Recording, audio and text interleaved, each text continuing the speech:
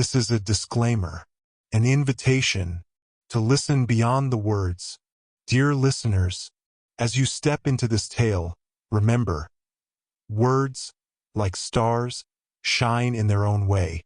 A name may sound different, a rhythm may shift, but these are not flaws, only the breath of a story made alive. Embrace the creases in the map, the quirks in the voice, the imperfect magic of storytelling. Listen with an open heart, and the journey will remain unchanged. Subscribe for future content updates and new stories. James Potter and the Morrigan Web by G. Norman Lippert. Prologue. A long, low boat pushed through the fog, accompanied only by the sloshing thump of the waves against its prow. No gulls followed the ship, or screeched their calls from the hidden shores. No sun shone through the call of mist. Chilly silence lay over the leaden sea like a blanket. For figures stood on the foredeck of the ship, all wearing dark cloaks and hoods. The wind switched restlessly, tugging at the fabric. One of the figures, somewhat shorter and slighter than the rest, clapped a hand to his head to hold the hood up. The drab light revealed his face, young and tense, his dark hair matted down by the heavy cowl. "How long does it take to get there?"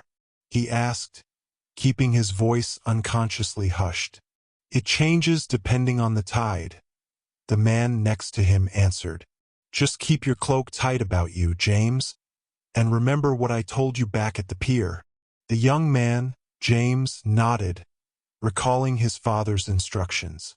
He didn't understand how it all worked, except that the cloaks were enchanted somehow. They shielded their wearers from the mysterious magic of the ship, which was powerful indeed. It was the only craft able to ply this uncharted region of the North Sea, for it was a ghost ship, cursed to repeat the same route endlessly, empty of occupants unless they wore the magical cloaks.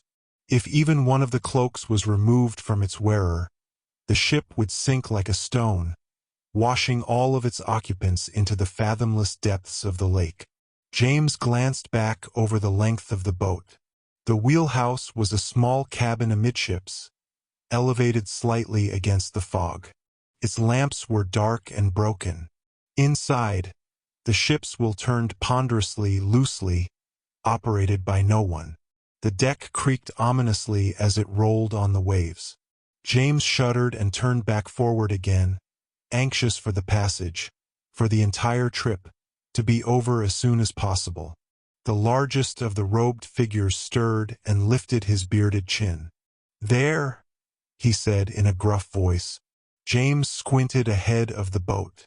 A huge, blocky shape had begun to heave slowly out of the fog. It resolved into the silhouette of an enormous tower, flat-topped and almost entirely featureless. Its base descended into rocky cliffs and caves, plunging down into crashing waves. It was Azkaban, the most secure prison in the entire magical world.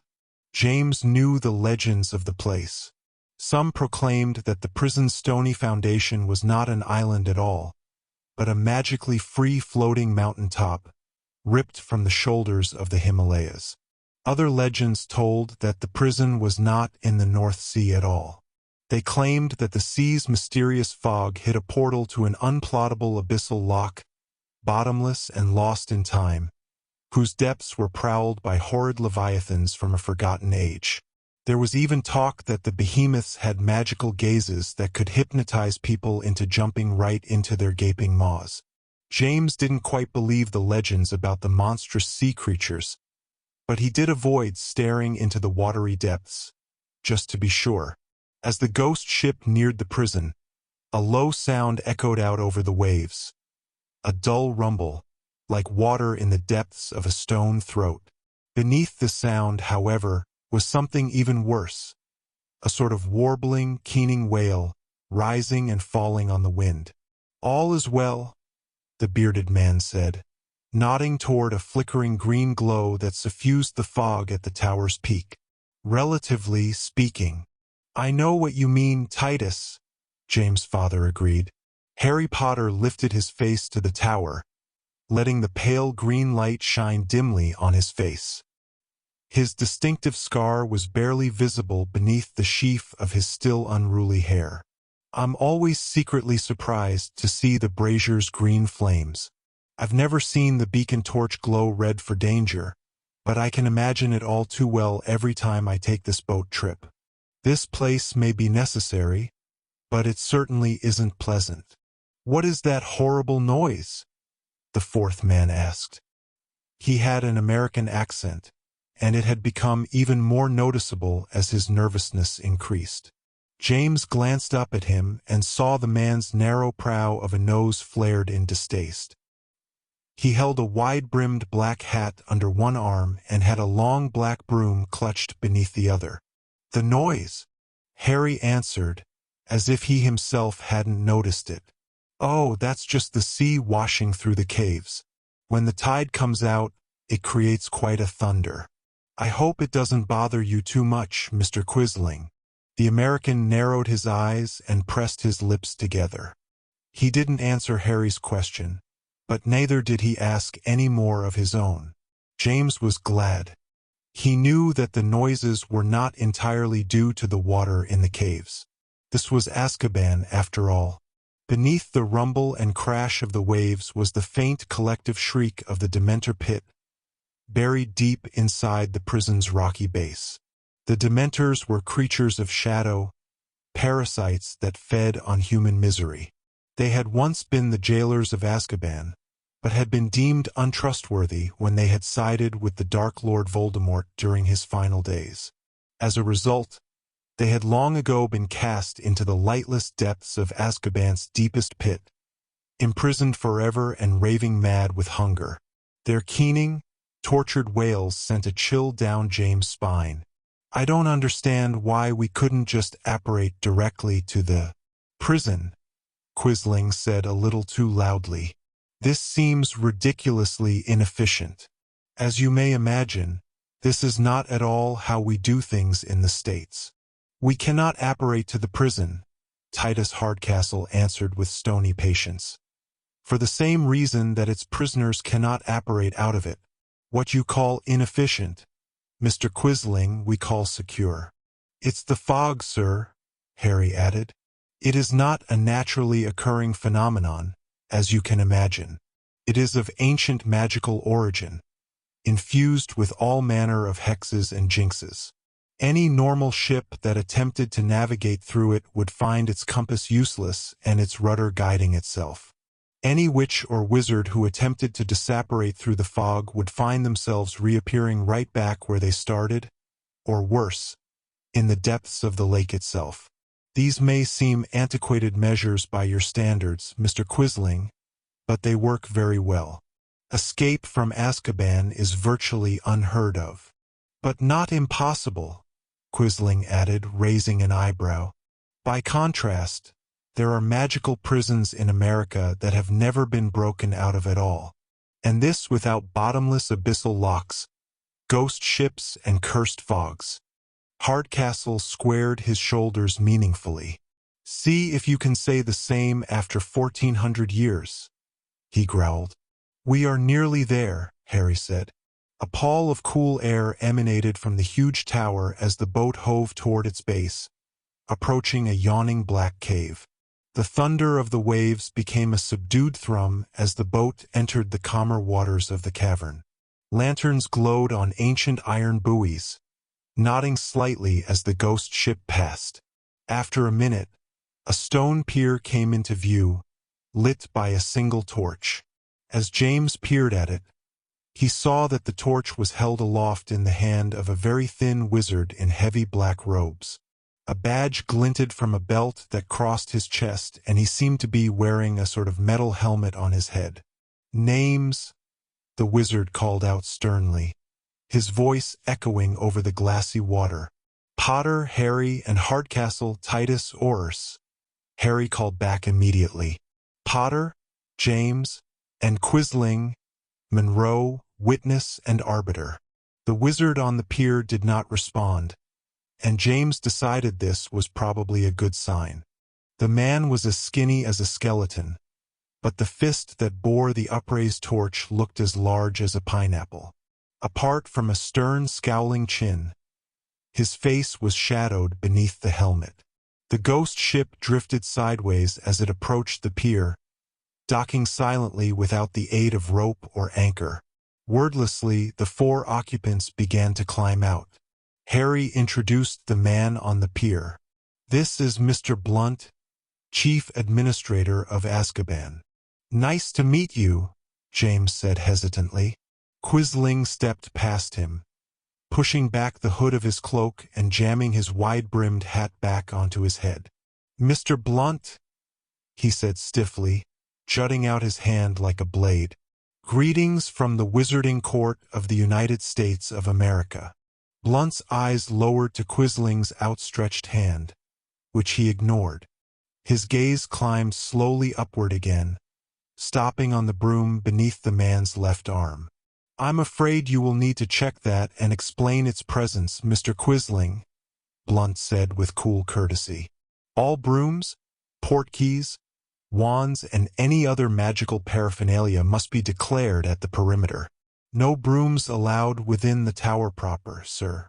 I am sure I need not explain why." Quisling lowered his hand and glanced aside at Harry, his face etched with annoyance. Seeing no help there, he looked back at Blunt and smiled frostily. "Fine, of course. I am in rather a hurry, Mr. Blunt.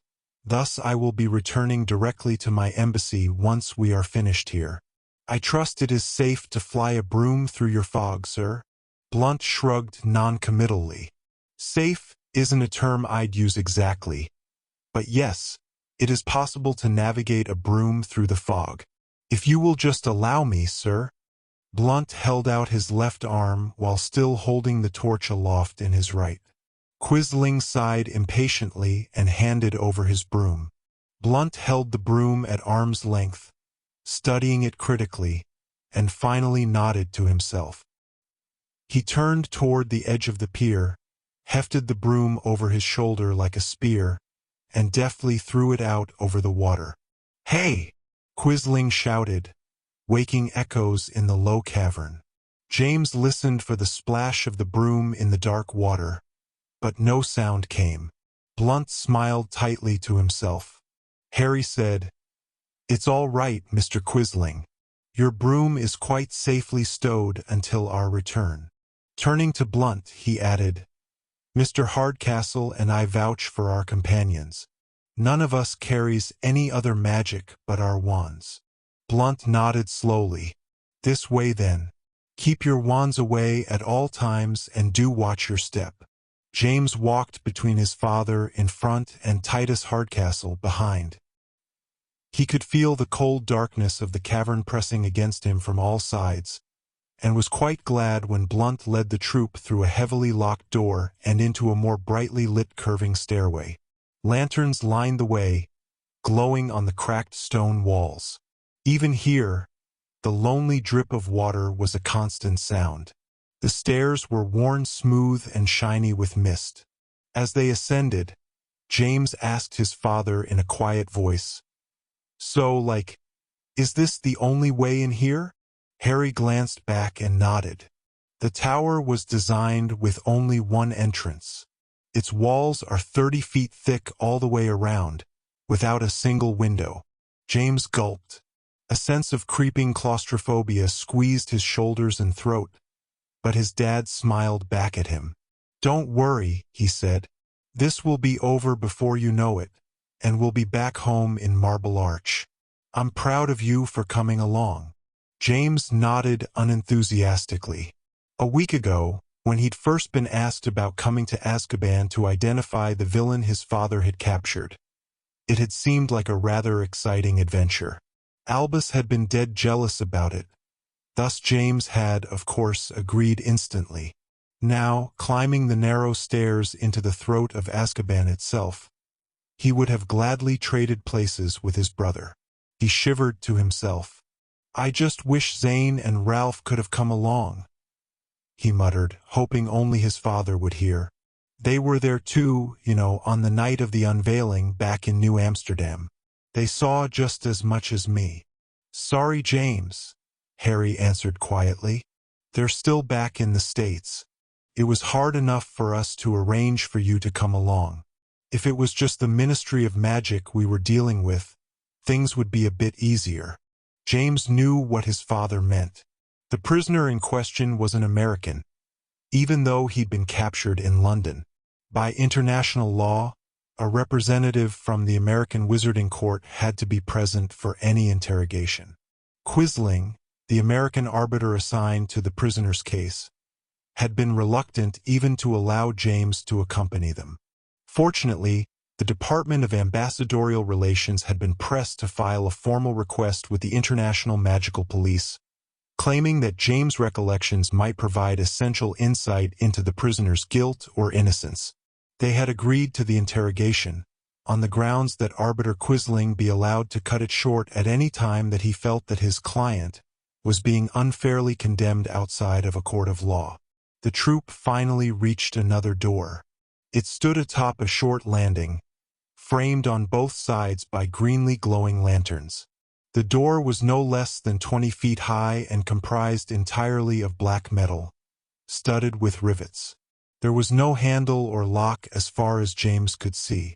Blunt approached the door with his torch still held aloft. It crackled faintly, casting his skeletal shadow far up the wall on his left.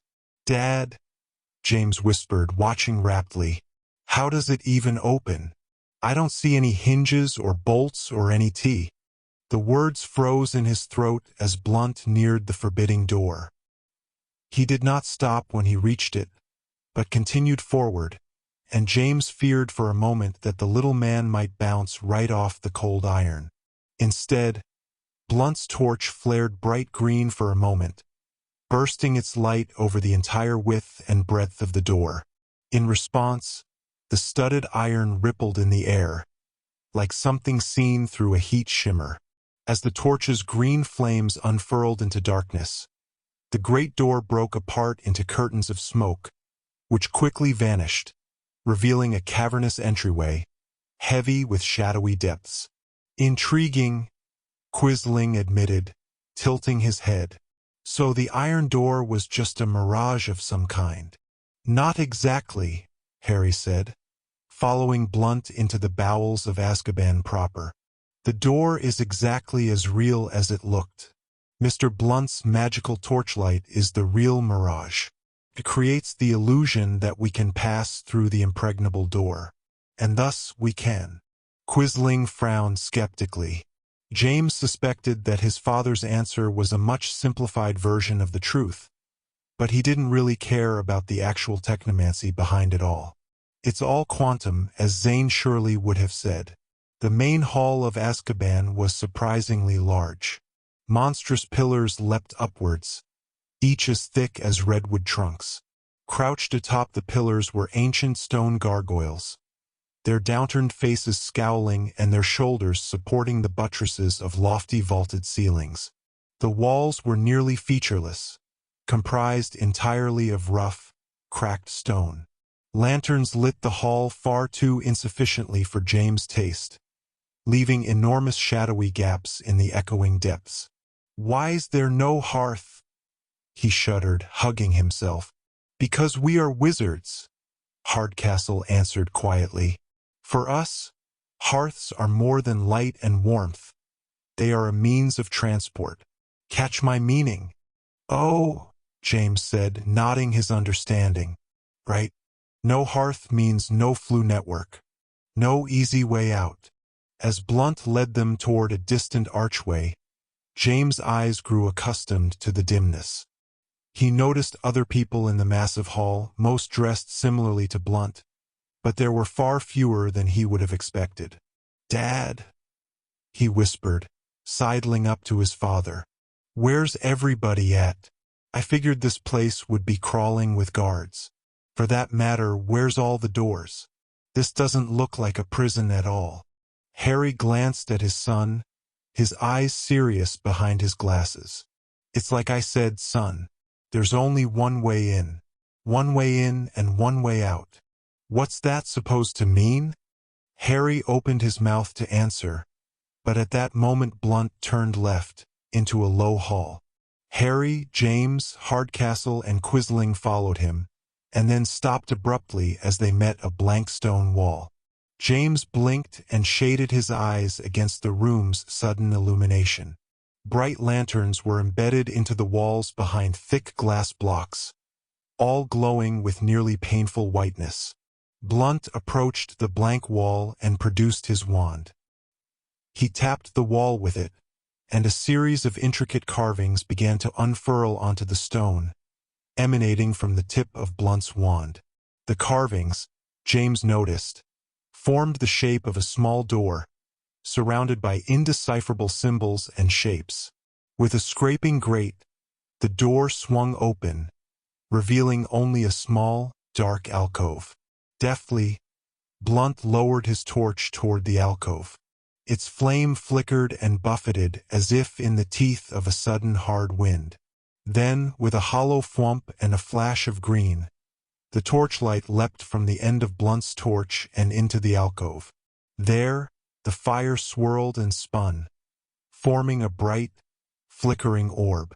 Instantly, the stone door clapped shut over it. The entrance flame must stay hidden for the duration of any interaction with the prisoner, Blunt said gravely, turning back toward the troop. From the time we open the cell tower until the moment it is secured again, we are as much prisoners here as the inmates. Is that understood? Everyone in the room nodded except Mr. Quisling. Can we please get on with it? He said, raising his eyebrows impatiently. May I have the prisoner requisition number? Blunt asked, turning to Harry. Harry nodded. There was an exchange of formal parchments, which Blunt peered at for barely a moment. Then, deftly, he turned back toward the stone wall. He tapped it once again with his wand. The etching of the elaborate stone door unfurled. The carven lines rearranged, flowed together, and formed the shape of a large frame. Within the frame were 3 numbers, 000. Blunt touched the first number with his wand. 6, he said. The etchings that formed the first 0 began to dissolve and swirl, reshaping into an ornate number 6. 2, Blunt said, tapping the second 0, and then 9. The numbers resolved. They glowed faintly for a moment, pulsing purple in the bright white of the room. Then the entire wall began to shift. With a grating rumble that James could feel in the soles of his feet and the pit of his stomach, the stone slid sideways, taking the etched frame and numbers with it. A moment later, a door slid into view. It was heavy iron with a tiny barred window set into it. In the center of the door, the numbers 001 glowed bright purple. The door shuttled past as James watched. Another door followed, moving slightly faster. This one had the number 002 emblazoned on its center. James' father leaned close to him. Our man is rather near the top, I believe, he said quietly. James nodded speechlessly. The doors in the stone wall began to pass by with increasing speed. As they did, the rumbling grate rose in pitch. The floor seemed to thrum with the noise.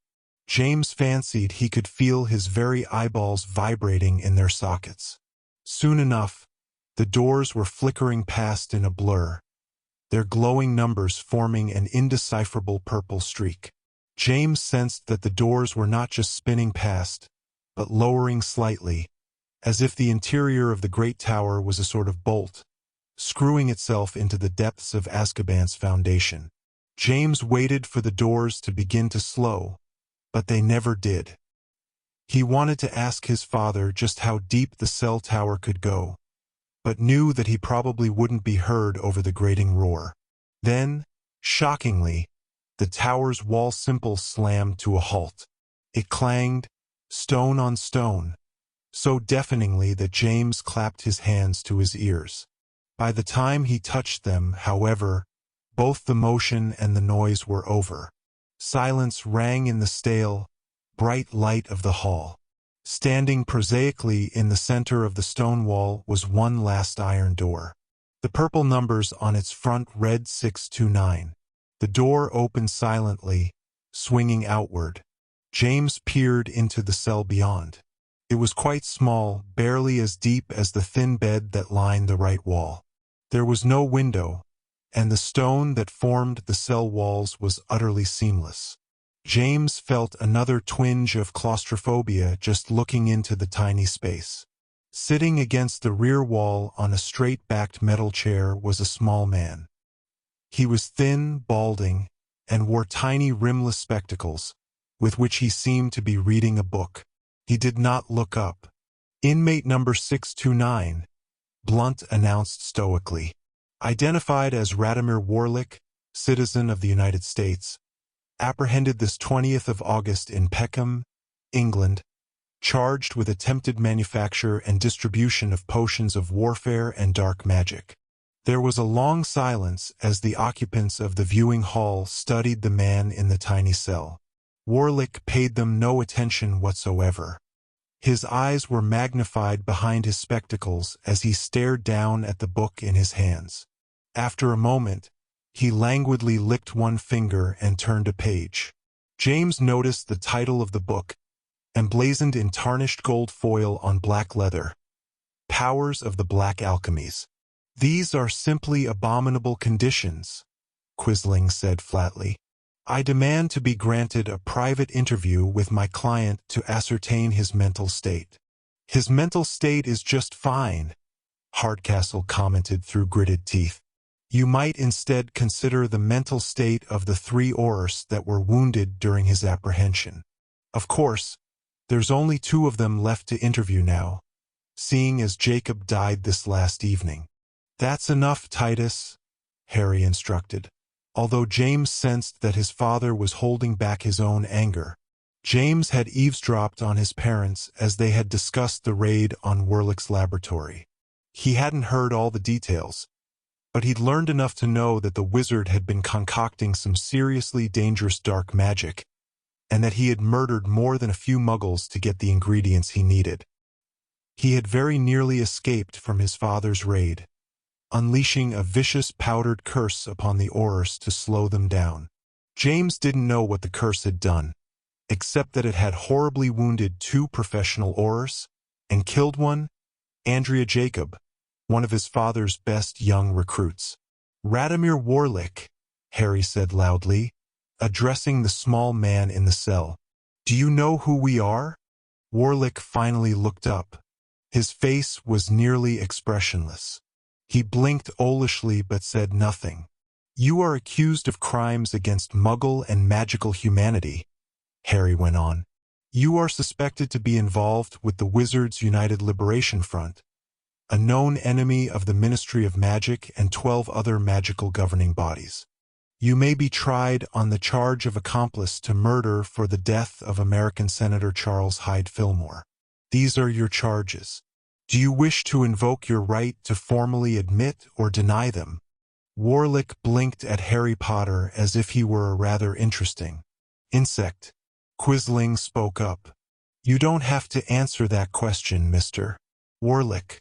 I am Monroe Quisling, the arbiter assigned to oversee your trial.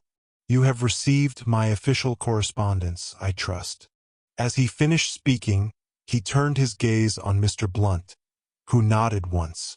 Harry touched his son's shoulder. James could feel the heat of his father's anger through his fingertips. "Make him stand up," he said to Blunt. Blunt nodded again. He raised his wand and called sternly into the cell.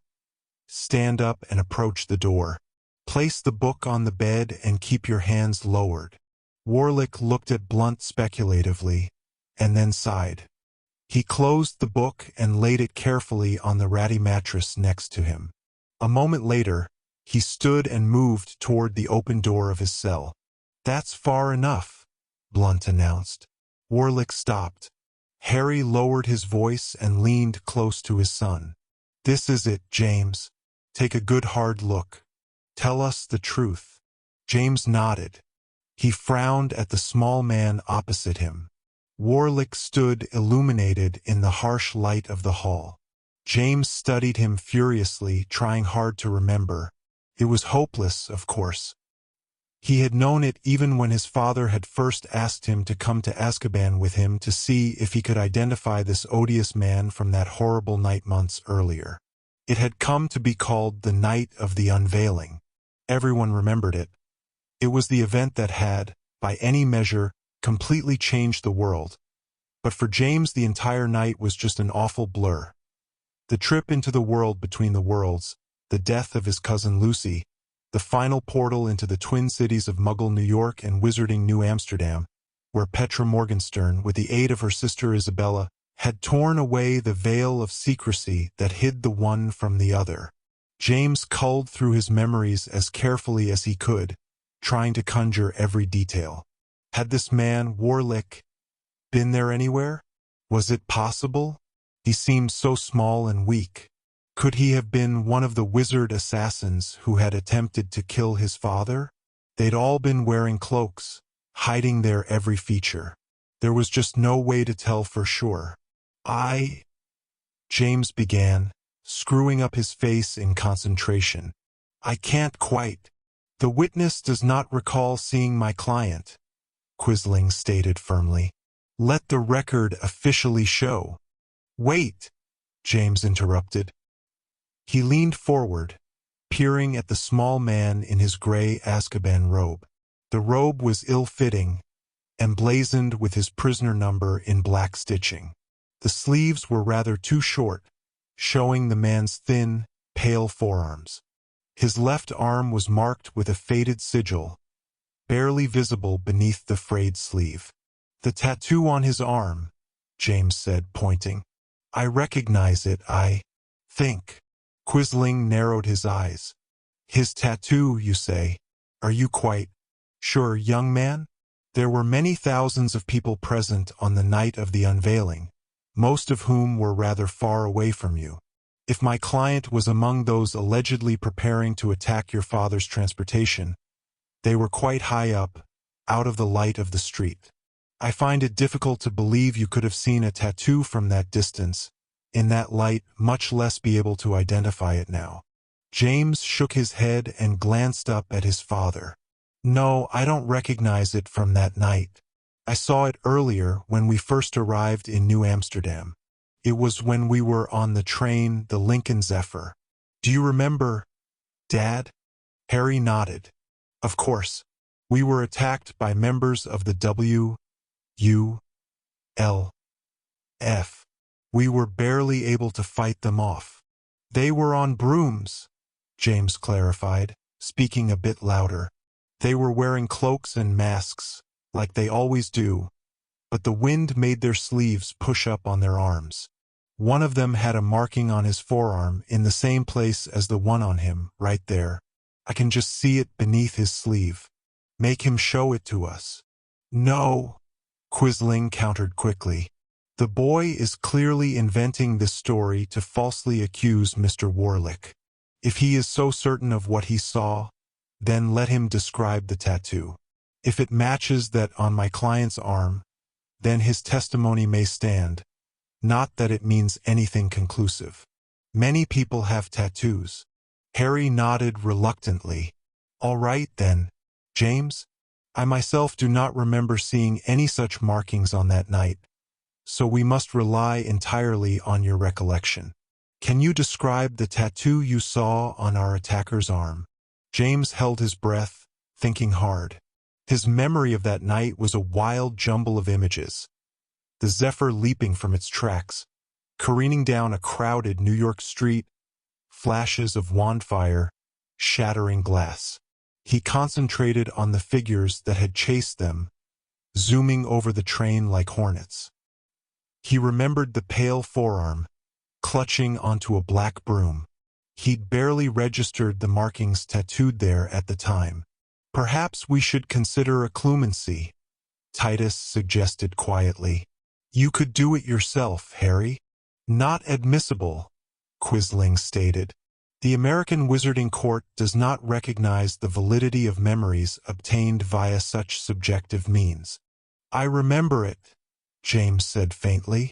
I only saw it for a second, but it was just a symbol. It looked sort of like a circle with a slash through the middle of it. As James finished speaking, he sensed a change in the atmosphere of the room. He glanced aside and saw Hardcastle looking at his father. They exchanged a meaningful look. Blunt stepped forward once more.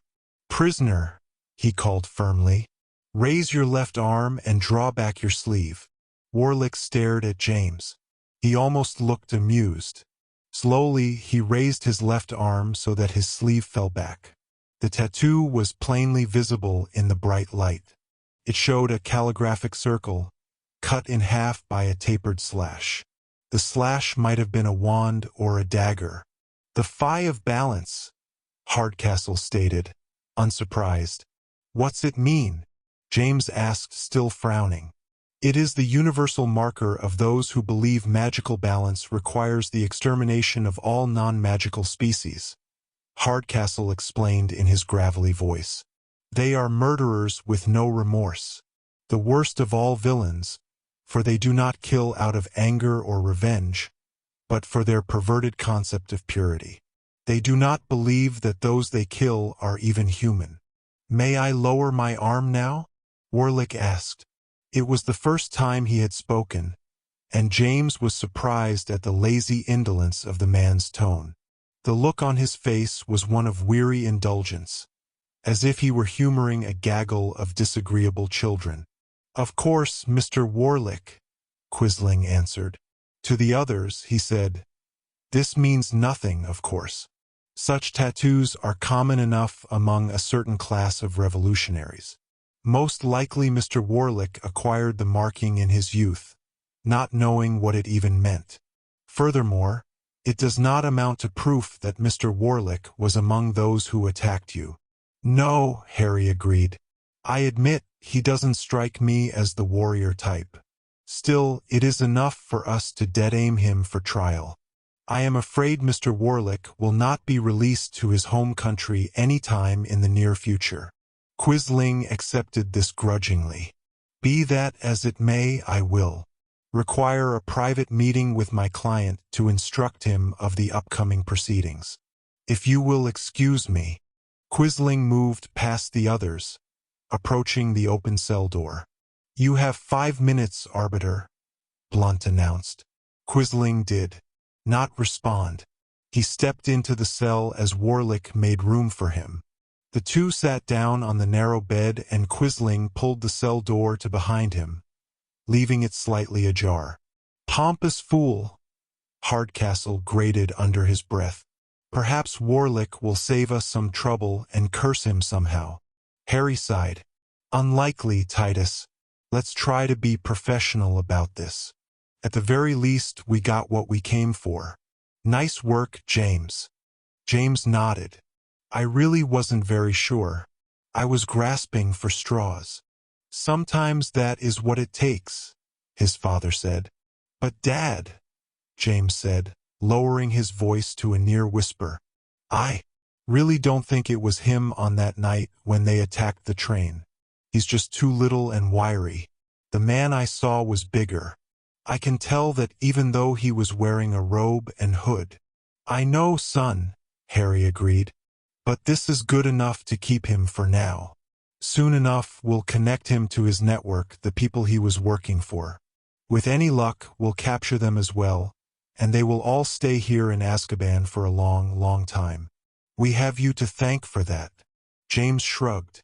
He wasn't sure that he had done anything especially difficult, but he hoped his father was right. Warlick was certainly evil, although not at all in the way that James had expected. Rather than vicious and vengeful, the man exuded a brand of detached hate that was so cold it was almost clinical. Here, James knew, was a wizard who felt absolutely no remorse or regret for what he had done. He would do it again and worse if he had the chance. Fortunately, he had been captured and imprisoned, and for now he would stay that way. Shortly, the cell door swung open again. Quisling stepped out, straightening his cloak and adjusting his arbiter's hat. Behind him, Warlick lay reclined on the mattress, only his feet visible, his black alchemy book held open on his stomach. The man's lazy indifference was truly creepy. "Are you quite through?" Harry asked. Quisling nodded in a businesslike manner. He huffed past James and the rest, striding purposefully into the darkness of the outer hall. "It seems we are finished here," Hardcastle commented. Blunt nodded. He flicked his wand toward the cell door, which slammed shut with a clang. Almost immediately, the door and the stone wall began to shuttle back the way they had come, accompanied by the rumbling roar of the cell tower. A minute later, the cycling doors shuddered to a halt once again, revealing the engraved stone wall. Blunt tapped the wall with his wand, unveiling the tiny stone door that safeguarded the entrance flame. He returned the flame to his torch and led James, Harry, and Hardcastle back out into the main hall, where Quisling was waiting impatiently. No one spoke during the return trip down the winding staircase. James followed his father again with Hardcastle in the rear. Quisling stalked along next to Blunt, apparently fuming to himself and anxious to be on his way. Back in the watery cavern, the ghost ship was nowhere in sight. The lantern buoys bobbed silently in the darkness, painting their bright reflections onto the inky water. "The ferry will return shortly," Blunt explained. "Mr. Quisling, I will return your broom to you forthwith." Harry turned to Quisling in the darkness. "I assume you will instruct your embassy of what transpired here today. Can we expect no unnecessary interruptions as we proceed with Werlick's trial?" Quisling neither turned to Harry nor responded to his question.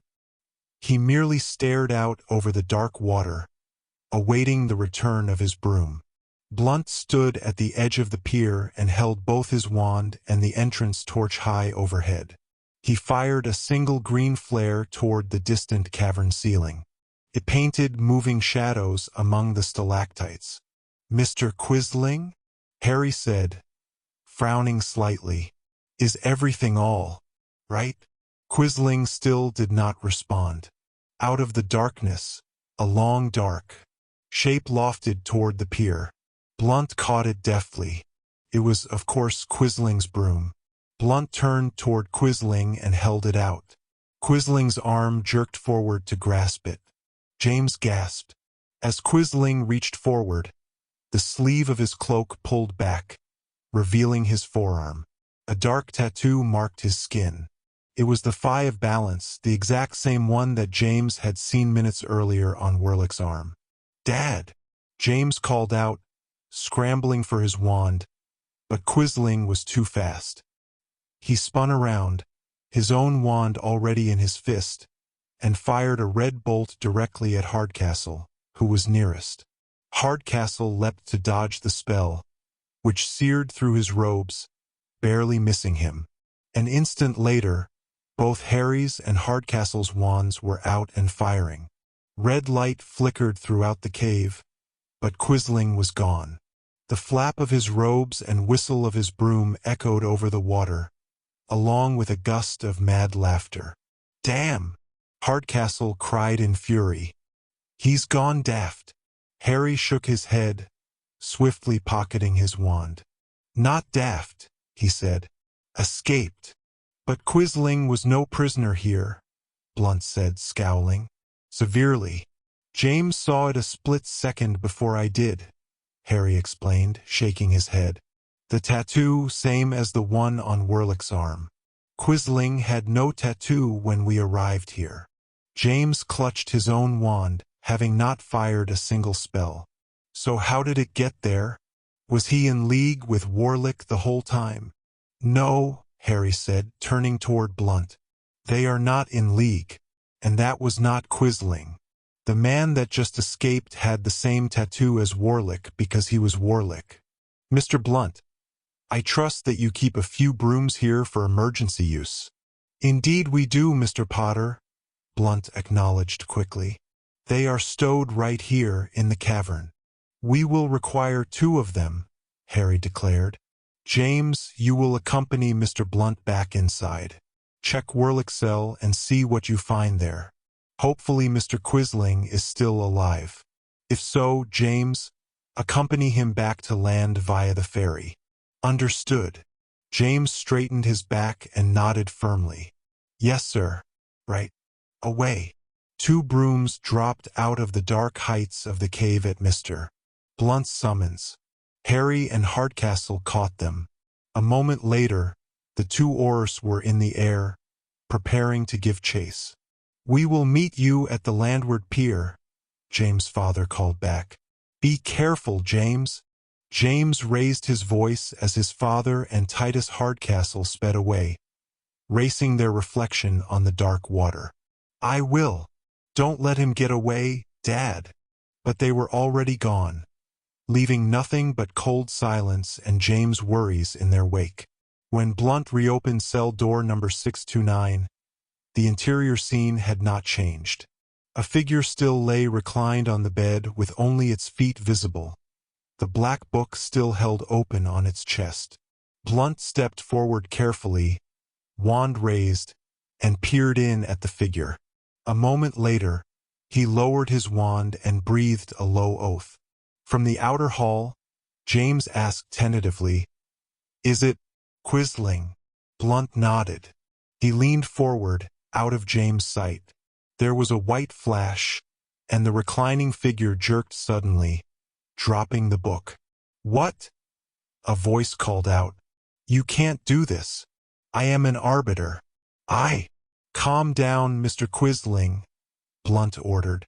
You've been stunned. I shouldn't be surprised. You'll be fine in just a moment or two.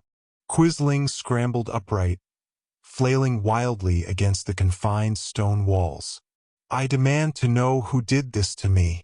By what authority? It was done under no authority, Blunt declared, overriding him and turning and striding into the outer hall. You may wish to know that this was the action of your client. He traded identities with you, apparently using a polyjuice potion to change his appearance, although I cannot begin to imagine how he acquired it within these walls. Quisling huffed as he followed Blunt out into the viewing hall. Well, I'm sure there must be some reasonable cause for what has transpired here. He stopped and narrowed his eyes. Surely you do not suspect that I myself assisted Mr. Warlick in any way. You do not believe that I smuggled any potions into these walls on his behalf.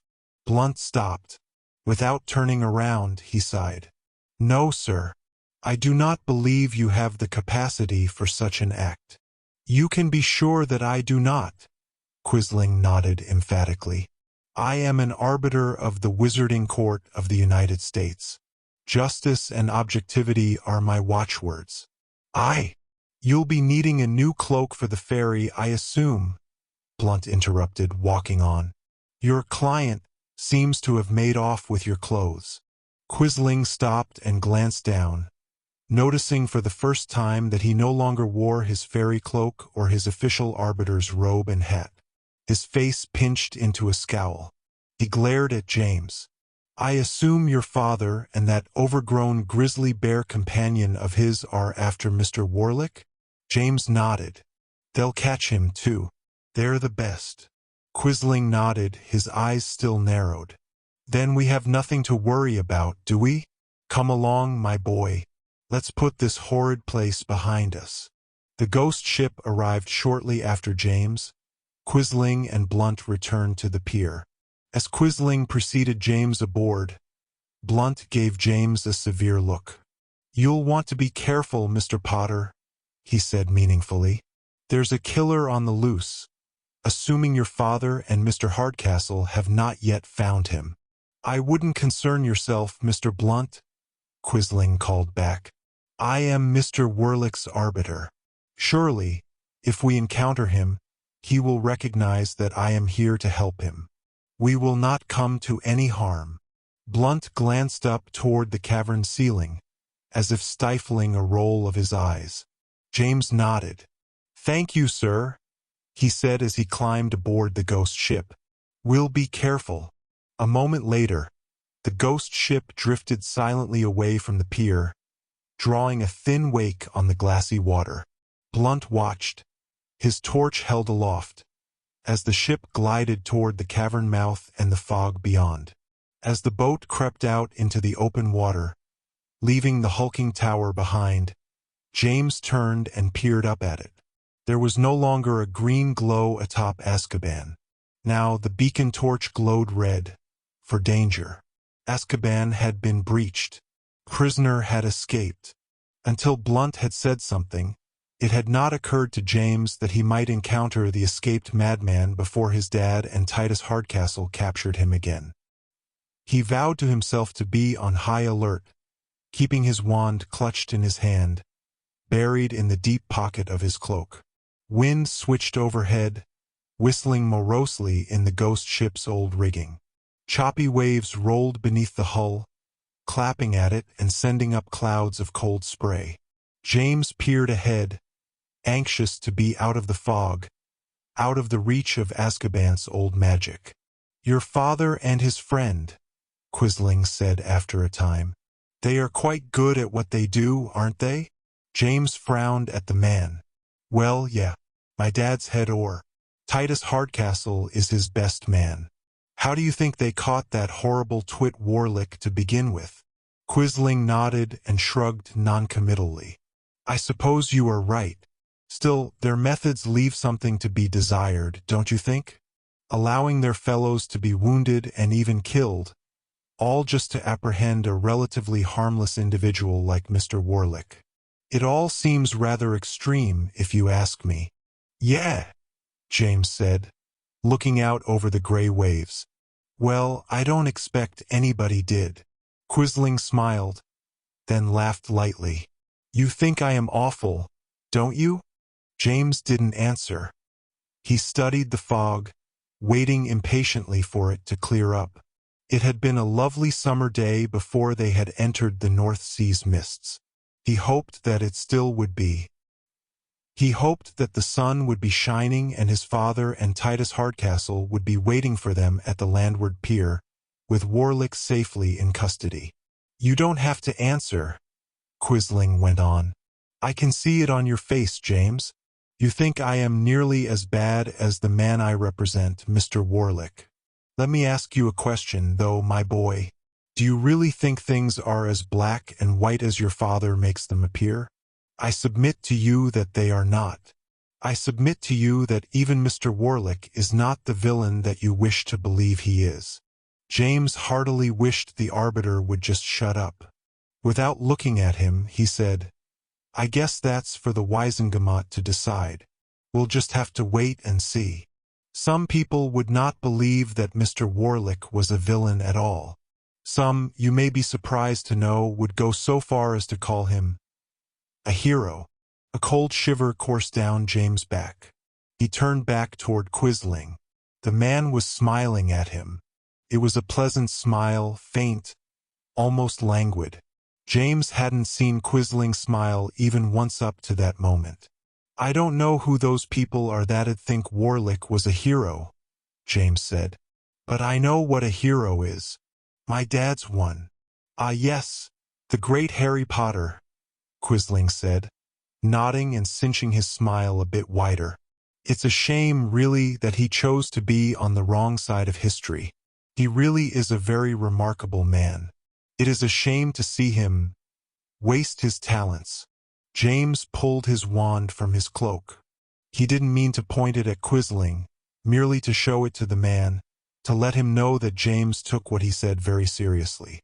Quisling had been waiting for James to act, however. His hand flashed out as James produced his wand. Within a second, the wand had been wrenched deftly from James' fist. Quisling held it up and smiled at it while James stood back, his eyes going wide. Quisling's smile evaporated. "I'm sorry, James. I need a wand, you see. I do hope you won't mind." As James backed further away, he noticed that Quisling's voice sounded different. It had grown higher, more nasally. Wind tore over the ghost ship and flapped the cloaks about both of their legs. You aren't Quisling," James said as realization flowed over him. "Good for you," the man declared, brandishing James' wand. His face was changing now as well. Beneath the hood, the man's brow bulged. The hairline pushed back and thinned. The prow nose shortened and flattened. The thin lips grew fat and piggish. Within seconds, the man standing before him had changed from Quisling to Warlick. "You are impressed with my cunning," Warlick said. "But you should not be. What is genius for you is mere everyday cleverness for me. I did indeed use a polyjuice potion to assume the appearance of my Erybitor. Instead of immediately trading places with him, however, I imperioused him, used his own wand to recreate my tattoo on his wrist, and sent him off to pretend to be me. I planned for him to lead your father and his lackey on a wild broom chase. Then, in the guise of poor, duped Mr. Quisling, I was able to walk right out of my own prison cell, escorted by the warden himself. You may call it genius. I call it common problem-solving. I call it cowardly sneakiness." James spat, bumping up against the ship's gunwale. Quisling shrugged, advancing on him.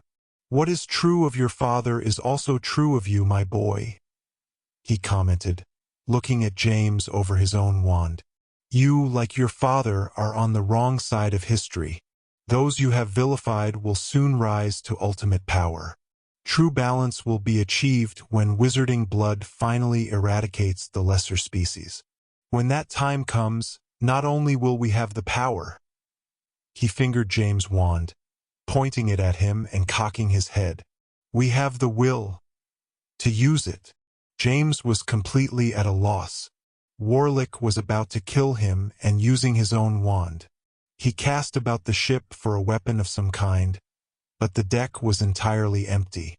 Then, inspiration struck. "You may have the power," James called out, standing up straight and thrusting out his chin. "But let me just ask you one thing before you use it."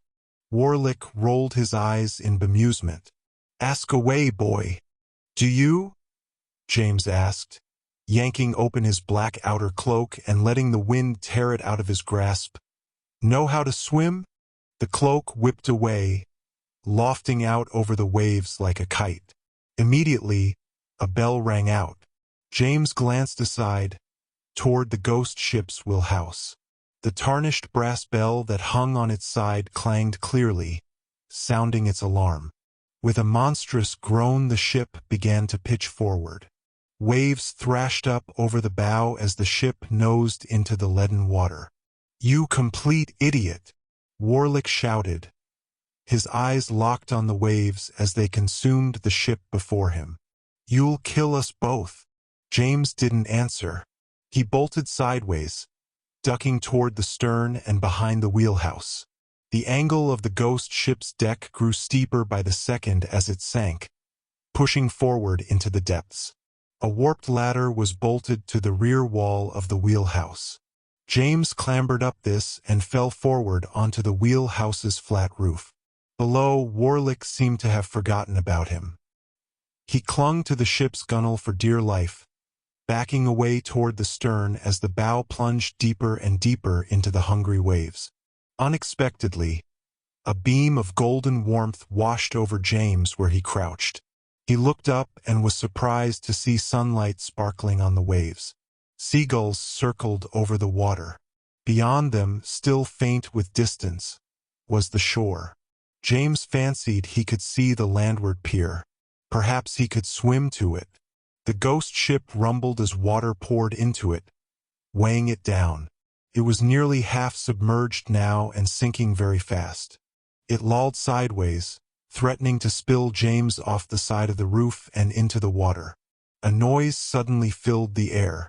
It was so wide and pervasive that at first James thought it was a peal of distant thunder. He looked around, still clinging to the ghost ship's roof, and saw something that made his blood run cold. A watery gray cyclone was spinning toward the sinking ship. It licked across the surface of the waves, leaving a foamy-scarred wake behind it. It bore down on the ghost ship, dwarfing it under its writhing shadow.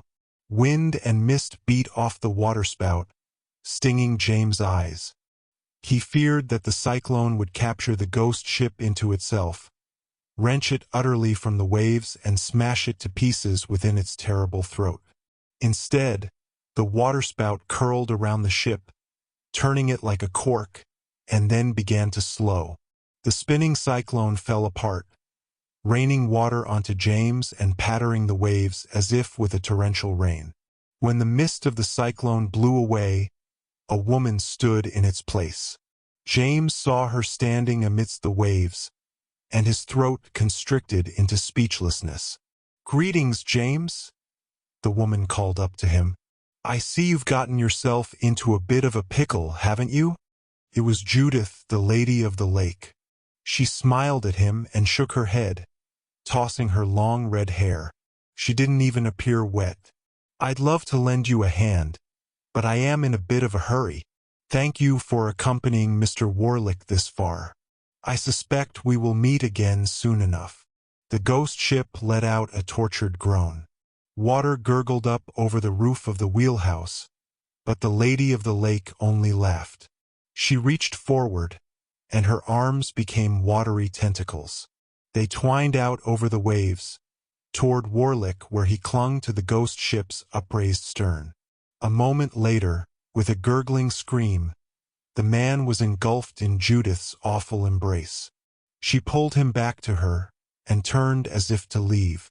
As she did, the cyclone sprang up again around her, whipping the sea into a frenzy and lashing cold, misty winds over James. He ducked, felt the ghost ship drop away beneath him, and found himself plunged into the cold darkness of the North Sea.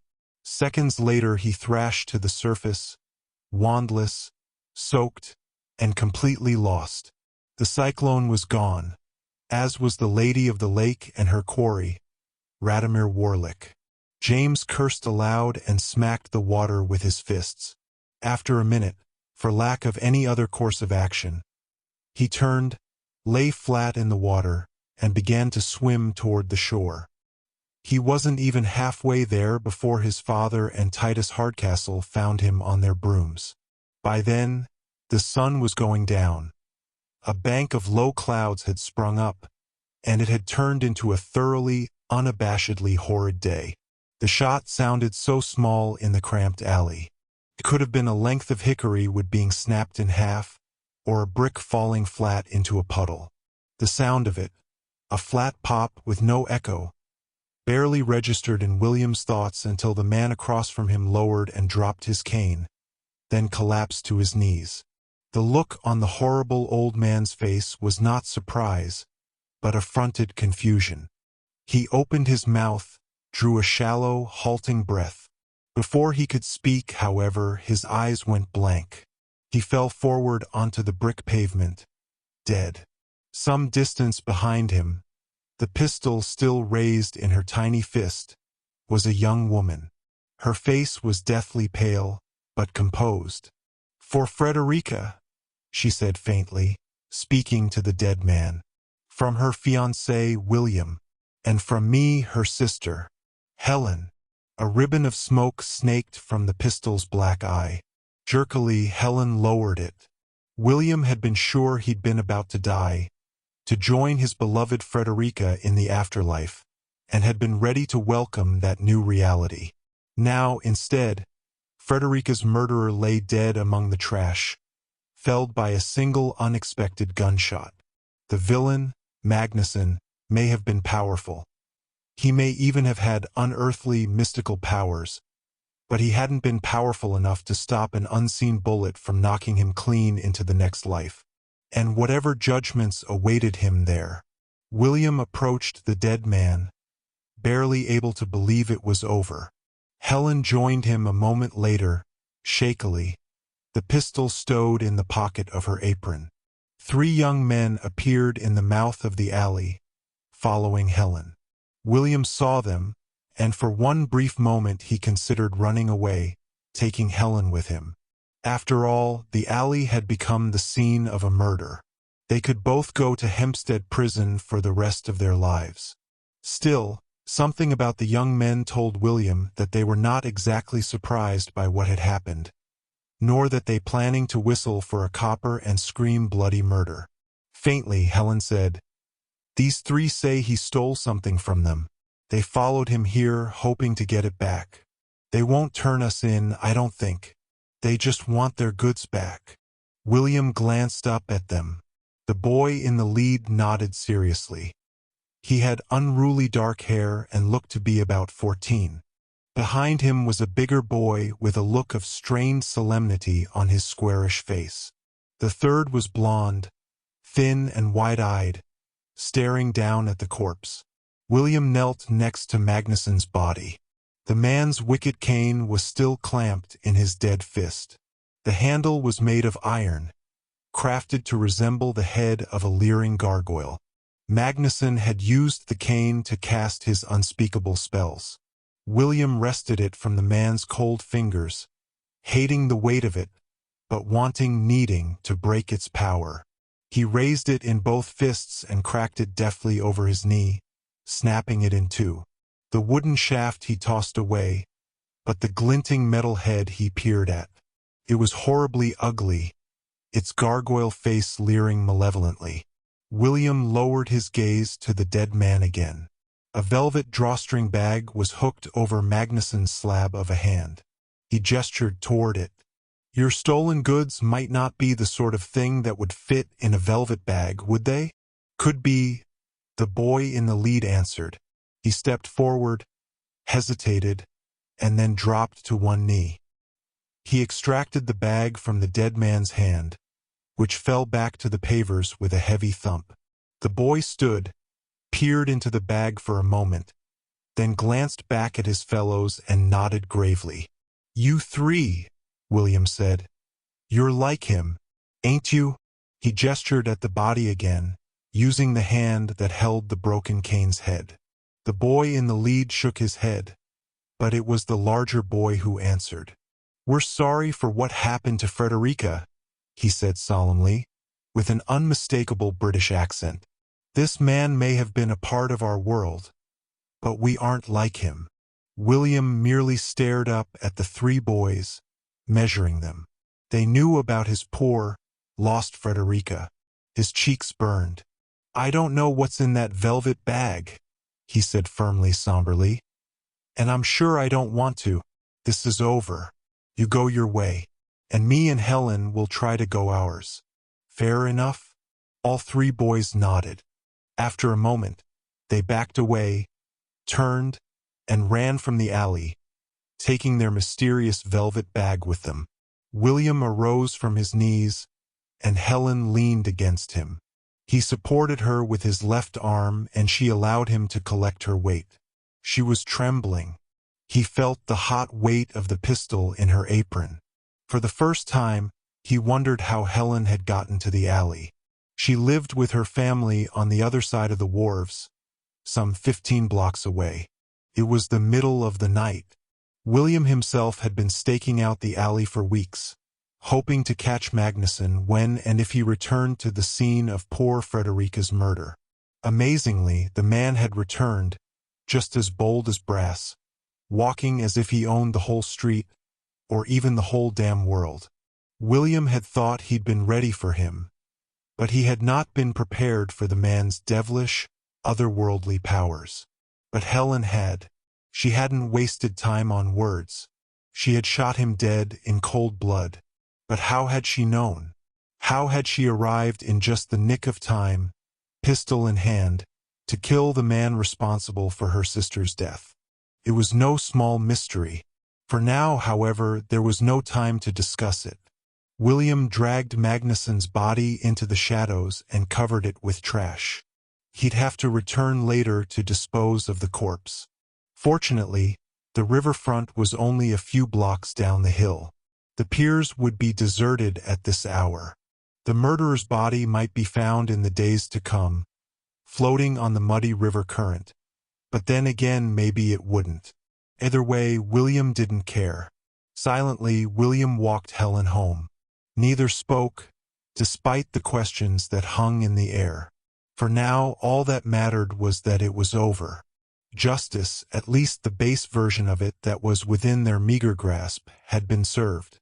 Whoever or whatever the awful old man had been, he was dead. Frederica was avenged. It didn't bring her back, and the two of them had to live forever with the stain of murder on their souls. But for now William thought he could live with that. He just hoped Helen could too.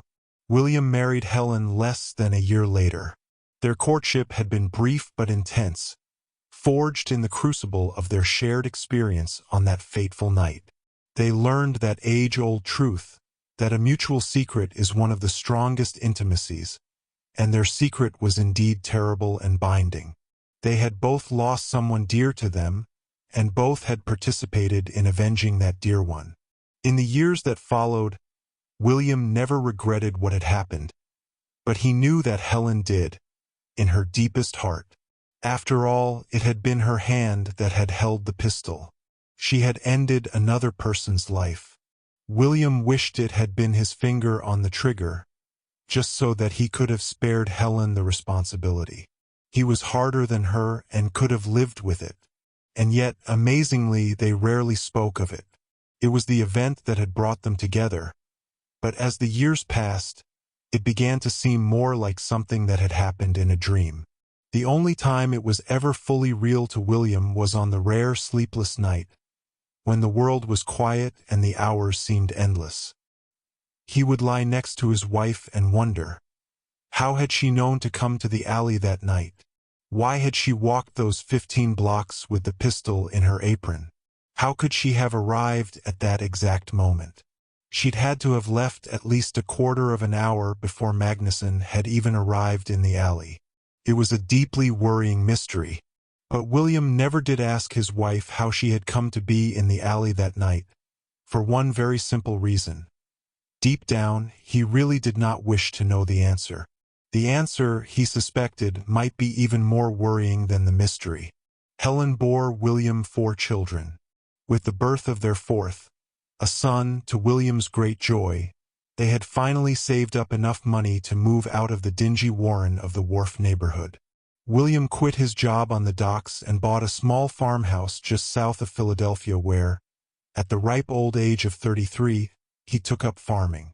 There were lean years, and even in the best of times the family rarely had more than 2 dimes to rub together. But they were happy, and they were often rather fortunate. When neighboring crops rotted in unusually wet springs, Williams managed to survive. When foxes decimated nearby hen houses, their chickens remained untouched. When drought scorched other fields, William discovered a spring in a rocky glen on the corner of their property and used it to irrigate his crops. It never occurred to him that these were unusual strokes of luck.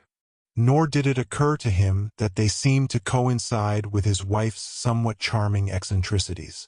Helen had developed a habit of walking through the fields in the mornings, talking softly to herself, or singing funny, lilting songs. William never heard her actual words.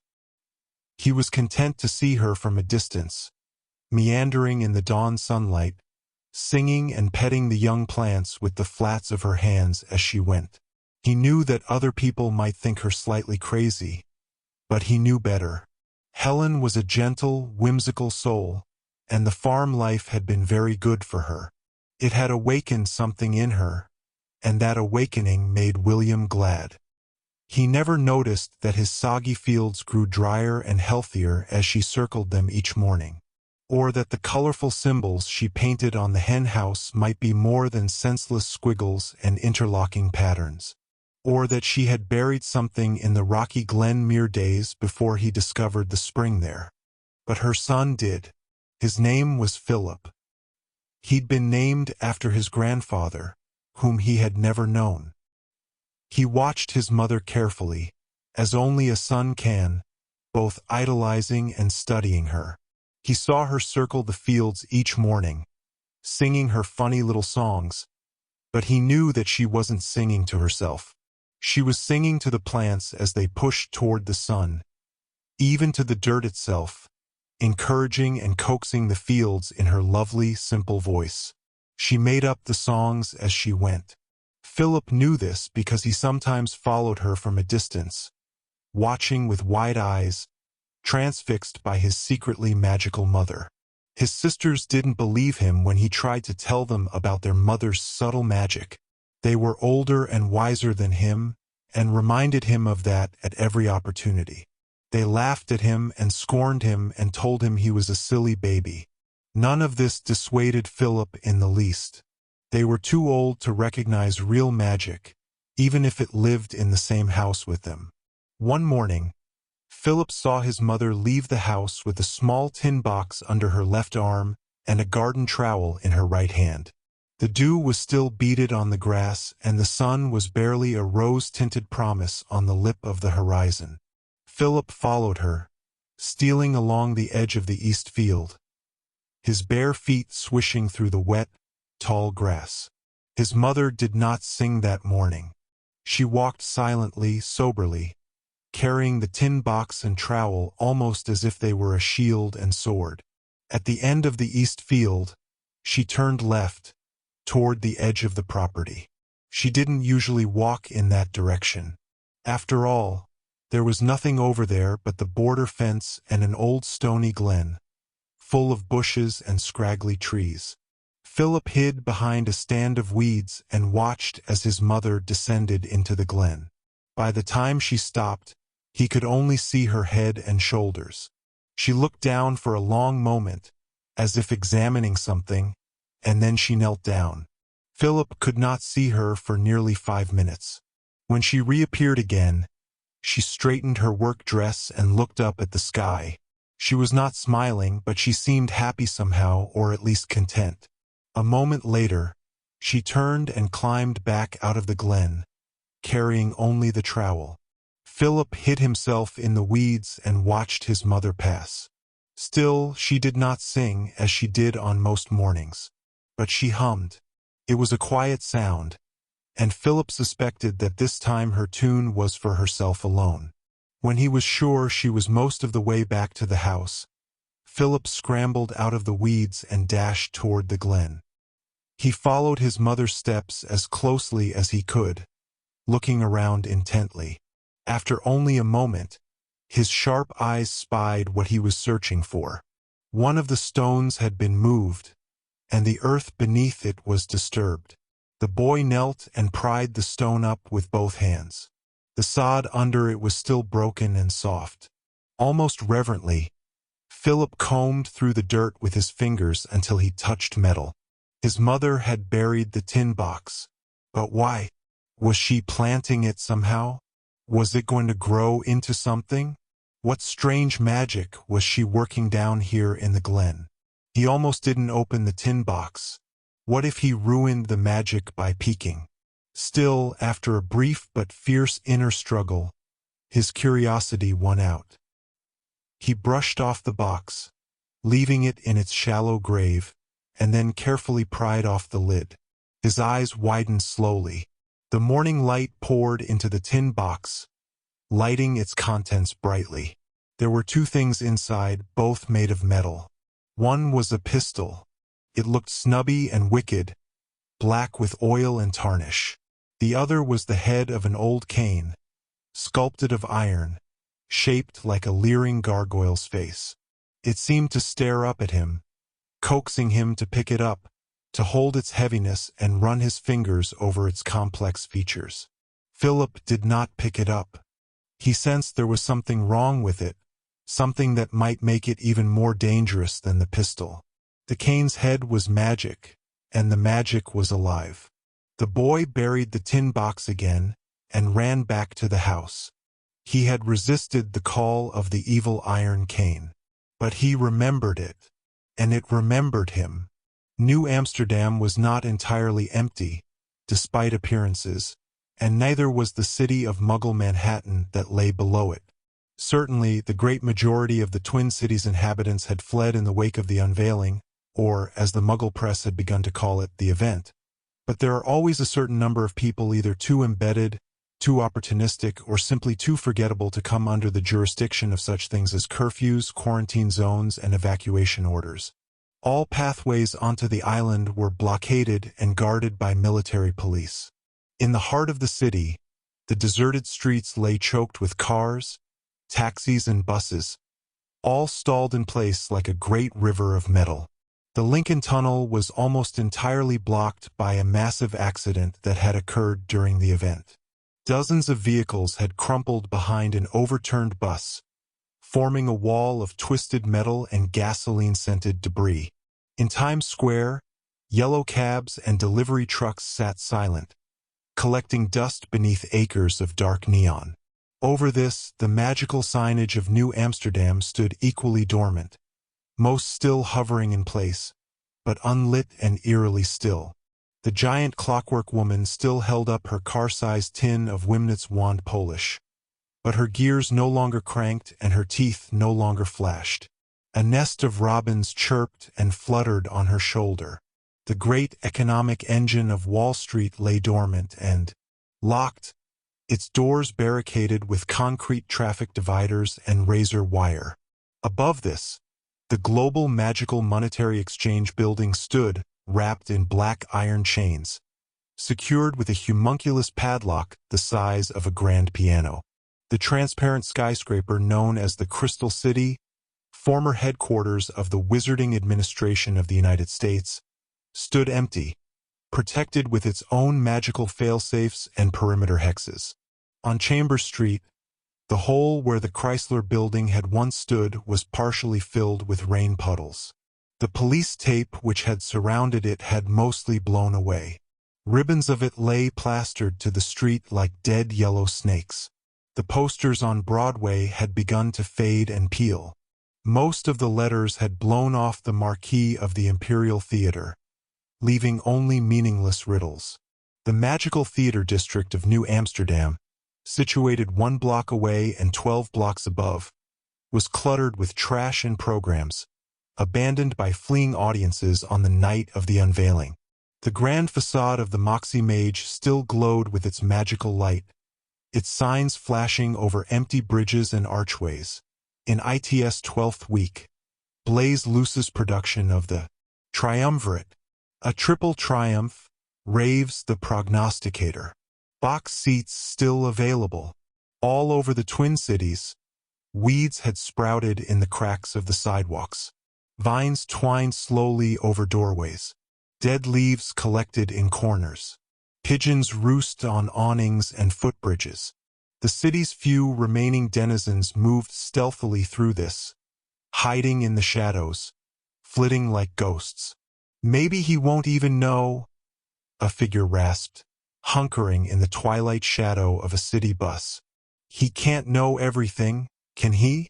The speaker was a man, overweight and bearded, dressed in layers of colorless clothing and a threadbare New York Yankees baseball cap. He wheezed for a moment, his face sheened with sweat. Another figure moved next to him. A young woman with frizzy white blonde hair cut so short that she looked, in her current state, rather like a dandelion. She was skinny and quick, moving with the practiced stealth of a long-time street person. She pressed her lips together, her eyes darting around at the deserted buildings. "He can't know everything, can he?" The fat man wheezed, repeating his question. "I dunno, Park," the woman answered under her breath. "He knows a lot, but not everything," Park insisted ardently, hopefully. "You'll cover for me, won't you, Lissa? You gotta. We've been friends ever since the event. I looked out for you. You just gotta cover for me." Lissa nodded distractedly. "Sun's going down over the buildings. Come on, it's almost dark." Quietly, the two crept out of the gloom of the bus and stole along the street, past empty storefronts and dark newsstands. The Heraldium Hotel stood at the end of the block, facing them, staring severely down the length of the avenue like a patriarch at the head of a monstrous, disheveled dinner table. The hotel looked as dark as the rest of the city, but Lissa knew that was because of the hex. Until 6 weeks ago, she hadn't believed in such things as hexes. At 24, she had been officially homeless for 3 years, and life on the streets of Manhattan did not lead one to believe much in magic. Unless you were crazy. Lissa had met more than a few crazies under the overpasses and bridges in the unofficial homeless communities of the New York underground. The crazies lived in their own little worlds of conspiracies and delusions, and magic was often a part of that. When the event happened, the crazies turned out to be the best equipped to handle it. Where the rest of the city had stood frozen in fear, shocked senseless by the sight of the magical city that had suddenly appeared above them, the crazies had merely looked up, nodded to themselves, and accepted this new reality as one accepts the dawning of a new day. Lissa was not crazy, but she was eminently practical. She had followed the crazies, who no longer seemed quite so crazy, of course, and did what they did. After the big sleep, when the rest of the city had awoken in panic and fled, Lissa and Park had emerged into the suddenly empty city like survivors of a bomb blast. Eventually, they had encountered others. Stragglers and dregs trickled up from their hiding places, examining the empty buildings, collecting into small groups and bands. For a week, Lissa and Park had joined 6 others, roaming the streets and testing the locks on the storefronts. Most were shut tight, but a few had been left unlocked, probably abandoned by employees too shocked by the event to think about the security of their jobs. Lissa and her new friends raided these establishments as needed, taking food and clothing, generally living better than they had in years. It never occurred to Lissa that they were stealing. As far as she knew, the end of the world had come. Ownership had become obsolete. Occasionally, the streets would rumble with the sounds of military vehicles. Great armored trucks with tank treads on their wheels and huge steel plows on their fronts would lumber along the mostly clear sidewalks, knocking aside anything in their paths. When the trucks came, Lissa and her crew would hide, quickly and silently. They were good at hiding, and soon enough the vehicles would rumble on, leaving scratched tracks on the sidewalks and smashed awnings and parking meters in their wakes. Coins glittered on the pavement, spilled from the broken meters, but no one bothered to pick them up. Money had become obsolete as well. At the beginning of the second week, Lissa and her crew had discovered the Heraldium Hotel. They'd seen it hundreds of times before, of course, but never really noticed it. It was just one more grand hotel, frequented by the sort of rich people who arrived in long limousines and were ushered into the front doors by men in natty red coats and hats. For Lissa, the place was simply not a part of her world. But suddenly, on the dawn of the second Monday after the big sleep, as Lissa and her troop turned the corner onto Lexington, the Heraldium commanded their attention like a monstrous beacon, 50 stories tall and glowing in the sunrise. Its windows glittered like molten copper. Its grand front awning spread over pristine marble steps. For the first time, there were no doormen in red coats to shoo them away. Now there were just the massive glass and brass revolving doors, completely unguarded and eerily welcoming. The doors were turning slowly, making the morning sunlight flash from their immaculate surfaces. Lissa and her troop had gone inside without a word. She barely remembered it. At one moment, she had been standing on the corner of Lexington and 30th, staring up at the imposingly regal hotel, mesmerized by its flashing, turning doors. In the next moment, she was inside its plush lobby, surrounded by potted ferns and low, upholstered chairs. A shiny black piano stood near the elevators, playing all by itself. A voice had greeted them. That was how they had met the collector. He had welcomed them and introduced them to his new reality. He had promised to explain everything. He had told them of his grand plan and their very important part in it, if they chose to accept it. And of course they had. After all, no one else had ever needed the likes of Lissa and her crew before, or invited them into their council. No one else had ever told them they were important. Now, stealing through the gathering gloom toward the false dark of the Heraldium Hotel with Park wheezing at her side, Lissa felt a subtle thrill of apprehension. After all, what did they really know about their mysterious benefactor? He called himself a wizard, one of those who had lived in the hidden magical city until the event had revealed it to everyone. He certainly had wizard-like powers. His magic kept the lights and life of the Heraldium Hotel hidden from those on the outside. He could levitate things, even people, and shoot magical bolts of light from his wand. He presented himself as benevolent, but Lissa had begun to suspect that he was anything but. The collector was dangerous, and all the more so because he pretended to be their friend. But worst of all was his appearance, what they could see of it. He wore a long burgundy robe at all times, its cuffs decorated with golden scrollwork and its hood raised so that his face was almost entirely hidden in shadow. His hands were the only parts of his body that were ever visible. They were very white, very thin, with prominent knuckles and tendons. The collector's hands looked strong, despite their thinness. The left always clutched a wand, very black and twisted, as if it were a charcoal cinder. There was a tattoo on the inside of the left wrist. Lissa had glimpsed it on a few occasions and shuddered at it, not because she knew what it meant, but because she didn't. The Heraldium loomed over Lissa and Park as they approached it. It looked different now, although Lissa didn't know if that was because the hotel had altered in any real way, or if it was just her imagination. The gargoyles at the corners of the roof seemed larger and more vicious than before, as if they were no longer mere statues, but living stone creatures, watching down with hawk-like eyes. The hotel's Baroque stonework seemed more Gothic than ever, spreading around the windows and ledges like petrified ivy. The entire building almost seemed to lean forward, to loom over the street like a monstrous vulture, preparing to pounce on the city below. "I hate this part," Park gasped to himself as they neared the hotel's marble steps. "It makes my guts hurt." Lissa knew what Park meant. Passing through the Heraldium's magical boundary was distinctly unpleasant. She steeled herself, and then lunged forward, under the burgundy canopy of the front doors.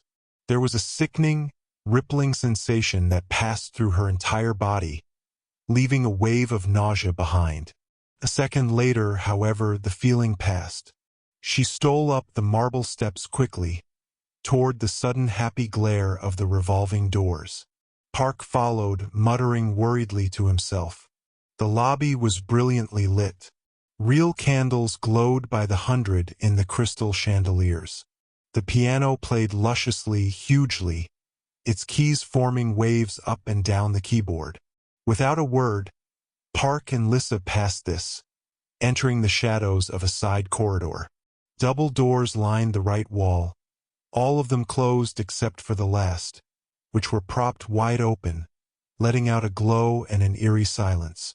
A black sign stood on a post outside the doors, festooned with white letters that read, "Welcome to the New World." As quietly as possible, Lissa and Park entered. The banquet room was long and high, dimly lit by more crystal chandeliers. Tables and chairs had once filled the floor, but these were now pushed aside, overturned along the walls. Now the floor was filled with kneeling figures, their heads mostly bowed. Most of the gathering represented the remnant of New York Street population, but there were a few who stood out as neither homeless nor typical New Yorkers. These individuals wore strangely old-fashioned clothing, including waistcoats and watch chains, cloaks, and even a few impressive-looking robes. Lissa guessed that these people had been denizens of the magical city, New Amsterdam, although why they had remained behind was a mystery. Most of them seemed quietly terrified of the collector, who stalked even now among the ranks, slowly and purposefully. Occasionally, a hand would rise up from the crowd of kneeling people, offering something to the collector. He would approach slowly and study the proffered items. Most of the time, he merely shook his head and moved on. Occasionally, he would accept the item with a nod, perhaps murmuring his approval, and slip it into his burgundy robes. "Spinoswort root powder," he might say, "but not nearly enough. Collect more if you wish to gain my favor." Or, "These are false emeralds, but they are not quite useless." Bring me the real thing tomorrow. Try the alchemist's offices above Tiffany's. Or, are there more of these dragon claws in the potion closet where this came from? Collect them on the morrow, but do not touch them with your bare hands lest they poison you before you can deliver them to me. Eventually, he wound his way to the front of the room, where a small dais stood. He stepped onto it and turned toward the kneeling crowd. "We have collected much, my friends," he said in a smooth, silky voice. "But there is much still that we need. The warlock relies on us to provide his tools, and provide we must.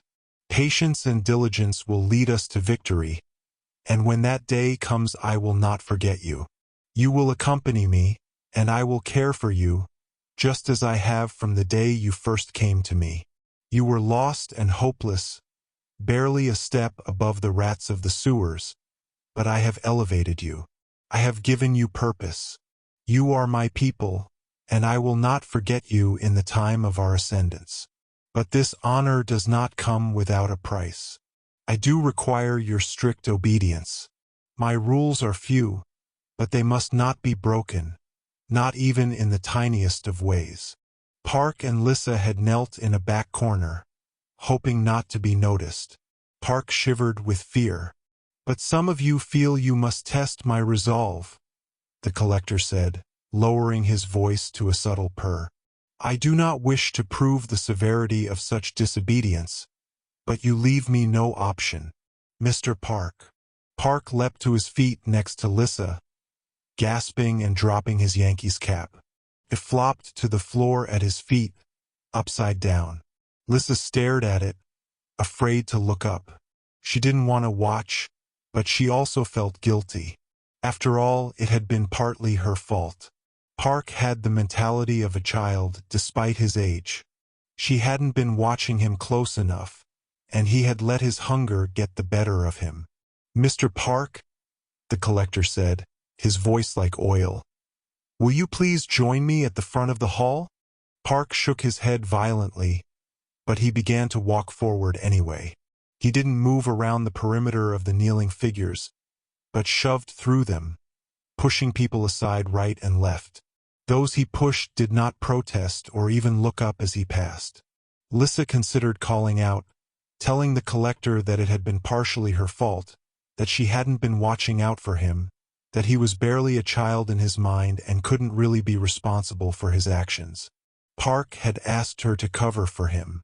She knew she should, but she also knew it would do no good. It would merely extend the punishment to her, without saving Park from anything at all. After all, despite what the collector said, he liked inflicting punishment. He looked for every reason and excuse to do it. "My friend," the collector hissed as Park stumbled to his knees in front of the dais. "You have been a disobedient boy, haven't you?" Park cowered, chin to his chest, shivering. He nodded. "You broke a window," the collector went on in a velvety voice. "You stole food. You collected for yourself and not for the benefit of the community. You were selfish, weren't you, Mr. Park?" Park nodded again, violently, and Lissa could hear his breathing, short and harsh. The collector raised his voice and said, "What, my people, is rule number 1. The entire kneeling crowd responded at once, in perfect unison. "We must collect only what is unguarded. We must collect only for the community. We must not steal for our own selfish gain." Lissa was dismayed to hear her own voice among the crowd, repeating the well-known mantra. The collector nodded, relishing the sound of the voices. "Yes, and do you know why this is such a very important rule, Mr. Park?" Park nodded again, but the collector ignored him. He stepped down the dais as he said, "Because if we break the rule, just as you broke the window of that shop, Mr. Park, then we attract the attention of the oppressors. They will come in their rumbling trucks and flying propeller machines, and they will seek us out. They will find us here. They will imprison you and your friends for thieves. Do you not see, Mr. Park? My rules are here to protect you, to keep you safe. Do I not feed you each night? Do I not provide you beds to sleep in? Do I not give you the benefit of a mission? Why do you threaten all of your friends and spit in the face of my charity for a meal of half-spoiled meat and stale bread? I was hungry, Park sobbed. I'm bigger than a lot of the others. I need to eat more. I was really, really hungry. Forgive me. I won't do it again. Promise. I am sorry, Mr. Park, the collector breathed, and his voice hissed throughout the entire assembly, magically amplified and echoing in the hall's dark ceilings. But I cannot grant you forgiveness. There can be no infraction without punishment. For your sake as well as those who watch. Put out your hands, Mr. Park. The monstrous wizard was enjoying it. Lissa heard it in the very timbre of his voice. He was a sadist preying on the weakest of them all. Lissa knew she should say something. Park had begged her to protect him. It had only been an old pastrami sandwich in a deli case, still wrapped in white paper. Lissa had considered breaking into the market for it herself. After all, the collector barely fed them enough to keep them alive. All of them lived in a state of constant hunger, made dependent upon the wizard's meager provision. Instead, she had left Park by the market, climbing the fire escape to search the wizarding apartments above, and Park had done what she should have known he would do. He'd broken the window with a smashed parking meter and eaten most of the sandwich by the time she had gotten back. The look of abject guilt on his face would have been funny under any other circumstance. Kneeling in front of the dais, Park shook his head briskly, making his curly hair flop about his head. Do not add disobedience to disobedience, Mr. Park, the collector admonished luxuriously, approaching the man, raising his wand point down. Put out your hands. Lissa stirred. She pressed her lips together and raised her head. She knew she had to say something. Self-preservation was a hard instinct to overcome for someone who had lived so long on the street, but she couldn't bear to see her companion tortured. She stared furiously at the scene as it unfolded in the dimness of the dais. Park was shivering visibly, cowering on his knees, refusing to put out his hands. Just do it, Park. Lissa wanted to call out. All he's going to do is brand you with his wand. It'll hurt, yeah, but you'll live. Can't you see that he wants you to disobey him? He wants to hurt you even more. He likes it. Now, Mr. Park, the collector ordered, still speaking smoothly, silkily. Park whimpered, refusing to obey. Lissa opened her mouth to call out. She didn't even know quite what she was going to say. Before she could speak, however, Park raised his own head. He looked the collector straight in the eye and said, so loudly and firmly that the room echoed with his voice, "No, you!" There was a collective gasp throughout the entire hall. A few heads looked up. Park drew a deep, quick breath and pointed at the collector. I won't obey you. You're just a big bully. And you're mean. Before you came to us, yeah, we had to find stuff to eat on the street and beg for money and stuff, and maybe that wasn't so great, but we were way better off then than we are with you around. You're no friend. You're a bad guy. You treat us like slaves and pretend that you're all nice. But you aren't. I wish I was back on the street again. At least then I was free. Park finished this uncharacteristically long speech and the room fell eerily quiet. Even the piano in the front lobby had stopped playing. There was a long, awful silence. The collector merely stared down at Park, his face grave and strangely sad. Finally, slowly, he drew a deep breath and lowered his wand. You wish to be back out on the street, Mr. Park? At the mercy of destiny, with no one to care for you? Is that what you truly desire? Park's face was contorted into a mask of stern terror. He nodded once, quickly. The collector sighed sadly. Well, my friend, there is the door. He nodded toward the end of the hall. Thick silence filled the room, so perfect that Lissa, at the back of the hall, could hear the rustle of Park's clothing as he scrambled to his feet. He turned. Nearly every head in the room was raised now, watching, wide-eyed with disbelief. Park began to walk toward the open double doors. "Park!" Lissa called out suddenly. "No!" But it was too late. The collector had raised his wand the moment Park had turned his back. There was an awful scream, eerily screeching and bird-like. It was the mingling noise of Park and the collector, both crying out, one in anguish, the other in delight. Park collapsed to his knees as a jet of red light engulfed him, crackling and twining over his entire body. The collector approached him from behind, wand out, casting the horrible tentacle of light. For the first time, Lissa saw his full face, lit by the light of his spell. His mouth was wide open, as were his eyes, which were wild with relish, showing the whites all the way around his pupils.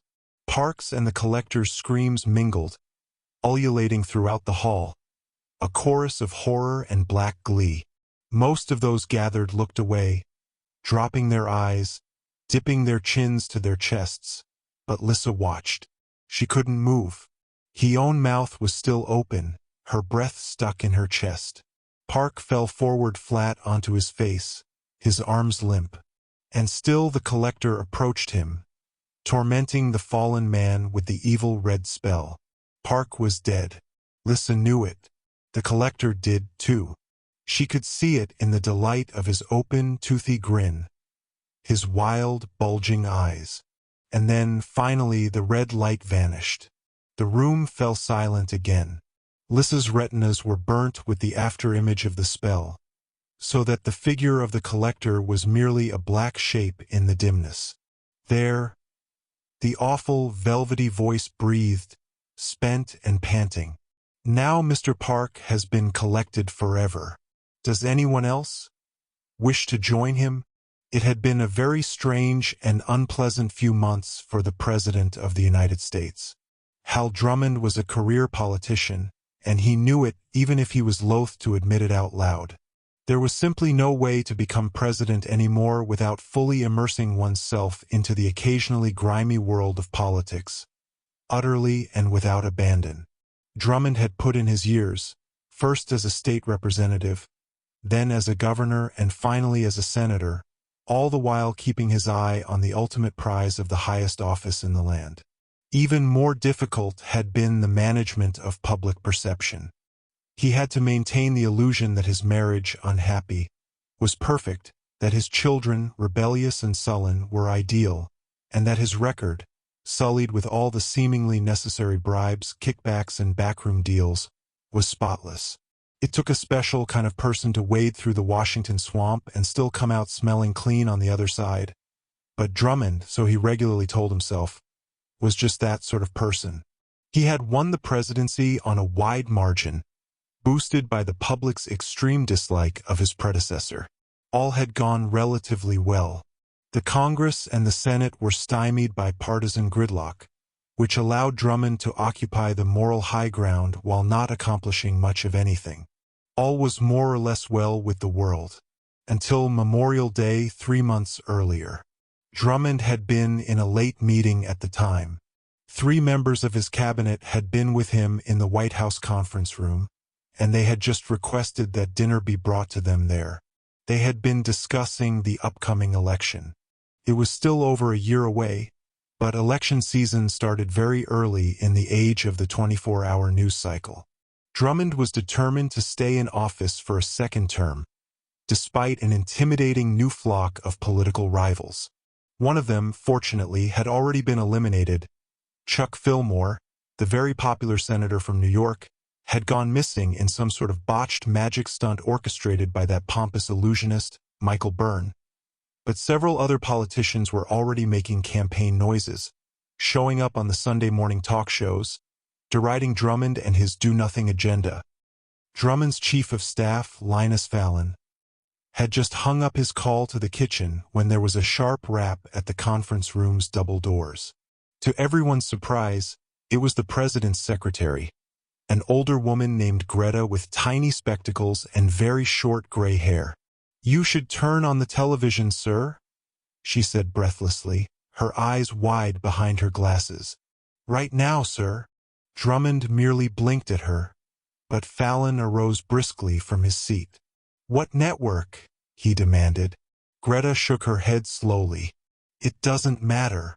A wall of televisions blipped to life, each showing essentially the same scene, but from many different angles.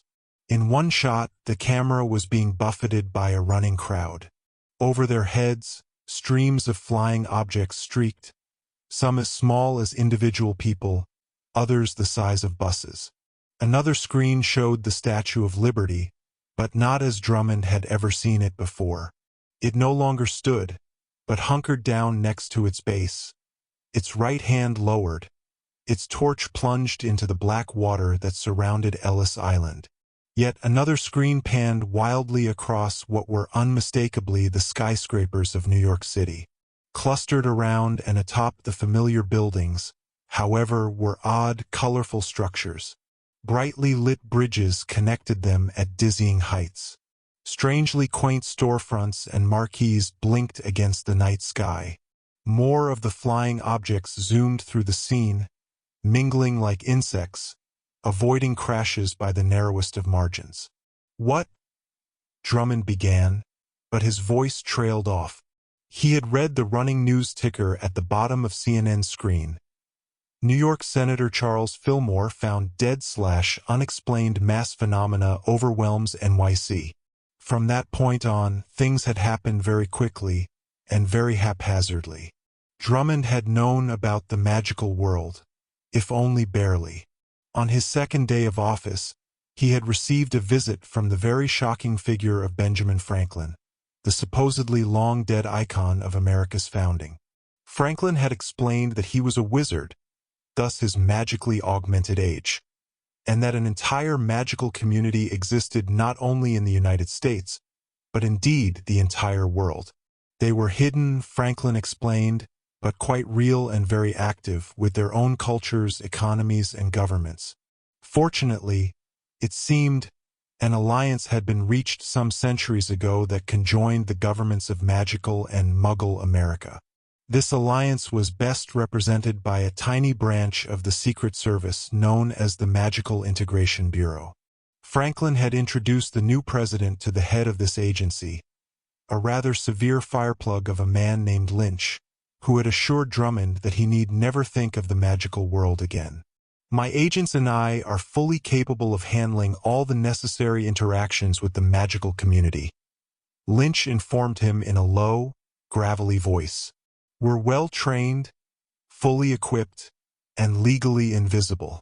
You will likely never hear from us again." Drummond was secretly glad of that, although he had harbored a degree of curiosity. In the days that followed, he had come up with several questions for Lynch. Did the magical folk have cures for cancer or other diseases? Could their magic be harnessed for military use? What other historical figures might still be hidden away, alive and well in the wizarding community? But he quickly discovered that there was simply no way to contact Mr. Lynch and his agency. No one else in Drummond's cabinet knew anything about the Magical Integration Bureau, much less the wizarding world it represented. He'd be seen as insane even to ask about it. Thus, pragmatist that he was, Drummond had simply forgotten about it. When the event occurred, however, he instantly remembered. By the time he got back to his office, Lynch was already there, waiting for him. He hadn't had an appointment, of course, and no one else, not even Greta, knew that the man was there. Drummond dismissed everyone else, closed the door of the Oval Office with a slam, and demanded to know what was going on. It was far worse than he imagined. Apparently, some rogue which with heretofore unimaginable powers had gone crazy at the Memorial Day parade in New York City. Lynch explained that the Statue of Liberty had been far more than a symbol, but a powerful magical object, responsible for the massive spell that hid the wizarding city of New Amsterdam from the Muggle city of New York that lay below it. This spell was supposedly impregnable, and yet somehow this rogue which had been able to call out to the statue to give it a new order. Amazingly, the statue had obeyed, lowering its torch into the ocean and thereby snuffing its spell. This act had revealed all of New Amsterdam to the Muggle New Yorkers below. Worst of all, it had occurred on live television, which had subsequently been broadcast to the entire country and much of the world. It was time, Lynch announced gravely, for decisive action. Fortunately, the Magical Integration Bureau had long since developed contingency plans for just such an event. Drummond had greatly disliked taking orders from Lynch, but he could think of no other alternatives. First, we must shut down all broadcasts of the event, Lynch announced firmly. We can do this via the Unnecessary Instigation Act of 1972. Send military units to every television station in the country to confiscate any and all hard copies of the event, as well as to deliver the edict that any broadcast of said footage would constitute a willful dissemination of propaganda meant to incite panic, punishable as an act of treason. Send the same announcement to all online communication services, instructing them to electronically ban the signature of any footage from the event. This can be done easily enough with pattern recognition technology. Drummond shook his head in wonder. You're talking about a complete media blackout in a time when every cell phone is a camera and every American is a reporter. You might have been able to do it 100 years ago, Lynch, but you can't wipe out the memory of such a thing now. It'll be everywhere. Lynch smiled grimly. It's easier today than it's ever been before, Mr. President, precisely because of the use of technology. There are no hard copies of anything anymore. No physical photographs, no tapes, no films. Everything is digital, sir, and that which is digital is eminently trackable, ultimately temporary, and easily deletable. There is technology that can worm through the entire world computer system in search of the exact patterns represented by recordings of tonight's event. The program is already in place and doing its work. It will search out every cell phone, every home computer, every internet-connected device on Earth. When it finds what it is looking for, it will delete it. Once the footage of tonight's unfortunate revelation is deleted, no one will ever be able to prove it happened. But people will remember it. Drummond spluttered. Lynch merely rolled his eyes. You need to read more George Orwell, Mr. President. Memory is the most easily manipulated thing on Earth. Trust us. We know what we are doing. And apparently they had. By the next morning, footage of the event had almost entirely ceased to be broadcast. Still, the news networks talked endlessly about what had happened, offering all sorts of speculation and conspiracy. Fortunately, amazingly, very few commentators seemed to be considering the most obvious explanation of all, that a secretly magical city had been revealed to the world at large. Instead, there was talk of government mind control experiments or mass hypnosis or even alien involvement.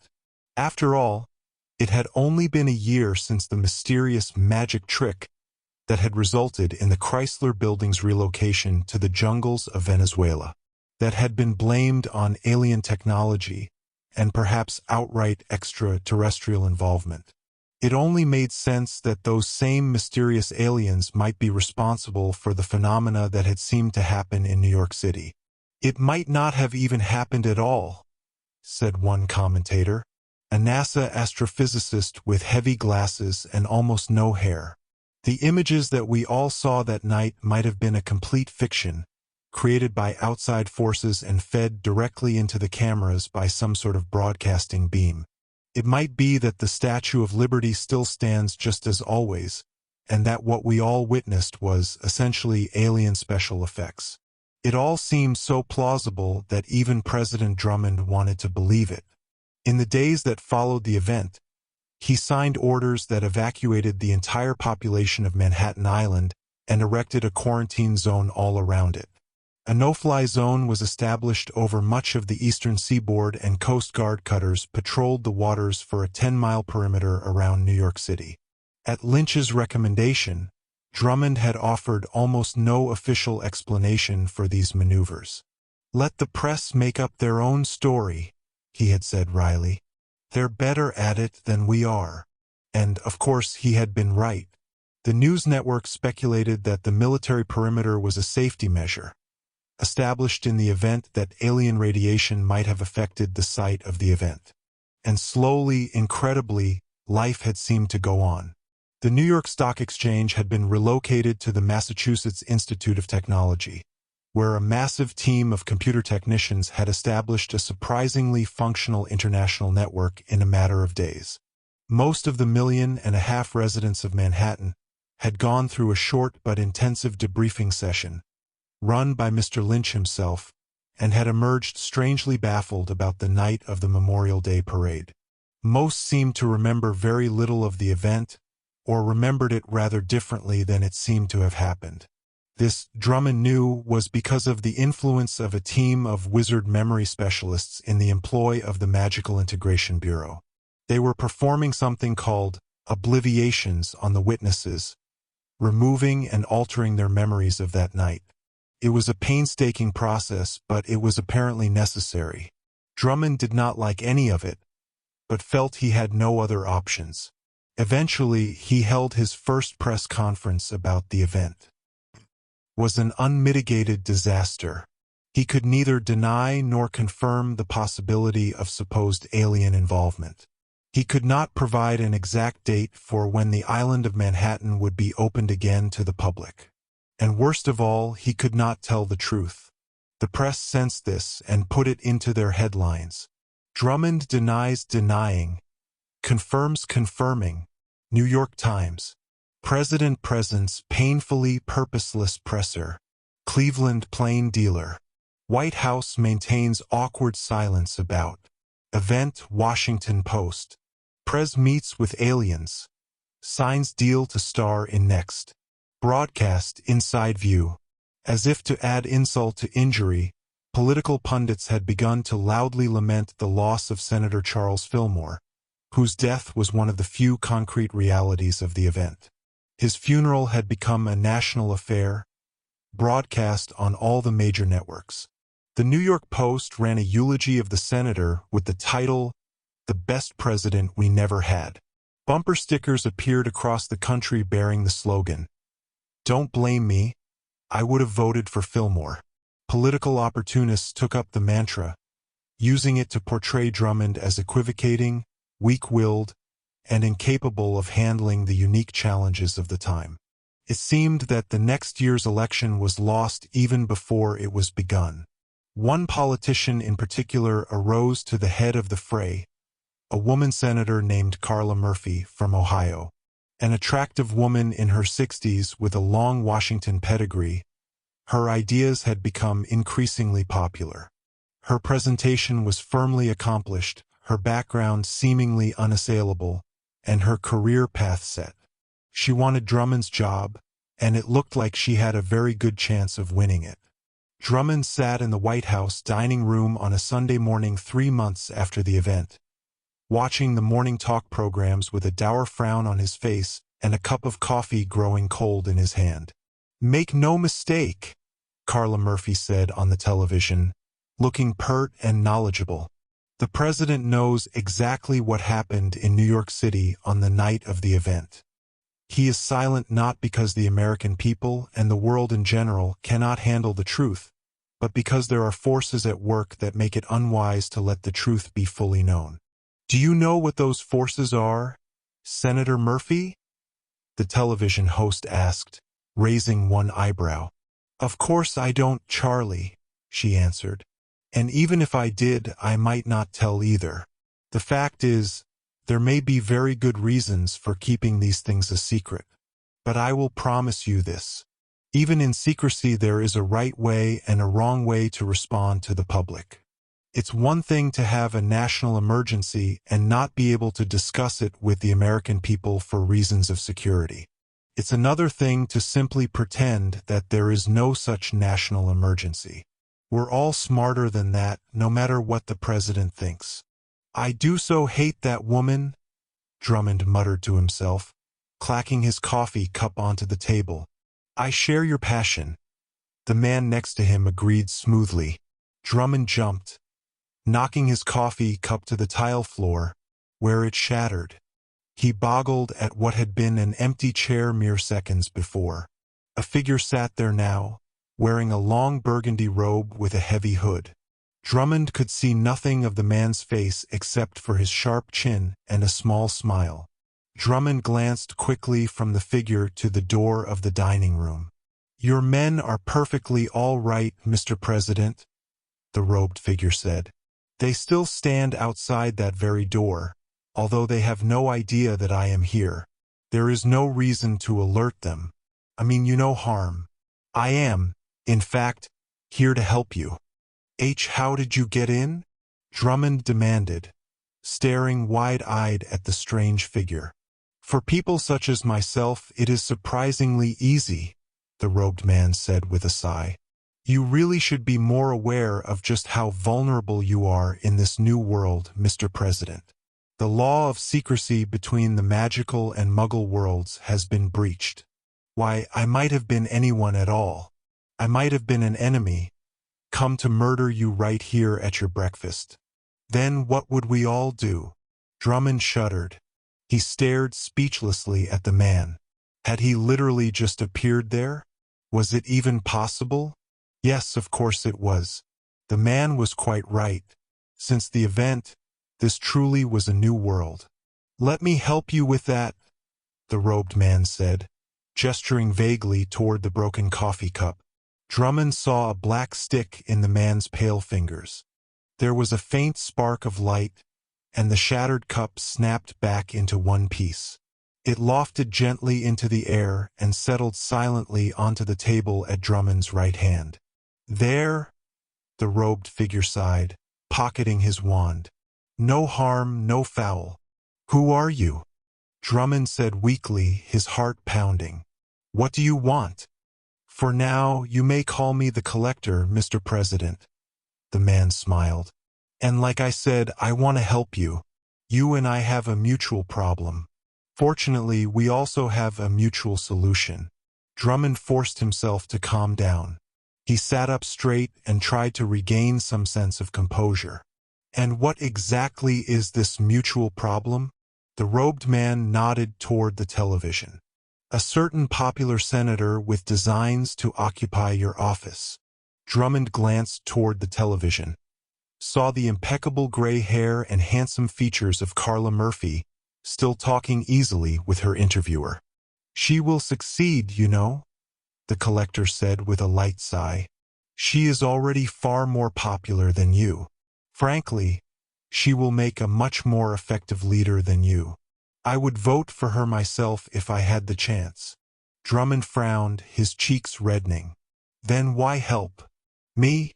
Because Senator Murphy has, shall we say, views that are counterproductive to our aims. When you say we, Drummond said, peering closely at his visitor, do you mean you and me, or you and others? The collector shrugged vaguely. Yes. Drummond considered this. What do you propose? You should know that I won't do anything unworthy of my office. I may not be the best statesman in the world, but I'm not above the law. The collector was already laughing, even as Drummond finished speaking. How delightfully self-deceptive you people are, he said with a shake of his head. Already you have cheated, lied, and slandered, and yet you convince yourself that you are no worse than anyone else, that you have done only that which is required. How wonderfully resilient your consciences must be. I don't know what you're talking about, Drummond replied sternly, throwing his napkin onto the table. And I don't care how you came to be here. If you're just going to make baseless allegations, you can vanish right back out of here. Calm yourself, Mr. President, the robed figure soothed. I do not judge you in the least for your actions. I respect what you have done to achieve your office. This is why I am confident that you will, indeed, allow me to help you. Drummond bristled but leaned back in his chair. All right then, Mr. Collector. Assuming your assistance is something I could benefit from, what's it going to cost me? Nobody gives free help in this town. What's in it for you? It's very simple, Mr. President, the visitor answered. You will make me your vice president. Drummond startled. Vice president? Are you crazy? I already have a vice president, if you haven't noticed. Joe Madigan is a good man, even if he is a bit of a media dullard. What am I supposed to do with him? That is not your problem, Mr. President, the collector announced breezily. I simply require your promise, unbreakable and sealed, that if the post becomes available, you will name me to the position. I will make it very easy for you. My credentials will be unassailable. No one will doubt your judgment. If you do this, and if you follow my very simple instructions, your problem with Senator Murphy will conveniently go away. You will be whisked easily into your next term as president, with me by your side, your loyal and constant advisor. Drummond considered this. He was distinctly uncomfortable with it, and yet he could not immediately turn down his visitor's assistance. Perhaps he could get rid of the strange man later, once Murphy was happily disposed of as a political threat. Perhaps all he, Drummond, had to do was to appease his unusual benefactor until then. He studied the collector for a long moment. Finally, he nodded. I will consider it, he said, knowing in his heart that he had already decided. But if I choose to accept your assistance, you must promise to keep your methods entirely above board. Nothing illegal. The collector smiled warmly. You can trust us, Mr. President. Drummond considered this, realized that it was not particularly reassuring, but decided not to pursue it. Assuming you do become my vice president, sir, I expect you have some ideas for how to handle this whole event business? You are, after all, obviously a magical person yourself. What will you propose? Full disclosure of the wizard community? Equality between our worlds? Peaceful integration of our different cultures? The collector's smile widened slowly, becoming disconcertingly predatory. Not, he said quietly, conspiratorially. Exactly. Marshal Paris stepped out onto the sidewalk, squinted up at the stunningly bright California sun, and shrugged dejectedly out of his trench coat. For someone who had spent most of his adult life as a private detective in New York City, the sunny streets of Los Angeles took a lot of getting used to. For one thing, it always seemed to be summer.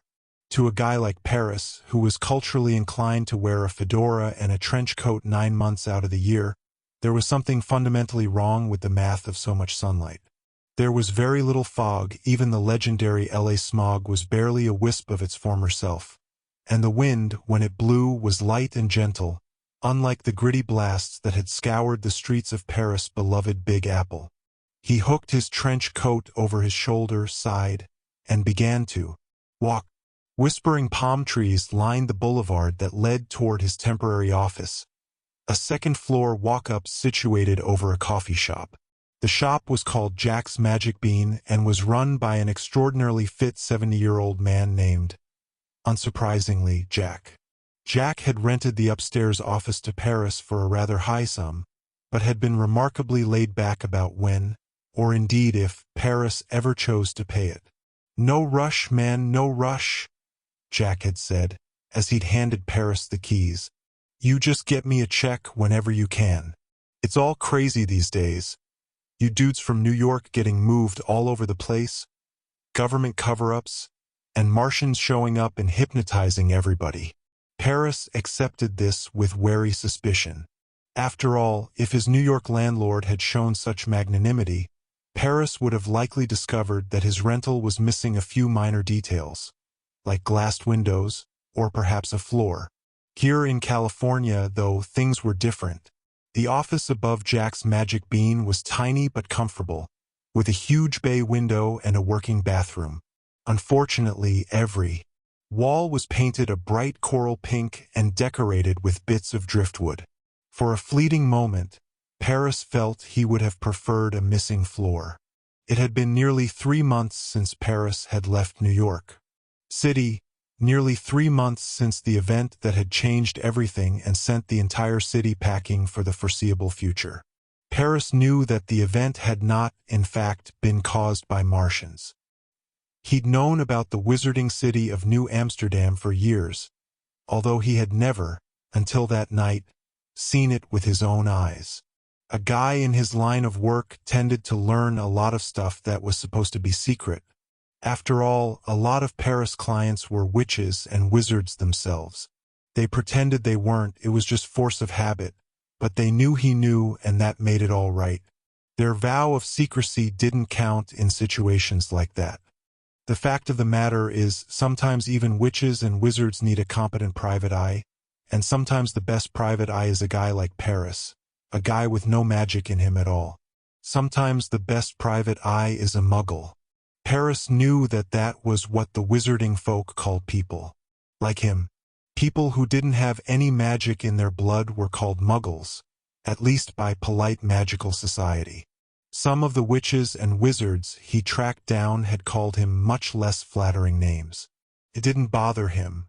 Every society had its bigotries, and the Society of Witches and Wizards was no exception. Besides, the names were technically right. He was totally human, without a lick of magic in him at all. Technically. Paris approached the stairway next to Jack's magic bean, turned into the shadow of the awning, and clumped noisily up to his office door. The coral walls met him cheerily. Paris tried to ignore them as he checked his telephone messages. There were none. He crossed disconsolately to the little kitchenette and started a pot of coffee. It had also been nearly 3 months since he'd had a client. That was the worst part of it all. The career of a private detective, especially one who specialized in what Paris liked to refer to as the transmundane, depended almost entirely on word-of-mouth referrals. Unfortunately, his reputation had not exactly followed him to his temporary home in California. Without clients, he could not pay his rent, and surely even Jack's magnanimity would eventually run out. Worse, he couldn't hire a secretary, which was, of course, essential to the appearance of a thriving detective agency. When clients called, they expected a perky, businesslike female voice. They wanted to hear the reassuring clack of a typewriter and the riffle of pages in a scheduling book. What they most certainly didn't want to hear was the recorded message of the detective himself, especially when he didn't know how to operate the answering machine and had cut himself off in the middle of his own greeting.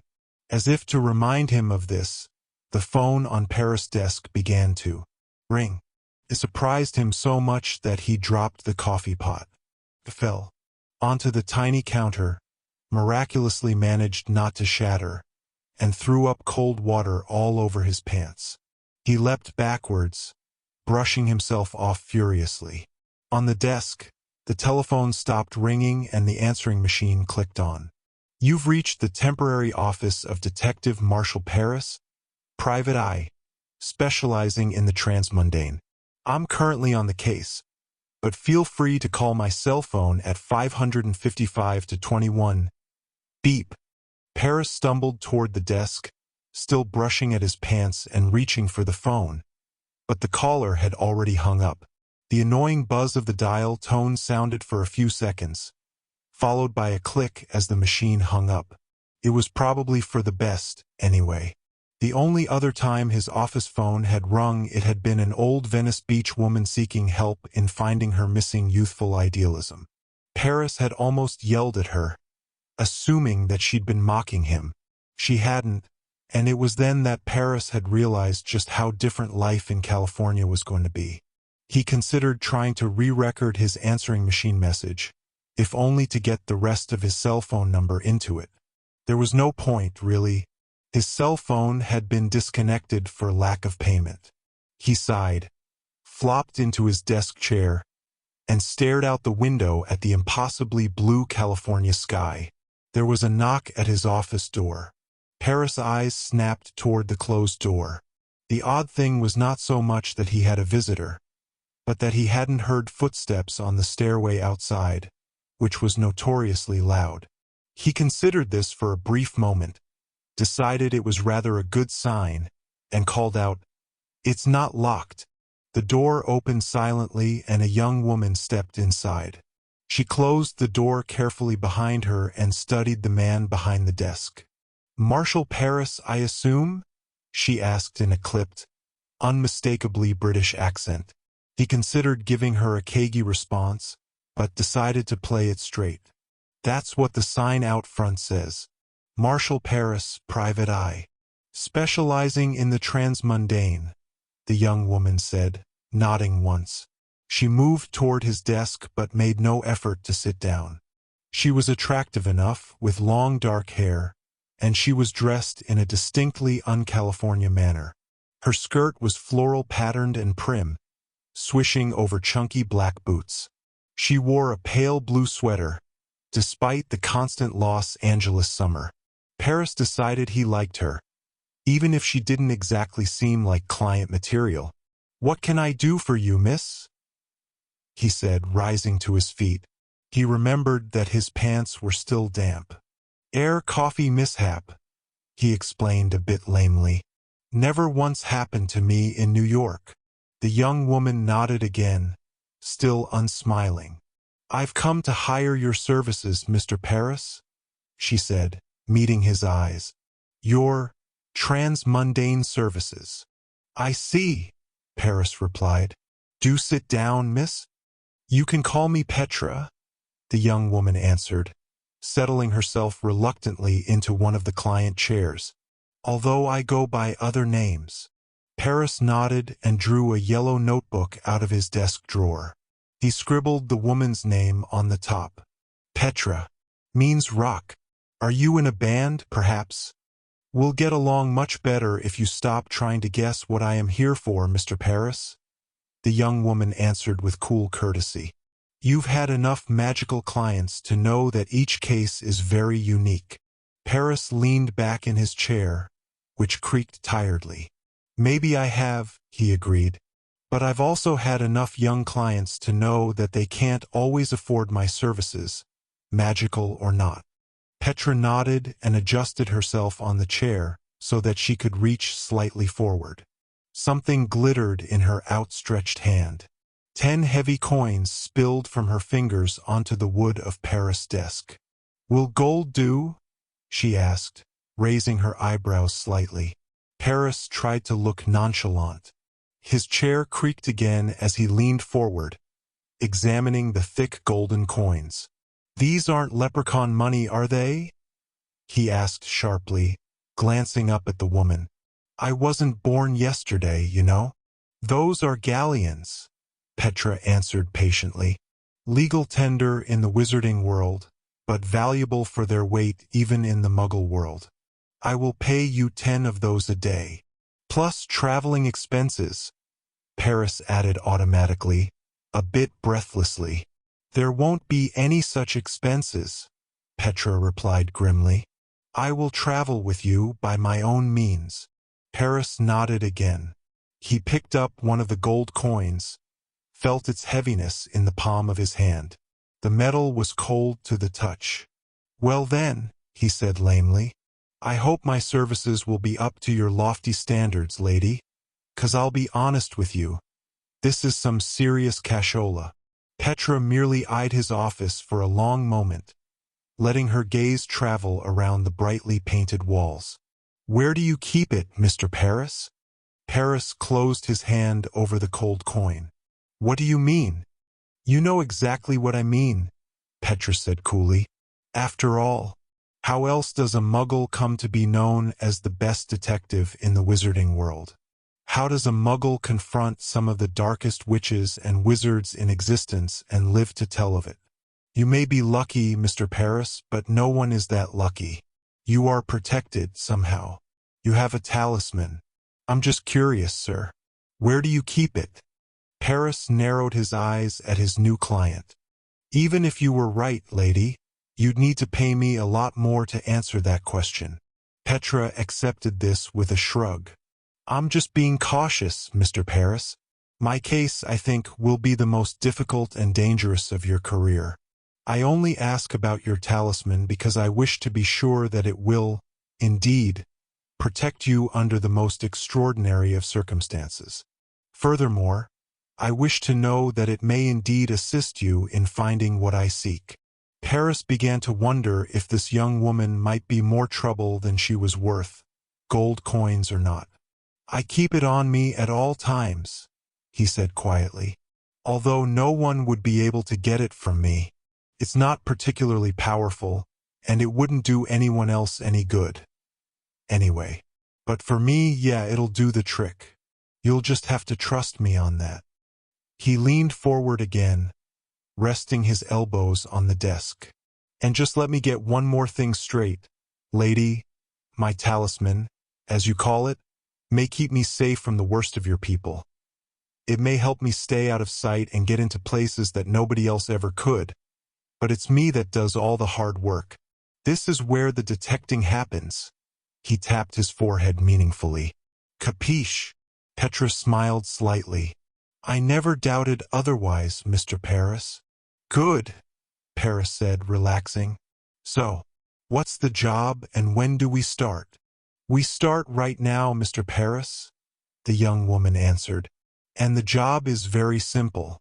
I need you to help me find someone. A magical someone? Paris hazarded, picking up his pencil again and pulling his notepad toward him. The most magical someone of them all, Petra sighed. She has hidden herself away from me, and her hiding is especially good. She isn't bound by time or space or even reality. She can take the form of water and travel through the deepest oceans, even through pipes and faucets. Paris blew out a deep breath. I never met any witch who could do any of that, he said with a shake of his head. That is because the woman we seek is no witch, Petra answered. She is a fate, one of 3 currently loose in the world. My sister, and I must find her at all costs. Paris cocked his head at her. Why? If you don't mind my asking. The young woman's smile turned icy. Because, she said as if the answer was obvious, we are her sister fates. Paris drew a deep sigh and scribbled a few notes. On the bottom of his yellow notepad, he wrote one word, crazy. He nodded at it in a businesslike fashion. All right, so we're looking for some mythical water demon who might be anywhere, anytime, and who has, let me guess, cosmically monstrous powers. Yes, Petra nodded and shrugged. No more so than me. But you can't find her, Paris added, as if just to be sure. She hides from us because she fears us. Paris nodded slowly. Of course, he said carefully. This doesn't mean that I need to fear you too, right? Petra's face darkened. She looked more annoyed than threatening. Do you want the job or not, Mr. Paris? In answer, he put down his pencil and scooped the pile of gold coins toward him.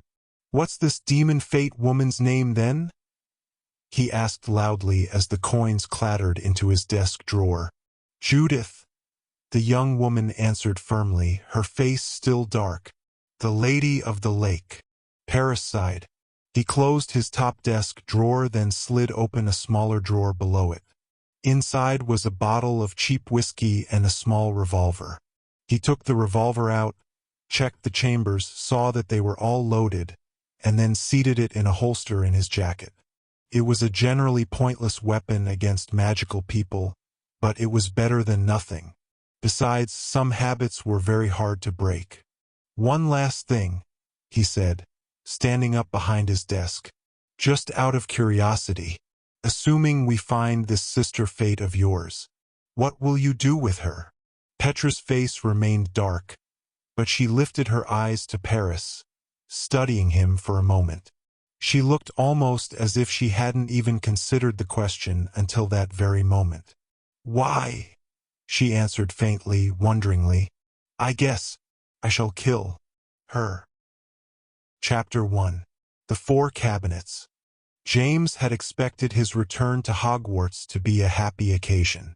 Indeed, the sight of the enormous crimson engine of the Hogwarts Express, shrouded with steam, hissing and clanging with prosaic urgency, was a very welcome sight after the events of the previous months. Even Albus, who had spent the holiday in a sort of angry fugue, had displayed an almost annoyingly chipper mood all morning, eager to board the train and rejoin his Slytherin mates. At the station, he spied their cousin Rose with her parents, Ron and Hermione, and ran to join them. Lily, the youngest Potter, hung back, huddling nervously next to her mother. "It's all right, love," Ginny soothed. "I thought you were excited about your first year? You've been begging to go with your brothers ever since James' first year. Go on now. No long goodbyes." Ted Lupin appeared from the crowd looking roguish and bedraggled, accompanied by his fiancée, the contrastingly immaculate Victoire Weasley. James knew that Ted would be taking the train as well, on his way back to Hogsmeade after a short visit to London. The trip had ostensibly been for the benefit of seeing Victoire and his grandmother, but Albus had suspected otherwise. For the past week, he had insisted that Ted's visit had been no holiday at all, but rather part of a reconvening of the old Order of the Phoenix at Grimmauld Place. Ted alternately scoffed at the idea in front of Ginny and played along in private, egging Albus into a frenzy of jealousy that he himself had not been invited to any alleged secret meetings. At the sight of Lily in her school things, Ted disengaged from Victoire's arm and bowed low, extending a hand toward the younger girl. "I am smitten," he declared. "My darling Lily, will you accompany me for the journey? My reputation can only benefit from being seen in the company of such beauty." Ginny rolled her eyes, but Lily grinned. Sheepishly she took Ted's hand and hoisted her bag. She glanced back at her mother once, her eyes bright, as Ted led her happily toward the train. "He is incorrigible," Victoire stated flatly, crossing her arms. Next to her, Ginny nodded, still smiling rather mistily. It had been a year since any of them had set foot in the halls of Hogwarts. A year spent across the ocean, at the American Magical School of Alma Alaron. It hadn't been a bad year exactly, although it had ended very badly indeed. For a moment, as James accepted a goodbye kiss from his mother and gathered his bags and Nobby's cage, it was easy to pretend that the last year had not happened at all. It was a very serene thought, broken only by the fact that his cousin Lucy, who should have been accompanying him to Hogwarts with great anticipation, it would have been her first full school year there, after all, was not with him. James tried not to think about that. It was difficult. "Goodbye, James," his father said somewhat somberly, as if sensing his son's thoughts. "Have a good term. And here, I have something for you." He paused in the shadow of the train and produced a small package. He stared at it for a moment, and then, almost reluctantly, handed it to James, hunkering down next to him. In a lower voice he said, "Don't open it until you're settled in. Be alone when you do it. All right?" James glanced at his father's face and saw that he was quite serious. He cocked his head suspiciously. "Does Mum know about this?" His father's lips twitched into a small, grave smile. "No, nor does Albus, although you can tell him about it later. It may involve him at some point, but I'm leaving that up to you for now. Lily should stay out of it, though. I need you to promise me that, James." "How can I promise if I don't even know what it is?" James prodded hopefully. His father held out his hand. "Give it back, then." "All right already. I promise." James hugged the package to himself, frowning. His father nodded seriously. "I expect you to keep your word then. It's Lily's first year, James. I want her to enjoy it. I want her most difficult challenges to be arithmancy-related. She's already gotten her fill of dangerous adventures at Hogwarts, if you recall." James nodded, remembering the night of the triumvirate, When Lily had disappeared from the audience, spirited away to the Chamber of Secrets where she was very nearly lost forever. "I'll keep a watch on her, Dad. Don't worry. I'll hold you to that, son," his father said, and James heard a hint of regret in his father's voice. He'd rather be watching over her himself, he thought. He's worried about her, about all of us. It was a disconcerting realization. Harry Potter stood and clapped his son affectionately on the shoulder. "Happy travels, son. Just keep that package tucked away until tonight." James nodded, feeling a small surge of pride. He didn't know what it was, but the look on his father's face was familiar. It was the face James and Albus had come to call horror mode. James unzipped his bag and carefully stuffed the package into it, burying it among his things. "I don't even know what package you're talking about," he said, straight-faced. Harry nodded at his son but did not smile. "Off with you, then. I'll be in touch." Behind James, the great engine produced a deafening hiss, sending up a cloud of dense steam. James shouldered his bag, turned, and climbed into the wood-smelling warmth of the train. He found an empty compartment, stowed his bag in Nobby's cage, and kneeled on the bench near the window, peering out. The train shuddered into motion and King's Cross Station began to recede smoothly backwards, as if the entire world was on rollers outside the train. James felt inexplicably cheerful, despite everything that had happened. What, he wondered, was in the package from his father. He glanced at his bag, imagining the parcel buried inside.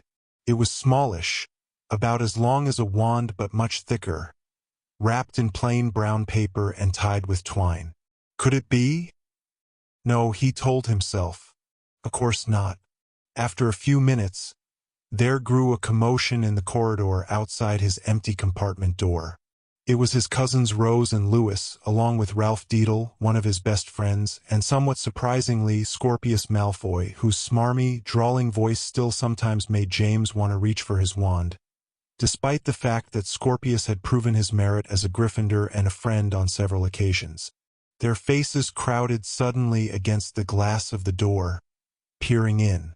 Rose grinned and James happily waved them all inside. The next moment, the compartment was filled with a cacophony of excited voices, clamoring bags, and the annoyed hooting of Scorpius' new great horned owl, which waved its wings indignantly in its golden cage as it was stowed in the overhead. Shortly, wands were produced and new spells, learned over the summer from various dodgy sources, were tested and compared. Scorpius succeeded in temporarily turning Ralph's toad into a tiny statue, while Rose's Invisium charm, a notoriously difficult spell meant to render a person invisible, was just effective enough to subject them all to the sight of a reluctantly half-vanished Lewis, seemingly reduced to various bones and muscles. Once this was, very thankfully, rectified, Rose and Ralph fell into a heated wizard chess match.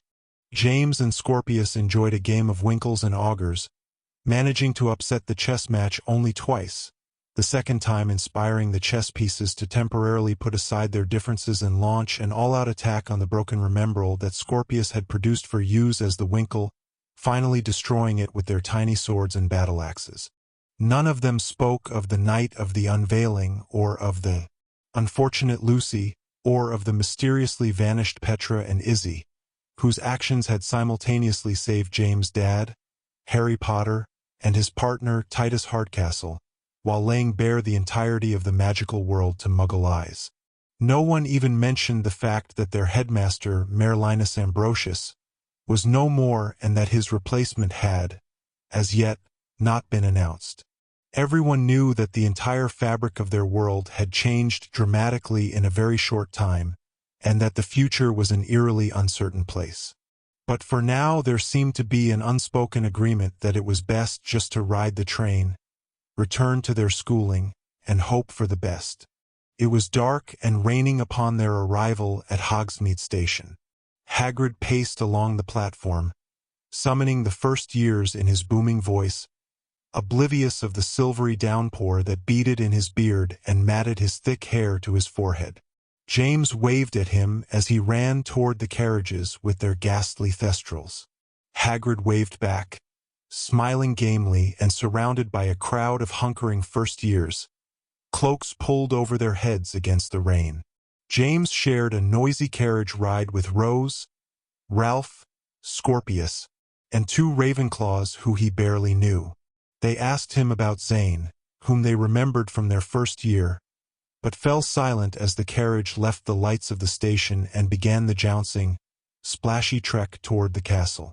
15 minutes later, it was a tired and damp crew that clambered into the great hall, blinking in the light of the thousands of floating candles and the brilliance of the white-clothed house tables. Beneath the Slytherin banner, Trenton Block spied Ralph and waved vigorously, beckoning him over. Ralph grinned back as Albus threw an arm over the bigger boy's shoulder. "Home sweet home, eh, Ralph? Come on." Together, the two threaded between the tables and fell into their seats at the Slytherin table, where they were greeted raucously. James noticed that some of the older Slytherins, former cronies of his nemesis, Tabitha Corsica, did not join in the welcoming committee. The group sat near the front of the hall and looked away, as if bored or vaguely disgusted by their mate's enthusiasm. Without the presence of Tabitha's icy charm, however, the gathering appeared merely petulant rather than coolly detached. James settled into a seat at the Gryffindor table with a sigh of relief. There was Graham Wharton and Deidre Finnegan, both fellow 4th years, and Joseph Torrance and Devendar Das, 7th year and Quidditch captain. Further down the table, waving wildly, was Cameron Creevey, seated next to several other 3rd years. Distinctly missing, however, were Sabrina Hildegard, Noah Metzger, and Damien Damascus, 3 of James' good friends and fellow members of the club of mischief makers known as the Gremlins. They had graduated the previous year, thus ending, for all intents and purposes, the reign of the Gremlins. It was sad to have missed his friend's last year in graduation, but it was also exciting to stand on the fringe of becoming part of the Hogwarts Old Guard himself. He would be going on Hogsmeade weekends this year, and learning more advanced defensive and dueling spells, and going to the now traditional Yule Ball. And most importantly of all, after his success playing clutch cudgel at Alma Alaron during the previous year, James was determined to finally make the Gryffindor Quidditch team. He sighed deeply, in happy anticipation. There had been times during the previous year when James had been quite sure he would never see Hogwarts again. He realized that some part of him had been secretly worried, even during the train ride, that something might still prevent his arrival. It had been a summer of upheaval and dark surprises, after all. Nothing felt particularly safe anymore. But here he was, seated back in his old place at Hogwarts as if nothing had happened at all. He felt pleasantly exhausted, as if he could climb onto the table and go to sleep right there, among the crystal goblets and gleaming silverware. His reverie was broken, however, as a small cough announced someone standing behind him. James glanced back and was surprised to see tiny Professor Flitwick offering him a rather strange, strained smile. "Welcome back, Mr. Potter," Flitwick said peremptorily. "I wonder if I could, borrow you for a moment?"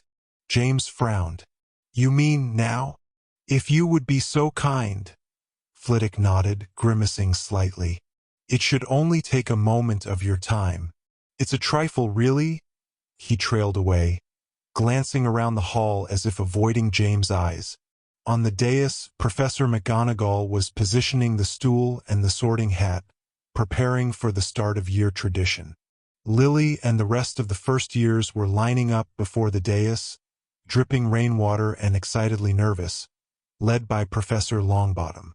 Lily stared up at the floating candles, smiling irrepressibly. "Go on," Scorpius nudged him impatiently. "She'll be fine. All the surprises happened the year your brother and I got sorted." James nodded, turning back to Flitwick. "All right. Sure, Professor. Whatever you need." Flitwick nodded and smiled as James stood. Wordlessly, the tiny professor led James through the rear doors, across the entrance hall, and down a corridor toward what James recognized as the faculty rooms. The professor produced his wand and tapped the knob of a heavy door near the end. With a golden flash, the lock unlatched and the door creaked open slightly. Flitwick glanced back at James, as if to assure he was still there, gave another nervous smile, and pushed the door open. "I am sorry to interrupt your arrival, Mr. Potter," he said, leading James into a tiny, darkened room. It was obviously Flitwick's office, for the desk and chair were almost comically small, albeit immaculately arranged and organized. A single tall, leaded window dominated the curved wall to the right of the desk. In front of this, silhouetted against the night blue glass, was a square shape on an easel. "It's a small duty of mine, you understand. It's always been a pleasure. Really, a way of using my meager talents to connect with those who've passed on. Still, occasionally it proves surprisingly difficult." James moved to the left, away from the silhouetted shape on the easel, allowing Flitwick to approach the desk. The professor pointed his wand at a large brass lantern on the corner of the desk, and then paused. He glanced up at James. "You will have noticed, Mr. Potter, that we remember our headmasters in a rather unique manner at Hogwarts, yes?" It took James a moment to understand what Flitwick was talking about. Finally, mystified, he answered, "You mean the portraits? Up in the headmaster's office." "Precisely," Flitwick exclaimed excitedly. "Precisely, Mr. Potter. Upon the passing of every headmaster, their living portrait is added to the gallery, granting the new headmaster the benefit of their combined wisdom and counsel. It is a unique arrangement, I might add. No other institution bears such a thorough and well-preserved gallery of its leaders. Why, I am proud to say that it has even rated placement in the book of the top 99 wonders most wizards will never see. I could show you if you wish. I have a copy right here in my desk." Without lighting the lantern, Flitwick moved fussily behind his desk and began sliding open drawers, shuffling noisily through them. James was still frowning in confusion. "Professor," he ventured, raising his voice over the sound of Flitwick's ransacking of his own office. What does this have to do with me? HM? Oh." Flitwick glanced up at James and seemed to deflate a bit. "I apologize, Mr. Potter. This is all rather, quite." He cast around the darkened room fitfully, and then sank into his doll-sized chair. Without looking, he waved his wand toward the chair behind James. "Please do have a seat, young man. Perhaps some further explanation will suffice." James lowered himself into the normal-sized chair, which was ridiculously overstuffed and smelled strongly of mothballs. Flitwick sighed. "Most people do not know this, Mr. Potter," he said in a more subdued voice, "but I am not, strictly speaking, 100% human." He paused, studying James' face in the darkened room. "You are not surprised, I see." James' cheeks reddened. "Well, not as such, Professor. No. Some of the students have, made guesses." Flitwick smiled at James, a genuine smile this time, twinkling in his tiny eyes, and then he laughed aloud. Of course," he nodded. "Nor do I blame them. I will allow you the truth, Mr. Potter, as explanation of why I have called you here. I am part goblin, you see. 1/4, in fact. Tell me, were your classmates' speculations correct?" James shrugged uncomfortably. "Yes, a bit. Some had thought maybe you were part, I really shouldn't say, Professor." "Oh, do tell, James," the professor beamed, leaning eagerly forward. "In times like these, a good laugh is always welcome." James' face was burning now. Well, Professor, everyone really likes you, see? It was never meant to be disrespectful at all. Mostly we all think it's really cool. But, out with it, young man, Flitwick interrupted, still grinning in anticipation. Hinkapunk, sir. Flitwick rocked back in his chair and let out a gust of jovial laughter. Oh, I dare say, that would make a better story, he admitted, still laughing and wiping his eyes. Much better, indeed. James smiled as well and shook his head. I still don't understand, Professor. What's this have to do with? Flitwick composed himself, although a ghost of a smile still curled his lips. He nodded. Forgive me, Mr. Potter. I am delaying the inevitable.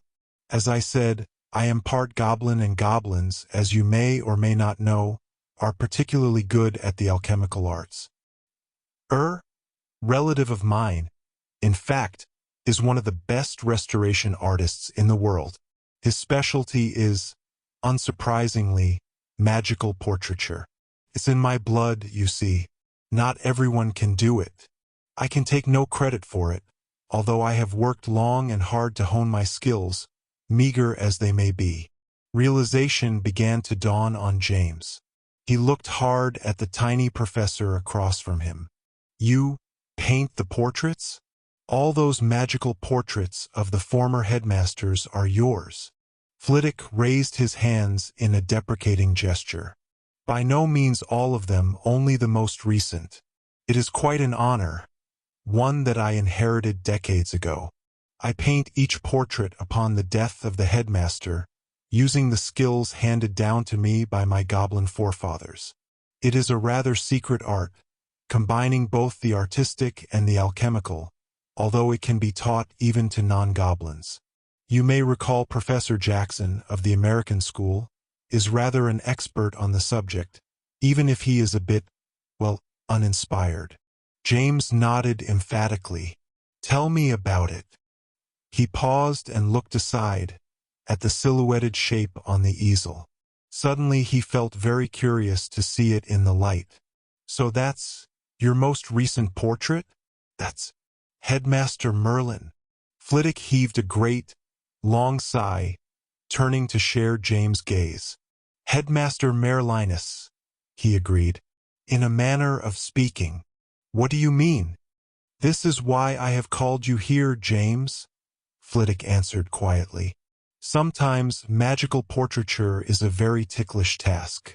Sometimes it requires extra measures. James glanced back at the professor, unsure what he meant. Flitwick leaned slightly forward, producing his wand again and pointing it toward the lantern. Mind your eyes, he instructed. With a small tap, the lantern flared a light, filling the cramped office with warmth and golden light. James' eyes immediately flicked toward the portrait in front of the window. It was indeed Merlinus. His face was painted with immaculate perfection, showing the square line of his jaw, the rather crooked nose, and the stern, eerily probing eyes. He was seated just like all of the other headmaster portraits, but unlike most of them, he was not leaning back in a pose of rest. He sat upright, his bearded chin raised almost challengingly, his right hand clutching the arm of his ornate wooden throne. A throne James recognized very well from the adventures of his first year. 2 black rings shone on the headmaster's large, meaty hand. But something was wrong. James stood slowly and approached the painting, peering at it intently. It's not. He shook his head slowly. Not. It is not alive, Flitwick admitted, coming to join James in front of the canvas. Not a breath. Not a single spark of life, no matter what I do with it. James stared hard at the portrait. It was perfect in every way, absolutely capturing the essence of the ancient sorcerer. And yet it was just a picture, a mere image, somehow even less alive than a Muggle photograph. He glanced down at Flitwick. So, what's missing? That is very much the question, young man, Flitwick answered. I was rather hoping you could tell me. James shook his head. Me? But I'm no painter. Can't even draw. Perhaps not. But you knew the headmaster, Mr. Potter, perhaps. Better than anyone in this age. And perhaps even more importantly, you were with him when he died. You witnessed the moment that he gave up the ghost. I am sorry to bring up such a difficult memory. I don't mean to seem heartless. You may refuse, of course, and I will bear you no disrespect. But it may be that you can give this portrait what I, with all my technical skill, cannot. If you are willing. James looked back at the unmoving portrait again. He shrugged. I don't mind, Professor. I was sort of hoping to see him one more time anyway. Even if it is just a reflection and not really him. But I don't know how I can help. I don't. Just touch the portrait, Mr. Potter, Flitwick said quietly, urging James forward. It may be the final ingredient, your memory of him, the imprint his death made on you. Perhaps, if we are fortunate, you may pass that spark on. It is the only thing left to try. James approached the painting. Merlin's sharp eyes peered out of the painted face, seeming to look at James, to study him, but it was only an illusion.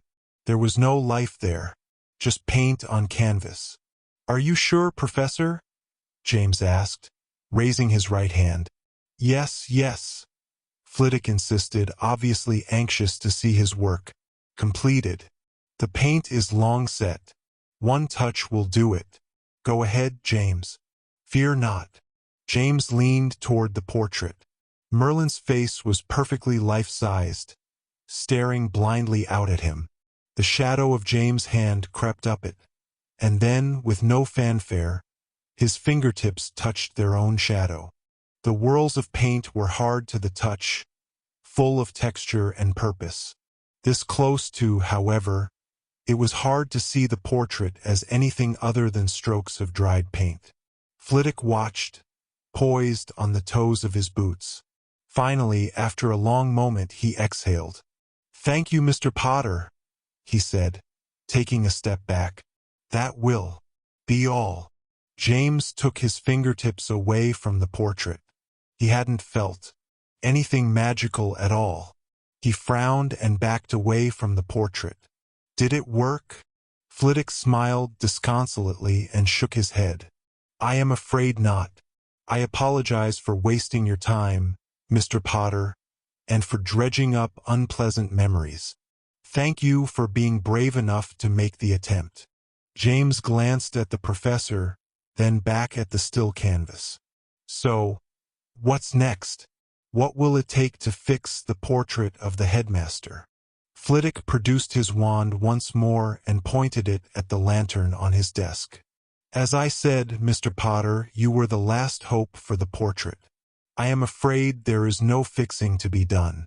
For the first time in 9 centuries, there will be no living portrait of a departed headmaster. But why not? Flitwick smiled tiredly. Perhaps the reason is as obvious as it is unsatisfying, he replied. Merlinus Ambrosius, as you know more than anyone, was no ordinary wizard. With a tap, Flitwick extinguished his lantern. By the time James returned to the great hall, the sorting ceremony was complete. Lily was seated at the front of the Gryffindor table, pink-cheeked and already laughing with her new friends. Professor McGonagall had stowed the sorting hat for one more year, while some small commotion occupied the head table. A few late arrivals seemed to settling into their seats, adding to the already crowded dais. Scorpius met James' eyes as he resumed his seat. So, he prodded pointedly. James shook his head. I'm not sure I'm supposed to say. Did Flitwick forbid you? James blinked. Not really, I guess. Then tell, Deidre prodded, leaning in.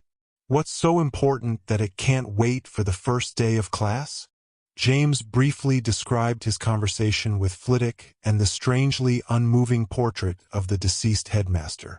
Out of respect for the professor, however, he left out the revelation of Flitwick's goblin lineage.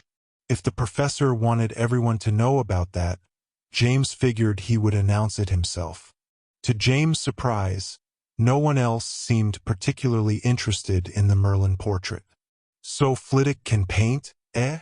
Deidre commented, grabbing a roll as the table suddenly filled with laden golden plates and steaming tureens.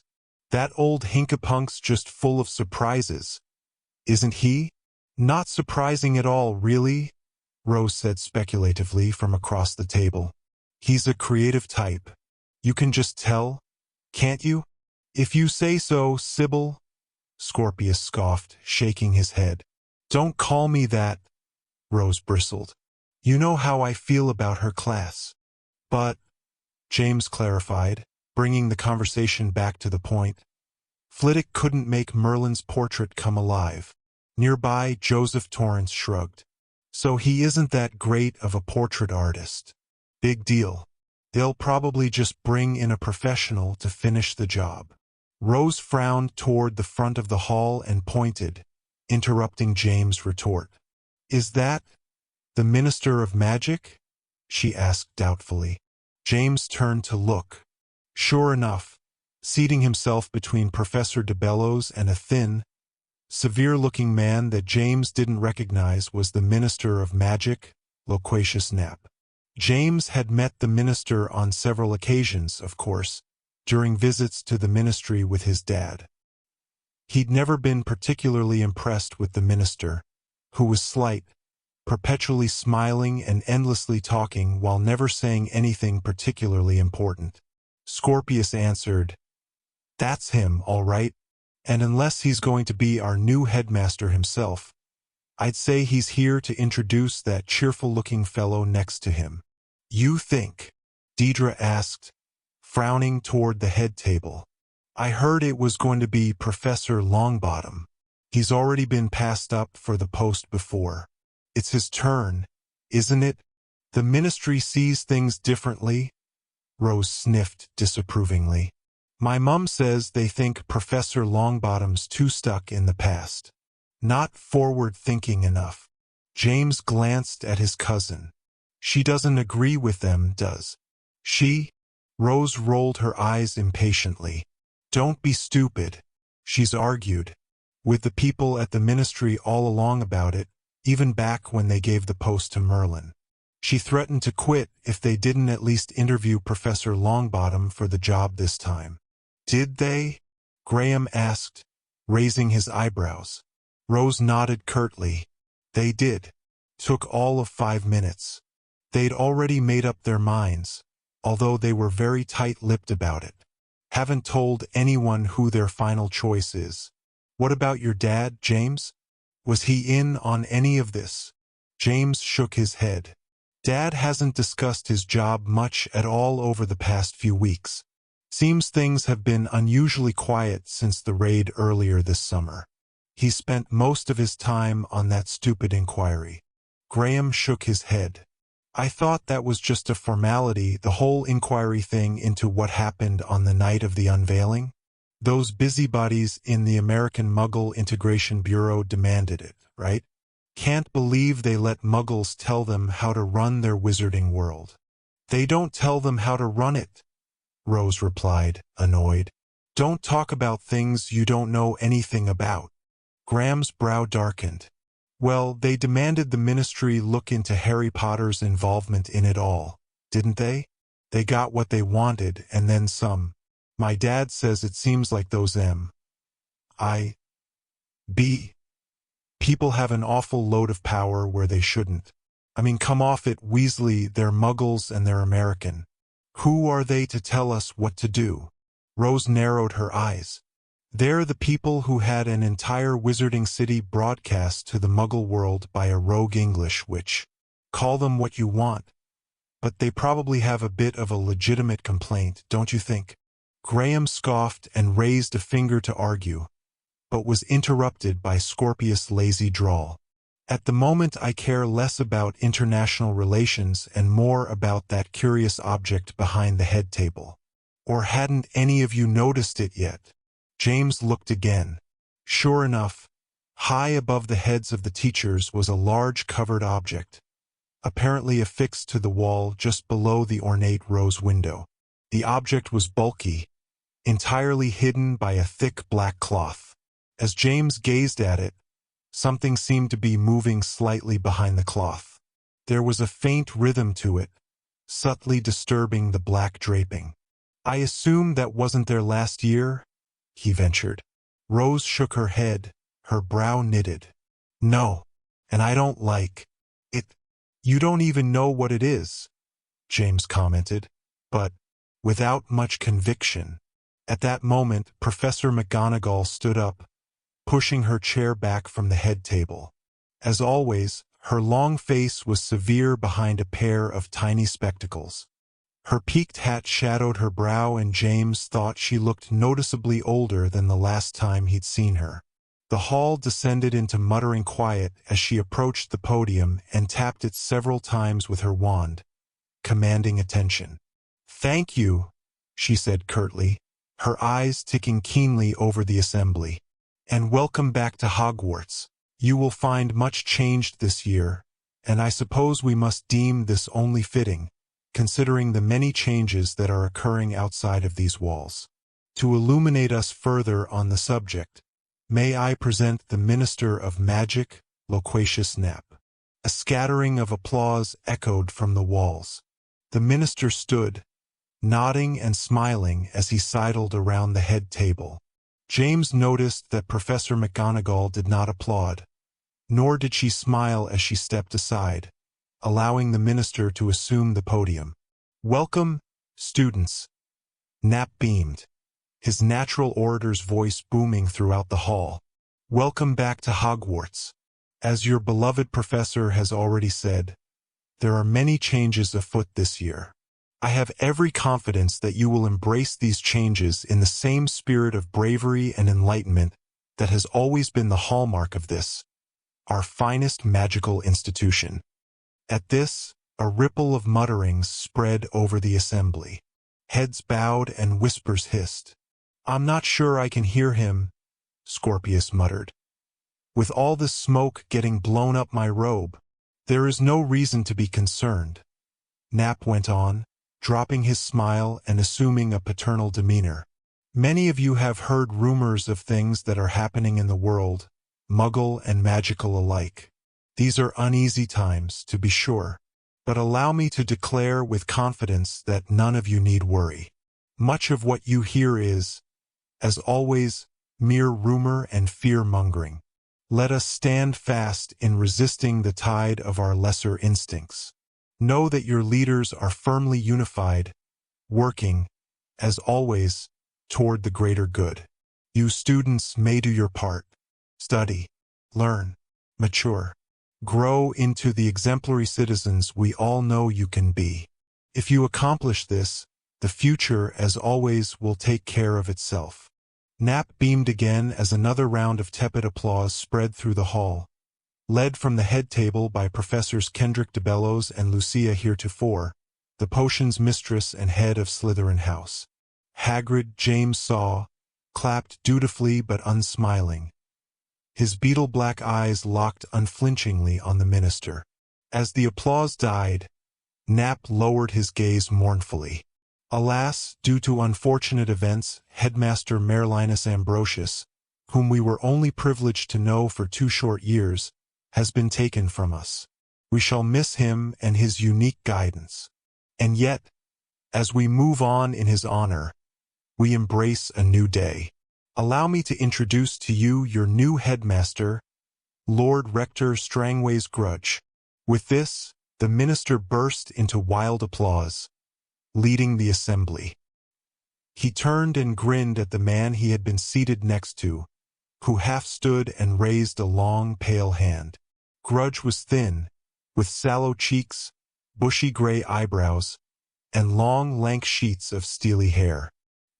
He doffed his peaked hat stiffly and cinched his mouth laboriously upwards at the corners.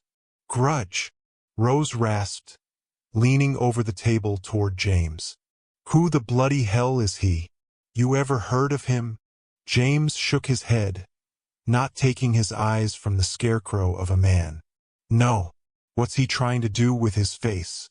Is that supposed to be a smile? Scorpius grimaced. If so, it looks like he learned how to do it from a poorly translated instruction book. Yes? Nap went on, still grinning toward Grudge as he sank back into his seat. Mr. Grudge has been of invaluable service in many corners of the wizarding world. He brings a lifetime of dedication and mastery to the office of headmaster, and I am certain that you will soon come to think of him with the greatest of admiration and, yes, even affection. Unlikely, Graham mumbled with feeling. Bloke looks like somebody's warmed over nightmare. Rose elbowed him sharply. Give him a chance. Looks aren't everything, she rasped. And now, Nap proclaimed, turning back to the gathered students and gripping the podium with both hands. On to the most exciting new detail of this school term. As many of you are aware, certain world events have occurred. While we in the ministry can assure you that any unwelcome repercussions of these events are even now being sufficiently addressed, it has become incumbent upon us all to consider, more than ever before in our lives, what it means to be witches and wizards living amongst our Muggle brethren. For centuries, we have had the benefit of knowing about them, while they have known us only via myth and superstition. The vow of secrecy is nearly 1,000 years old. And yet, it behooves us, if not to question it, then to ask ourselves, what might our lives be like without it? At this, again, the room broke apart into harsh whispers. Across from James, Rose merely looked sidelong at him, her brow knitted. On the other side of the hall, several of the older Slytherin students broke into hearty, grim-faced applause. Albus, James was dismayed to see, joined them. Students, Nap called out, overriding the increasing whispers. Students, attend. This must be more than a merely intellectual exercise. A time of great change may well be upon us. It is essential that we all prove ourselves, not only as witches and wizards, but as citizens of the world. With that endeavor before us, I am pleased to reintroduce a program that has not been seen since the days of your great-great-grandfathers. For the first time in nearly 200 years, Hogwarts School of Witchcraft and Wizardry, along with the Ministry of Magic and the cooperating bodies of 3 other magical governments, will offer inter-academic exchange classes with 4 other schools from around the world. In the spirit of international brotherhood, ladies and gentlemen, I give you. Here, the minister turned and gestured grandly with his right arm. Durmstrang. An explosion of dark green smoke erupted between the dais and the head of the Slytherin table.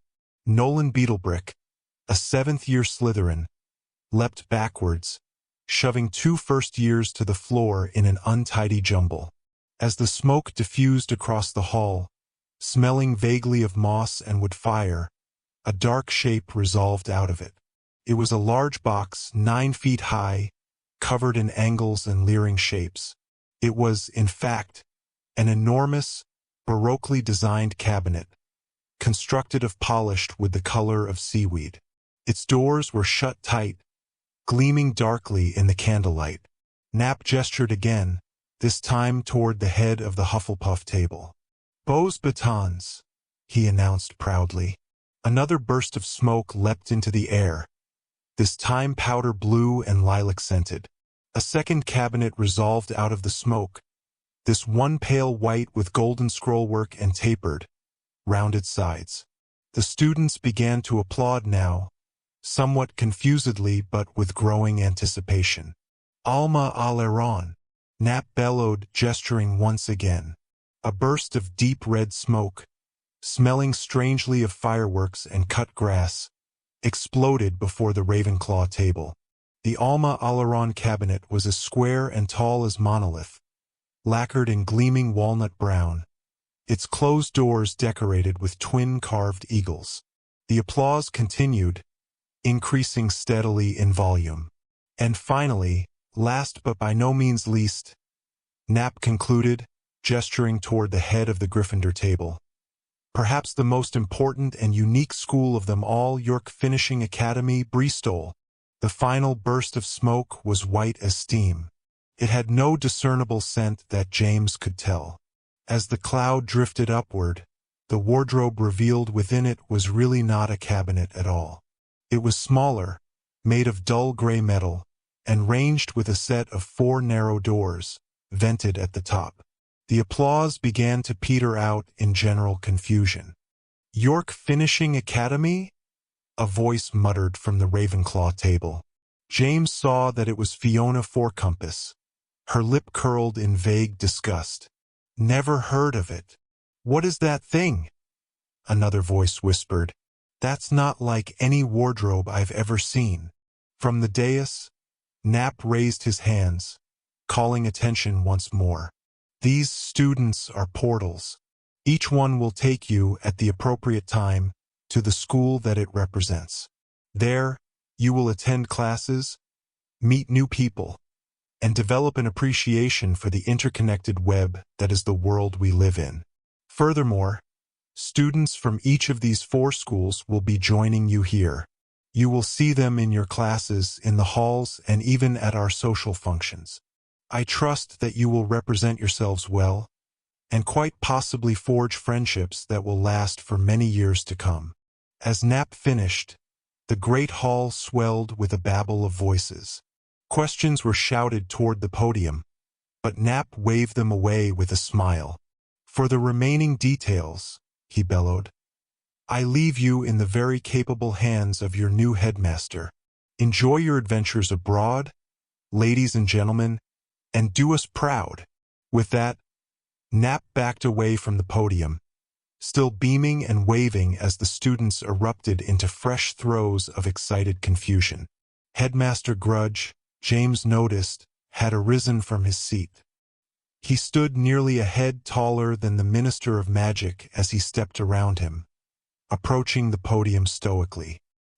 He did not attempt to speak over the babbling throng, but simply stared out over the tables, his face as grim and cool as a gravestone, his gray eyes unmoving, seemingly fixed on the far wall. Slowly, eventually, the hall quieted, settling into a sort of strained, expectant silence. When Grudge finally spoke, his voice was very deep, grating like millstones in a well. "You will each," he stated mildly in a near monotone, "sign up for no more than 4 and no less than 2 classes at the school or schools of your choice.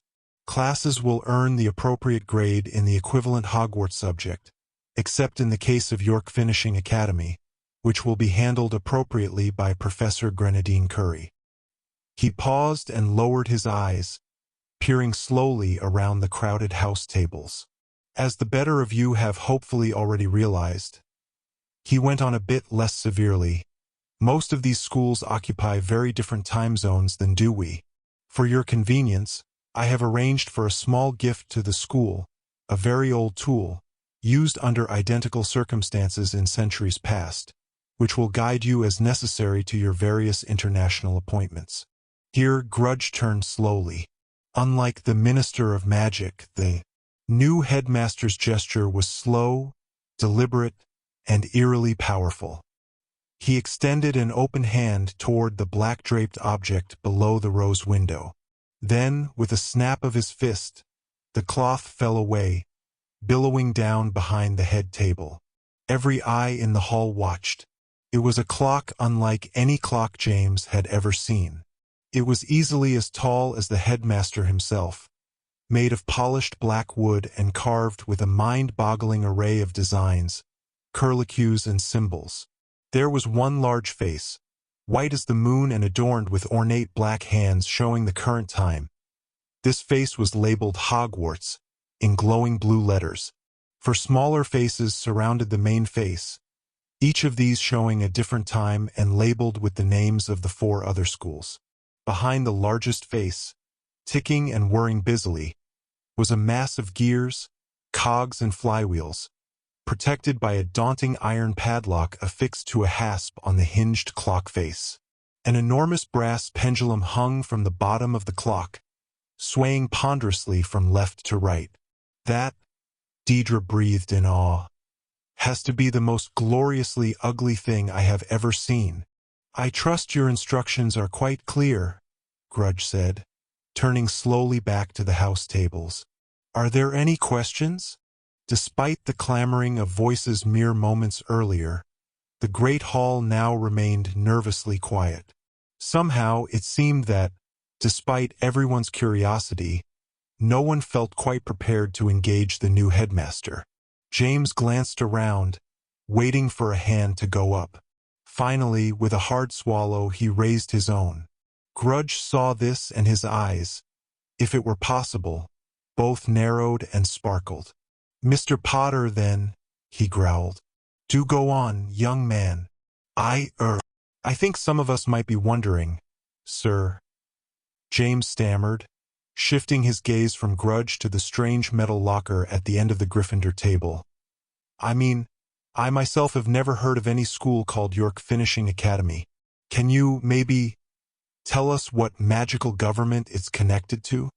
Grudge stared hard at James for a long moment. Mr. Potter, I am surprised at you, he said in his deep, rattling voice. York Academy is not connected to any magical government. York Academy will earn you credits with Professor Curry, you may recall. Madam Curry is your professor of Muggle studies. York Academy, you will therefore not be surprised to learn, Mr. Potter, is a Muggle school. This isn't a wee little change, Deidre hissed as the assembly broke up and drained into the entrance hall. It's a bloody upheaval. Muggles in Hogwarts? Wait till I tell my mum and dad. What are we supposed to learn at a Muggle school? Graham complained in a shrill whisper. How to be a lot of boring telly-watching car driving. He waved his hands vaguely. Air non-broom flying wandless. Shut up, Graham. Rose hissed at him, pushing her way through the crowded entrance hall. A sort of dull shock hovered over the entire gathering as they funneled, murmuring in agitation, toward an arrangement of 4 large, framed parchments hung opposite the main entrance. Written across the tops of each parchment in flowing script were the names of the 4 schools. Beneath the names were listings of that school's available classes, with spaces for students to sign up for them. Here, Ralph, make a way for us, James said, pushing the bigger boy in front of him and using him as a battering ram to press through the throng. Ralph shouldered uncomfortably toward the front of the group, coming out near the Durmstrang parchment. James peered around his friend. No one had signed up for any classes yet. In fact, most of the attention was being focused on the Muggle School's sign-up sheet. At the edge of the crowd, Fiona Fourcompass was staring with unmasked distaste. Algebra 2, she read, her voice dripping with disdain. What kind of daft subject is that? And how about this one? Trenton Block called out, pointing. History of the United Kingdom. What, without any mention of the Goblin Uprising? Or the War of the Red Mages? More like history as the Muggles know it, with all the good bits chopped off. More voices called out derisively, blending into a tirade. Scorpius suddenly pushed past James and approached the sign-up sheet for York Academy, scratching his chin thoughtfully. Here's one, he called, glancing back over his shoulder with a half-grin and pointing with his quill. Biology studies. I've heard about such things. They study dead animals by cutting them up into smaller and smaller bits. Hearts and lungs, muscles and tendons, eyeballs and brains. He turned back to the sign-up sheet and sucked the tip of his quill speculatively. Bloody hell, sign me up. With that, he stepped forward and signed his name to the parchment, underlining it with a scribbled flourish. The crowd pressed forward in his wake, babbling rather more tentatively. Rose and James exchanged quick looks. He likes to push people's buttons, she said quietly. Yours, I'd wager. James nodded, suppressing a grin. She punched him hard on the shoulder and whisked away, toward the Beauxbatons parchment. Ralph approached James. We could sign up for something at Alma Alaron. Maybe get a class with Zane. James nodded enthusiastically. Perfect. I'll try to raise him on the shard and see what he's taking this year. Then we can sign up tomorrow morning before breakfast. Agreed. Both boys stepped forward and scanned the other parchments. After a short consideration, they each signed up for a class at Durmstrang, Practical Prophecy, the Durmstrang equivalent of divination, and were just scrawling their names to a class at Beauxbatons when Rose appeared again, peering around James' shoulder. You're not actually signing up for theoretical arithmancy? She said archly. Just done it, James answered, admiring his name on the parchment. It allows us to avoid any arithmancy classes here with Professor Shirt. Any time I can avoid him, I will. I considered staying in the States this year just to get out of his class. Ralph nodded.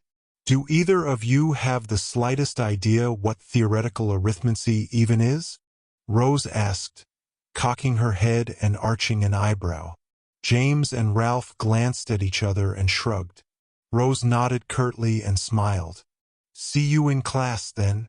She turned breezily and marched off toward the stairs. Ralph frowned in her direction. Maybe we should start checking with her before we do anything. James shook his head in annoyance. Ignore her. She doesn't know any more than we do. Come on. Let's go see what's left at the Muggle school. The two drifted toward the last parchment, which was now surprisingly full of names.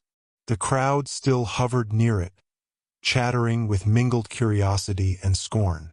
At least it'll be an easy OWL, Joseph Torrance commented, signing his own name to the parchment. No matter what crazy Muggle subject we take, it just counts for Muggle studies. We can nap through every class if we want. James nodded uneasily. He leaned toward Ralph. You think any of this would be happening if it wasn't for Night of the Unveiling? Ralph shook his head. My dad says the whole magical world is teetering on the edge. The vow of secrecy is cracked. People are keeping quiet now mostly out of habit, but it can't last forever. It makes sense to be prepared. But this is what they've always wanted, James whispered. All those progressive element rabble-rousers like Tabitha Corsica, they've been pushing for revelation of the wizarding world forever, just so they can finally take over the Muggle world without any interference from their own magical governments. They're going to get their way if the vow of secrecy totally falls apart. Well, Ralph shrugged. If this is what the P have always wanted, it's Petra who handed it to them on a silver platter. James sighed darkly. He didn't want to be reminded of that. Ralph stepped forward. Might as well jump in, eh? He said, producing a quill. He scanned the mostly filled parchment. How about physical education? James shook his head dourly. Whatever. I don't have the slightest idea what that is. Ralph signed his name to the parchment. You want I should put you down, too? I don't care. Just hurry up. I want to go see if we can raise Zane on the shard. Ralph scribbled James' name on the York parchment. I need to get down to the dungeon, he said, turning. First night is always a big deal, and I have to admit, I sort of miss the old place. Want to come down for a bit? Things have got to be a little less hinky now that Corsica's gone, along with most of her Fong and Talons. James shook his head. Thanks. I should get upstairs and make sure Lily gets settled in all right.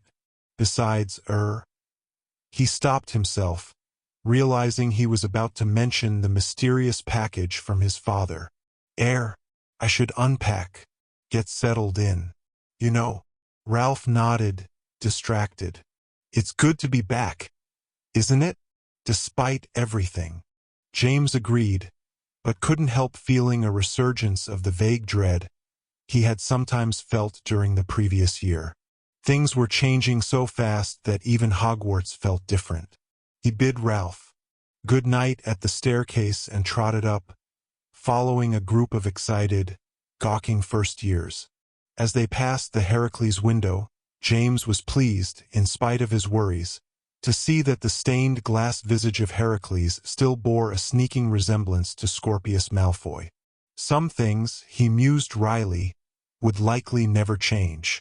The landing outside the Gryffindor common room was crowded with younger students, most arguing and shouting at the fat lady as she sat primly inside her frame, looking stubbornly away. James spied Hate Thomas, a fifth-year and long-time Gryffindor beater, leaning against the wall nearby. He glanced up as James approached. "None of them know the password," Hate explained with a shrug. James blinked and glanced at the portrait. "Who's got the password, then?" "New prefect, I guess." "So where might he be?" James asked, scanning the crowd. "You're talking to him," Hate grinned, producing a shiny badge from his robes and holding it up. "Who'd have guessed, eh?" James glanced at the badge, then at the taller boy. "So then, Mr. Prefect, can I have the new password?" "I was just waiting for somebody to ask," Hate replied, pushing away from the wall. "Step aside, everyone. New prefect coming through, and I don't mean Potter here, although you can thank him for knowing authority when he sees it. That's it. Form a nice single-file line or something." Hate pushed through the disgruntled throng and stood up straight before of the portrait of the fat lady. "Prance vigor," he announced firmly. "About bloody time," the fat lady muttered, swinging open and revealing the noise and warmth of the familiar common room. "It's a Bulgarian energy stimulant," Hate explained as the crowd shoved him and James forward. "I'm trying to get my hands on a batch for the Quidditch season. If you decide to show up this year, maybe you can try it out for yourself." "I'll be there," James said firmly, stepping toward the fireplace as the throng clambered into the already crowded room. Hate nodded skeptically, but his reply was drowned out by a sudden burst of shrill song. James turned curiously at the noise, and then realized that the anthem was aimed at him. Cameron Creevey stood beneath a homemade banner bearing the words, "Welcome back, James," in glowing golden letters. Flanking Cameron were half a dozen young Gryffindors, all grinning at James as they sang. James was grateful not to be able to understand most of the lyrics, but the chorus was clear enough as they reached it and redoubled their volume. "A Potter's back in Gryffindor. It never was the same. We missed him here in Gryffindor. And Potter is his name." James' eyes widened with mortification. He glanced around the room in panic and saw the older students looking on with expressions of wry amusement or mild annoyance. "Cameron," James called, rushing toward the group and raising his hands, but the small chorus mistook his movements. They surged forward, clustering around him and joining hands, hemming him in as they finished the song. James tried to shout over them, but they merely grinned happily, bouncing and thronging about him. Finally, the song petered out and James allowed his arms to flop to his sides. "Welcome back, James," Cameron cried, nearly vibrating with delight. "I hope you liked it. We worked on the song by Owl over the past few weeks, me and Stanton and Shivani. We couldn't practice, really, but I was hoping." James disengaged himself from the group, his cheeks going crimson as he backed away. "Sure, Cam. Thanks, I guess. Just don't, for Merlin's sake, don't sing it anymore." Cameron's brow furrowed for a moment, and then cleared as another thought seemed to strike him. "We want to hear all about what happened last term in the States," he rasped suddenly, his whisper so shrill that it carried through the entire room. "You were there, right? You were in the middle of it all on the night of the unveiling. What was it like? Did you know she was going to do it? Did you see Headmaster Merlin try to stop her?" James continued to back away, his hands raised. "Cameron, I can't really talk about." "Yeah," someone else called out. James glanced toward the voice and saw a tall, handsome boy he didn't recognize. "Tell us, Potter. what sort of hero you were that night. What did you do to stop your girlfriend from ruining 1,000 years of magical secrecy? James boggled at the boy speechlessly. He realized with sinking horror that the common room had fallen uncomfortably quiet. Scorpius stood in the entranceway alongside Rose, her eyes tense and wary. "Lay off him, Lance," Hate Thomas said mildly, plopping into a large armchair. "James doesn't have to explain himself to any of us. Do you, James?" "Yeah," the handsome boy Lance agreed, narrowing his eyes at James. "He's a Potter." James wanted to sink right into the natty red carpet of the common room. His cheeks were burning, and he realized it was only partly with embarrassment. His hands were clenched into fists at his sides, so tightly that they felt like rocks. With a force of will, he loosened them. Voices began to fill the common room again as the moment thankfully passed. "Sorry, James," Cameron whispered next to him. "We didn't mean to cause any trouble. We just wanted to." James shook his head. "It's all right, Cam. I guess. Just no more songs. Okay?" At a corner table, Lily caught James' eye. He began to approach, but she quickly glanced away. "Maybe give her a little room," Rose muttered at James' elbow, pulling him away toward the fire. "After all that, she may not want to remind everyone whose sister she is just now." "Let go," James grumbled, yanking his elbow away, but following his cousin toward the fire. "Who's that Lance Git, anyway?" "Lance Vassar," Rose whispered. "Transferred last year from Bragdon Wand." "Bragdon Wand? The snooty private school? That explains why he's such an ass. What's he know about Petra or anything that happened last term?" He turned on Rose, glaring at her. "And what's he doing calling her my girlfriend?" he hissed angrily. "I should have hexed him right on the spot." "It's just a joke, James," Rose answered without meeting his gaze. "Ever since you and Petra played lovers in the triumvirate." "Have a seat, Potter," Scorpius advised pointedly, directing James to the sofa. "No," James spat, shoving Scorpius' hand away. "I've only been back for 5 bloody minutes and already there's drama all over the place. Is this how it's going to be all year?" Scorpius rolled his eyes and turned away. "Fine. Stand there, then."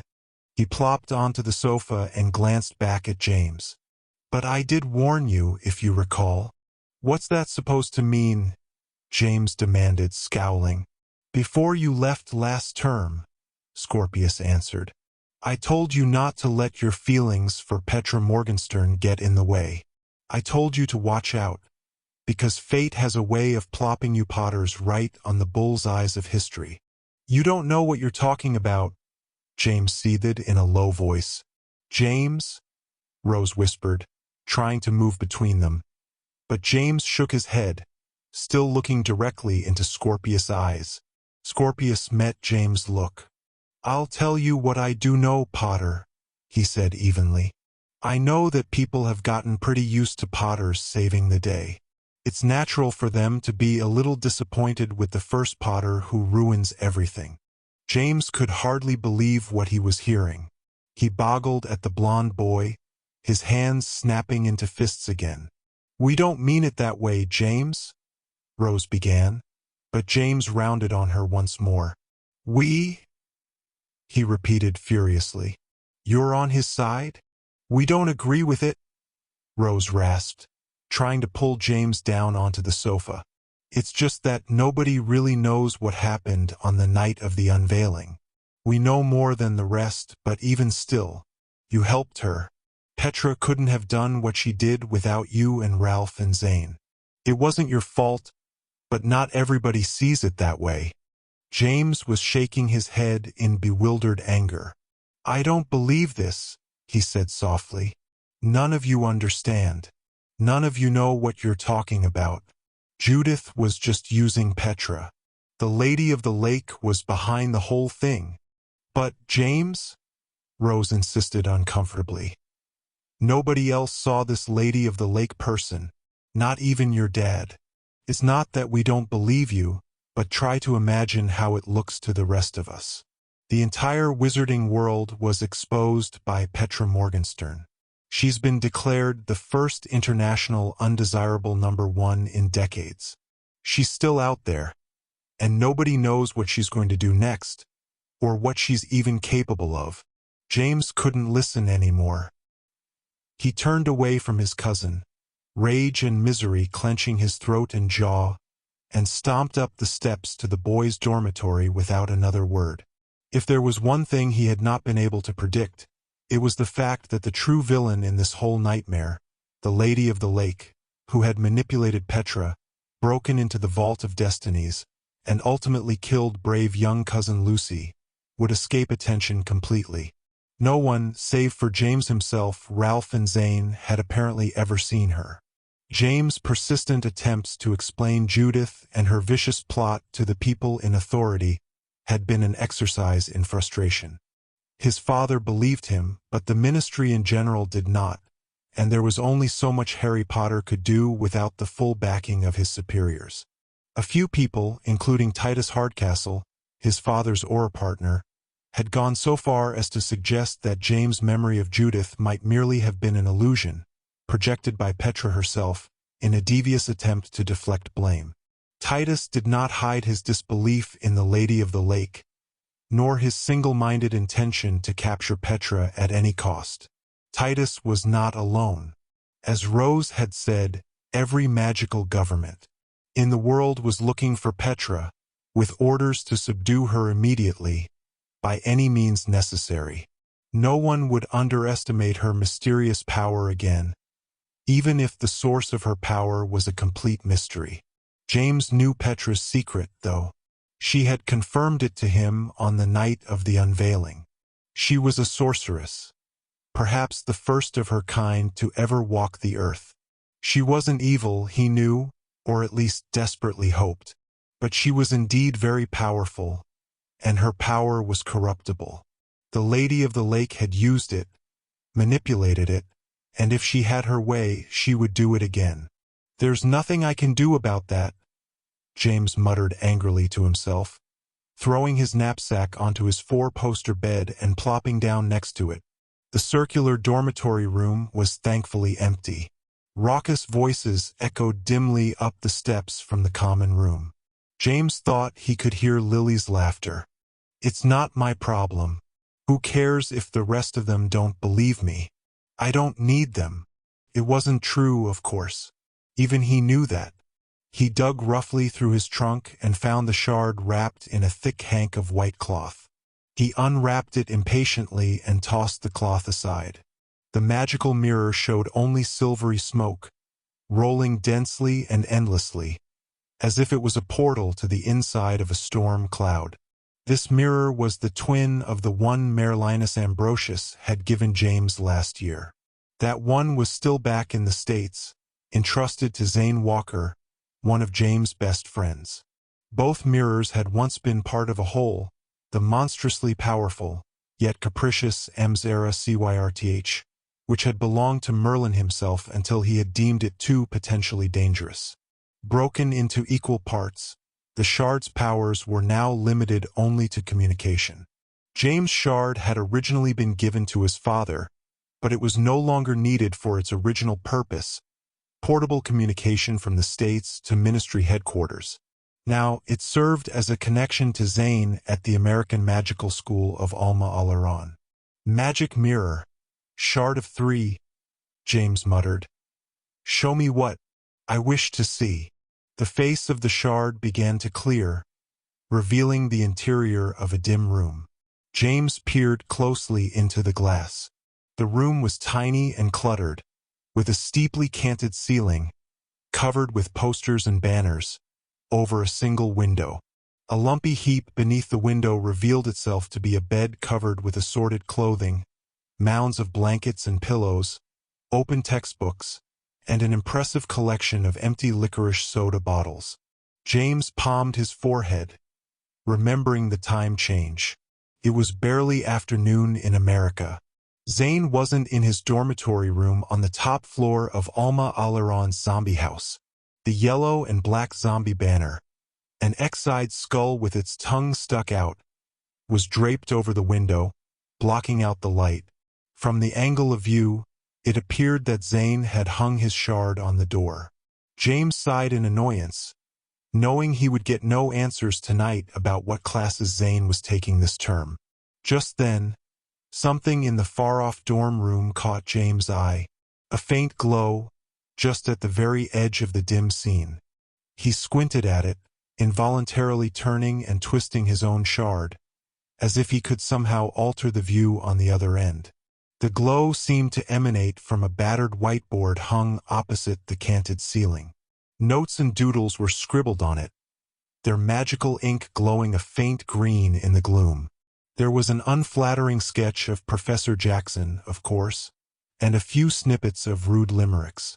Beneath this, printed in messy capital letters, was a note, apparently a reminder to Zane himself, EXP-COM 1015. James frowned at this for a few seconds until understanding dawned on him. Zane was part of a school program, headed by Chancellor Benjamin Franklin, devoted to experimental magical communication. Apparently they would be meeting at 10:15. There was no way to tell if that meant morning or night. Unfortunately, it wasn't particularly useful information to James. He considered knocking on the shard in an attempt to wake Zane up, then reluctantly decided against it. He'd just have to try to catch Zane in the morning. Retrieving the white cloth, he wrapped the shard again and buried it carefully in the bottom of his trunk. Restless and disgruntled, knowing he was not yet ready for sleep but unwilling to go back down to the common room, James began to change into his pajamas. He reached to toss his knapsack onto the bedside table, and only then remembered the package from his father hidden inside. Instantly, he plopped onto the bed again and rammed his arm into the knapsack, digging to the bottom. He felt the wrapped package, grasped it, and drew it out eagerly, shoving his knapsack unceremoniously to the floor. He unwrapped the package messily, tossing the thick, rough paper aside. It was a small, compact bundle, held together with a loop of string. James saw immediately what it was, and his eyes bulged in mingled surprise and confusion. It was his father's invisibility cloak. Scarcely believing what he was seeing, James turned it over and found a small note tucked under the knotted string. He grabbed it and unfolded it atop the bundled cloak. James, this is not a gift. It is a tool, and I mean you to use it only as I instruct you to. Things are afoot this year, and I may, at some point, ask you to be my eyes and ears there at Hogwarts. If that happens, the cloak will prove useful, as you well know. Until then, keep it safe. Hide it well. I am telling you this not only as your father, but as an Aur. And just to be sure, you will notice that I didn't include the Marauder's map. I am keeping it handy because, as you may imagine, it works just as fine here on my desk as it does there at the school. With it, I will keep an eye on things as well as I can, not the least of which being you. Catch my meaning? James caught his father's meaning. With the Marauder's map, he could easily see where James was at any given time. Thus, if James used the cloak for his own purposes, there was a good chance he'd get caught by his father, if no one else. But, James mused mischievously, Dad can't be watching all the time. There was more to the note. I have an idea what it might be like for you this year, son. It's no fun being misunderstood and disbelieved. I know how it feels. Don't rail against it. Try to be patient with those who are truly seeking the truth. It will show itself in time. Trust me on that, James. Have a good term, Dad. James reread the last few lines, frowning as he thought of Rose and Scorpius and all the rest down in the common room. Even Lily, his little sister, hadn't wanted to be seen with him. Perhaps his dad, the famous Harry Potter, did know what it was like to be disbelieved and ridiculed, even by those closest to him. But somehow that didn't make James feel any better. He began to fold the note, then thought better of it. Instead, he placed the note on his bedside table and produced his wand. "Incendio," he said quietly, keeping the spell as weak as possible. A spot of flame shot from his wand and consumed the parchment, reducing it to a crinkled film of ash. James blew on it, dispersing the ashes into a fine, black cloud. He nodded with satisfaction. If he was going to serve as his father's aura spy, he mused, he might as well do it all the way. James carefully hid the invisibility cloak in the bottom of his trunk and locked it tight.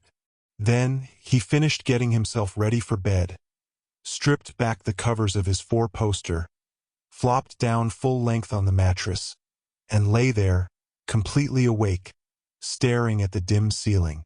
He thought of the invisibility cloak. Gradually, the echoing voices from the common room diminished. Joseph Torrance and Graham Wharton ambled up to the dormitory, laughing and talking in low voices. James pretended to be asleep. Shortly thereafter, Scorpius clumped up the stairs. James watched with slitted eyes, his anger at the blond boy resurging. Somehow, Scorpius was still bunking with Gryffindors a year older than him, just as he had during his first year, when the other first years had frozen him out of their floor. Scorpius glanced toward James and seemed to know that he was awake. James rolled over pointedly, turning his back on him. Eventually, all the candles were put out. The excited beginning of term mutterings of James' fellow Gryffindors, not including Scorpius, who preferred to don his glasses and read rather than interact with his fellow dorm mates, descended into silence. Still, James could not sleep. He flopped onto his back and stared at the ceiling again. He thought of the invisibility cloak. Dad wouldn't possibly be watching tonight, he thought. A moment later, he kicked off his covers and clambered quietly out of bed. Chapter 2. Brotherhood and Tolerance. The common room was mostly deserted, the only light coming from the flickering remains of the fire. Devendar Das was seated on a love seat near a window, his head close to fifth-year Willow. Wisteria, her long blonde hair burnished by the firelight. She giggled quietly and Devendar put his arm around her, drawing her close. James tiptoed toward the portrait hole, hunkering low so that his feet would not be seen beneath the draping folds of the invisibility cloak.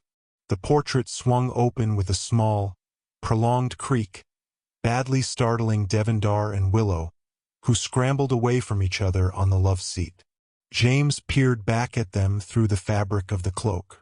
They boggled toward him, unseeingly, watching the portrait hole to see who would emerge. Carefully, James crept through the entrance, feeling the strange prickle of their gaze as it passed through him. "Maybe it's one of the ghosts," Willow whispered. "If it's Diggory pulling his Spectre of Silence routine," Devendar grumbled. "I'll kill myself just so I can pop him one." Willow giggled again as the portrait swung shut behind James.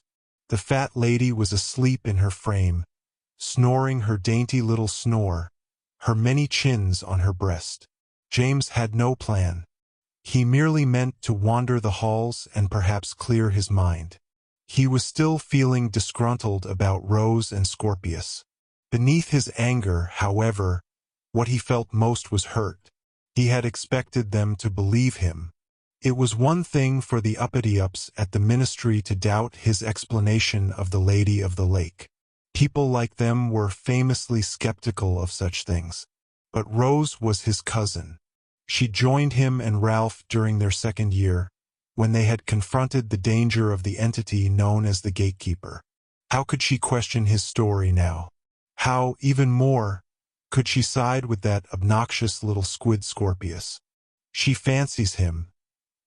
He spat under his breath as he descended a narrow, curving stair and entered a dark hall. That's all. Girls always lose their grip when they fancy a bloke. "Potter," a quiet voice muttered on James' right.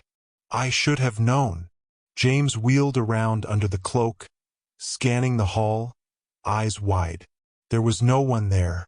I can only assume by the halted footsteps, the voice said tiredly, that you are casting about stupidly, shocked to see no one nearby. How quickly you forget, although I cannot say that I am surprised.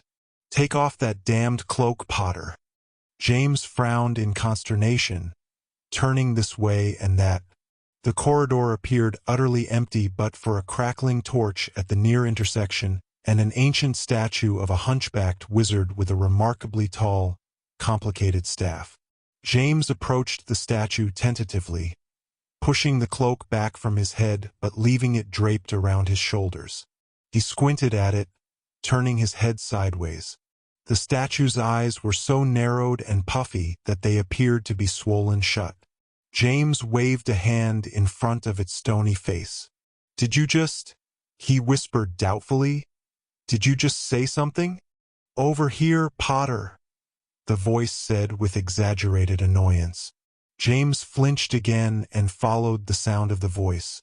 To the left of the statue hung an enormous painting, principally showing a gaggle of wizards gathered around what appeared to be a clockwork dragon, half disassembled on a raised pedestal. Most of the wizards had abandoned the device for the night, snoozing against the walls and propped in high-backed chairs with their peaked hats pulled down to their noses. Leaning against an enormous cog in the background was a sharp-nosed character in a black robe, hidden mostly in shadow. The figure regarded James from beneath a lowered brow. "Oh," James said, stepping toward the portrait. "It's you. You will address me as Professor Potter," the disguised portrait of Severus Snape instructed coolly, "or Headmaster. And you will return to your dormitory immediately or I will alert Mr. Filch to your typical inane mischief." James stepped a bit closer to the portrait. "I don't think you'll do that at all, Professor," he whispered. "After all, I bet you want to keep all of your sneaky little portraits a secret, yes?" "Threats, Mr. Potter?" Snape said. He sounded slightly more amused than angry. "Who would believe you? Surely not the new headmaster. Mr. Grudge, as you may already have ascertained, is not what anyone would call particularly imaginative." "He's a plank of wood, if you ask me," James grumbled, shaking his head. "Why in the world would they put a dried-up old mummy like him in charge of a school? To keep petty miscreants like you in your place, I would think—" Snape sniffed approvingly. "I have high hopes for Mr. Grudge. I am, in fact, quite encouraged by your dislike of him. It is high time the office of headmaster was once again feared as well as respected." "Yeah, well, you would think that," James replied pointedly. "From what I've heard you were about as lovable as a pile of doxy poo." Snape lowered his voice. "Popularity is almost as blinding as love, Mr. Potter, as you should know better than anyone." James bristled and pressed his lips together. Snape was referring to Petra, of course, trying to goad him. James opened his mouth to retort, but a sudden, jarring noise interrupted him. It was like a heavy sigh, or a loud, rattling breath, coming from just around the corner of the nearby intersection. James spun toward the intersection, eyes widening, but saw nothing. "Go to bed, Potter," Snape ordered dismissively, as if he had not heard the noise. "And if you must sneak about at night, do us all the service of wearing quieter footwear." James ignored him. A distinct chill crept involuntarily up his spine, wringing a hard shiver from his shoulders. He moved slowly toward the intersection, eyes wide, searching the shadows. There was only silence now. Nothing moved. James stopped at the corner and peered around it slowly, tentatively. It was the first-floor corridor that led toward the entrance hall. The main staircase could just be seen in the distance, across from the great hall. "James," a voice hissed directly into his ear. He could feel the breath of it, harsh and cold and strangely wet. He scrambled away from it, away from its delighted laughter, and tripped over the invisibility cloak. It jerked from his shoulders and tangled around his feet, pulling him to the hard stone floor in a clumsy heap.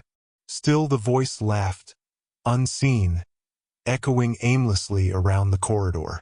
It was a feminine sound, but mad and chaotic. James' blood chilled at the sound of it.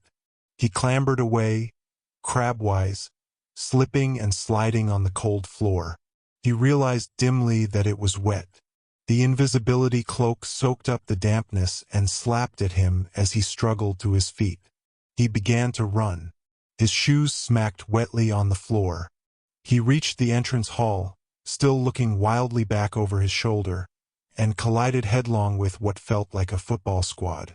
There was a rasped oof, and a flail of arms and legs, and suddenly James was on the ground again, toppling over a large, bulky figure.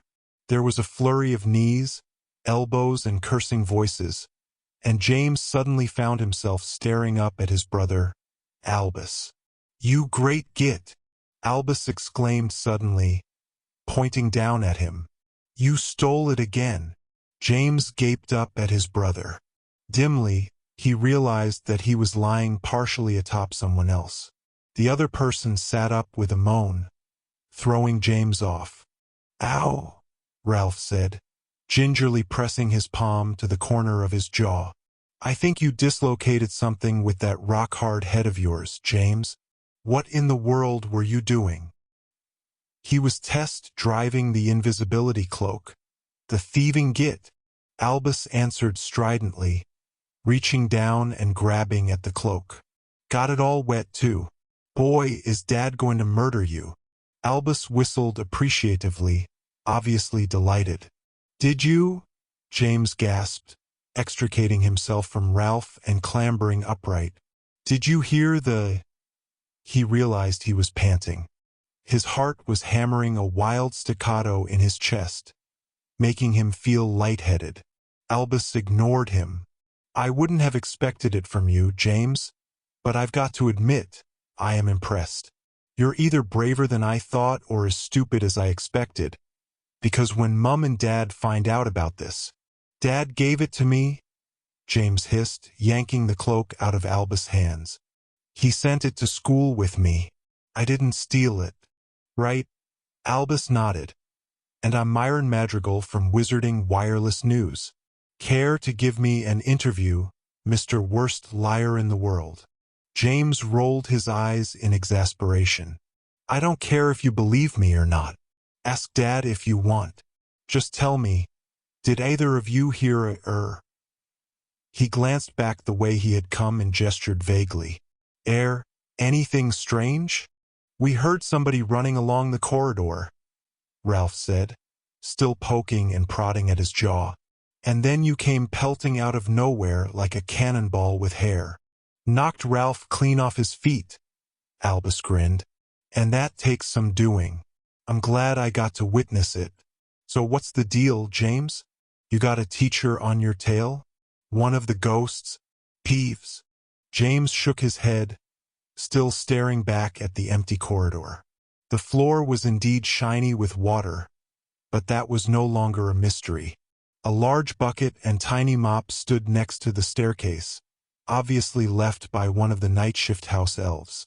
Was it possible that the voice had been one of the ghosts, or even Peeves, playing an uncharacteristically vicious prank?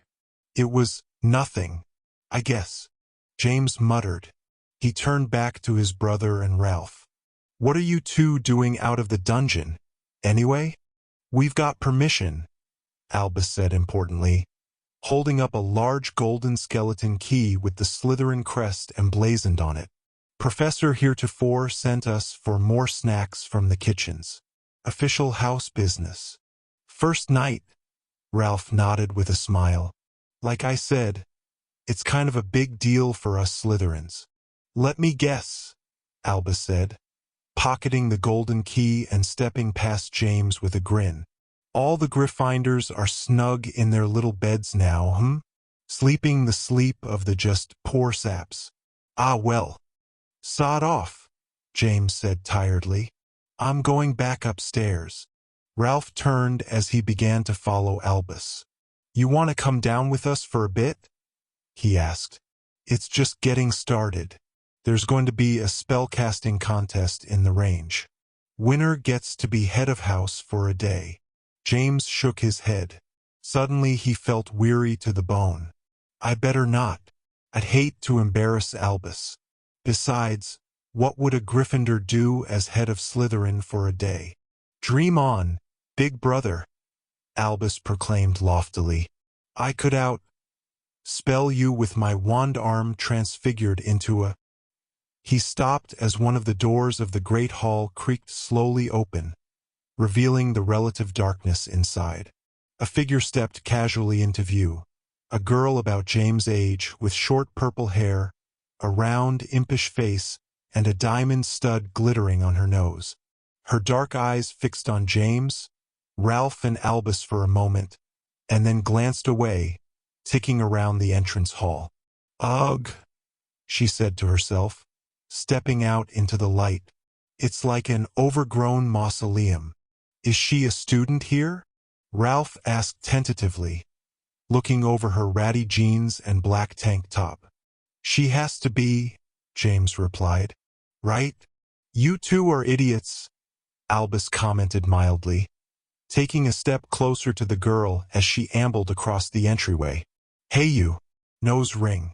If you don't mind me asking, just who the bloody hell are you?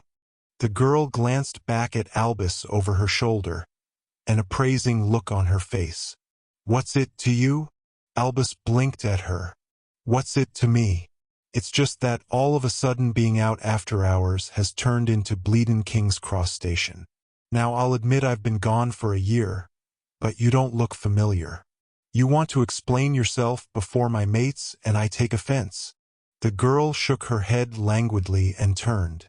I'm Nastasia. Nice welcoming committee. Wait a minute, James said, stepping around Albus and approaching the girl, his head cocked. I know you. Your accent. You're not a student here. You're American. Got it in one, genius. The girl, Nastasia, replied, turning away. These stairs go up to the dormitories, I suppose. And I bet those stairs go down to the dungeons. Yikes. You people really did get stuck in the Middle Ages. You're from Vampire House, aren't you? James prodded, getting in front of the girl as she wandered the entrance hall, a small sneer curling her lips. I think I had magiography with you last year at Alma Alaron. Only you had pink hair then. You think I look like a vampire? The girl asked with sudden interest, turning toward James. You really think that's my house? Am I the type? Do tell.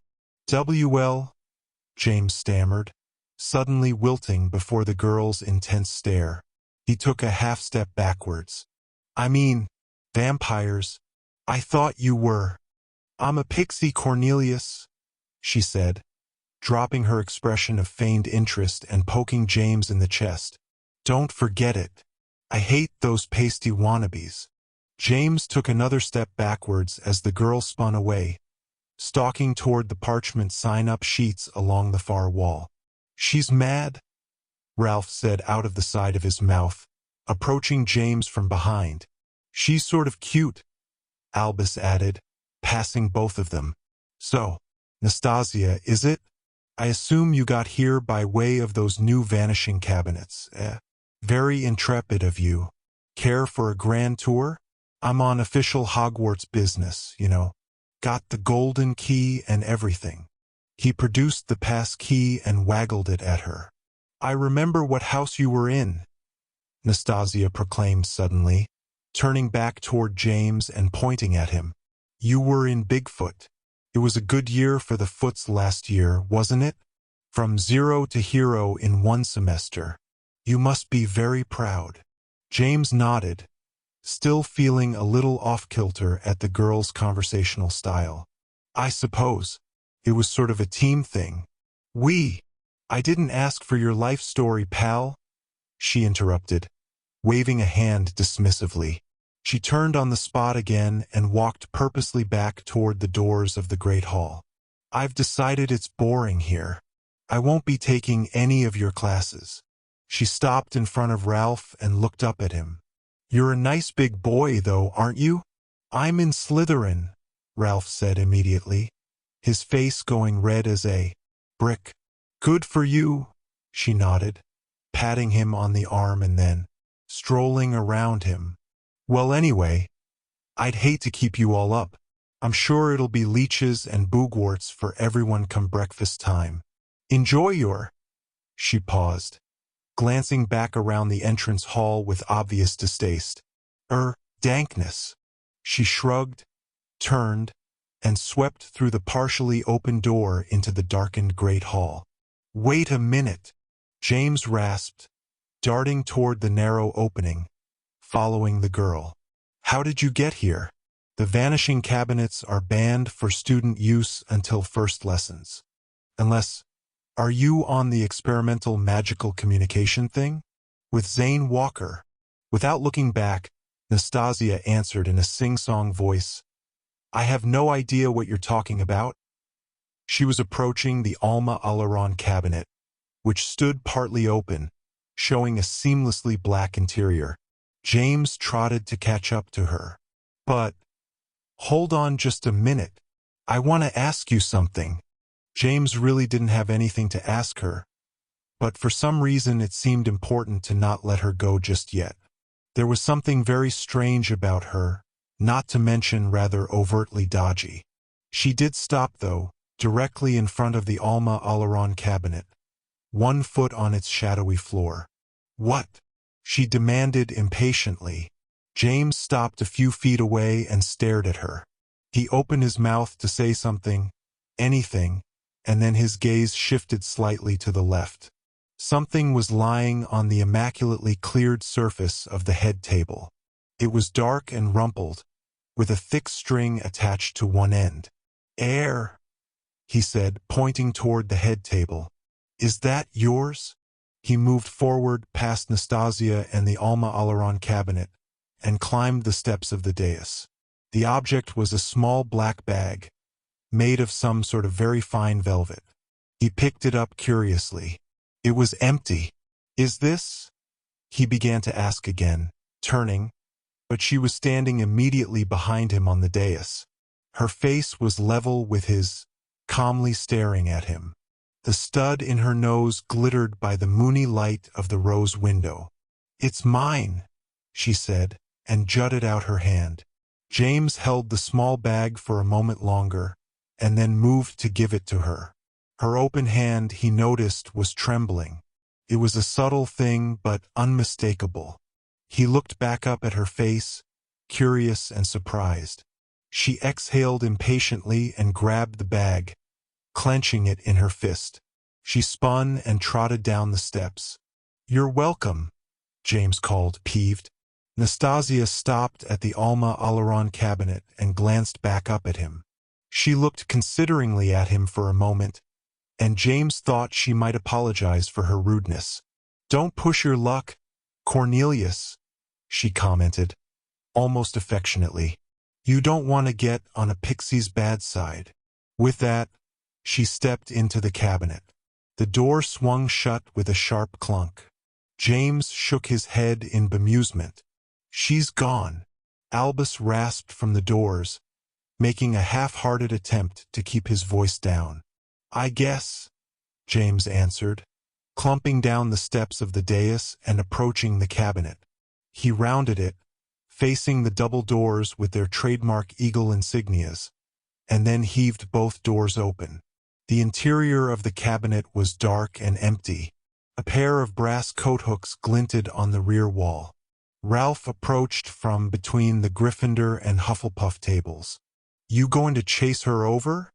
James shook his head again. I don't think I could if I tried. Who do you think she was? What in the world was she doing here? Being an obnoxious twit, that's what, Albus answered fervently. Good riddance to her. At least she won't be taking any classes here. Can't handle our dankness. PSHH. Americans. James nodded, but remained quiet. He closed the Alma Alaron cabinet doors carefully. 10 minutes later, he crept back through the portrait hole into the Gryffindor common room. It was after 1 in the morning, and he was now officially exhausted. He tiptoed across the now empty common room, slipping the invisibility cloak off as he went. "Pest, James!" a voice whispered from near his feet. James jumped and swore out loud. It was the 3rd time that night that someone had startled him with his own name. He turned toward the source of the whisper and was not quite astonished to see his father's face looking up at him from the dying embers of the fire.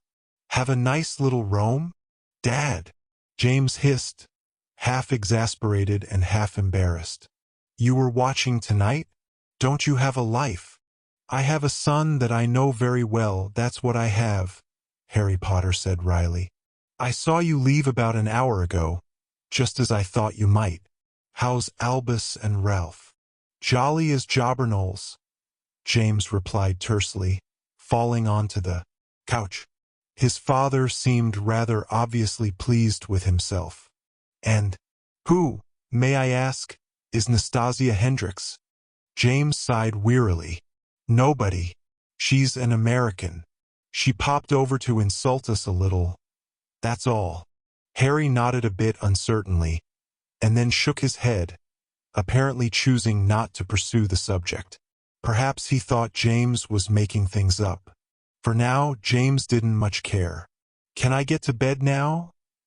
he asked, sliding off the couch onto his hands and knees in front of the fire. "I'm sorry I snuck out tonight. It won't happen again." His father's expression turned serious. "See that it doesn't. For the time being." James pressed his lips together firmly and nodded. Then suddenly an idea struck him. "Wait, Dad, one more thing," he said, inching closer to the glowing embers.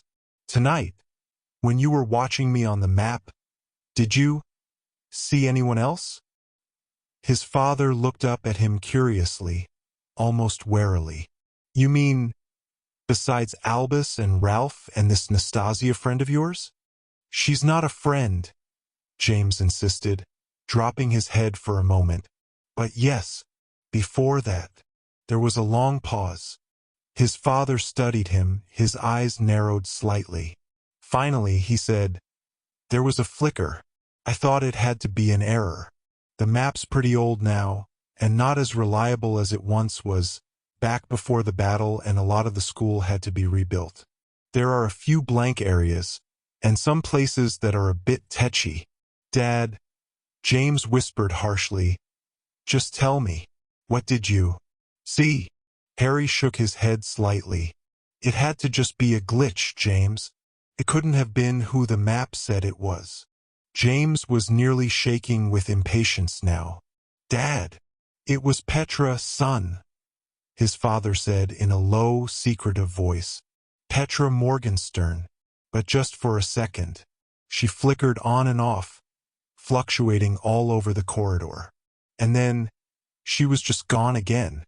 James simply stared at his father's face in the glowing red embers, his mouth half open in shock.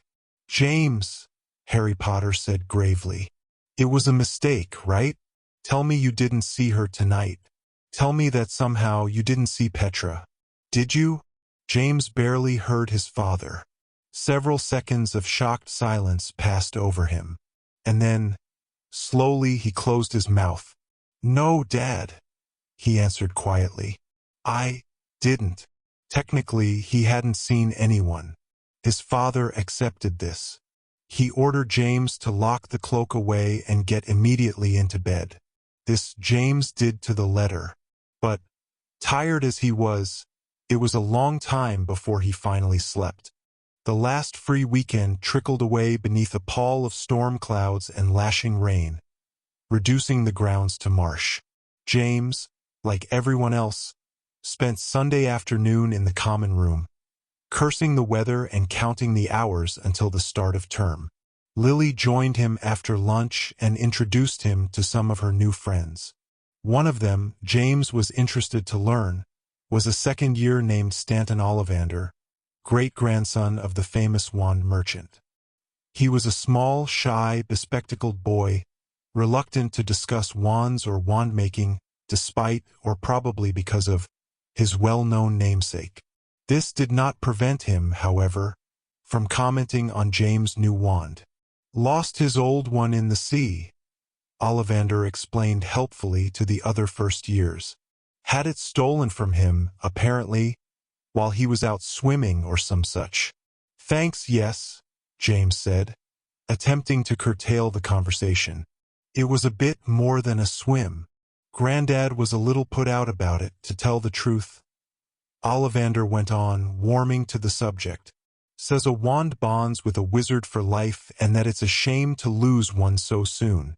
Says Potters are usually dead careful with their wands."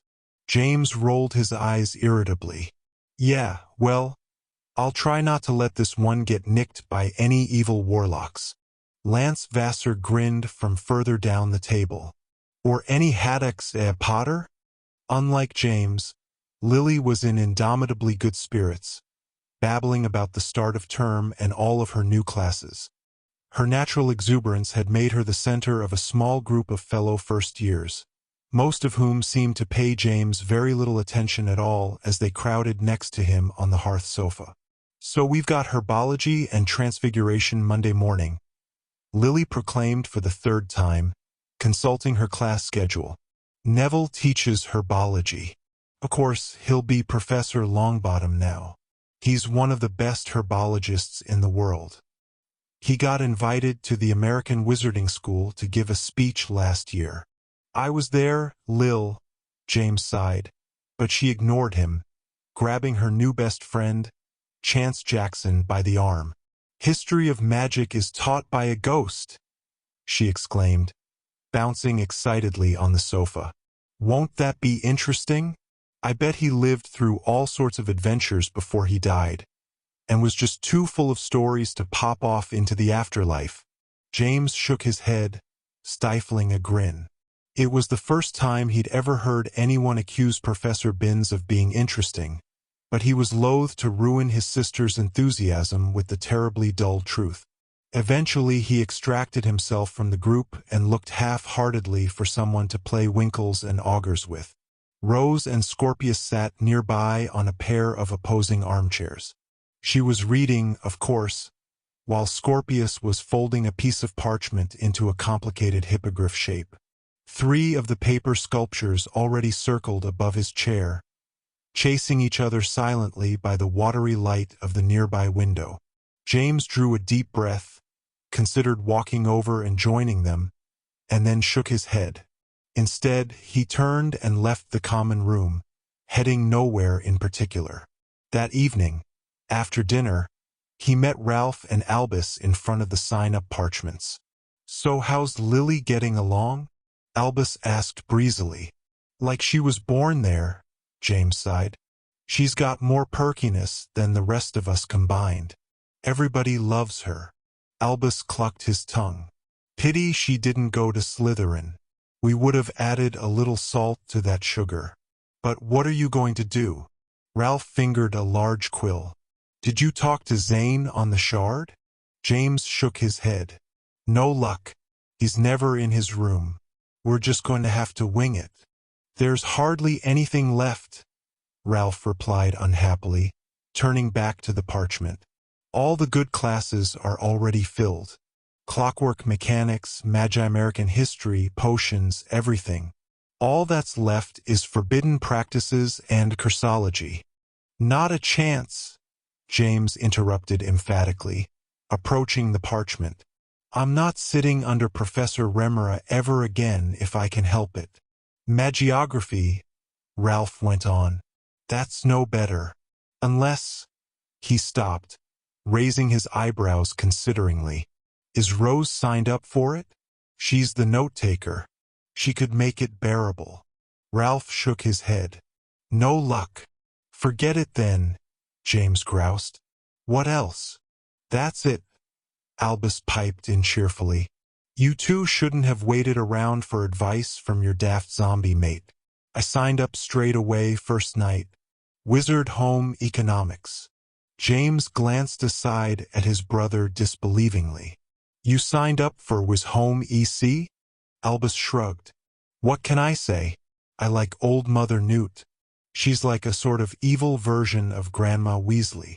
There are some openings down there, Ralph pointed as James shook his head. They aren't classes exactly, but clubs and stuff. You think they count? If it's on the list, I guess it counts, James replied, leaning in and following Ralph's pointing finger. Under the heading clubs and teams was a list of half a dozen extracurricular activities. Between Wizard Chess Aficionados and Professor Remmer's book club, James noticed a listing called Chancellor's Experimental Communication and Transport. That one, he brightened, grabbing the quill out of Ralph's hand. Experimental communication? Ralph frowned. Why that one? If I'm right, it's a Zane thing, James said, scribbling his name on the appropriate line. Remember all those crazy ways he kept popping up during our second year? That was him and Chancellor Franklin and a few others. Some bloke named Raphael, I think. It's a sort of club where they try out Franklin's newest magical inventions. Sounds dodgy. Ralph hesitated as James gave him back his quill. You think it's all safe? Franklin's in charge. James nodded, shrugging vaguely. So, probably not. I don't know. But it's Zane. Come on, it'll be fun. With a sigh of resignation, Ralph signed his own name to the parchment. Well, that's it. I guess we're all set. Albus shook his head and rolled his eyes. You're both just as daft as Walker. But if you're lucky, maybe I'll bring you back a muffin anyway. James had no luck reaching Zane via the Shard the next morning, either. The Alma Alaron dormitory, as seen in the chunk of mirror, showed only an empty room, marginally neater than before, and awash with golden midday sunbeams via the open window. A fat spider sunned itself on the windowsill, overlooking a corner of the campus and the limbs of a nearby chestnut tree, weighted with leaves and shushing in a light breeze. Annoyed, James wrapped the shard again and stuffed it into his trunk. The morning sky outside his own dormitory window was still steely gray and heavy with storm clouds, although the actual rain seemed to have stopped during the night. A stiff wind shook the tower, rattling the window glass and creaking the conical roof far overhead. Care of magical creatures first thing, Graham said with mock enthusiasm, glancing toward the window on his way to a late breakfast. That should be a treat. At least we get to see Hagrid again, James commented, following Graham down the stairs. Yeah, bully for us, Graham groaned. No better way to start your morning than getting stung, burnt or trampled, and wet at the same time. Pinch me, I'm still dreaming. James shouldered his knapsack as they stepped through the portrait hole. I was only gone a year, Graham, he commented. I don't know how I managed to forget what a happy little sunbeam you are. By the time they reached the Great Hall, James barely had time for a quick slice of toast before heading to his first class. Rose angled to join him as they left the castle, striking out across the squelching grounds toward the great stone barn where Hagrid housed his menagerie. Are you still angry? She asked in a small voice. James didn't answer immediately. They tramped over the hill overlooking the lake. Stacks of heavy clouds lay upside down on the lake's surface, reflecting the sky above. Wind ripped across the wet grounds, chasing undulations over the grass. I'm not mad, James admitted grudgingly. I'm just disappointed. I really am sorry, James, Rose insisted, glancing aside at him. It isn't that I don't believe you. I do.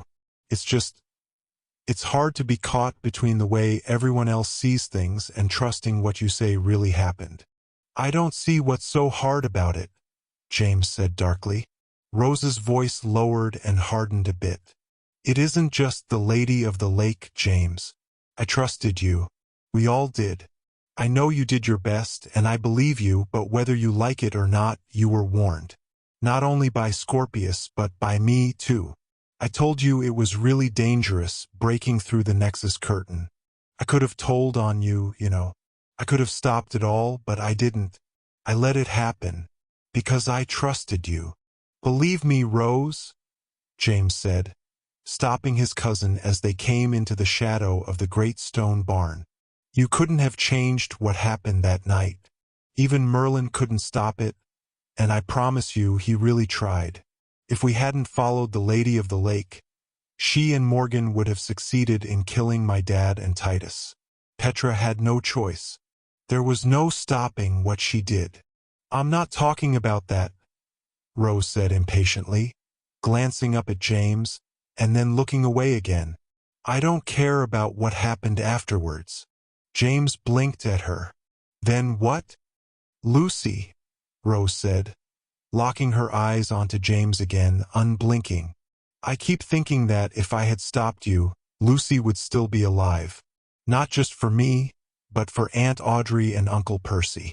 They worked so hard to adopt her, and they haven't been the same since they lost her. And poor Molly. Lucy was the only sister she'll ever have.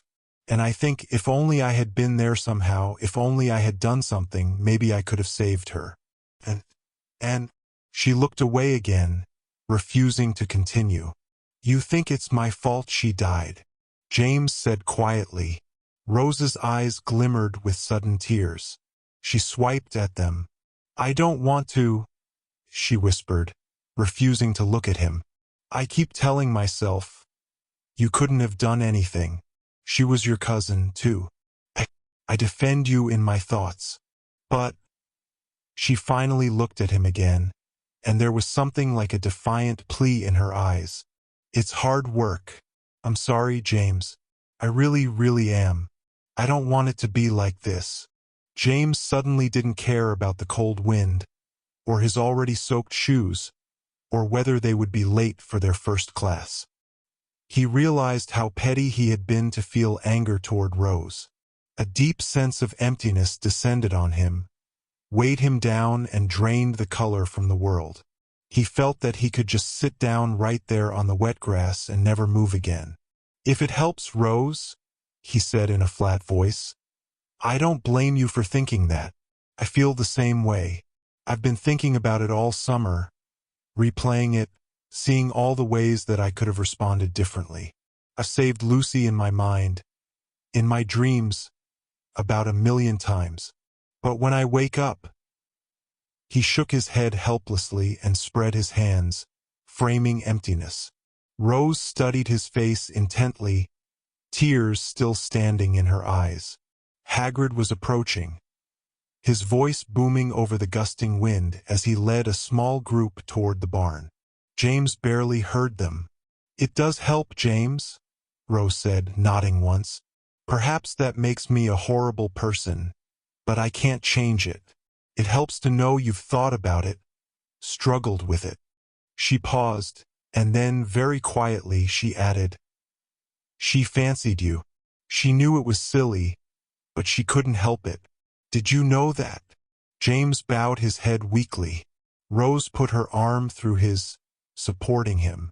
Together, they rounded the corner of the barn and joined the gathering near its great open doors.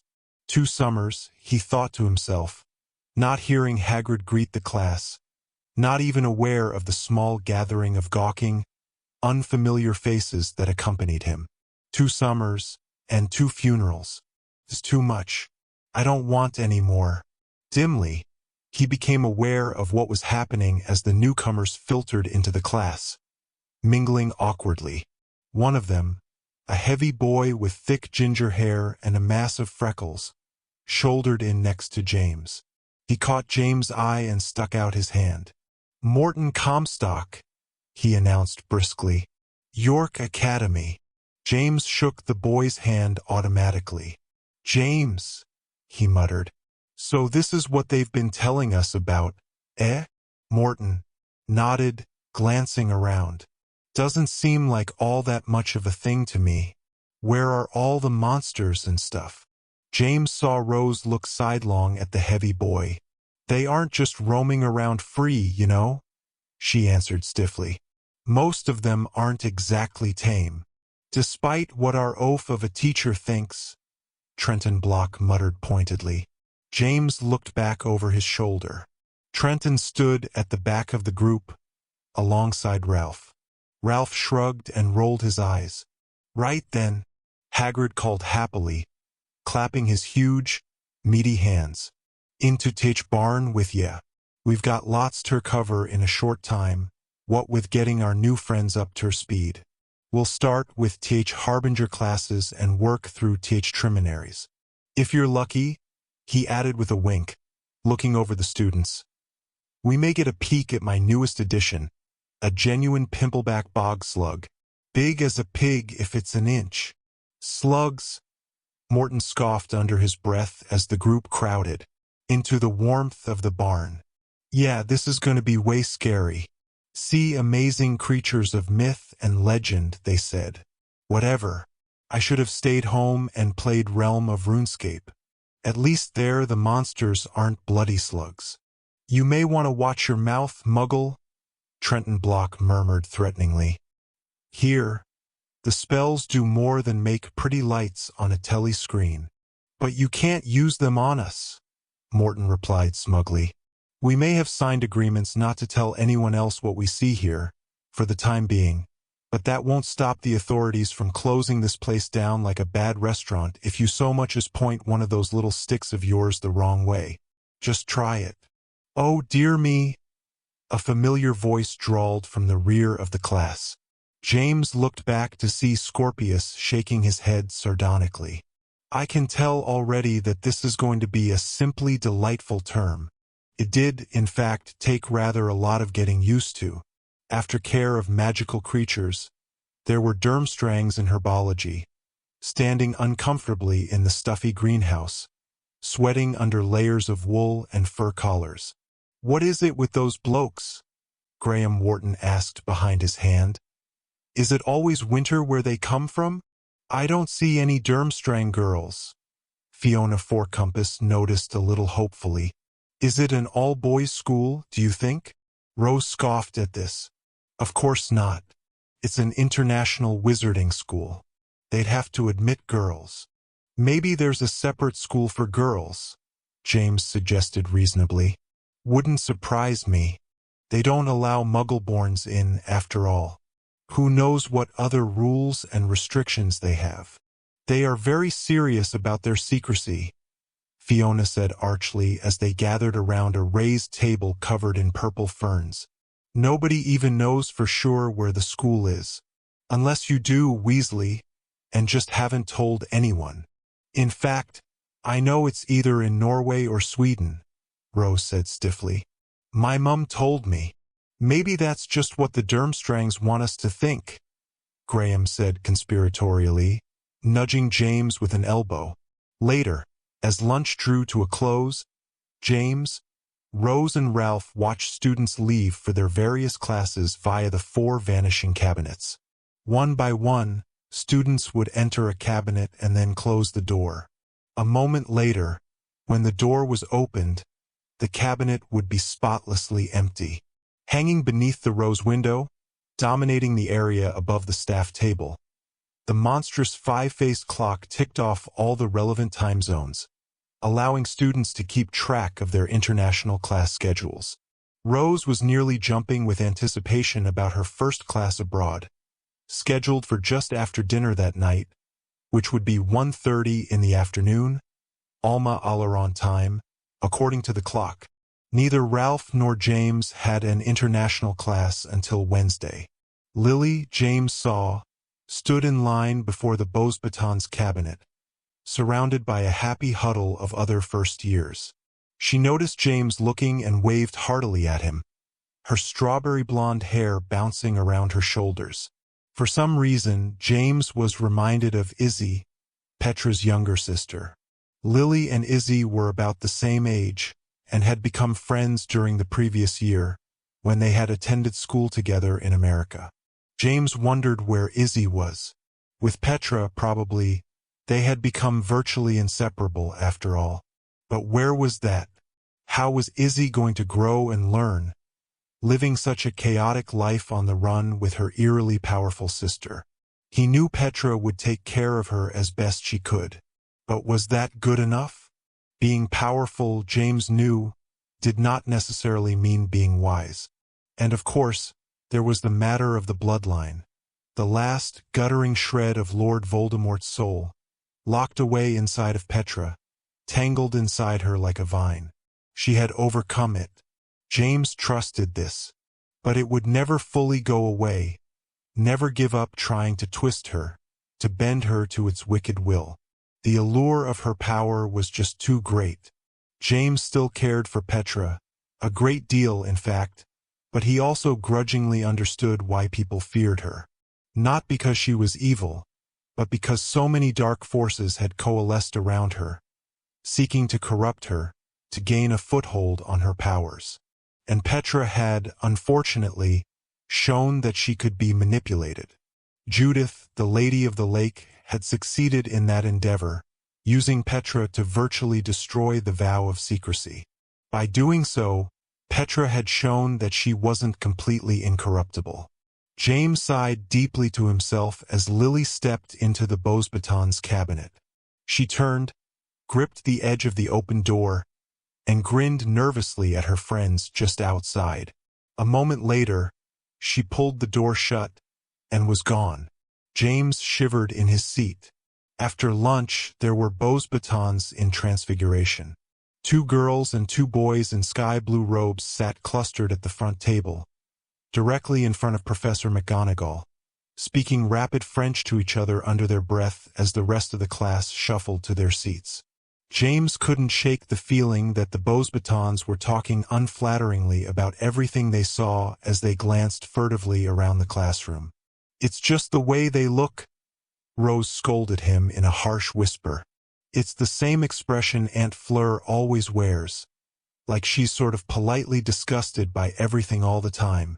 It didn't help that the Beauxbatons were singularly skilled at transfiguration, apparently being taught it from a much younger age. They seemed positively bored by the class assignment of transfiguring a toad into a shoe. After accomplishing this with ease, they began to amuse themselves by adding intermediate transformations, such as tiny alligators, resulting in a rather fetching alligator skin high heel, and a fat brown kiwi fruit on the way to a natty suede loafer. Rose watched this with annoyance growing increasingly. Dissatisfied with her own simple leather pump, Ralph, who had learned to control his own transfigurations very nicely, commented appreciatively. "Oh, that's good." He nodded seriously. "They added a rattlesnake and made a cowboy boot. Pity the Americans aren't here to see it." At the front table, the Beauxbatons giggled and sniggered at their creation. Professor McGonagall pursed her lips in obvious irritation. "Why aren't any of the Americans here?" Ashley Doone asked from a nearby table, flicking her wand impatiently. James paused, his own wand half-raised in front of his toad. "Now that you mention it, we haven't seen more than 1 additional school per class. Doesn't that seem a little odd?" "Maybe it's just to keep things simple," Ralph suggested. After all, each school had its own sign-up parchments. It was probably easiest just to offer each school its own unique set of classes. "They could have just used a protean charm to connect all the parchments," James said, shaking his head. "That way every school would see all the sign-ups by all the other schools." Ashley shrugged. "Well, there has to be a reason why we never see more than 1 other school per class. Maybe there's such a thing as too much inclusion," Scorpius said darkly from the table behind James. James turned in his seat. "What's that supposed to mean?" he asked irritably. Scorpius shrugged. "Believe what you want, Potter," he said, fiddling idly with his wand. "But I don't think any of this is about fostering brotherhood and tolerance between schools. Call me a cynic." "You're a cynic," James agreed, turning back around in his seat. "Oh, now they're just showing off. Rose hissed angrily, smacking her own wand onto the table, where it spat a burst of lime-green sparks. Dancing tap shoes made out of jewel crab? That's not even practical. If they were already so good at transfiguration, they shouldn't have signed up for the class in the first place. James turned away, stifling a grin. Scorpius may be a suspicious, greasy malcontent, but he did seem to be right about one thing. The addition of other schools in class certainly didn't seem to be fostering any brotherhood and tolerance. Tuesday's class schedule illustrated just how quickly the drudgery of schoolwork could replace the excitement of returning to a familiar, even beloved, place. Potions classes were still held in the dungeons and taught by the head of Slytherin House, Professor Lucia heretofore, who, in keeping with long-standing tradition, had no love for students outside her own house. Unlike her more infamous forerunner, Severus Snape, however, Professor heretofore had no secret ambition of teaching defense against the dark arts or any other class. Her ambitions, it seemed, were confined to the more tangible goals of tormenting non-Slytherins. To that end, Professor heretofore's first-class assignment was the mixing of a particularly difficult elixir designed to temporarily grant supernatural hearing abilities. "Mix it properly," she promised, arching one pencil-thin black eyebrow, "and you will listen to the rats plan their secret councils in the highest rafters of the North Tower. Mix it improperly," she warned, cocking her head and ticking an index finger back and forth, "and your ears will swell to the size of tea kettles." She smiled meanly, her black eyes sparkling. "There is no antidote, so do be careful." The 4 Muggle exchange students from York School were, of course, exempted from the exercise. Professor heretofore, showing apparently monumental restraint, instructed them to merely sit in the front corner and observe. "Should we take notes, Professor?" asked an eager, pretty girl with braids and a silvery mouthful of braces. "If it so moves you," heretofore answered with thinly veiled disgust. "I suppose even pets may learn to act like their masters if they watch them hard enough." Fortunately, the improperly prepared elixir's negative effects only lasted until halfway through the next class, which happened to be History of Magic. The ghostly Professor Binns, of course, barely noticed the arrival of the students, much less the grotesquely enlarged ears on many of them. "I miss Professor Baruti already," James groused, holding his ears back so that they didn't flop forward and smack him in the face. Nobody ever got accidentally cursed in his class. Besides, everybody knows that heretofore helps the Slytherins more than any of us. None of them ever gets a potion wrong. Kevin Murdoch's got ginormous ears, just like you," Rose pointed out primly, producing a sheaf of history notes. Her own ears, of course, appeared perfectly normal. "And he's a Slytherin. Professor heretofore doesn't help me any," Ralph agreed. "And I do all right." James shook his head, nearly dislodging his massive ears again. "That just proves that Murdoch is a hopeless Burke and you're a natch at potions. I tell you, she's giving the rest of your Slytherin mates an unfair advantage. I hear she even helps you lot with all the essays and homework she assigns, at nights down in the dungeon. Try to tell me that's not true." Ralph shrugged and made a show of arranging his own quill and ink. "She offers tutoring sessions for anyone who needs a little help. Nothing wrong with that." "There is if it's only available to Slytherins," James whispered darkly. "And if by tutoring you mean giving out all the answers." "Move your monstrous ears, James," Graham whispered in annoyance. "I can't see the front of the classroom." James glanced over his shoulder. "Who cares? It's not like you're going to take any notes from that mess on the blackboard." "It's not the blackboard I want to see," Graham muttered dreamily. James followed Graham's gaze. A pair of golden-haired Beauxbatons girls sat in the front of the room, studiously listening to Professor Binns' lecture. A brilliant sunbeam from the single window lay across their shoulders and hair, making both girls virtually glow in the gloomy classroom. They arrived early just to arrange those seats, Ashley Doone muttered with a roll of her eyes. They're not Velas. They're drama queens. Graham smiled wistfully and settled his chin onto his hands.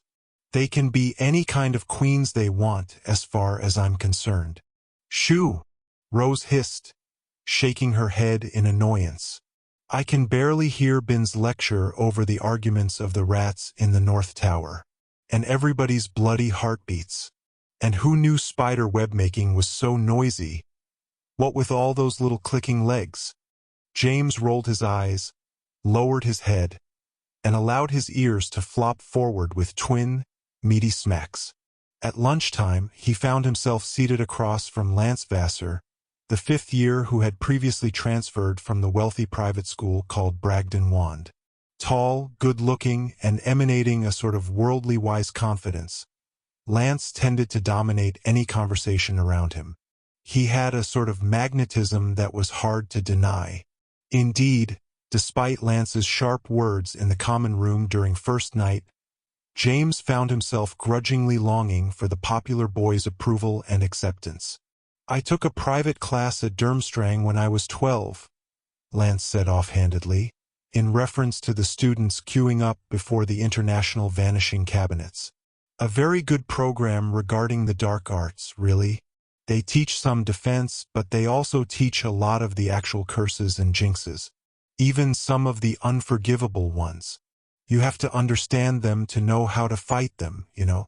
Penelope Bones, a second-year girl with dark brown curls, asked in a low voice, "You know the unforgivable curses?" Lance gave a half-shrug. There are places in the world where it's important to know how to defend yourself at a moment's notice. Last year, my parents and I spent the winter in the German Black Forest. There are still tribes of giants there that have never seen a human being. What were you doing there? James asked, frowning. Mother studies giant languages, Lance replied. She's writing a book on it. Father and I spent most of our time at camp in one of the more civilized tribes. Giants can actually be quite entertaining if you know some of the language. We went to a giant's wedding last year, James announced. Right here in the Forbidden Forest. The giant king was there and everything. Lance seemed slightly impressed. The giant king, eh? Of course, you know the giants have almost as many kings as they have tribes. Still, a giant's wedding is a pretty secret event. Mother's only seen a few, and those were from some distance away. They can be pretty dangerous affairs for humans who get underfoot. I remember, James nodded fervently. We spent most of the time huddled up in the trees, just trying to stay out of the way. Leaving the Great Hall some time later, James felt rather pleased to have gotten into Lance's circle. The boy was actually quite interesting and knowledgeable, despite his obvious arrogance. Ralph, however, disliked him intensely. He's the worst kind, he said under his breath, showing an unusual level of venom. The kind who will butter your bread with honey on one side and poison on the other. You're confused, Graham said. That's Slytherins you're thinking of. Lance is a Gryffindor. It's your lot who are usually the backstabbers and traitors, not us. That just makes us experts on the subject, Trenton Block said, coming alongside Ralph. We know a lout when we see one. Slytherins are motivated by ambition, Ralph growled. But there are plenty of other reasons for a person to lie and use others. Sometimes the ones with the most seemingly noble intentions are the worst of the lot. They think anything is all right if it's for the cause. Oh, Lance is just a little spoiled, Rose said quietly, glancing back to make sure no one overheard them as they made their way to the Ancient Runes classroom. He's all right, really. He can't help being a bit stuck up. It's the way he was raised. His parents are Muggle rights activists, Graham added pointedly. They've both written loads of books and studied all over the world. His father was once a teacher at Bragdon Wand, back before Lance was born. So why's he here then? Ralph asked tersely. Why's he slumming it with the likes of us? Are we all just some pet project, like the giants are to his mother? Ralph, Rose exclaimed. That's a terrible thing to say. Ralph's face reddened, but he didn't back down. I just don't like him. He's a fraud. You just think all rich wizarding families have to be Slytherins, Graham said as they reached the classroom. Not all rich families are pure blood, Muggle-hating and evil. Who's Muggle-hating and evil? A voice piped up next to James. I thought old Tabs Corsica graduated or went to Azkaban or something. Either way, she's gone, right? James glanced aside and a grin broke out on his face. Zane, what are you doing here? Ancient runes, Zane shrugged, matching James' smile. Same as you. It was either this or flying class, and I'd hate to make you all look worse on a broom than you already are. It's good to see you, mate, Ralph said seriously, clapping Zane on the back. Sheesh, Ralph, Zane said, rubbing his shoulder and looking up at Ralph's dour expression. What's the deal with you? You look like somebody else ate the last cupcake. Rose shouldered past the boys and plopped into a seat. It's been a weird couple of days, she said, pulling her Ancient Runes textbook out of her bag and thumping it unceremoniously onto the table. All this brotherhood and tolerance is getting under everybody's skin. Most of the class looked up as the new Ancient Runes professor entered the classroom, sweeping briskly up the aisle.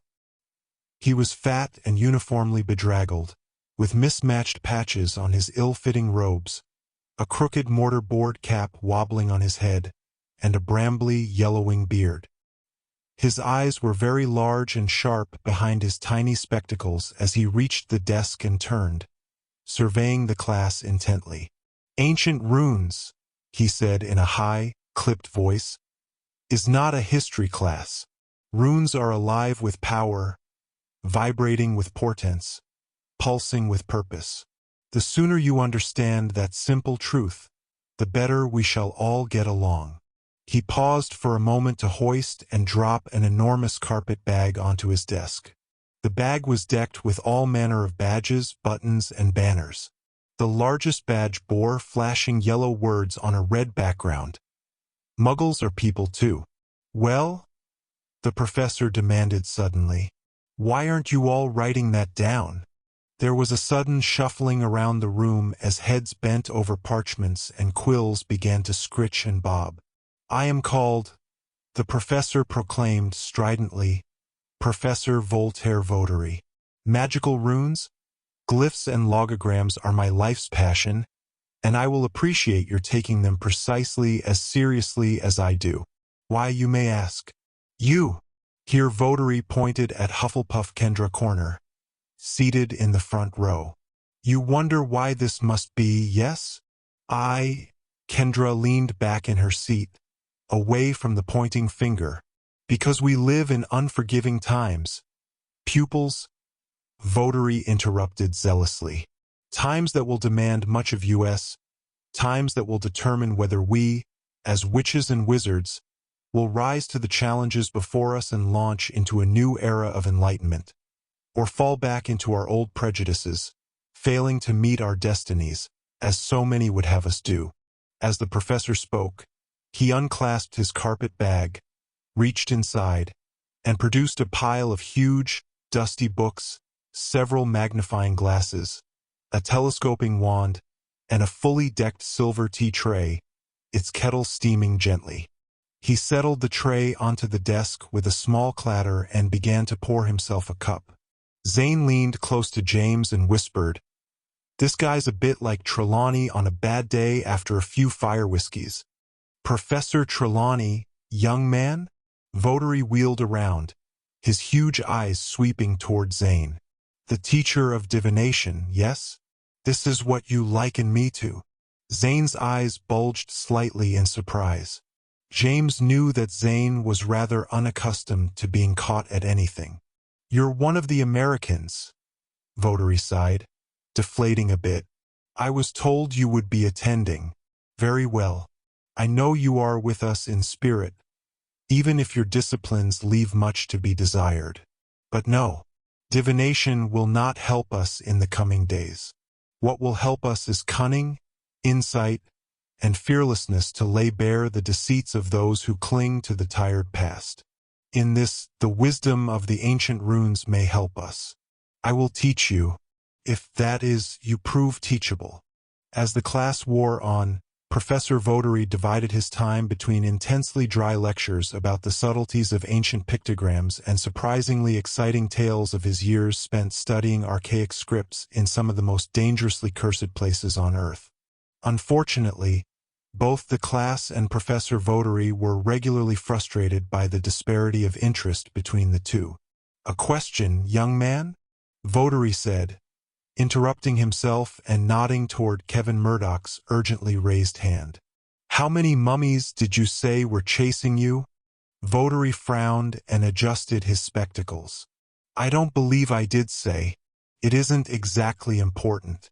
The typical pharaoh retinue was about 6 personal guards, 10 servants, and 40 foot soldiers. I did mention, however, that traditional mummies are notoriously slow. They were well behind us on the other side of the spear traps and viper pit and such. Much more interestingly, of course, were the inscriptions on the sarcophagus, which were, 'How many of your team did you lose in the viper pit?' Ashley Doone asked breathlessly, not waiting to be called upon. 'Well, none, technically,' Votary replied, blinking rapidly. 'They merely used a standard sleeping spell to quiet the snakes until they could climb out. Anyway, as I was saying, the inscription was written in a very curious combination of Middle Bronze Age left-to-right hieroglyphs and demotic pictograms, which, as you may imagine, caused us quite a conundrum. In fact, there's a very amusing anecdote wherein my colleague, Dr. Mumbutu, mistakenly assigned the spatial preposition without to what was actually a Meroitic number 7, and you can simply imagine the endlessly diverting mistranslations that were the result. What about the curse of the scarabs? Trenton interjected impatiently. They were eating away at the golden door already. Did any of them make it through? Well, of course they did, Votary replied irritably. They were a cloud of metal-eating bronze beetles after all. They burrowed a hole through the center of the vault door, but could only come through one at a time, of course. My assistant merely melted them with his wand as they burst through. The truly interesting thing, though, is that the sarcophagus incantation was purposely cross-coded with the language of 2 separate dynasties in order to confound any grave robbers foolish enough to. Zane jabbed a hand into the air. When you got out, did the Golden Sphinx eat you and your crew, or had you figured out its riddle by then? Really, young man? Votary exclaimed, losing his patience. Think about the stupidity of your question. Of course we figured out the riddle. The answer was carved right there on the chamber wall in ancient graffiti, along with a variety of anatomically impossible Egyptian limericks. Really, I do think you are all quite missing the point. This went on for 20 more minutes until the end of class. Frustrated and annoyed, Votary assigned a rather shocking amount of reading homework and proceeded to dump his tea tray directly into his carpet bag. This might actually be sort of fun if we can keep him off point, Zane commented as they funneled toward the door. What do you lot have next? Study period, James replied. Good thing, too, with that much reading to do. Zane shook his head and clucked his tongue. Studying during study period, he said mournfully. You should be ashamed of yourself. What about you? Ralph asked as they emerged into the darkening corridor. Dinner is in an hour. Will you still be here? Zane laughed. It's not even lunchtime in my world. But I'm not heading home just yet. We've got one more class here at Hoggy's. Advanced Charms with good old Flitwick. It'll be good to see that old hinkapunk again. Who's we? Rose asked, stopping to look curiously back at Zane. As if in answer, A girl wove toward them through the dispersing throng, a huge hot pink backpack slung over one shoulder. She spied Zane and approached him. Both Ralph and James saw her at the same time. Ralph shot a look at James, stifling a wry grin. Rose frowned at the girl's purple hair, matching mascara and glittering nose ring. "This is Nastasia," Zane announced, threading an arm through the girls as she joined them. She smiled ironically and surveyed the group, her gaze finally stopping on James. Zane went on obliviously, "She's from Pixie House, if you couldn't tell. I met her at a pep rally for the upcoming inaugural clutch cudgel match between the Pixies and the Zombies. Of course, we were there for very different reasons, what with her side cheering and our side. Well, not so much jeering as sneaking into Aphrodite Heights with a generous stock of week-old cafeteria jambalaya. Nastasia, this is the crew I told you about. This is Rose Weasley. Those mokes lurking against the wall back there are Scorpius Malfoy and Graham Wharton. And these two. Oh, there's no need for introductions in their case." Nastasia spoke up, still studying James with a strangely disconcerting smile. "We've already met." Zane was obviously quite taken by the enigmatic Nastasia. James saw them once more that evening as they made their way back to the Alma Alaron vanishing cabinet. Zane was leading Nastasia by the hand, pointing enthusiastically at the enchanted ceiling of the great hall, no doubt chattering away about his year as a Ravenclaw. Nastasia allowed herself to be pulled along, an expression of patient boredom on her face. She spied James at the Gryffindor table and locked onto him with her oddly intent gaze. James frowned. "I thought you weren't going to take any classes here." He mused at her with a shake of his head. "I changed my mind," her expression seemed to say, as if she had read his thoughts. "It's my prerogative. And I think you're glad I did." James shook his head again, breaking eye contact with her. He glanced at Zane instead, who saw him and waved. "Tomorrow at Durmstrang," he called across the crowded hall, pointing at the enormous clock over the head table. James nodded vaguely. Tomorrow was indeed his first international class, practical prophecy at Durmstrang, but how did Zane know about that? "Quidditch tryouts next Thursday," Devendar Das announced, plopping into a seat further down the table. "You planning on showing up this year, James?" James nodded enthusiastically. "I'll be there. We've been discussing your last year in America," Devendar said, grabbing a dinner roll in each hand. "Clutch cudgel is a very different thing from Quidditch, you know." Graham grinned and jabbed James with an elbow.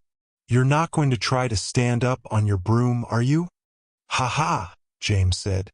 "You just wait and see." "Actually, it could be quite difficult to adjust," said Aloysius Arnst, a greasy-faced seventh-year boy seated across from Devendar. He adjusted his heavy spectacles fussily. "What with muscle memory and all. Your whole body is going to insist you're piloting a scrim instead of mounted on a broom." Deirdre Finnegan frowned at Aloysius. "What's muscle memory?" Aloysius scoffed and leaned forward, obviously glad someone had asked. "It's only the thing that lets you walk and use a wand at the same time. Your brain delegates most repetitive physical actions to your muscles, so you don't have to think about doing them all the time. Your body learns how to do them and your brain forgets about it. That's muscle memory, and it's a hard thing to control." "All right already," Deirdre said, rolling her eyes. "Sorry I asked." Devendar shook his head at Aloysius. "If James says he's up for it, he's up for it. But it is going to be a packed squad this year," he added, turning back to James. "All of last year's players are coming back except for Gretchen Thomas. You up for playing beater?" "James can play any position, I bet," Cameron called from James' other side. "You watch. He'll be totally excellent." James smiled at the boy's enthusiasm. For once, he appreciated it. "Thanks for the vote of confidence, Cam. I guess we'll all see next Thursday." Cameron nodded eagerly and gave James a hearty thumbs up. After dinner, Ralph found James in the entrance hall. "Zane's joining us at Durmstrang tomorrow," he announced happily. "He's signed up for practical prophecy, too." James greeted this enthusiastically, and then narrowed his eyes. "Is his purple-haired girlfriend coming along with him? Nastasia?" Ralph blinked. "I don't think so. Is she really his girlfriend, do you think?" James shrugged. "Who can tell? We'll ask him tomorrow. Either way, things are looking up." "Should be fun," Ralph agreed. "You want to come down to the dungeon and study with me and Albus? You could get some pointers from Professor Heretofore about that supersonic hearing potion." "I'm not that desperate yet," James sighed with some reluctance. "But perhaps next time." "See you tomorrow, Ralph." For the first time during James' school career, he was determined to stay on top of his homework rather than let it pile up around him as the weeks progressed. That evening, he established himself at a well-lit corner table in the common room and spread out his textbooks, ink and parchments. "Well, look at you," Rose said appreciatively, joining him. "This isn't like you at all, being all studious and such." "Maybe it's totally like me and I just haven't had a chance to show it," James commented, flipping pages in his Ancient Runes textbook. "Maybe I've always been too distracted by all the other annoying things that always seem to be happening around me." "Maybe," Rose shrugged, "or maybe you're just a naturally lazy student fighting a losing battle. We'll see if you're still here in a week. Shouldn't you be encouraging me instead of taking wagers on how soon I'll throw in the towel?" "Once more you've confused me with my mum," Rose sniffed, plunking her arithmancy textbook onto the table and pulling out a chair. "A galleon says you're hopelessly behind by the time Professor Revalvier assigns the first Quizlet essay." "I want in on that action," Scorpius commented, joining Rose at the table. Lily jumped up from a nearby armchair with a grin. "Double or nothing he'll be asking to crib your notes by Halloween, Rosie." "You're all very encouraging," James groaned, making a show of arranging his parchment and ink. The truth of the matter was that he didn't much feel like studying.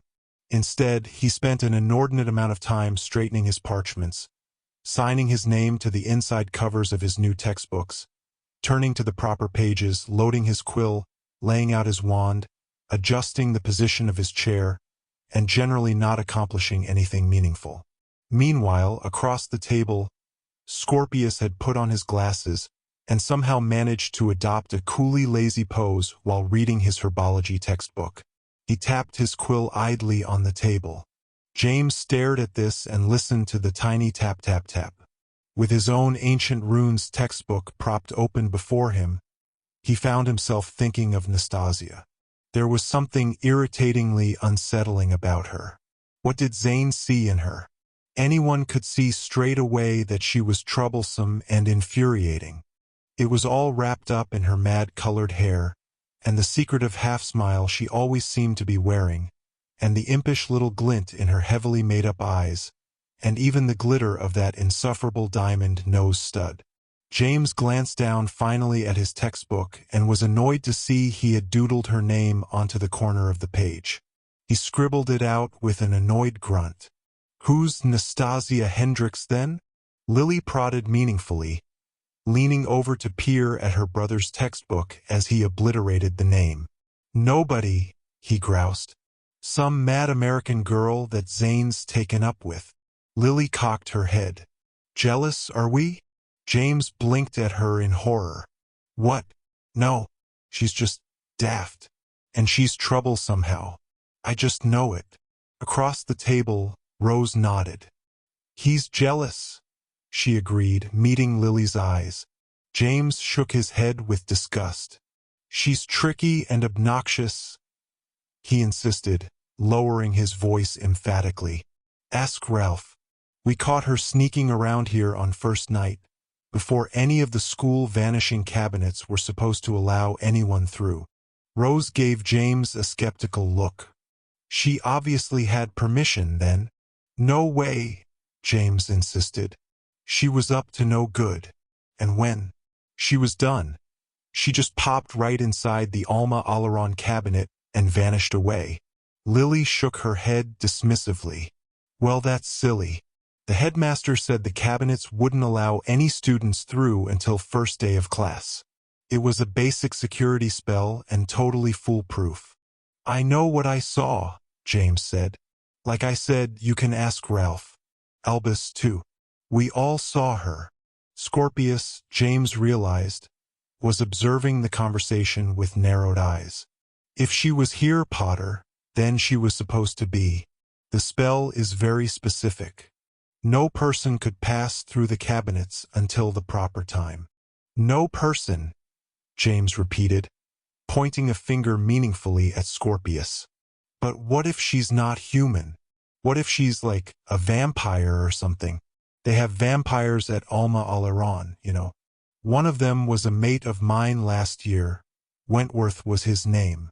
Not the most obvious vampire-looking bloke in the world. But still. Scorpius leaned back in his chair again, vaguely disappointed. Ignoring the unlikelihood of that idea, you forget that vampires are, in fact, still human. So, James plowed on.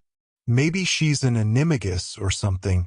Maybe she changed into some animal when she was inside the cabinet, triggering the magic because she wasn't actually a human anymore. Nice try, James, Rose said, nodding speculatively, tapping her chin with the feather of her quill. Or maybe she's a ghost. Or a boggart. They like cabinets, after all. Oh, now you're just being stupid.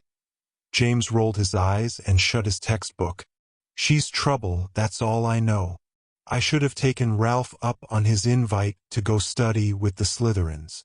Let me know if you do, Scorpius said lazily, closing his own textbook. I may come with. He stood, gathered his things, and turned to leave. James watched him cross the common room and disappear up the stairs.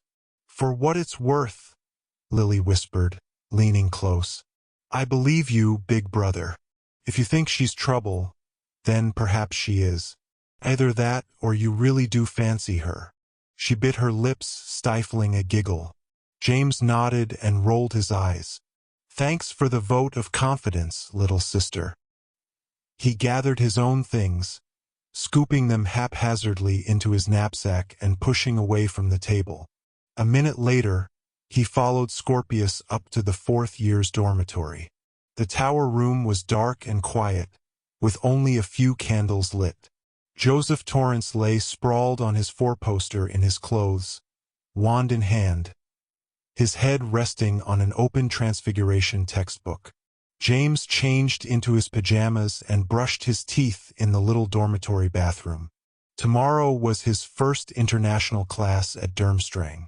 That, James was quite sure, would prove interesting, especially with Ralph and Zane along for the ride. Thinking that, and trying not to dwell on the obnoxious Nastasia Hendricks, he threw himself onto his bed, propped his chin on his hands, and stared at the moon through the tall mullioned window. The window was unlocked and slightly open, allowing the freshness of the September evening to sift in, lightly lifting the curtains. Tiredness began to weigh down James' eyelids. He rolled over, kicked back his covers, and stared up at the ceiling. A moment later, he frowned and sat up in bed. He glanced around, squinting, then fumbled for his dreaded glasses on the bedside table. Putting them on, he glanced around the darkened room again, suddenly suspicious. Scorpius' bed was empty. His books lay dumped onto it, but there was no sign of the boy himself. That little tunk, James whispered to himself. Where's he off to? It wasn't the first time Scorpius had been mysteriously missing from his bed. It had happened several times during James' second year. What are you up to, you greasy git? James muttered to himself, narrowing his eyes. He determined to wait up for the boy to return, and then to confront him and demand an explanation. He scooted back and leaned against the headboard of his bed, crossing his arms and staring purposefully toward Scorpius' empty bed. After a few minutes, however, his eyes began to droop. His previous late nights were catching up to him. He forced them open, only to feel them growing heavy again a minute later. He decided it would be safe to simply rest his eyes a bit. He could still listen. He would hear anyone coming.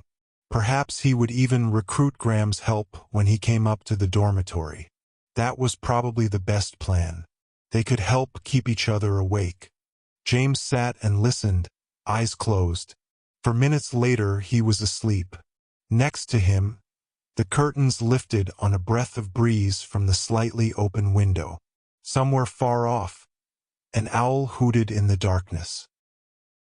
Chapter 3. A familiar face. Late the next morning, James and Ralph ran through the great hall, dodging between students, just as the enormous clock over the head table struck 10. Its deep gong filled the hall and bounced. From the high windows, Curse Revalvier and her stupid Wizlet class all the way on the other side of the castle, James panted, angling toward the Durmstrang vanishing cabinet. Ralph puffed, red-cheeked and sweating, behind James. "It's not her that made us late," he wheezed. "It's her fan club.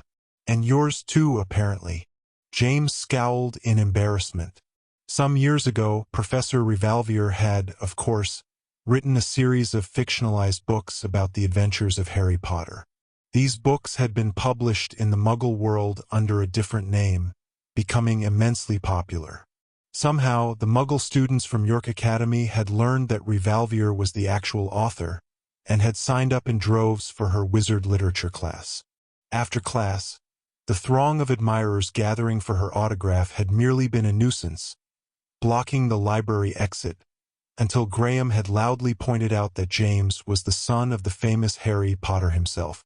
The result had been rather disconcerting. James had never experienced such a swarm of attention and questions. He had not entirely disliked it, even if it did seem rather silly and unwarranted.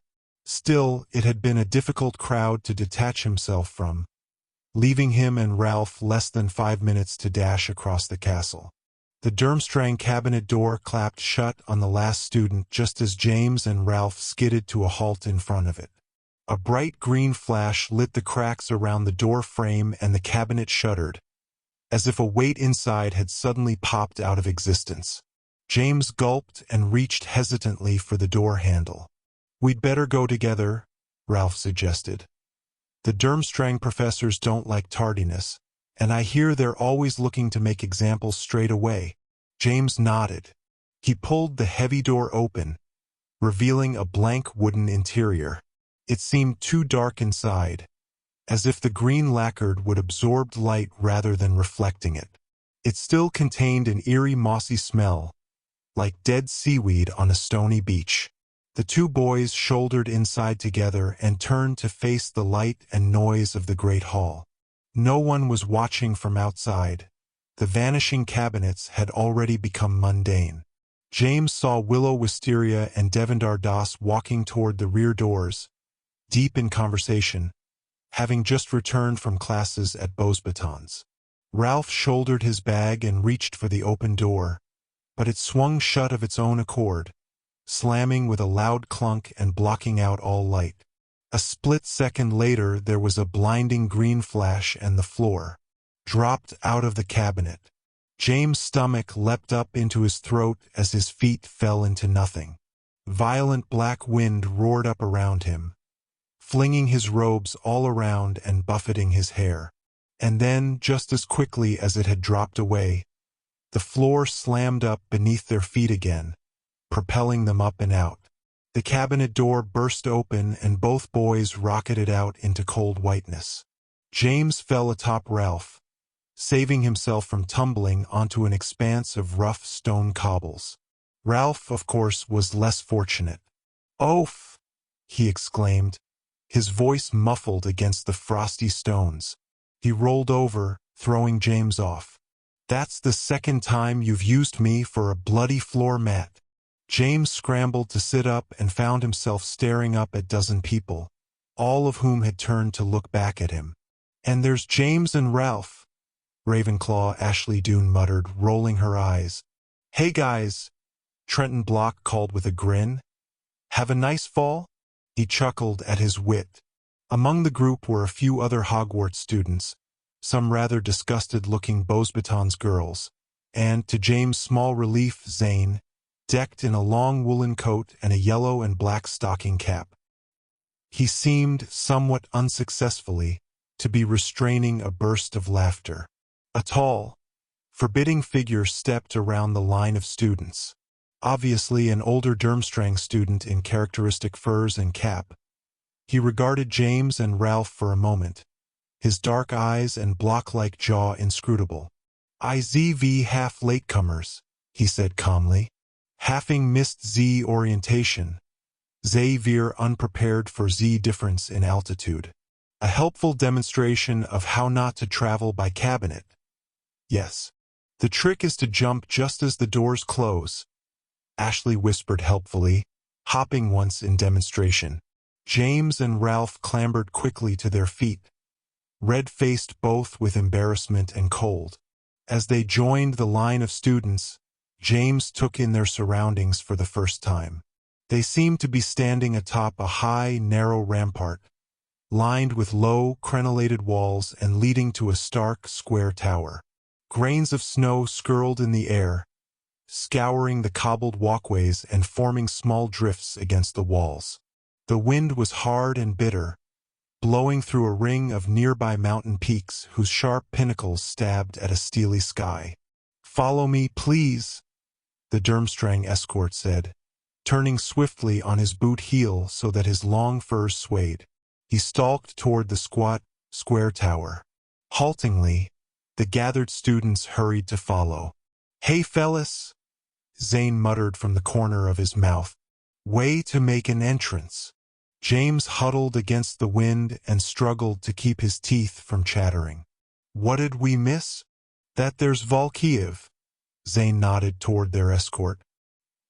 "He's their version of a prefect and he's our guide while we're here, meaning that if we wander off anywhere without him, we'll probably end up hanging by out thumbs somewhere." "Where are we?"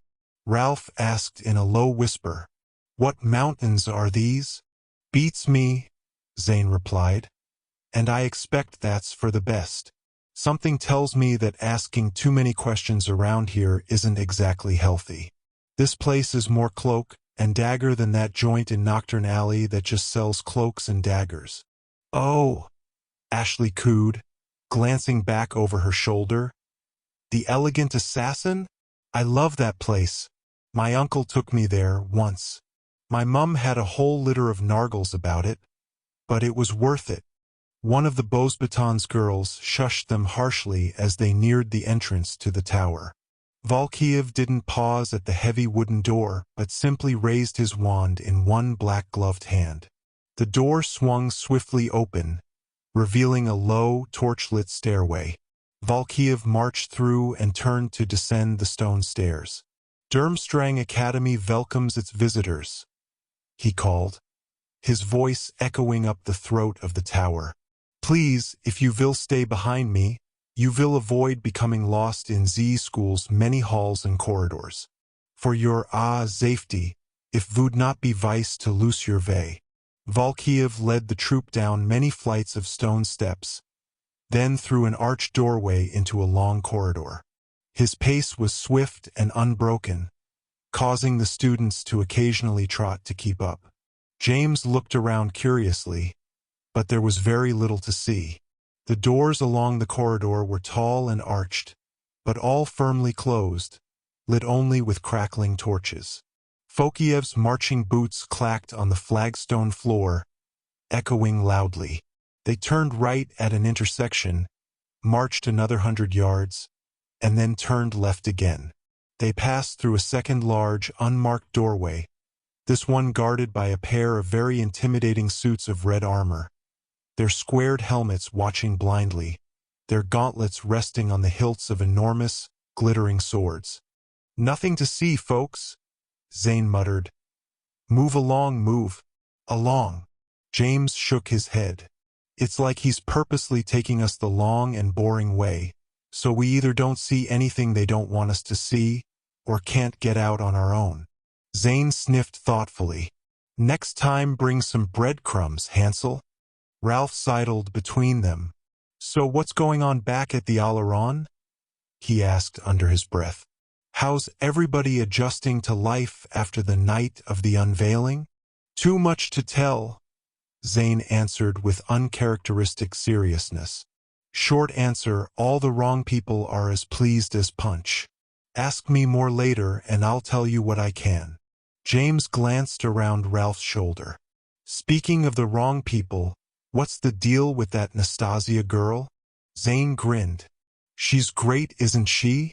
I can't believe she's a pixie. That girl's got zombie written all over her if you ask me. So are you two, like? James persisted, shaking his head vaguely. Together or something? Dunno. Maybe.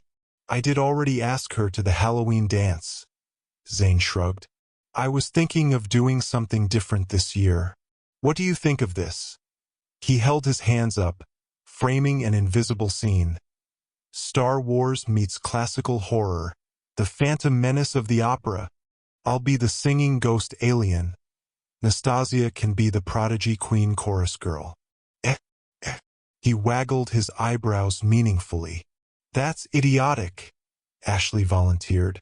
I kind of like it, Ralph admitted. You're both daft, James muttered.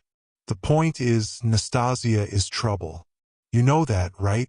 Zane sighed happily. I wouldn't have it any other way. James rolled his eyes as Valkiev led the troop through one more doorway into a much larger and brighter corridor. Here, finally, Durmstrang students could be seen walking to their classes or gathered in small knots beneath monstrous iron chandeliers. High tapestries lined the walls showing larger-than-life wizards with extremely impressive beards and mustaches, their dark eyes staring down above rich layers of velvet and fur. The vaulted ceilings were dim in the high distance, full of flitting, shadowy movement and distant chitters. Bats? Ashley shuddered. I hate bats. They're all boys, Ralph muttered as they followed Valkiev through the crowded corridor. Ashley craned her neck nervously, peering up at the distant ceiling. How can you tell from here? Not the bats, Ralph whispered, nudging James and nodding toward the Durmstrang students. Everybody else. James glanced around as the Durmstrangs swept past, each one eyeing the newcomers with stony curiosity or open suspicion. All of them were indeed boys, each one dressed in matching slate-gray uniforms with high collars and fur-lined capes. All of them eerily quiet in the huge, echoing corridor. Even the younger ones seemed somehow large and intimidating. Some had dark hair and depthless black eyes. Others were white-blonde with eyes of cold blue or vivid green. No girls, Ralph confirmed quietly. And no are Weasleys. Valkiev suddenly turned to the right, using both hands to push open a pair of enormously tall doors. Sunlight flooded the corridor from the room beyond, making James squint as he turned to enter. When his eyes adjusted to the sight before him, he stopped for a moment, his mouth dropping open in surprise. The drab, narrow corridors he had seen so far could not have prepared him for the sheer scope and wonder of this room. The floor was marble tile, shaped in a huge half-circle, reflecting a vaulted dome of iron, framed windows that formed the far wall. Each glass pane was etched with frost around its edges, making a hazy lace of black iron and white ice against the sprawling mountain vista beyond. Positioned below the wall of windows, looking tiny and dark by comparison, was a wooden block of a desk with one ornate, high-back chair pushed against its middle. Whoa! Zane breathed, stepping further into the room and turning. Raising his eyes, James followed his gaze. A twin pair of wrought iron stairs spiraled up on either side of the doorway, leading to curving balconies on either side of the room.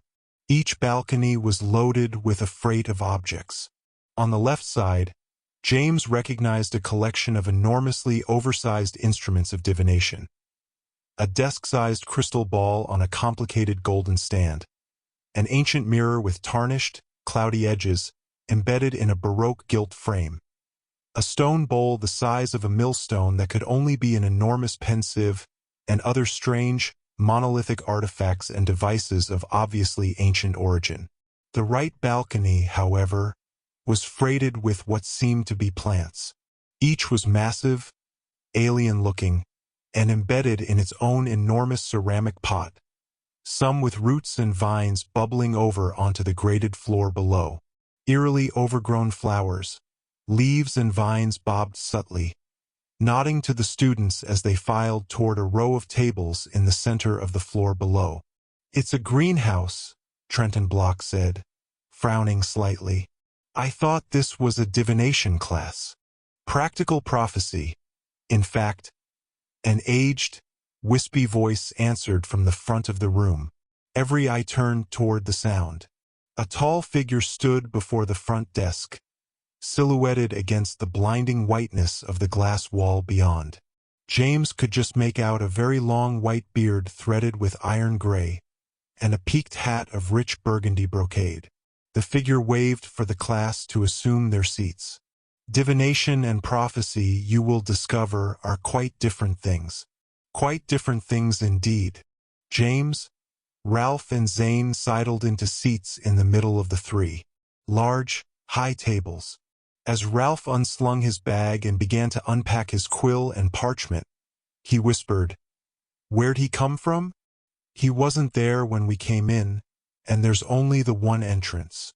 "It's magic," Zane explained dismissively.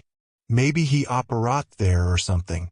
"You can't apparate in Hog - James began, and then interrupted himself. "Oh, yeah. Things are probably way different here, aren't they?"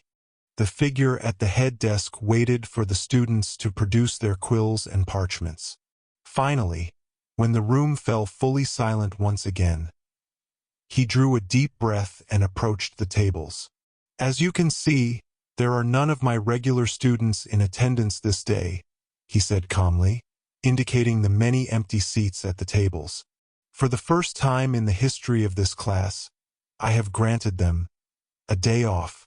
It was necessary, you see, for me to apprise all of you on the rather different methods you will encounter here, methods which are quite standard procedure to my fellow Durmstrangs." The professor, who James realized had not yet given his name, began to pace around the perimeter of the tables. As he did so, his visage emerged from silhouette. James watched him with growing curiosity. There was something strangely familiar about him. He searched his memory as the professor went on. "There are two primary differences between how we do things and how you are likely to have been taught. Firstly, many practitioners of the art of divination mistake it for an independent study.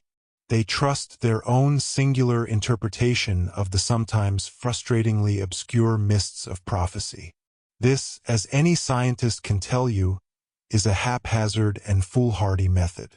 Here, we follow a rigorous protocol of group divination, pooling our observations, averaging them, determining the validity of any prophecy by the unanimity of those who divine it."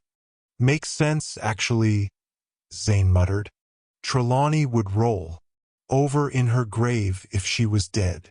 He paused, blinking, and then added, "She's not dead yet, right?"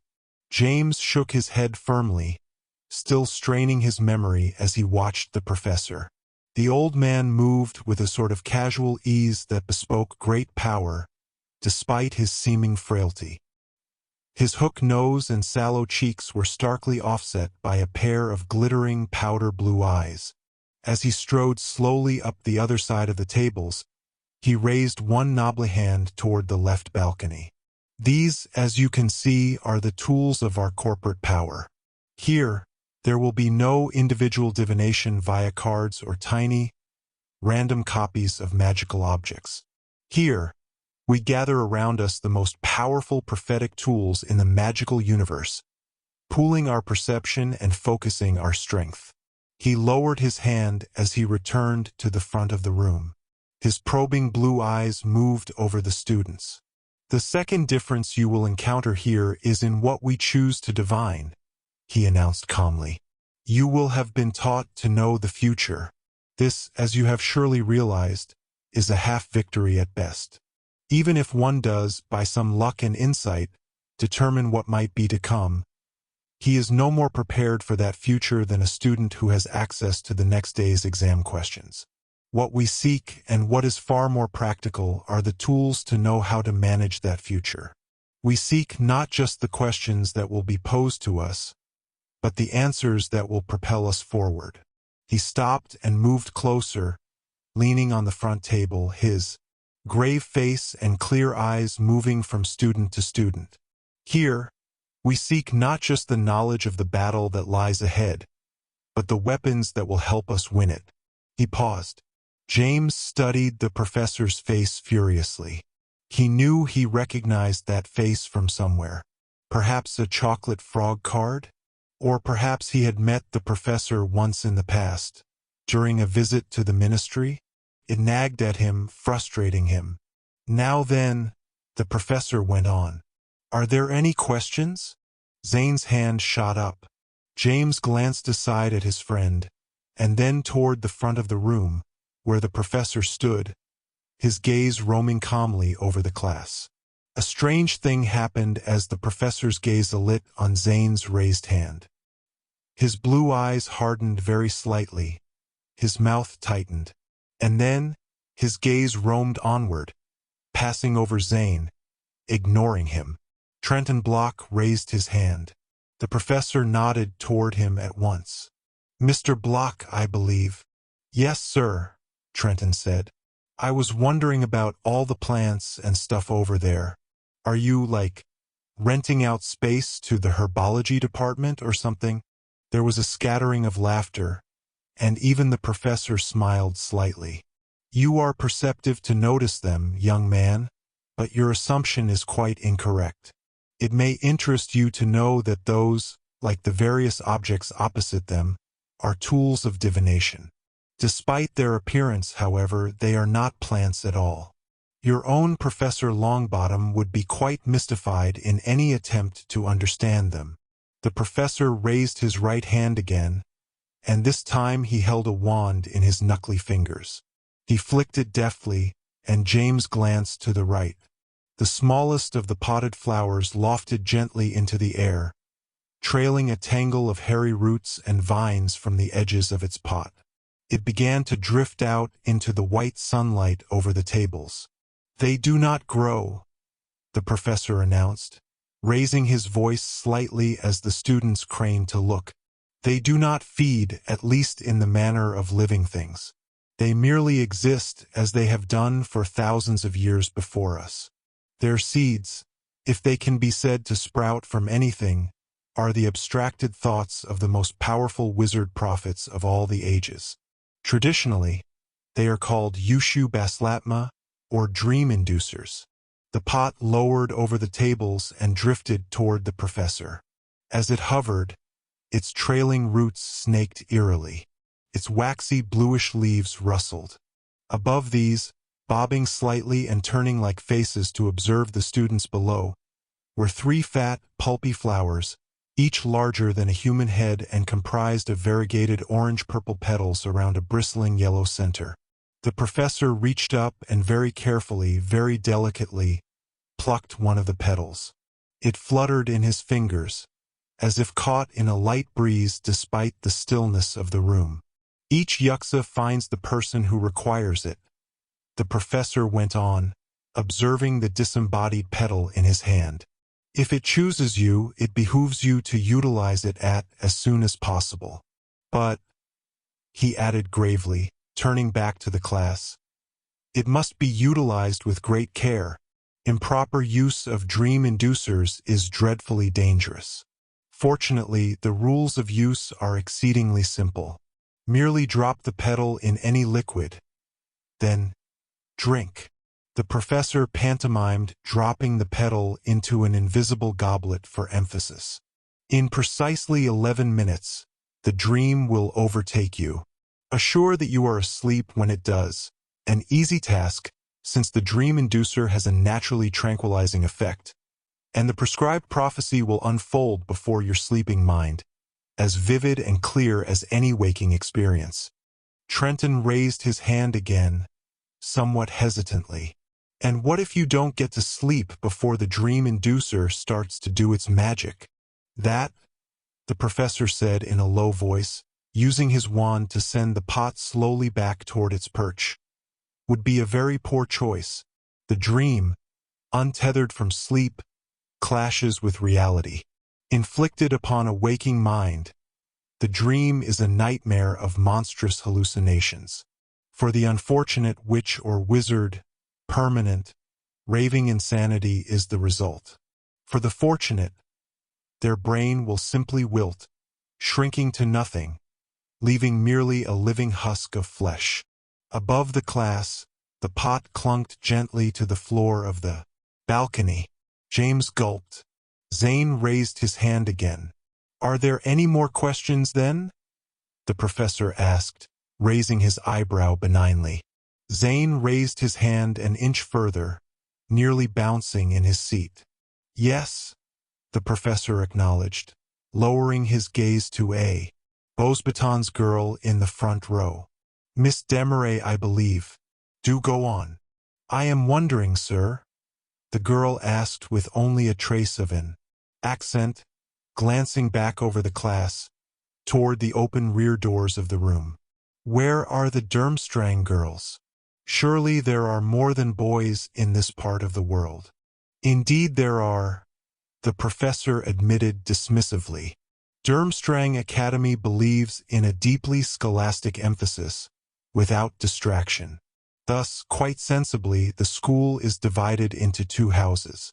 The girls and boys of Durmstrang attend classes with those of their own gender, mingling only at meals and prescribed social gatherings. But, the Beauxbaton's girl went on, frowning, "why then are we not also separated?" The professor sighed, showing a note of impatience. "Alas, the administrators of your various schools were rather insistent that, for economy's sake, such double-class scheduling would prove impossible. I know him," James finally whispered, leaning aside toward Zane, whose hand was still raised. "I'm sure of it. I just can't quite." "Professor," Zane called out suddenly. "May I?" The professor did not look at Zane.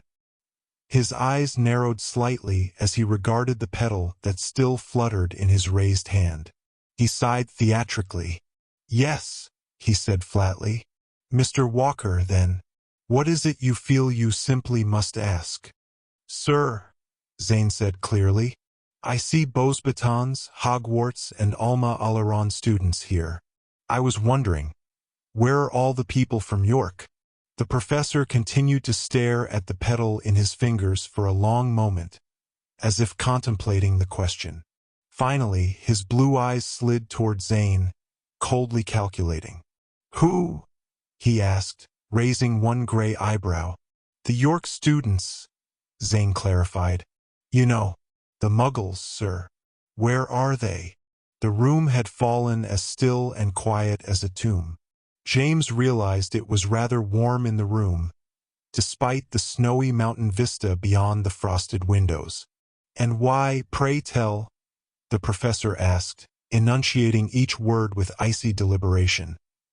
"Would such individuals have any place in a class of prophecy? Please, young man," he went on, holding up his left hand and closing his eyes, "do not deign to answer. You yourself are only here because your own school has, quite inexplicably, chosen to condescend to those of lesser heritage. I tolerate this in the name of diplomacy, but please, do not test my patience." He sighed again and opened his eyes, scanning the rest of the class. "The rest of us surely understand that it is no benefit to the Muggle to place them in a situation where their inherent inadequacies would be laid bare for all to see. It would be an embarrassment and an injustice to subject them to such humiliation. Thus, as a gesture of compassion, Durmstrang Academy has prohibited their entry. I am quite sure that most of us can appreciate and honor this decision. James shivered, the warmth of the room dispelled by the coldness of the professor's words. Next to him, Zane finally lowered his hand. As he did so, the professor seemed to relax slightly. He held up the petal once again. "Finally," he said evenly, gazing at the fluttering shape in his hand. "Let us see who the Yuxa chooses. This one, you might be interested to know, is one of the more whimsical dream inducers. It imparts foreknowledge of love. Will you marry or die alone? Will you be beloved by someone else, or love anonymously from afar, doomed to a life of unrequited passion? You will learn no names, but you will know the shape of your romantic future, be it delightful or destitute. To whom does the dream inducer choose to reveal its secrets?" With that, the professor released the petal. Immediately, it fluttered up into the air like a purple-orange scarf, twisting and wafting on invisible currents. The class watched, wide-eyed and rapt, as it began to descend, circling over the tables. Finally, silently, it dropped to the first table, directly onto the parchment of the Beauxbatons girl, Demaray. She looked down at it, both nervous and intrigued. "It is yours, Miss Demaray," the professor said with a small smile. "You may do with it as you wish. Use it or do not. There is no mandate that you must. You now know the instructions for use of the dream inducer, and the dangers if you do not follow them to the letter. The rest is in your capable hands." The girl gingerly picked up the petal and cupped it in her hands. Experimentally, she sniffed it and then invited her friends to do the same. As she did so, the professor pocketed his wand and produced a pair of spectacles from his robes. He put them on, apparently preparing to dismiss the class early, but James suddenly gasped in his seat. The spectacles, a pair of tiny glass half-moons on a simple wire frame, had been the missing element. Now in place on the professor's nose, they formed the final piece that completed the puzzle. James knew where he had seen the professor before, although he could not bring himself to believe it. It was ridiculous and impossible. "What's with you, James?" Ralph whispered, nudging him with an elbow. "You look like you're trying to swallow a hippogriff egg." "The professor," James rasped, staring as the man before them began to distribute a sheaf of notes to the class. "Look at him. Just look." "I'm looking," Zane muttered darkly. "So what? Don't you see it? It's... What?" Ralph hissed nervously, glancing from James to the professor. James boggled. He could barely bring himself to say it. The last time he had seen that face, it had been on a portrait in the headmaster's office, smiling enigmatically, its eye twinkling behind its half-moon spectacles. James gestured helplessly with one hand and flopped back in his seat. "It's Dumbledore," he whispered, shaking his head with disbelief. "It can't be, of course. It's impossible. But it is. That is Headmaster Albus Dumbledore." James knew it was ridiculous. Albus Dumbledore was long since dead, killed, albeit mercifully and according to prior agreement, by Professor Severus Snape, who succeeded him as headmaster during the dark season of Voldemort's final days. It didn't help that nobody else quite saw the resemblance, at least not as strongly as he did. "I sorta see it," Zane admitted after class, cocking his head and squinting thoughtfully. "But really, isn't it just that characteristic crusty old wizard look that they all seem to have? Peaked hat, long beard, old-fashioned glasses, yada yada. They probably all shop at the same store for flighty ancient wizard types." Ralph was perusing the professor's handout as they filed out of Durmstrang Castle, led again by the stoic Volkiev. "Here's his name right on the top of the page," he said, frowning intently. Looks pretty dense and Durmstrangy. Dorcaskathan? First name Avier. No wonder he didn't introduce himself. Later that night, Rose and Scorpius were skeptical enough to be dismissive. He didn't just look a little bit like him, James insisted, gathered with the others at their regular table in the corner of the Gryffindor common room. But it wasn't like it was Dumbledore's identical twin either. It was Dumbledore, but changed somehow. Different. So it was an old professor that looked a lot like another old professor, Scorpius clarified sardonically. Except where he was completely different, came from another country, and has a totally different muggle-hating pure-blood attitude. Somebody get the ministry on the flu. This mystery is obviously out of our league. It wasn't just that they looked alike, James muttered, plopping his chin onto his crossed arms. Look at their names. Albus Dumbledore, Avier Dorcaskathan. Same initials. He even talked and moved and worked magic the same way. I've been hearing my dad talk about Dumbledore the headmaster since I was a kid. I feel like I know him almost as well as he did. Maybe I should ask him about it. Absolutely not. Rose suddenly interjected, looking up sharply from her arithmancy textbook. Not unless you want to dig up all the worst kind of memories from his past. Headmaster Dumbledore was the closest thing Uncle Harry ever had to a father, and he watched him get killed right before his eyes. You go telling him that there's some half-evil doppelganger of Dumbledore running around. There's a part of him that will want to believe it, trained or not. That wouldn't be fair to him, James. James opened his mouth to argue, but then closed it. His cousin was right. For now, it would be best to investigate this particular mystery without his father's involvement. After all, if James was right, the existence of a sort of bizarre twin of one of his father's most revered heroes would indeed be quite unsettling. What if they ever had to fight or something? Would his father even be able to do it? But that was silly. He shook his head, dispelling the very idea. I'm going to get to the bottom of it, he said firmly. It isn't. Just that this Avier wizard looks and acts like Dumbledore. He's powerful like him, too. Way more so than some cranky old prophecy teacher should be. Do you want to know what I think, Potter? Scorpius asked, adopting his loftiest tone of voice. James shook his head firmly and leaned over his homework. Not in the least. I think you need this sort of drama, the blond boy went on, undaunted. I think you've gotten so used to being in the center of huge, dramatic conspiracies that you're beginning to see them everywhere. James flipped some pages in his textbook. That's just stupid. You don't know what you're talking about. I didn't want to notice that Avier and Dumbledore are basically the same person. Rose looked up sheepishly. Just the other night you were sitting in that exact same spot telling us about how Zane's new girlfriend is some sort of secret vampire enigma spy or something. It does seem a bit much, James. James felt a mixture of embarrassment and anger redden his cheeks. Suddenly he was very glad he had not mentioned the mysterious disembodied voice he had heard in the corridor on first night. You're both daft, he said in a low voice, angrily staring down at his books.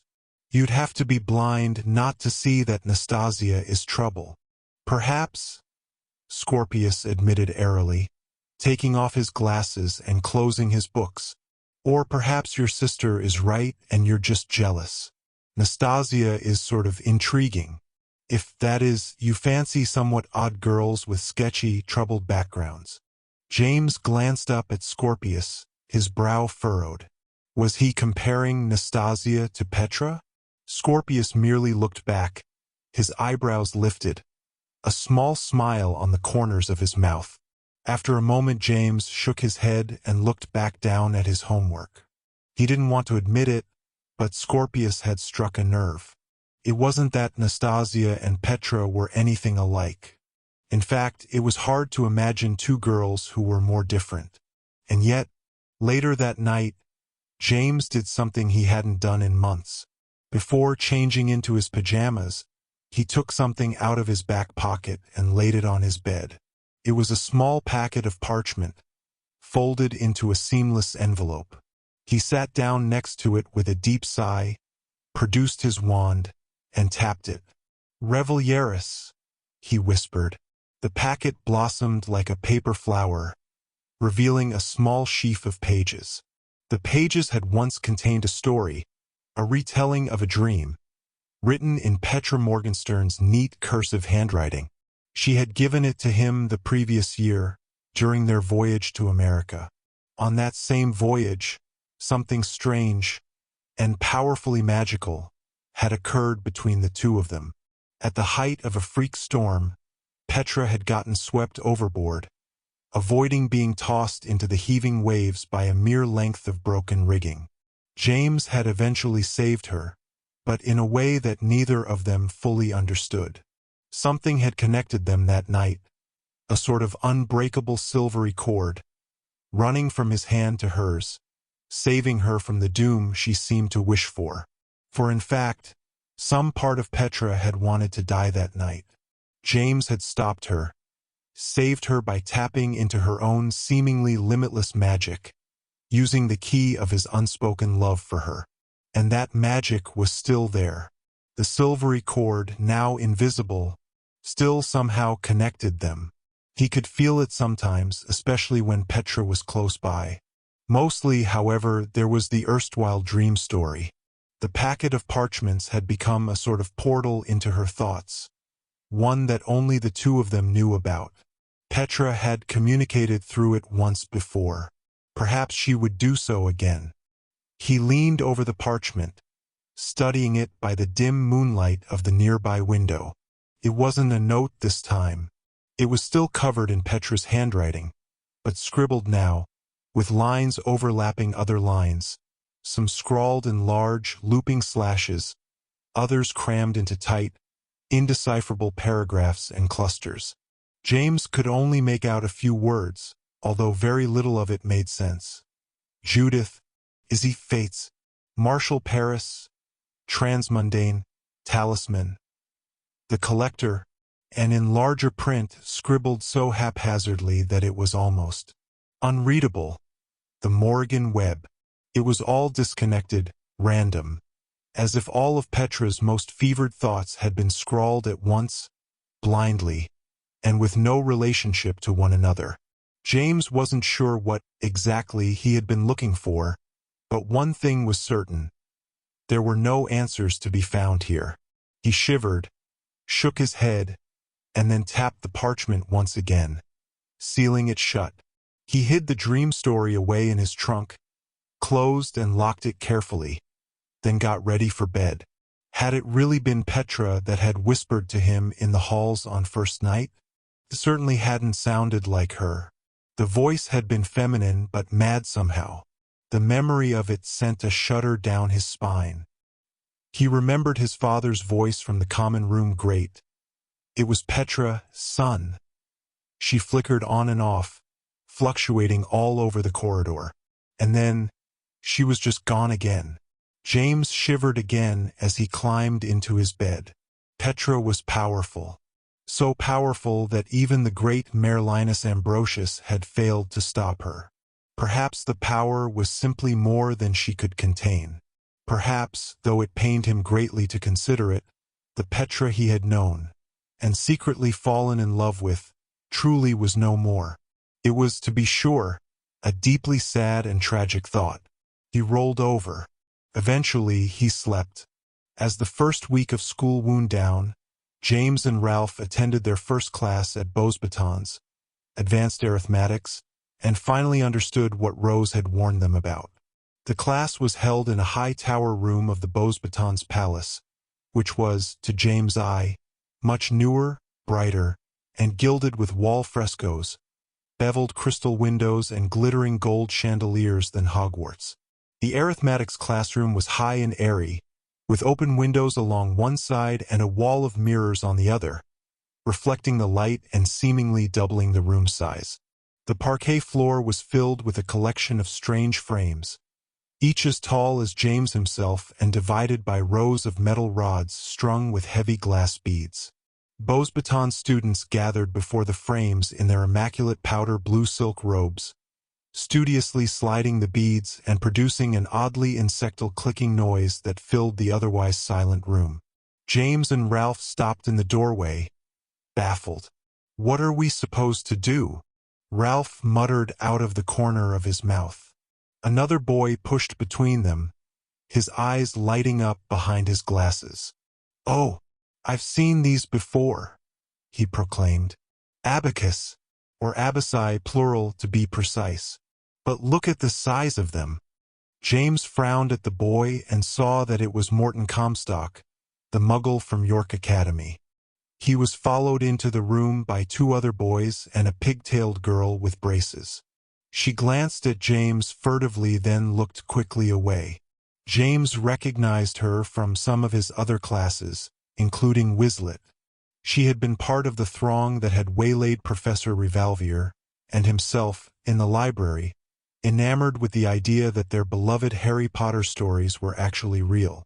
Outside of that mob, however, the girl, whose name James recalled was Lucia, was apparently much less bold.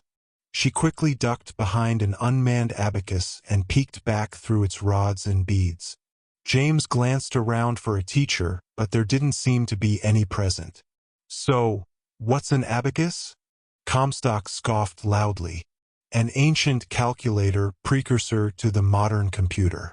Finally, a tool that makes sense in this crazy backwards magical universe of yours." He adjusted his glasses and glanced toward a large chalkboard at the head of the room. It was crammed with dense sequences of numbers, geometric diagrams, and formulae. "Oh, I see," he said smugly. "We're resolving a series of programmatic coordinates based on a predefined time-space wavelength.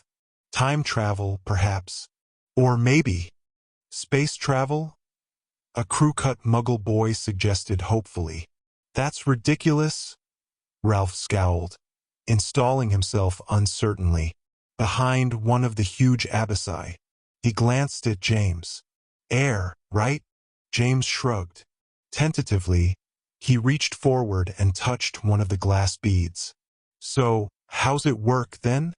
Ave, all you worked was applied arithmetics before?" asked an older Beauxbaton's girl without a trace of a smile, addressing the newcomers. Comstock pushed his glasses up his nose with one stubby finger.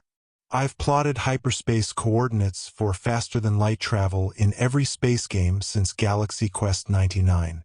This looks like a standard event aversion matrix, but it isn't collision-based as far as I can tell."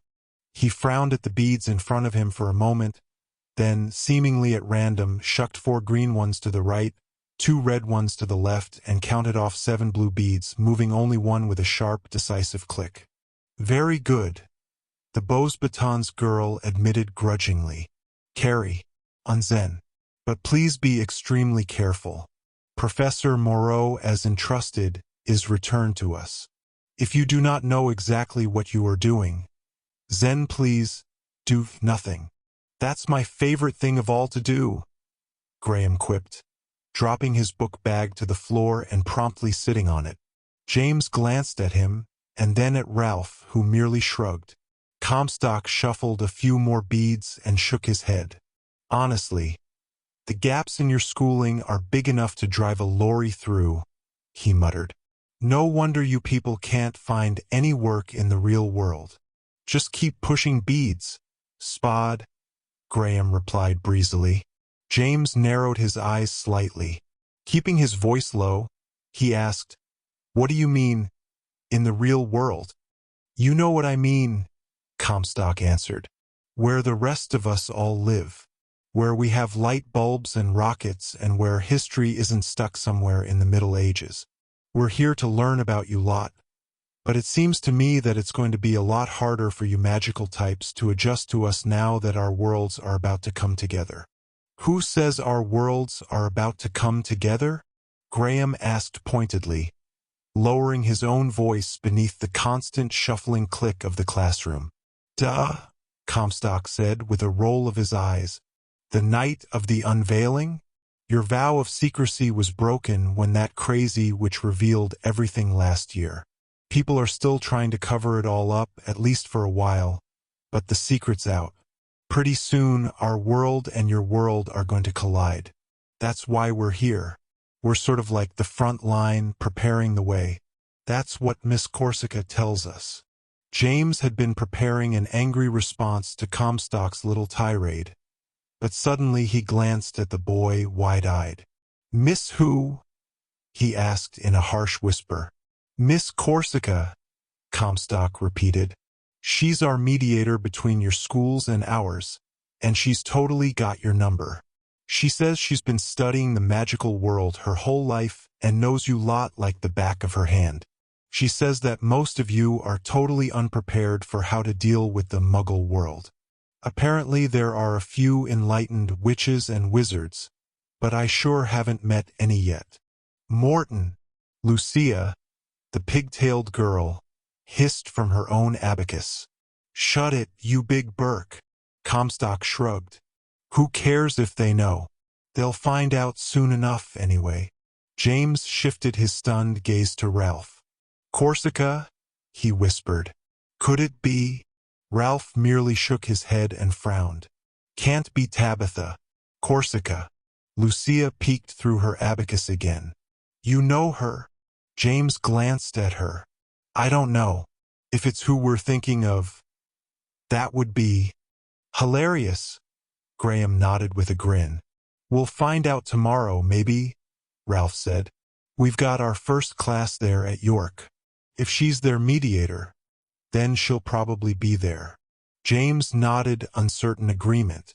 Was it possible that Tabitha Corsica had been sent to the Muggle school to manage the exchange program? Wouldn't his dad have known about that? And if it was true, what did it mean? Later that evening, as dinner concluded in the great hall and the enchanted ceiling began to twinkle with early stars, James and Ralph watched the enormous clock over the head table. When it gonged the quarter hour before 7, they made their way to the tall cabinet with the double eagle carvings. Rose met them there dressed in her uniform, a smart pink cardigan slung over her shoulders. "You're not really going like that, are you?" she asked sharply, looking them up and down. "What do you mean?" James blinked, glancing down at his jeans and t-shirt. "It's an extracurricular club. No uniforms required. Besides, what do you know about how Americans dress?" "Enough to know I don't want to look like them," Rose sniffed. Ralph cocked his head. "What, you're not coming too, are you?" "I certainly am," she replied primly. "You two aren't going to have all the fun this year. We're dying to take a look at Alma Alaron, and since this is the end of our school day, it's the perfect time for it. Besides, Zane promised he'd sneak us all around the campus." Ralph nodded speculatively. "Sounds like Zane." "Hold up," James said. "Who's we?" "Scorpius and me," Rose answered lightly, glancing back over the hall. "Here he comes now. But you two can probably come along if you wish. We won't mind." James nodded sarcastically. "Oh, thanks loads." Scorpius joined them in front of the Alma Alaron cabinet, dressed in a natty pair of khakis and a white button-down shirt.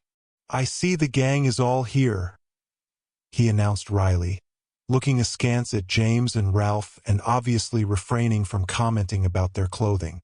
"Shall we, then?" James rolled his eyes. "Let's go already." The four crammed together into the cabinet, which just contained them. Scorpius pulled the door shut. The cabinet interior fell dark, and then flashed bright, electric blue. As one, all four students jumped. When all 8 feet plunked back to the floor, the cabinet doors popped open again, now revealing a bright afternoon sky studded with clouds. Chestnut trees shushed in the near distance, overshadowing colorful gardens, fountains, and statuary. Paths looped across a pristine lawn, connecting the blocky brick buildings that lined either side. "Smell that," Rose declared, stepping out into the sunlight. Honeysuckle. Ralph looked up at the sun, then down at his watch.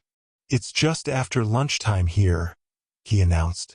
All I smell is goulash from the cafeteria in Admin Hall.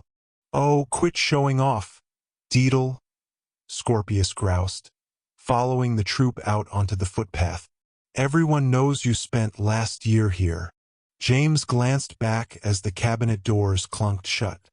Here, the cabinet was decorated with a colorfully painted woodcut of the Hogwarts crest, nearly as big as the doors themselves. The cabinet itself rested in the shadow of a large awning, situated in the center of Alma Alaron's long, grassy mall. 3 other cabinets sat beneath the awning, each facing a different direction. "Greetings, mates," Zane called, approaching from the direction of the gigantic brick building at the head of the mall. "Right on time. Everyone ready to have fun and do some wild and crazy stuff?" "Just lead on, Walker," Scorpius instructed. "Save the American uber enthusiasm for the tourists." "Oh, that's funny. I thought that's what you were," Zane said brightly, cocking his head and tapping his chin with one finger. "Patches!" James cried suddenly, grinning. "Look, Ralph!" A short-haired calico cat came trotting lightly along the path, stopping in a dapple of bright sunlight. It sat down on its haunches and preened itself, waiting to be petted. "Ah!"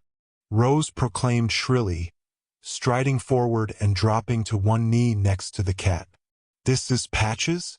I remember you talking about him last year. What a pretty, smart little kitty you are." James glanced back at Scorpius, waiting for a sarcastic comment. Scorpius, who seemed to be in a particularly foul mood for some reason, merely looked away, distaste etched all over his face. "Welcome to the Alaron," Zane announced, unperturbed. "This here is the mall. Back that way is Zombie House, universally agreed to be the best house on campus. And over there is Administration Hall, our destination. That concludes the tour for now. Let's roll or we're gonna be all kinds of late." The group began to make their way along the sun-dappled path, followed casually by Patches the cat, who seemed to take every opportunity to rub up against Rose's leg as she walked. "See," she said adoringly. "He likes me. What a smart kitty." As they approached the bulky shape of Admin Hall, James took a moment to look around at the campus and the knots of students heading to class or lounging in the sun. It was all very familiar to him, and rather comforting to come back to. On his right was the theater where Professor Longbottom had given his lecture on herbology. Beyond this was Faculty Row, where Petra and Izzy had lived briefly, before the debacle that had led to Petra's arrest. And just peeking over the tops of the distant trees was Pepperpot Down, the Clutch Cudgel Stadium, its banners waving cheerfully against the deep blue of the sky. Zane led the gathering up the Admin Hall steps 2 at a time. As they passed into the shadow of the high clock tower, the clock itself began to gong the hour. "Ask not for whom the bell tolls," Zane called back. "It tolls for us. Chancellor Franklin won't wait around." "Wait around?" Ralph huffed, straggling behind. "Is he going somewhere?" "Just you wait, Ralphinator," Zane answered with a backwards glance. "XCOM's gotten totally quantum since Professor Jackson got involved. Who'd have thought that crusty old Stonewall would have any cool ideas about how to use technomancy for actual fun?" Scorpius frowned. "Fun? Yeah," James admitted. "That doesn't sound like Stonewall at all." Zane passed through the propped open double doors of Admin Hall and angled toward a wide staircase. "Well, I wouldn't say the word fun in front of him," he admitted, lowering his voice in the echoing main hall. "But a lark's a lark, and what he and Franklin have come up with has definite possibilities. We're hoping to try it out for the first time today." Before James could ask if Professor Jackson was going to be there, Zane reached the top of the staircase and turned left into a narrow doorway. Rose followed, and James heard her proclamation of amazement as she stepping into the comparatively dark room. It was stuffy on the second floor, but much more so in the confines of the cramped room, which was cluttered with all manner of gizmos, devices, and machinery. Most of it, James noticed as he looked around, seemed to be broken or disassembled, stacked and labeled on shelves and against the far wall, blocking the windows and their pulled, drab shades. A huge work table stood in the furthest reaches of the room, its surface crowded with tools, monstrous moldy books, and what looked like a half-built clockwork giant. Just imagine the nightmare of a gauntlet that Professor DeBellows would build out of all this, Ralph muttered, squinting in the dusty dimness. Movement behind the work table caught James' eye. He glanced up to see a strange, shambling figure emerge. Its eyes glowed green on the ends of telescopic brass stalks, and its hands were complicated metal claws, snickering and ratcheting alarmingly. James stumbled back from it, bumping into Ralph, who bumped into Scorpius, nearly knocking the blond boy to the floor. "Ah!" the shambling figure said, straightening. "Mr. Walker and friends. Is it 1 o'clock already? I seem to have lost all track of time." Clumsily, the figure seemed to strip off its huge claws, stacking them haphazardly on the table and revealing human hands beneath. With a brisk sigh, it pushed back a pair of complicated goggles, resting them atop a balding head crowned with longish gray hair. "Chancellor Franklin!" Rose exclaimed excitedly, nearly clapping her hands with pleasure. "At your service," the Chancellor answered with a smile. "Welcome to my laboratory, all of you, and thank you very much for your willingness to aid in the advancement of science and invention for the betterment of mankind, etc., etc. He trailed off, patting his many pockets. "Has anyone seen my spectacles, perchance?" Zane shook his head and glanced back at the others. "This is just one of his laboratories," he stage whispered, cupping one hand to the side of his mouth. "The one under the Igor's mansion is a cavern. An actual cavern, with stalactites and bats and everything. Much less glamorous than it sounds, I fear," Franklin admitted, now padding along the work table in search of his glasses. "Please, Mr. Walker, if you would introduce everyone. I fear I am rather at a loss for the moment." Zane nodded. "Sure thing, Chancellor. You've already met James Potter and Ralph Deedle, of course. This other happy camper is Scorpius Malfoy. And finally, the rose between all the thorns, Rose Weasley, cat lover and girl genius." "Yes," Franklin nodded, distracted. "Thank you. I do recall Mr. Potter and Mr. Deedle, of course." Of course, James thought, and he probably isn't all that thrilled to see us again, after everything that happened last year, including the opening of the Nexus curtain and the night of the unveiling.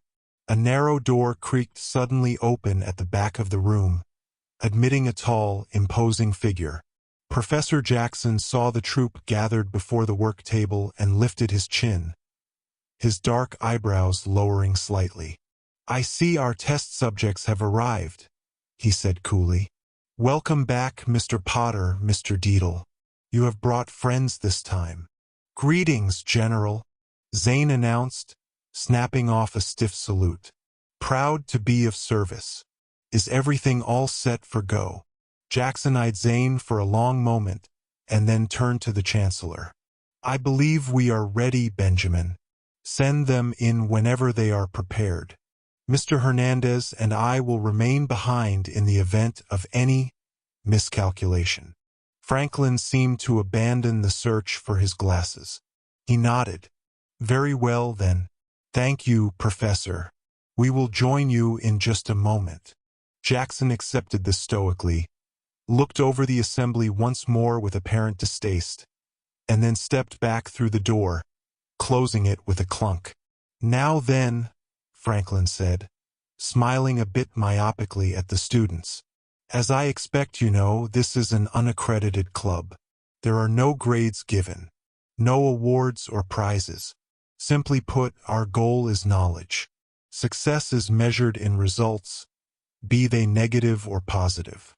There is little danger involved, so long as you do precisely what I say. Are there any questions? Rose glanced around at James and Ralph, grinning eagerly and bouncing on her toes. Scorpius raised his hand a bit impatiently. We are, I understand, primarily concerned with experimental forms of magical communication. Is that correct? Franklin nodded quickly. Yes, of course. We have, however, with the assistance of Professor Jackson, enhanced and broadened our scope rather a bit, Mr. Malfoy. Yes, he said, removing the goggles heavily from his head, plunking them to the desk, and brushing off his waistcoat. Rather than relying solely on the sending of messages via facsimile, we have begun to consider the idea of more direct and reliable methods, forgoing the inherent complication of third-party means of transference. In short, rather than merely broadcasting our message to distant locations, we're just going there ourselves, Zane interrupted with a grin. Temporarily, of course, Franklin clarified, raising a finger. This is by no means a replacement for Apparition or Flu Network. On the contrary, we are experimenting with pre-programmed dimensional portals, capable of being carried by the user and utilized for very specific physical communication between defined locations. They're like personal port keys. Zane piped up. Yes, Franklin admitted hesitantly. In a manner of speaking. The beauty of these devices is their simplicity. They can be used by anyone easily, and with no training. Even children, with no disapparation skills or license, may be able to easily communicate physically to any predefined location. Assuming, of course, that Professor Jackson's technomancy calculations prove accurate and repeatable. Not to doubt his abilities, of course. Of course, Zane agreed a bit too quickly, glancing around at the others. Shall we, then? Franklin said, gesturing, rather vaguely, toward the door in the back wall. Of course, anyone unwilling to participate in the experiment may feel free to opt out with no shame. He squinted over the students. Anyone? Into the breach, Zane announced. Come on, Rose. In for a Drummel, in for a Jack. He led the group around the work table toward the battered rear door, which Franklin opened with another juddering creak. Filing through one at a time, James was last to enter, following Ralph into a much smaller and darker room, nearly empty except for a single tiny table in the center of the floor, lit by one candle. A collection of glimmering silvery rings were arranged around the candle in pairs. The group approached them curiously. 6 of us, Franklin said, leaning over the table and squinting. And 6 pairs of the charmed devices. How fortuitous. Everyone, please collect exactly 1 pair each, but do not put any of them on your fingers yet. Professor Jackson and Mr. Hernandez, in the office beyond this room, will be recording everything from this moment onward for the archive. James peered at the table and its collection of gleaming rings. Zane snatched up a pair and bounced them on the palm of his hand. Carefully, Rose reached for a pair herself. James, Ralph, and Scorpius followed suit.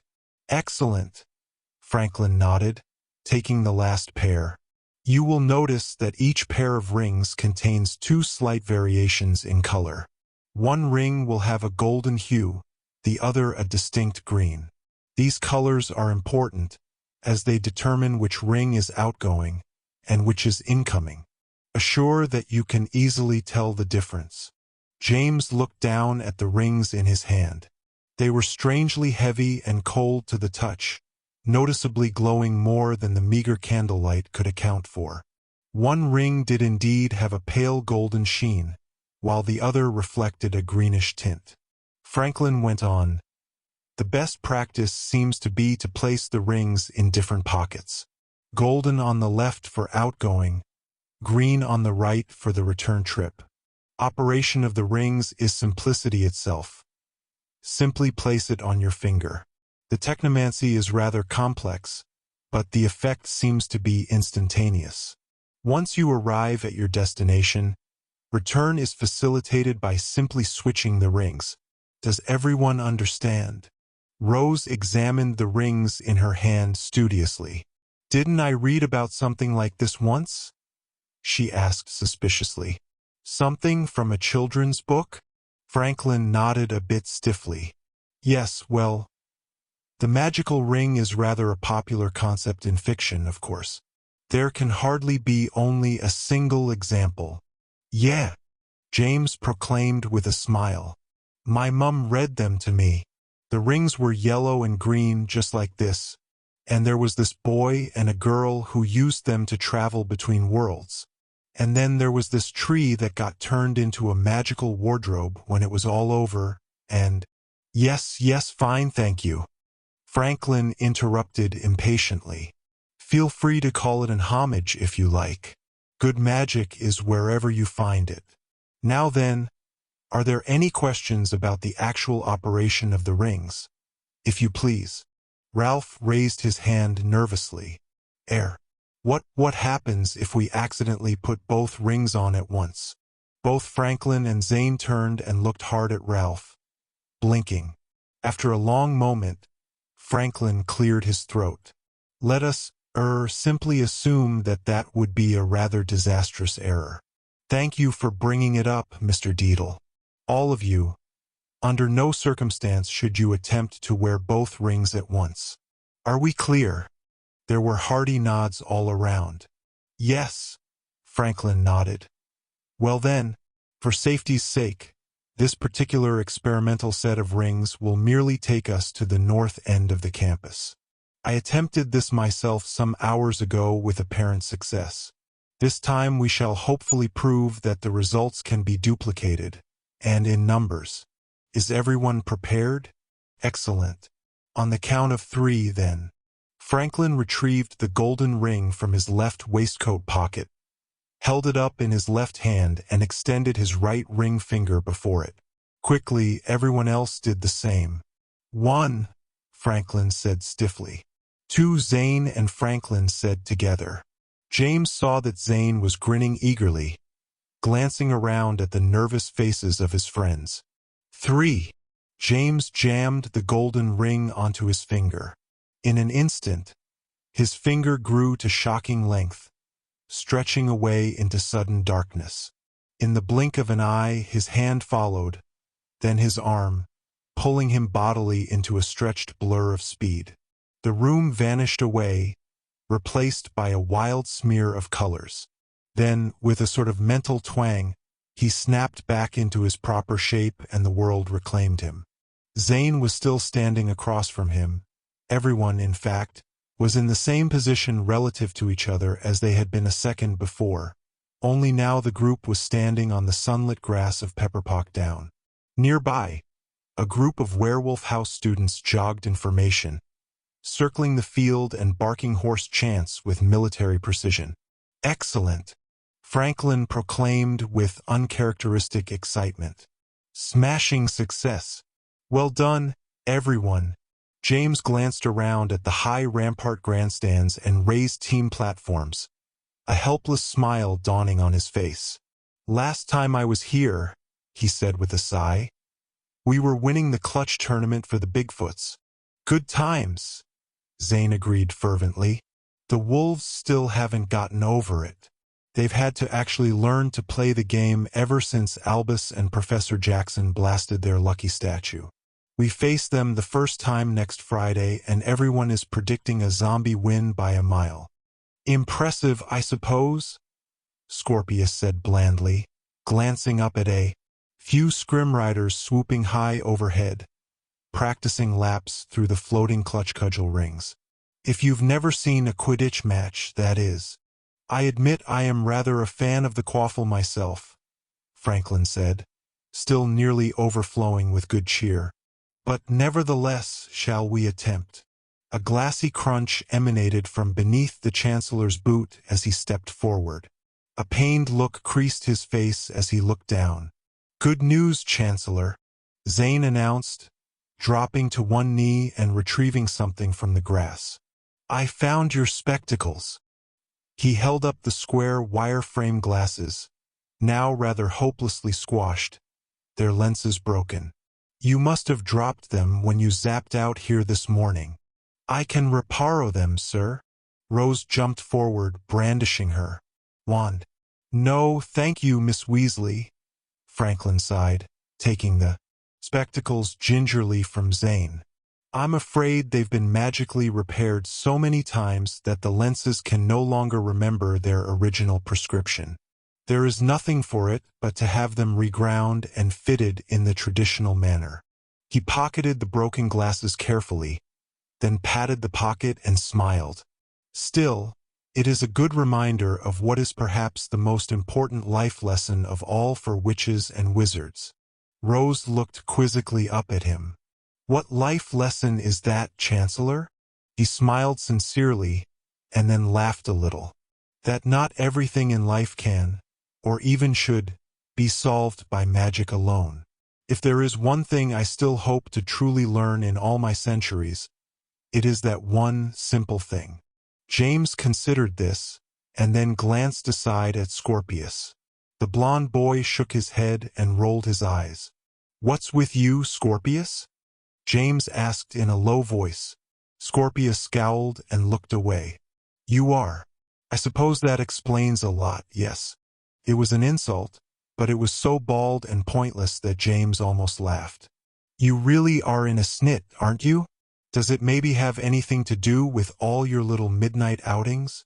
Scorpius glanced at him sharply. "What do you know about that?" he whispered. "Have you been spying on me?" James nodded. "Yeah, that's all I do every night. Sit up and watch your bed to see what you're up to. We all do. It's sort of an obsession."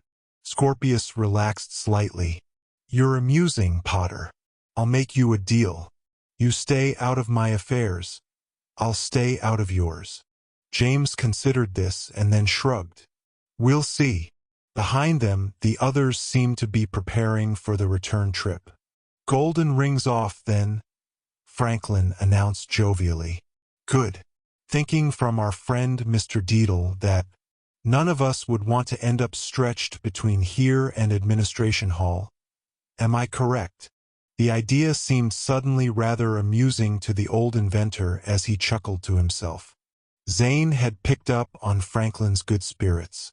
"Nothing as enjoyable as an experiment that works out as hoped, right, Chancellor?" "How right you are, Mr. Walker," Franklin agreed, pocketing his golden ring and producing the green-tinted one. "How right you are indeed. So, shall we count off for the return trip, then?" James plucked off his own golden ring, stuffing it into his jeans pocket. Along with the rest of the troop, he raised his green ring and held it before his left ring finger. 1. They all counted off together. 2. 3. The return trip was exactly like the outgoing journey, but in reverse. For a split second, James' body seemed to be stretched like taffy between two distant points. Then, with a reverberating twang, the darkened laboratory room snapped into place around them. "Smashing!" Franklin proclaimed happily, plucking the green ring from his finger. "Exhilarating, even. Why, I can imagine an entire range of therapeutic side benefits to this procedure. I do believe my joints have not felt this limber since I was 150. Shortly, the group retreated to the main laboratory, where Franklin launched into an enthusiastic explanation of his gigantic clockwork mechanical man, the very device he had been working on when they had first arrived. The rest of the hour, unfortunately, was given over to a rather dull debriefing of their experiment, conducted by Professor Jackson in his typically dry, staid manner. The professor took copious notes of every detail, showing specific interest in the stretching sensation everyone experienced at the instant of transference. "This could present a rather serious limitation, Benjamin," he commented, studying his notes.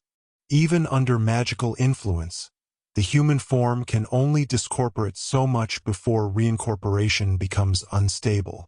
Oh, fiddlesticks, Theodore, Franklin insisted, completely unperturbed. You are far too careful. Disapparition is many orders of magnitude more chaotic than what we experienced. Perhaps, Jackson admitted stoically, but I suspect a greater multiplication of the effect over distances. This experiment sent you barely 500 yards away. What will happen with distances measured in tens or thousands of miles? Risk, Franklin laughed. Risk and analysis. These are the hallmarks of scientific and technomantic progress. You shall see, my friend. Everything will work itself out in time. Jackson nodded skeptically. Professors, Zane suddenly piped up. It's nearly 2 o'clock. We should all be getting back to our classes. Shouldn't we? Franklin looked shocked.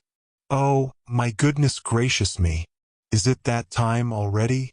Yes, of course we should all be on our way.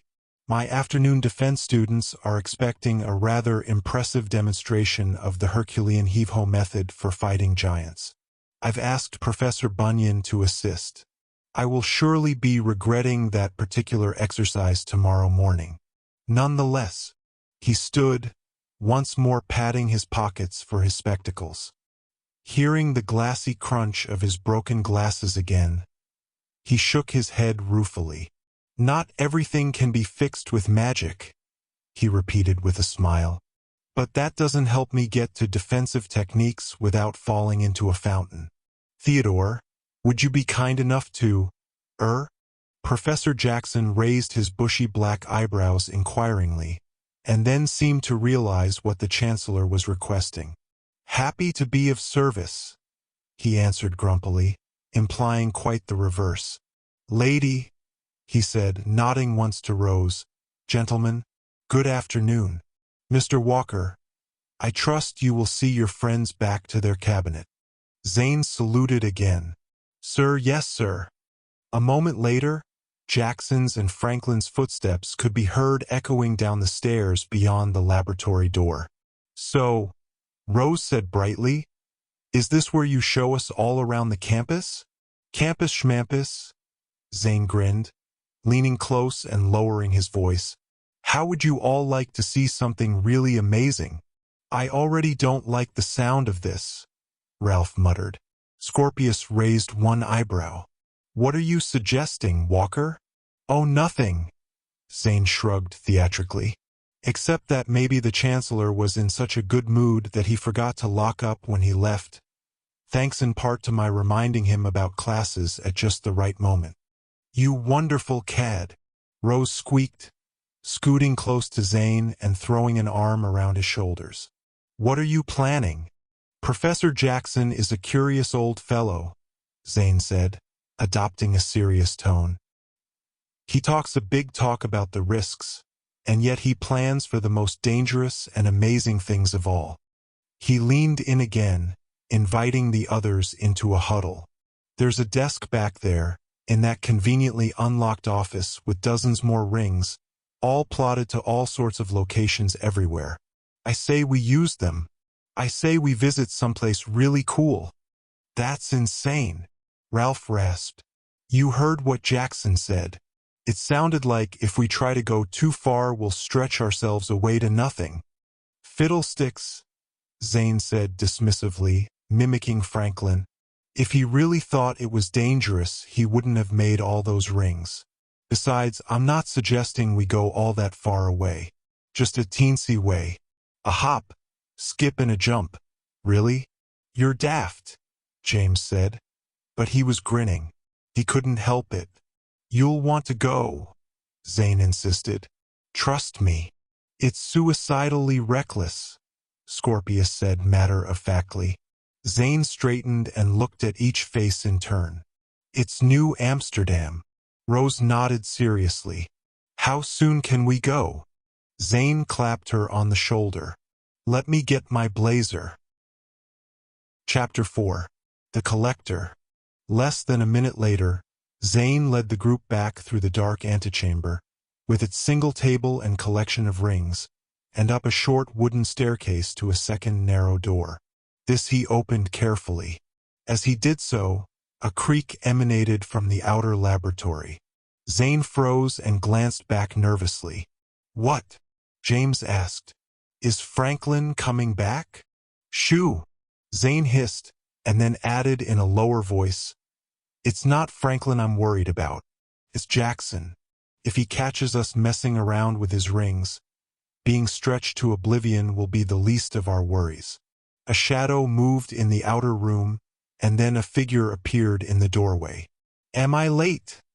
a girl's voice asked in an excited whisper. "Oh good. I'm not late."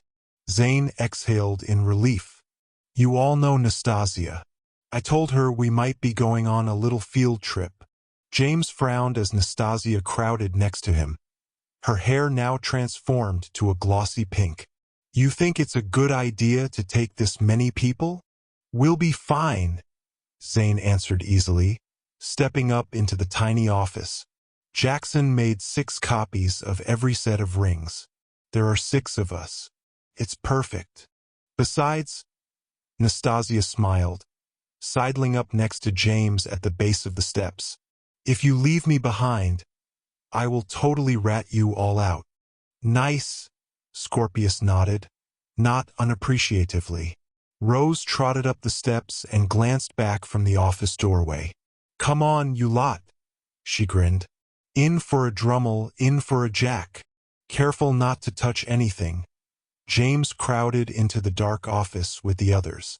The room was extremely small, crammed with a desk, a very full bookshelf, and a tall wooden cabinet lined with narrow drawers. Zane counted down from the top, then slid open the 8th drawer. A collection of folded purple cloths lay neatly inside, each labeled with a pinned note. James leaned close, reading the labels. "These are insane," Ralph muttered, impressed. "They cover the whole magical world. Here's the pyramids of Egypt, and Loch Ness, and what's this one? The Ring of the Bearded Ancients." Oh, Rose said in awe, shoving Ralph aside with some effort. "That's the Pakistani Wizarding University. Very secret and ancient. They say it's hidden up in the Karakoram Mountains, surrounded by impossible peaks. Let's go there instead." "Don't be daft," James insisted. "It's too far. I don't fancy getting pulled into a thread and snapped in two. You were all excited about New Amsterdam a minute ago. That was before I knew all the options," Rose pouted. "Make with the rings, Zane. You zombie Goomba," Nastasia urged eagerly. "James here is itching to go." James glanced aside at her in annoyance. If anything, he was having serious second thoughts about the entire venture. Nastasia, however, seemed to enjoy antagonizing him. She glanced at him, shoulder to shoulder, and winked mischievously. "Here we are," Zane announced, lifting one of the cloth bundles out of the drawer. "The Crystal Mountain, government level. That's the topmost floors of the huge glass skyscraper we saw last year. Remember? Oh, this is going to be totally excellent." Very gingerly, he laid the cloth on the desk and unwrapped it, careful to map exactly how it had been folded. A moment later, 12 rings gleamed against the darkness. "A pair each," Scorpius said in a businesslike manner, reaching for a set of rings. "Just like before." "This is it, everyone," Zane warned. "Gold for outgoing, green for coming back. Keep your rings stashed safe in a pocket whenever you aren't using them. If everything goes as planned, we'll be back before the next bell and nobody will suspect a thing." Ralph moaned. "Since when does everything go as planned?" "We should all be in agreement," Rose announced, setting her face sternly and glancing around. "If anyone wants to stay back, we all stay back." "Agreed." Nastasia cocked her head thoughtfully. She glanced aside at James and narrowed her eyes. No. With that, she jammed the golden ring onto her finger and vanished in a blur of speed. I must admit, Scorpius announced abruptly, I do sort of like her. He twisted his own ring onto his finger and vanished as well. Eh? Rose cried, bouncing on her toes with equal parts excitement and fear. She donned her own ring, vanishing along with Zane, who left a thrilled whoop echoing behind him. James gave a perplexed shrug. What say, Ralph? On 3. Ralph nodded stiffly. Together they counted off, rings poised before their fingers. On 3 they jammed the rings on. This time the sensation of stretching was much greater. For a split second, James felt that his body was a mere ribbon, many miles long, funneling through a conduit of light and color. Then, more violently than before, reality snapped up around him, nearly smacking him in the face. He stumbled and fell heavily, sprawling onto some plush, flat surface. Oh! He moaned, trying to push himself upright. He opened his eyes and found himself staring down through a diminishing blur of glassy layers, vanishing into bright, dizzying depths. Oh! He exclaimed again, scrambling to his knees in alarm. Yeeks! Ralph agreed from nearby. James glanced up and saw his friend huddled a few feet away, leaning against a gleaming, transparent desk. They appeared to be in a sort of enormous office complex, filled with desks, low walls, collections of plush chairs, and long tables. It was not unlike some areas of the Ministry of Magic, except for the fact that everything, right down to the plush carpeting and high-paneled ceiling, seemed to be made out of perfectly transparent materials. Every surface glimmered with captured prisms, dancing in the sunlight that filtered, uninterrupted, throughout the entire building. Spreading below, and visible from every angle, was the stacked twin cities of New Amsterdam and Manhattan, looking serene and eerily empty in the distance. The Crystal Mountain, James said, smiling in amazement. Freaky, Ralph commented, getting gingerly to his feet. Nothing like living with constant, crushing vertigo. Where's everybody else, by the way? As if in answer, a voice boomed through the air, echoing broadly. All late arrivals should make their way to the elevators. It announced sternly, interrupted by a distant, girlish giggle. The voice went on, somewhat off microphone. Shut up, Nastasia. You're ruining the effect. James and Ralph glanced at each other. Zane, they said in unison. The public address system shut off with a loud click. Over there, James grinned, pointing toward a bank of glassy lift doors refracted through the crystal desks and a collection of tasteful, nearly invisible potted ferns. Together they began to make their way through the complex, barely avoiding barking their shins on the corners of transparent desks and chairs. Despite the beauty of the place, a thin layer of dust fogged the crystal surfaces, reminding them of its months of abandoned emptiness. Glassy mugs still sat on desks, half full of congealed coffee and tea. At the head of a long conference table, a magical marker scribbled notes on a floating crystal screen, repeating the same charts over and over, squeaking drilly in the silence. James shivered despite the sunny warmth of the place. Ralph reached the lifts first and tapped the up button. Distant machinery began to hum. Glancing down, James could see a tiny glimmering box between his feet. Swiftly, it began to climb, resolving into the unmistakable shape of a lift compartment. It swept smoothly into place behind the closed glass doors and shuddered to a stop. The doors shuttled open and both boys stepped inside, their feet making no noise on the strangely invisible plush carpeting. James peered at the glowing buttons next to the door. The top button was larger than the rest, labeled Roof Mezzanine. With a shrug, James tapped it. Immediately the lift began to rise. Beyond the doors, floors began to shuttle downward, revealing more levels of offices and meeting rooms. In a matter of seconds, the last floor swept below them and the lift came to a halt. James could see Zane, Rose, Scorpius, and Nastasia gathered outside, but the rest of the exterior space was a glare of sunlight on crystal. As the doors swept open, a gust of hot wind barged into the lift, ruffling James' hair and t-shirt. "Looks like there's a bit of a scattering effect over distances," Zane called over the wind. "Good thing none of us materialized between floors." Nastasia nodded. "Or inside an elevator shaft." Ralph blinked and shuddered. "I hate knowing that the only thing between us and falling 200 floors was dumb luck." "I wouldn't be too worried, Deedle," Scorpius said encouragingly. "Dumb luck seems to have a thing for you lot." James and Ralph joined the others as they strode toward a low railing. Sets of stairs led down from either side to the main roof, which was divided into a series of low, square platforms. "Landing pads," Zane said, pointing. "For people who commute by broom. Look, there are still a few brooms parked over there on the rack." James squinted against the sunlight.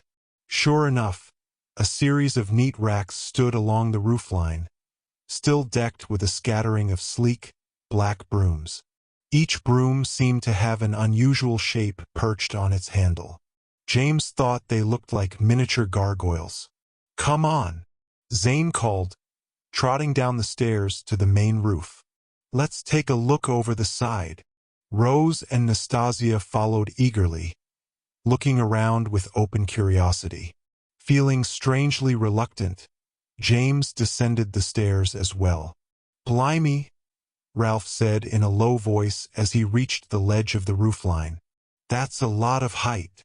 James peered over carefully. The 4-lane avenue appeared to be miles below, separated from them by a haze of distance. Wind tore over the roof, rattling the brooms in the rack and whipping through the students' hair. "It's excellent," Nastasia proclaimed, leaning over the ledge and tilting her head up toward the sky, her eyes closed and her pink hair fluttering. "BRR," Rose said, hugging herself. "It gives me the shivers." She stepped back behind Zane and clutched her cardigan tightly about her shoulders. "My father says Victor Crumb and the Harriers are down there somewhere," Scorpius muttered, frowning into the distance. "The official story is that they're helping find stragglers, but my father thinks there are other reasons. He thinks they're here to keep an eye on Headmaster Merlin's staff." "His staff?" Rose blinked. "You mean it's still down there?" Scorpius nodded, still peering down into the city below.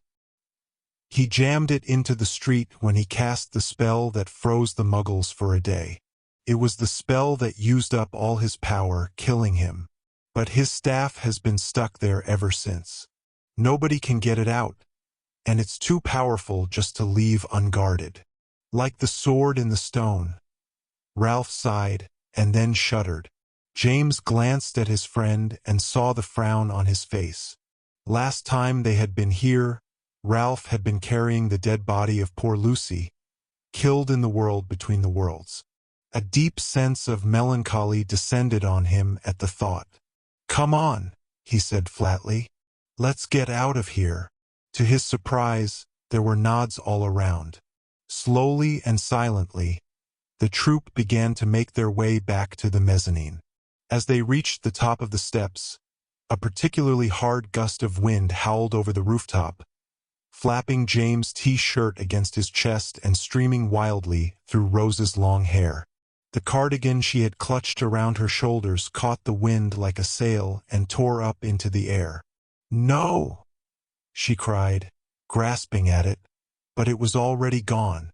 The cardigan lofted gently into the sky, borne on the currents of the wind, and then dropped, fluttering silently past the roofline and down, down out of sight.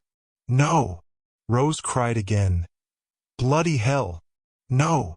Bummer," Zane announced with feeling. "That was a nice sweater, too."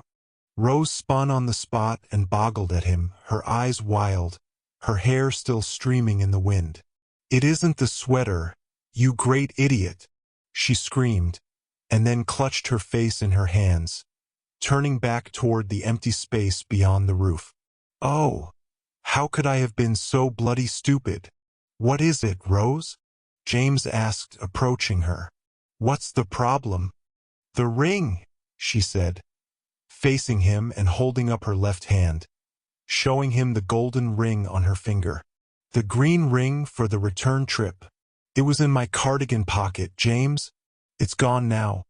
Blown right over the roof, and I'm stuck here." There was a long moment of silence as everyone stared at Rose, dumbfounded and horror-struck. Nastasia stepped back toward the top of the stairs and peered over the railing, into the distant haze of the cities below. "Whoopsie!" she sang out, glancing back with an ironic smile. The 6 students approached the railing over which Rose's cardigan had blown.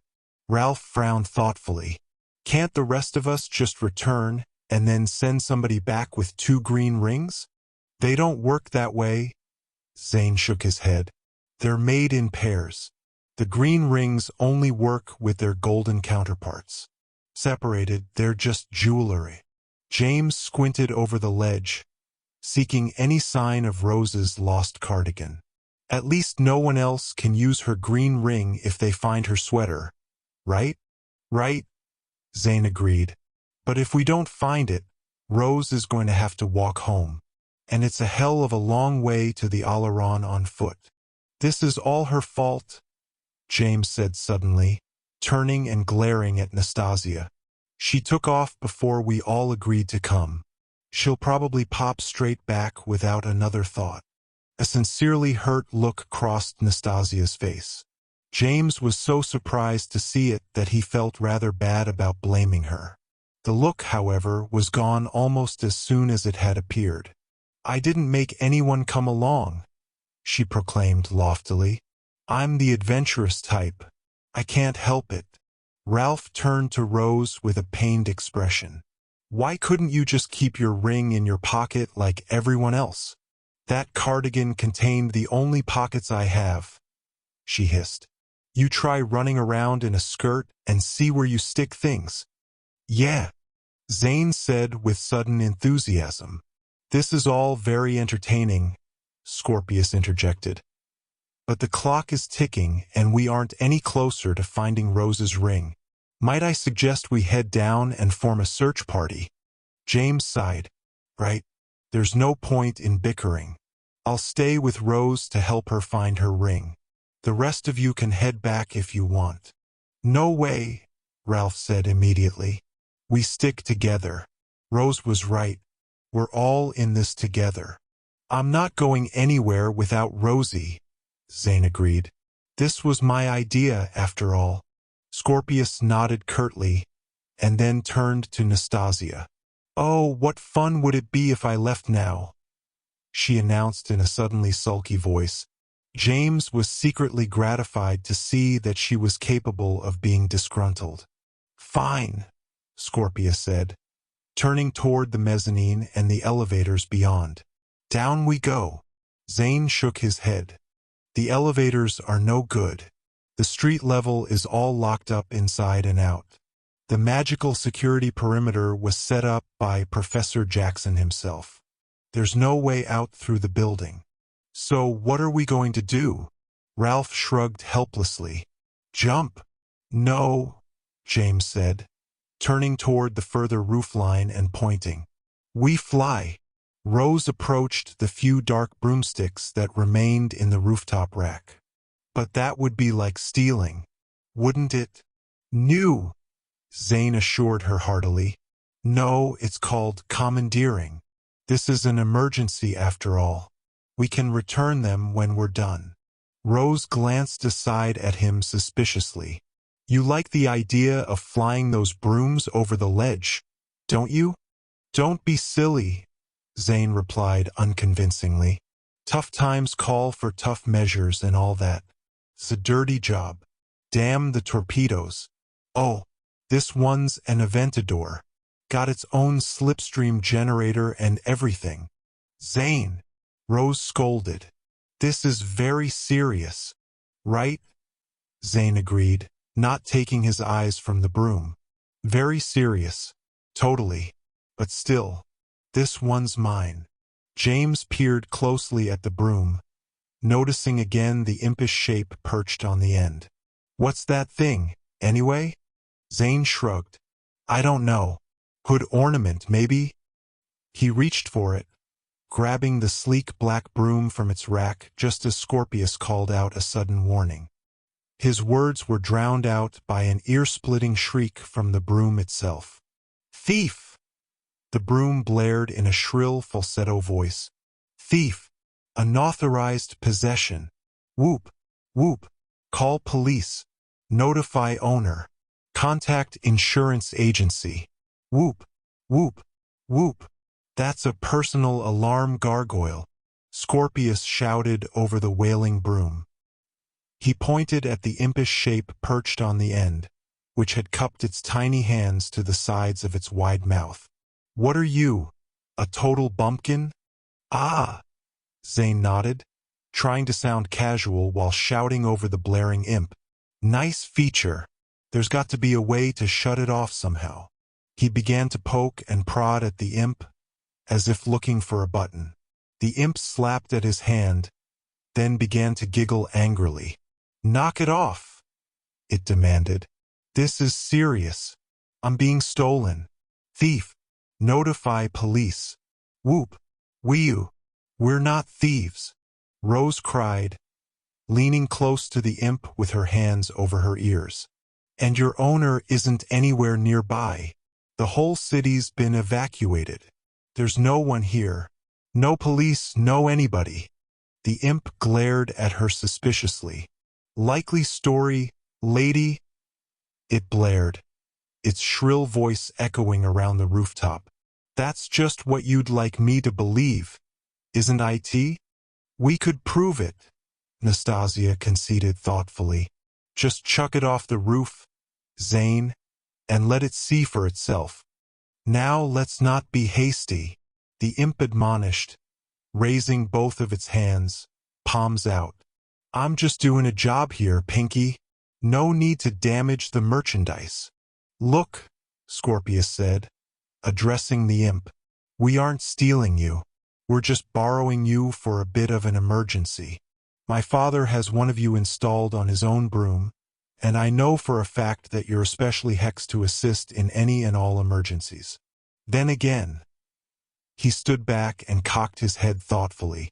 Perhaps that's just the Genie 500 series. The Genie 500 series? The imp scoffed, crossing its arms haughtily. That's strictly aftermarket dwarf charm stuff. Not even real imp. I'm a 200 Drummel factory option. Just try me, bucko. I don't know, Zane said, concealing a half-smile. I bet you can't even get us down from this roof. The imp rolled its bulbous yellow eyes. Nice reverse psychology, Sigmund. Whoop, whoop. I'm being stolen by an idiot with no imagination. Hold up, Ralph called out, interrupting the imp as it drew another deep breath. This really is an emergency. We're stuck here unless we can all get down from this roof and find our only way back. You're the only one that can help us, but you can't fly us all down anyway. Can you turn off the alarm gargoyles on these other couple of brooms as well? The imp still had its chest inflated, prepared to continue whooping. In a strained voice, it asked, You sure this is a real emergency? Please, Rose said seriously. I'm stranded here if I can't get down and find what I've lost. We'll bring you right back here when we're done. If we can, Nastasia added reasonably. The imp glared at her, apparently remembering her threat to toss it over the side. Finally, it exhaled harshly and shook its head. Fine, it agreed reluctantly. But I'm hexed with a photographic memory, and I am going to report each and every one of you if things get hinky. Hey, the rest of you, command override yellow. riders in need of assistance. The other two remaining brooms each emitted a sort of squawking bleat. The imps crouched on the handles stirred to life and eyed the students with a mixture of suspicion and eagerness. One of them was lithe and silvery blue with a tiny wedge-shaped head and glowing, pupil-less eyes. The other was very fat, pink, and adorned with a pair of fluffy white wings. "Oh," the pink one said in a bubbly voice, "a real emergency. Shall I locate the nearest florist?" "Cupid Ceres," the first imp muttered under its breath. "Great. Yay!" The Cupid clapped its chubby hands. "An adventure." Zane held up the Aventador. "Dibs on this one." To Rose he muttered, "Say shotgun." "Shotgun," Rose proclaimed immediately, sidling up next to him. James glared at her, not entirely sure what that meant but knowing it would probably result in him flying the Cupid broom. He glanced aside and saw Scorpius snatch the blue broom from the rack. Silvery Imp coiled lithely on the end. "I'm with Scorpius," Ralph said sheepishly, glancing back at the pink broom. "I don't think that thing could hold me up anyway." Nastasia grinned and took her place next to James. "You want me to drive?" she asked sweetly, glancing up at him and batting her eyes. James sighed and shook his head. He reached for the Cupid broom. Like the others, it was mostly black, although it bore neat pink pinstripes down both sides and had dried roses threaded into its tail. "You two look simply adorable," the Cupid insisted as James reluctantly mounted the broom and Nastasia threw her arms around his shoulders. "And just look," it went on, pointing at Nastasia's hair. "We match. How perfectly scrumptious." "Yeah," Nastasia grinned, her voice very loud in James' ear. "It's scrumptious, isn't it, James?" James felt his face heat with a confused rush of embarrassment, fear, and a few other emotions he couldn't immediately identify. "Wind's blowing that way," Zane announced, pointing out over the length of the avenue below. "Let's follow it and keep a sharp eye out. Rose's sweater must have fallen down there in the street somewhere. Let's get low enough to search for it." "Got it, Impy? Don't push it." The Aventador imp growled in resignation. James clutched his broom. "Let's go. Everybody stay together. I'll look up starting times for any good shows at the Moxie." "Mage!" the Cupid cried in an inspired voice. With that, the three brooms, each weighed down with two riders, kicked off from the roof and lofted out into the whickering wind over dizzying heights. Immediately, they angled down and began a slaloming descent into the shadows of the skyscrapers. "You're drifting right," Nastasia barked in James' ear, renewing her grip on his shoulders. "And you're dropping too fast. Where'd you learn to fly?" "Just shut it.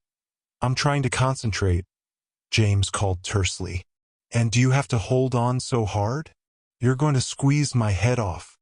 You fly better and maybe I'll loosen up. Look out." James swerved to the left as a flagpole swept past, jutting from the side of a nearby skyscraper. Nastasia nearly climbed onto his shoulders as he sped up. "There's a whole row of them," she squealed. "Not so close. What are you doing?" "I'm looking for Rose's cardigan, you big git. It might be hung up on anything." "Get off me. I can hardly see." "Lovers quarrel," the Cupid chided with a cluck of its tongue. "I could arrange an appointment for his and hers pedicures? How romantic would that be?"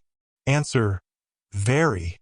"Shut up," both James and Nastasia commanded simultaneously. The three brooms continued to drift downward, seesawing back and forth between canyons of glass and steel. In the lead, Zane called back, "Anybody see anything?" "We have to get lower still," Scorpius announced, shaking his head in frustration. "It could have blown anywhere. Under any of those abandoned cars, or on top of an awning, anything. Blast it all." Rose cursed to herself. If only I could just perform an Accio spell. Ralph brightened. That's a great idea. Why don't you do it?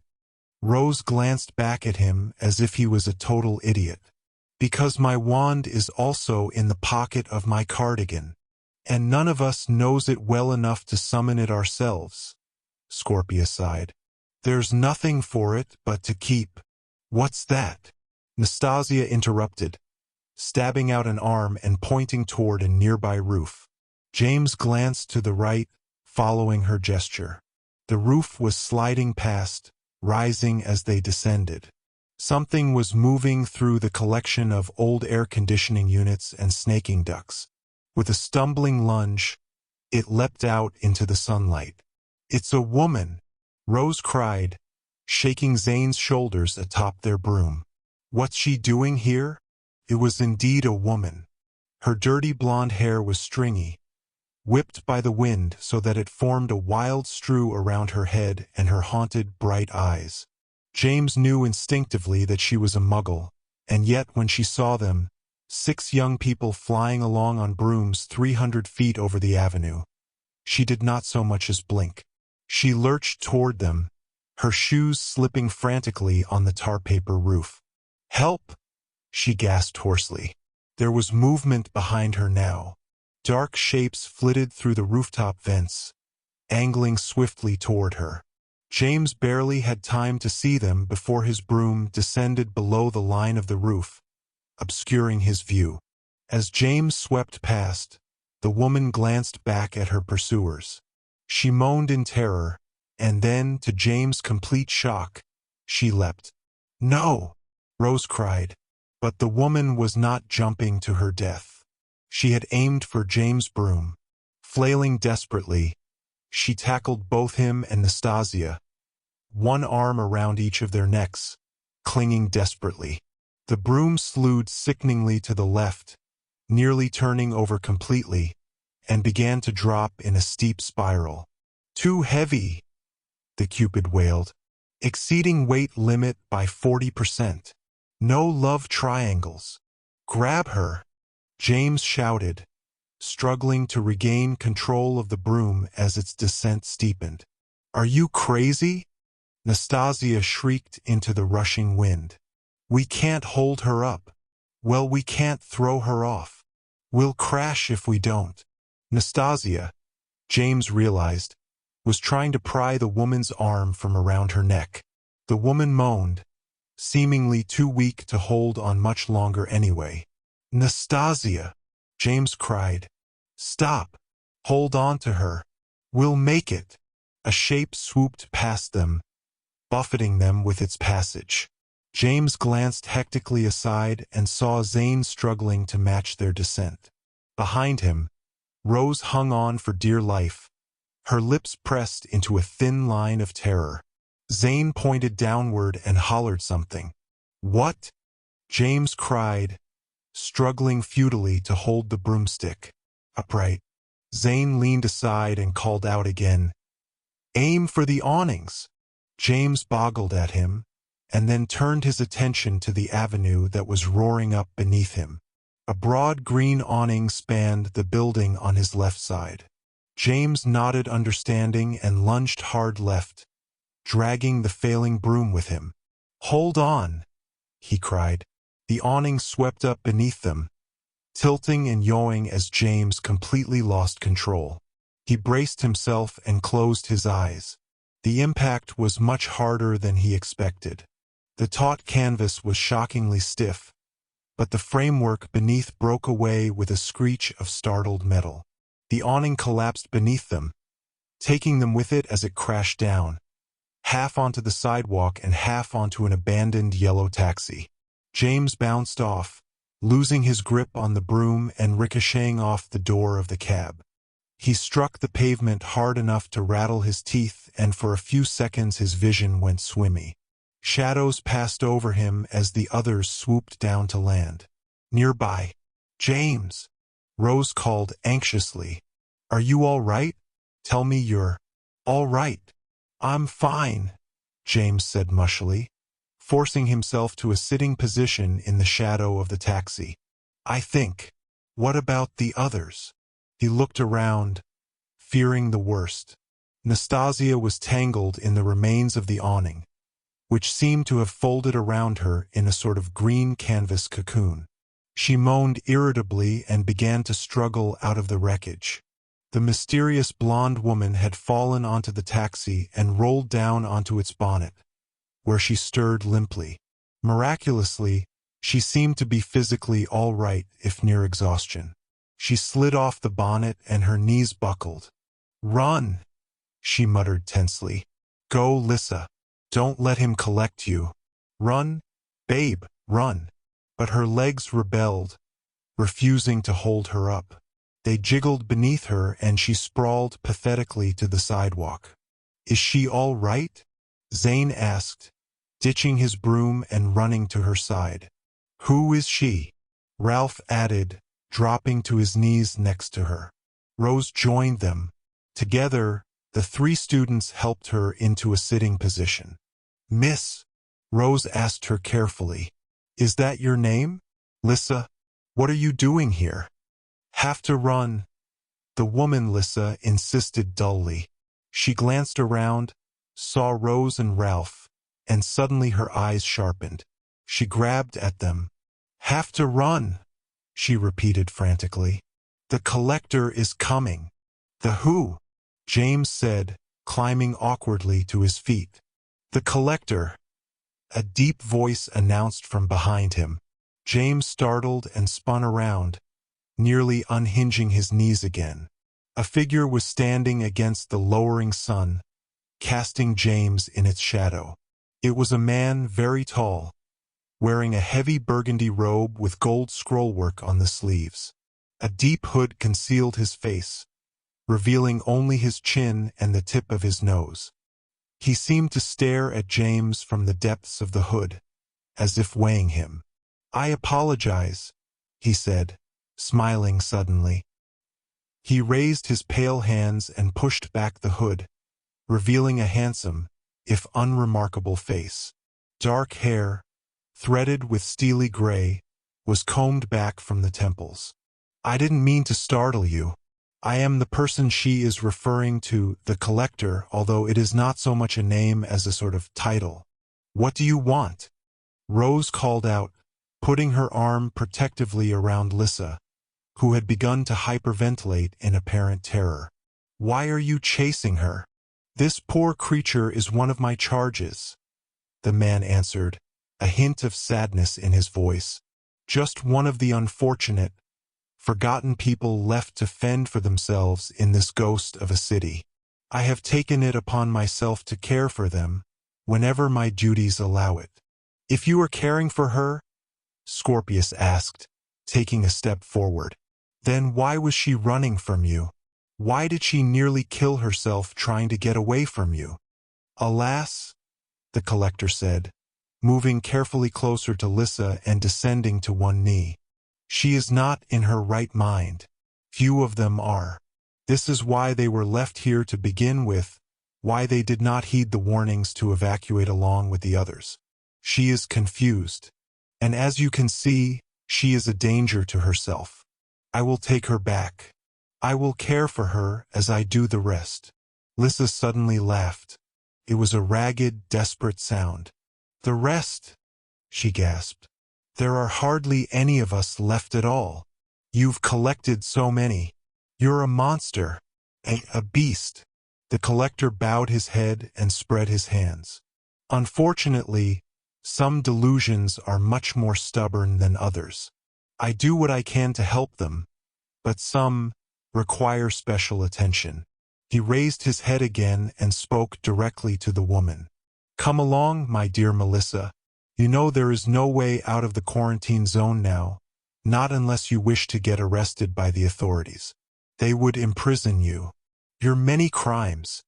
Lissa laughed again, a wild animal cackle. "Imprisonment? Yes. Let them take me. I'll go willingly." She giggled, and the giggle was half-sob, as if the collector was teasing her with a wonderful treat rather than a threat of capture. A shiver rippled down James' back. "She doesn't want to go with you," he said, moving to get between the collector and Lissa. "She can come with us. We can look after her. You've done your bit." The collector glanced up at him without raising his head. His eyes were cold, his smile a mere mask. "How generous you are, James Potter," he said. James took a step backward and reached for his wand. Narrowing his eyes, he asked, "How do you know who I am?" "Come, Lissa," the collector said again, extending his pale hand. "You don't want to involve these nice young people in your troubles, do you?" The threat was obvious. James glanced back at Lissa, saw the frozen fear on her face. If she didn't go along with this man, her fate, whatever it was, would be extended to those helping her. Slowly, haltingly, she disengaged herself from Rose, Ralph, and Zane. She began to stand. "I don't think so," Scorpius said impatiently, raising his fist. His wand protruded from it, leveled at the collector. "I have nothing against you, friend, but personally, I'm weary of veiled threats. Believe me, I know them when I hear them. The woman stays with us." The collector looked at Scorpius' wand, his eyebrows raised slightly. "Is this how all of you feel?" he asked, a tinge of disappointment in his voice. James raised his own wand and moved alongside Scorpius. He nodded resolutely. A moment later, he felt Ralph and Zane on either side, their own wands leveled. "Really, James?" the collector said, ignoring the others. "This is the stand you wish to take? Risking all for the sake of a sad, wasted Muggle woman? A woman even her own kind cannot deign to be bothered with." James swallowed hard and nodded, renewing his grip on his wand. "You really should consider," the collector said, rising again to his full height, "choosing your battles more wisely." He raised his arms, showing them the white palms of his hands, as if he was about to perform a magic trick. And then, furthering this image, black smoke began to pour out of his dangling sleeves. The smoke swirled, condensing into tendrils, and then collapsing horribly into shapes. Two creatures formed out of the smoke, both taller than the collector himself, and both equally terrible. "You will not yet have learned of the Wendigo," the collector said calmly. "It is native to this country, ancient and starved nearly to extinction, until, that is, a certain warlock associate of mine revived them. They are cannibal spirits, and as you can see, they are hungry." The Wendigos looked like horribly emaciated humans, with mottled gray skin stretched taut over their bones. Their feet were grotesquely elongated, raised at the heels like wolves. Long, spindly arms dangled to the ground, ending in spider-like fingers. The worst part, however, were their heads. Oversized, hunched forward between their shoulders, with deep, wide-set eyes as white as marbles and thin, bloody lips peeled back from their teeth. Ragged antlers sprouted from their temples, sharp and ridged with serrations. The Wendigos raised their long fingers, hooked into talons, and coiled to pounce. "Run!" James called, leveling his wand at the monster on the right. He shot it with a stunning spell, but the jet of magic merely exploded from its nearly translucent skin. It launched itself at him, unleashing its rancid breath in a low roar. James ducked sideways, throwing himself under the collapsed awning. The Wendigo landed atop it with a screech of metal and immediately began tearing at it. The other roared viciously. James heard its thumping footsteps as it galloped past in pursuit of the others. Someone screamed. Spells were fired, illuminating the street. A whoosh of air told James that at least one of the brooms was airborne again. He scrambled out on the other side of the broken awning and began to run. Scorpius, Rose, and Lissa were crammed onto one of the brooms, but they were too heavy to get any lift. The second Wendigo pounced after them, leaping over abandoned cars and snarling hoarsely. A heavy thump struck the ground behind James, accompanied by a gust of stinking breath. He knew the first Wendigo was right behind him, sensed its long arms lunging toward him. He ducked to the left and leapt through a broken shop window. Mannequins toppled before him, skating away on pebbles of broken glass. He tumbled over them, scrambled up and threw himself into the darkened store. Behind him, the Wendigo roared, smashing through the remains of the window and dashing aside the mannequins effortlessly. James glanced back, saw its milky eyes glowing faintly in the dimness. It saw him and pounced. Down James crouched, ducking under a rack of clothing. The Wendigo crashed into it, knocking it sideways, but James scrambled out the other side and hurled himself through a rear door. Darkness met him, crowded with boxes and more mannequins. Shelves stood in rows, cluttered with merchandise. The only light came from a tiny window in the back, set into a gray metal door. James made toward it, dodging frantically around the shelves. Behind him, the storeroom door burst from its hinges. The Wendigo hefted it in its spindly arms and threw it at James like a discus.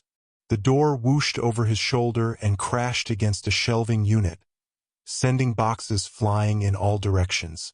Gasping with terror, James reached the rear door. It was equipped with a push bar, which James slammed downward with both hands. Thankfully, the door heaved open before him, dumping him out into a narrow alley, choked with trash bins and wooden pallets. James ran, threading through the trash bins. Distantly, he heard screams, crashes, the fizzing whoosh of magic. The Wendigo exploded through the rear door, blasting it off its hinges and sending it crashing against the brick wall opposite. The Wendigo saw James and dropped to all fours. With a scrape of gravel, it launched itself after him, galloping between the trash bins with horrible speed. It was nearly upon him. With a deep, grating snarl, it leapt. James threw himself to the broken pavement and covered his head. A shadow flicked over him, accompanied by a strange metallic noise, pang. A split second later, a heavy, ringing crash filled the air. James looked up in time to see the Wendigo hurled, upside down, against a chain-link fence that divided the alley. The fence bowed under its weight, and then recoiled, flinging the horrible creature against a stack of pallets. "Stay where you are," a deep voice commanded sternly. James craned to look back over his shoulder. A man in a heavy green tunic, studded with black leather armor, hovered over the alley on a nasty-looking black broom. His arm was fully extended as he sighted down his wand, pointing it at the Wendigo.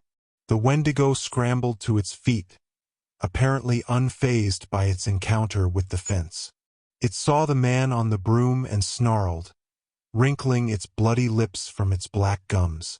Then, with a lithe speed that was terrible to watch, it lunged for the nearest trash bin. James thought it meant to hide. Instead, the thing heaved the enormous bin into the air, hurling it like a projectile. The man on the broom fainted left instantly, just enough to allow the trash bin to whistle past, crashing against the wall behind him. He fired a green spell, briefly illuminating the dim alley and producing another strange metallic fang. The spell struck the Wendigo squarely in the chest, knocking it backwards with incredible force. The Wendigo hit the brick wall and smashed completely through it, creating a jagged hole into darkness. "Come!" the man on the broom commanded, lowering a large gloved hand to James. "They can't be killed, only repulsed.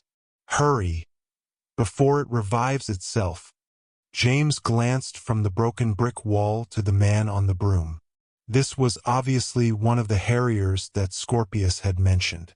Without a second thought, he reached up, grasped the man's forearm, and felt himself pulled bodily off the ground and onto the broom. "Hold on!" the harrier barked hoarsely, turning swiftly in the narrow confines of the alley. Behind them, the Wendigo roared. There was a crash of bricks. The green-clad Harrier hunched over his broom and it rocketed forward, more swiftly and powerfully than anything James had ever experienced. He scrambled for a handhold, grasped 2 fists full of the man's short cape, and held on as tightly as he could. The force of acceleration was breathtaking. An instant later, the broom sped out into sunlight, leaving the alley behind. "My friends," James called over the rush of the wind. "There's another of those things after them." The Harrier didn't reply, but he banked hard to the right, soaring out over the avenue where the fight had begun. James saw the broken awning and the crooked taxi. The broom banked again as its pilot surveyed the scene, seeming to ascertain which direction the fight had gone from 1,000 subtle clues. He tilted the broom upwards and accelerated again. As they hurtled around a corner, James spied a flash of electric blue ahead. The Harrier ticked his broom straight toward it and raised his wand again. "It's them," James called as they closed in. Sure enough, Scorpius, Rose and Lissa were limping along on the blue broom, barely 20 feet above the street. Beneath them, the second Wendigo leapt onto a bus, coiled, and sprung at them, stretching out its incredibly long arms.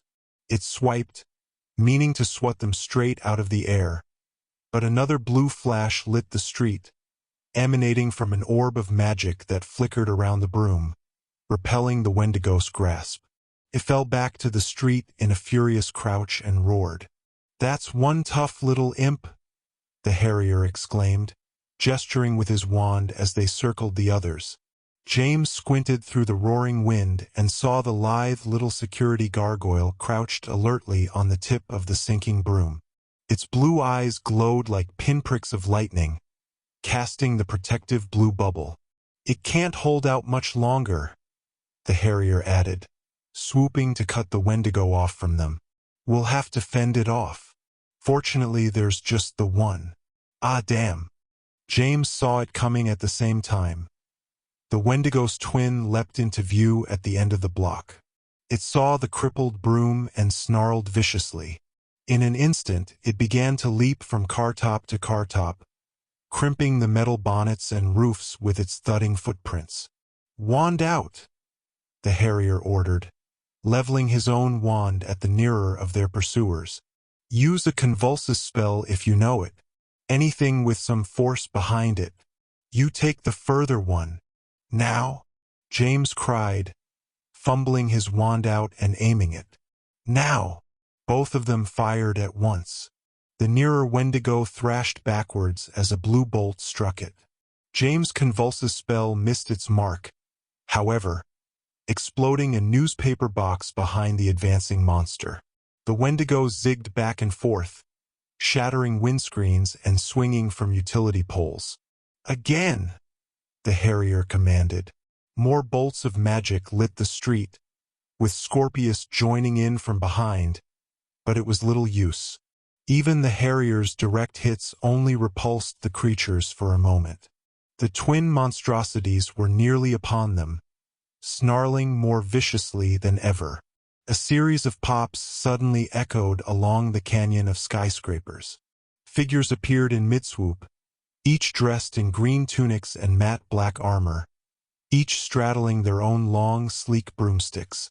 They arced around in tightening loops and finally halted in formation, forming a ring around the original Harrier and his charges. 9 Harriers in all, 9 wands pointed down at the Wendigos, which had suddenly dropped to alert, furious crouches. "On my mark," one of the newcomers barked.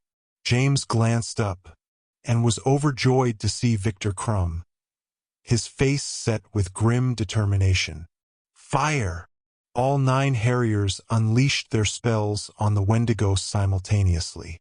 Green bolts lit the street, converging on the creatures in an instant. That strange, metallic bang sounded again, this time multiplied nearly tenfold. There was an explosion of green light and a shockwave of thick, black smoke. When the echoes died away, the Wendigos were gone.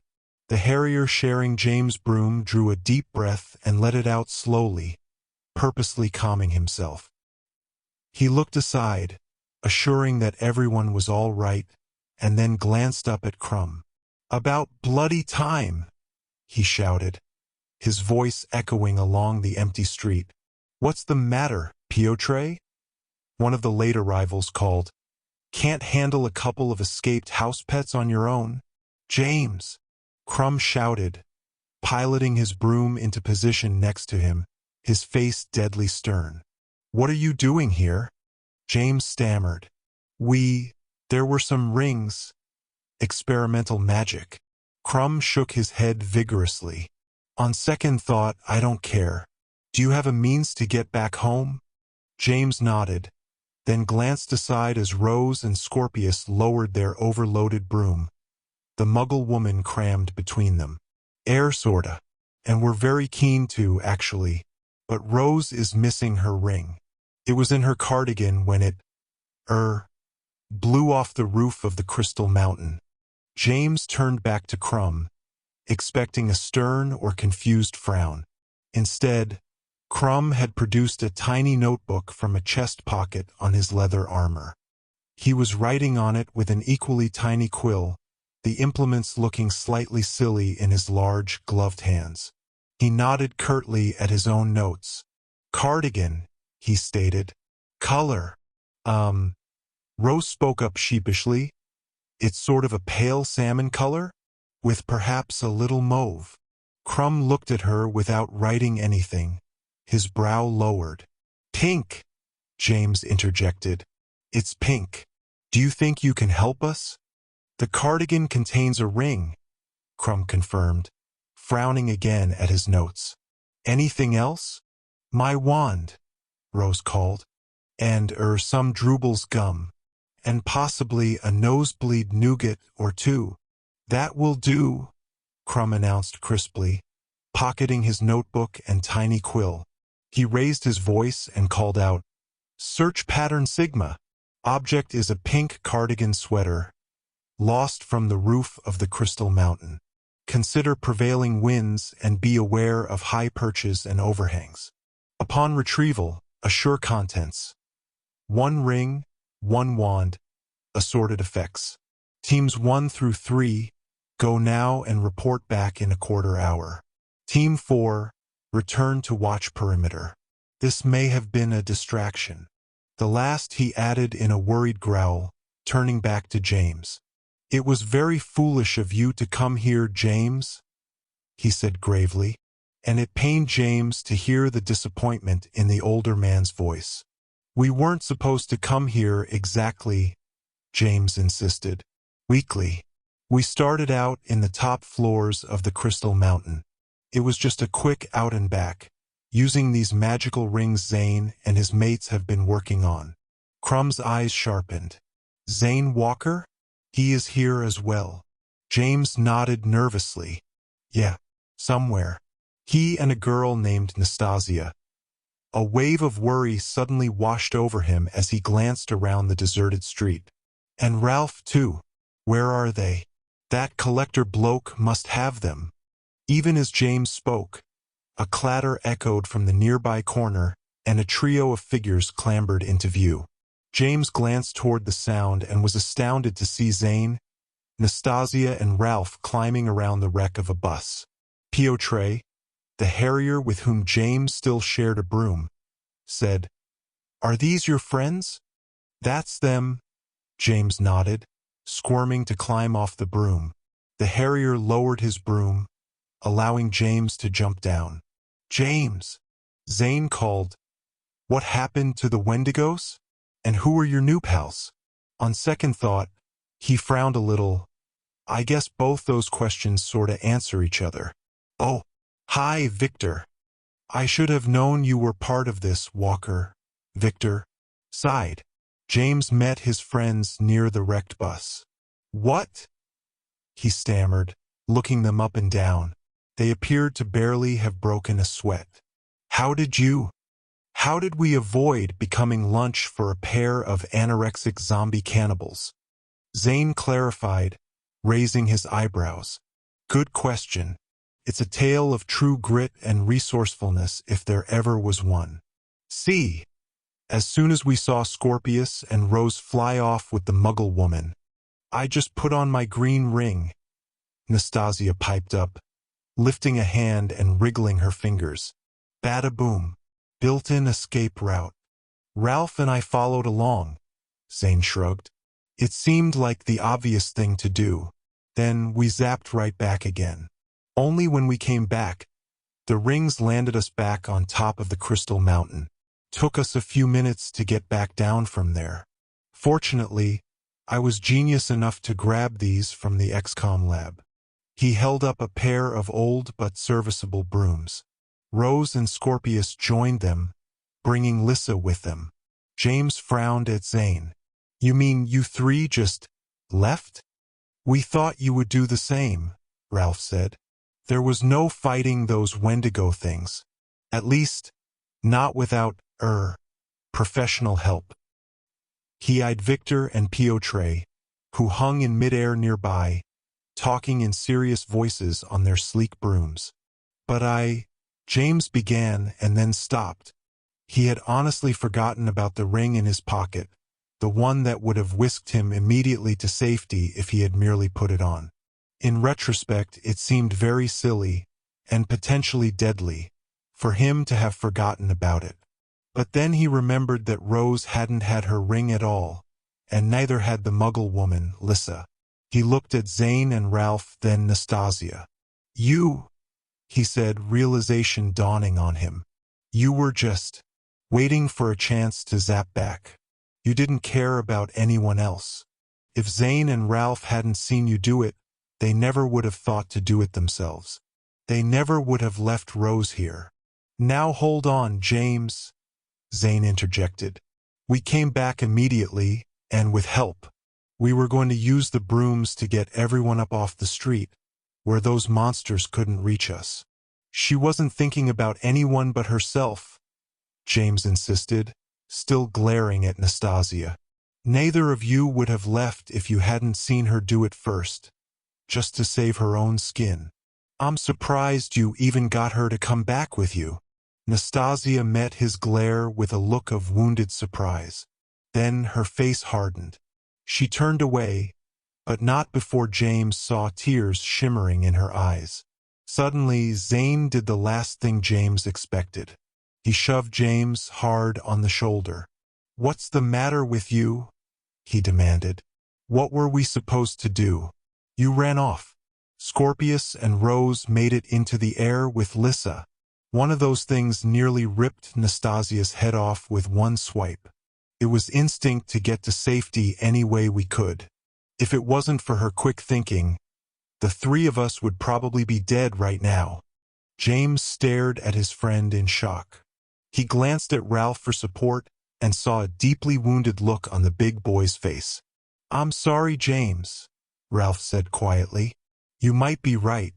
Perhaps we shouldn't have left. But we came back as soon as we could. James suddenly felt like a complete cad. He shook his head. No, Ralph. I shouldn't have said. Yeah, Zane said with uncharacteristic bitterness. We're all sorry about everything. Can we just find Rose's cardigan and get the hell out of here already? He stepped past James, heading toward Victor and Piotr. Really, Ralph, James said quietly. I am sorry. You both did the smart thing. I was stupid to forget I had a way out in my pocket, and I almost got killed for it. Sure, Ralph said, smiling wanly. But you're right. At least you didn't leave Rose here. You and Scorpius, you two are the heroes. Ha! James scoffed. I barely got a shot off. I ran like a garden gnome and completely lost track of Rose and the others. If it hadn't been for Victor and his harriers. He shuddered, realizing how truly perilous his situation had been. It's all right, Rose said quietly, placing a hand on James and Ralph's shoulders. We all did the best we could. And everything turned out all right, didn't it? Lissa suddenly gave a harsh, bitter laugh. Everything's all right? She repeated, shaking her head. None of you have any idea. No clue at all. What do you mean? Ralph asked, turning to the Muggle woman. Who was that man, anyway? Who's the collector? Lissa met Ralph's eyes and the bitter smile fell from her face. She drew a deep, shuddering breath. He's the devil. She shrugged helplessly. He found us, the ones that were left when the city emptied out. Me and Park and a bunch of the other street people, we were just beginning to band together to understand what had happened. And he found us. He was powerful, magical, and he promised us things. But he lied. Scorpius tilted his head curiously. So there are others? Lissa giggled a little again. There were others. There are hardly any left now. Now that he's done collecting. What does that mean, Lissa? Rose asked worriedly, her face going pale. Lissa shrugged helplessly. We didn't want to do it, but he promised to take us with him when the new world came. He took care of us, but for a price. Every day he sent us out into the city, looking for things. He was making something. She shook her head and grimaced. Something awful. He needed lots of very specific ingredients for it. But when he finally had everything he needed, he didn't need us anymore. He started collecting people instead. First Park, then one by one most of the others. Even the ones who were like him. The magical ones. Rose looked perplexed.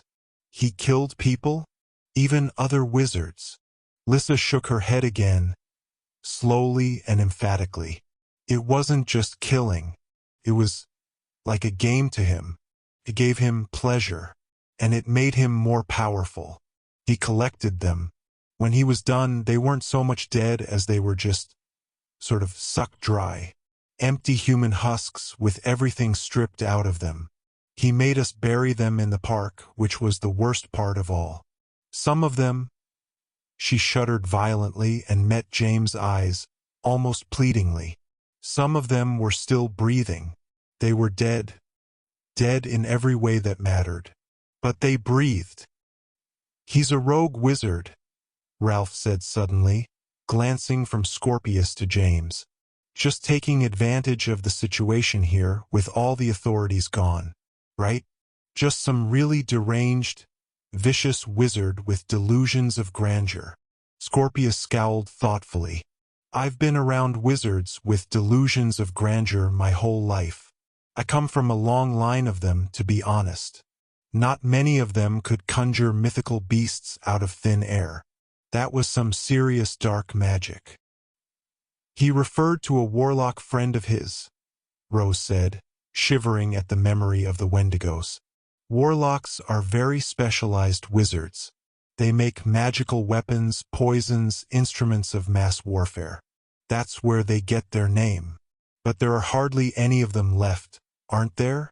Most of them were on the side of Voldemort back in our parents' day and got sent to Azkaban. They were the most wicked wizards of all because they truly believed what they were doing was right. They were unapologetic and vowed to continue their work if they were ever released. Warlick, James gasped, his eyes widening. The others blinked at him. Ralph asked, Who? The criminal that I met at Azkaban. The one who ended up escaping with Judith's help. I told you all about it, remember? His name was Warlick.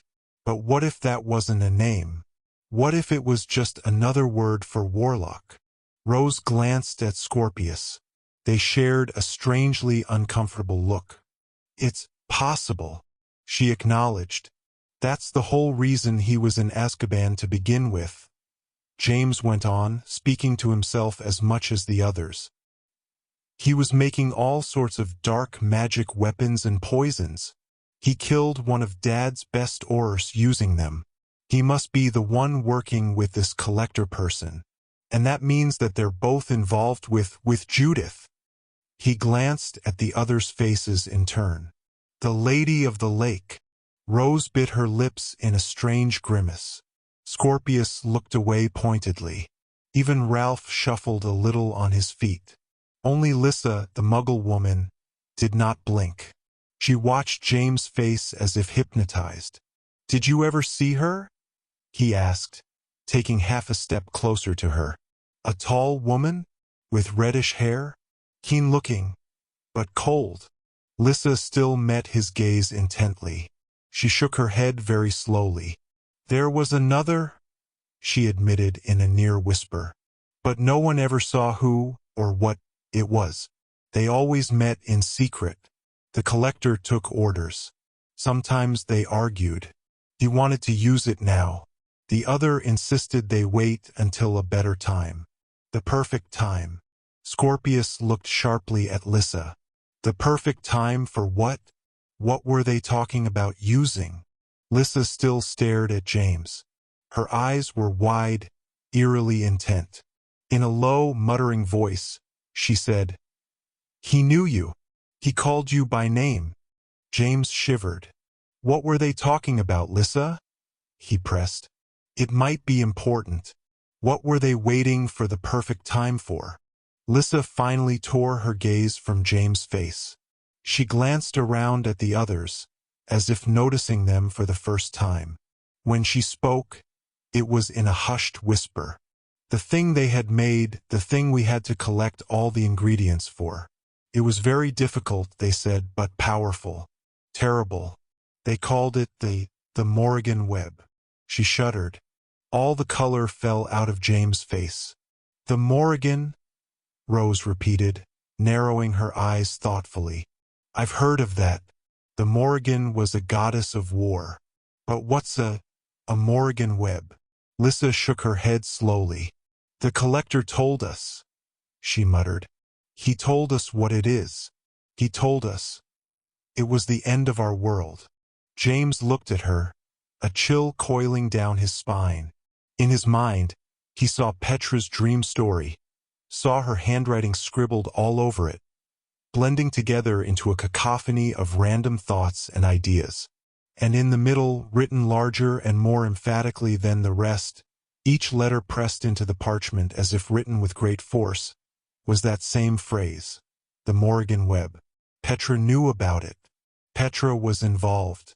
"You should all return this moment," Victor called suddenly, snapping James out of his reverie.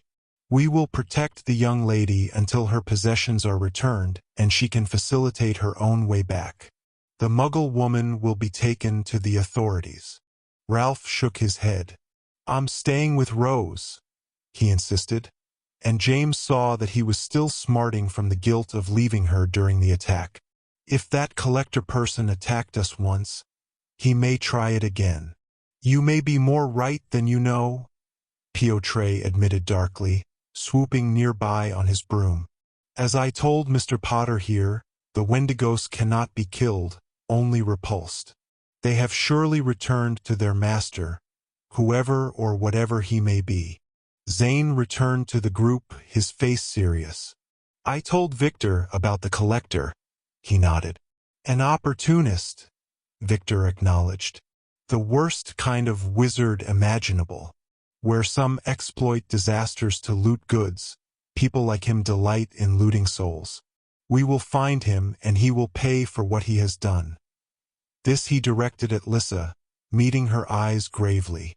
Turning back to the others, he went on, "For now, however, it is all the more reason for you to return to safety. I am not asking. You have already broken numerous edicts in coming here. Do not doubt that I will see you prosecuted if you disobey me." "Victor," Zane said, raising his voice, "seriously, we can't leave. Without." "You can and you will," Victor commanded sternly. "Immediately. I do not care how or why you came to be here, but believe me, you have already caused more trouble than you know. Go now or face the consequences." As he spoke, thankfully, two other Harriers zoomed low along the street, converging on them.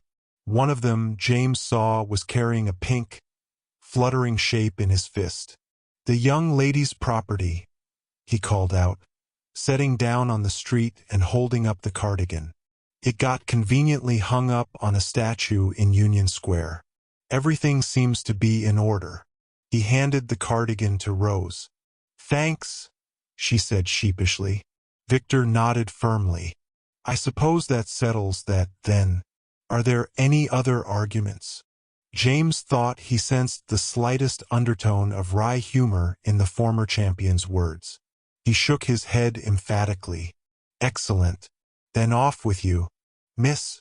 This, he addressed to Lissa as he held a hand out to her.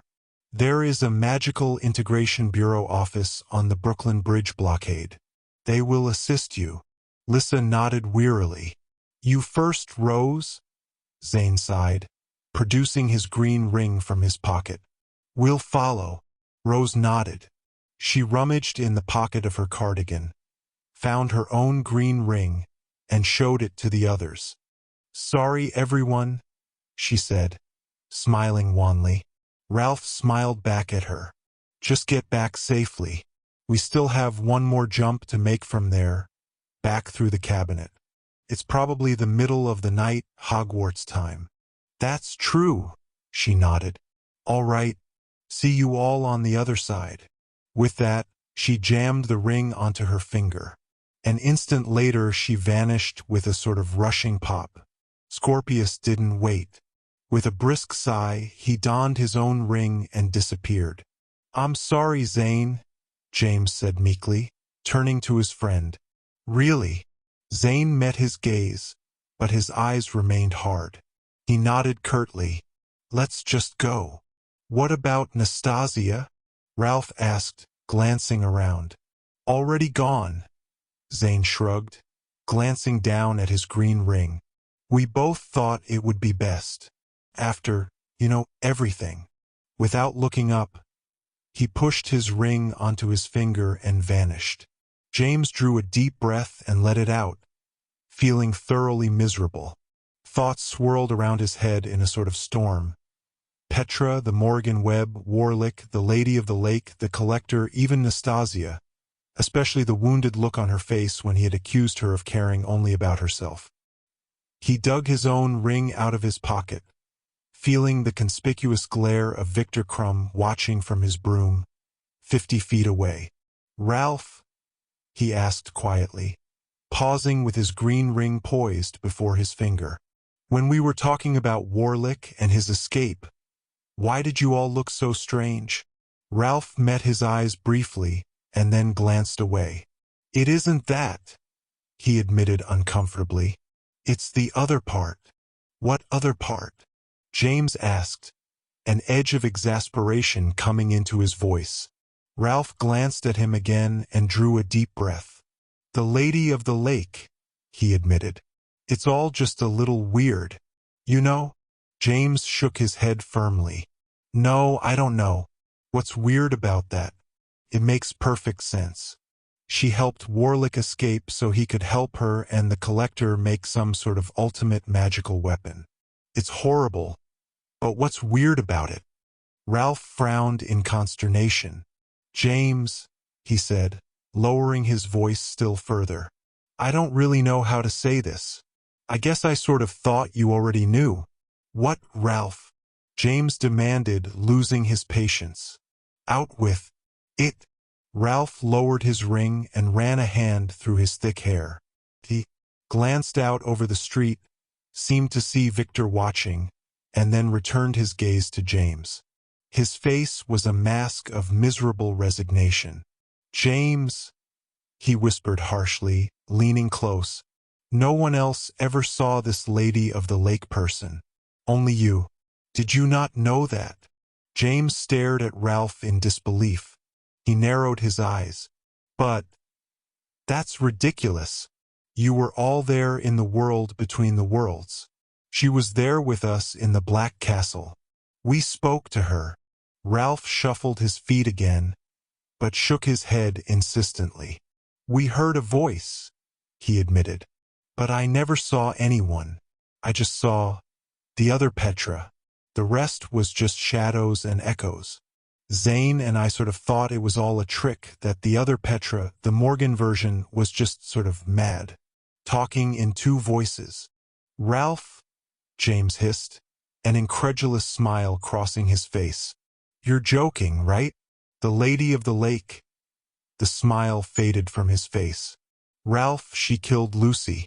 You saw it happen. Somebody killed her. Ralph agreed gravely. But who? I didn't see it happen. I thought it was Morgan. Zane too. But what about the other times she showed up? James insisted. On the Zephyr.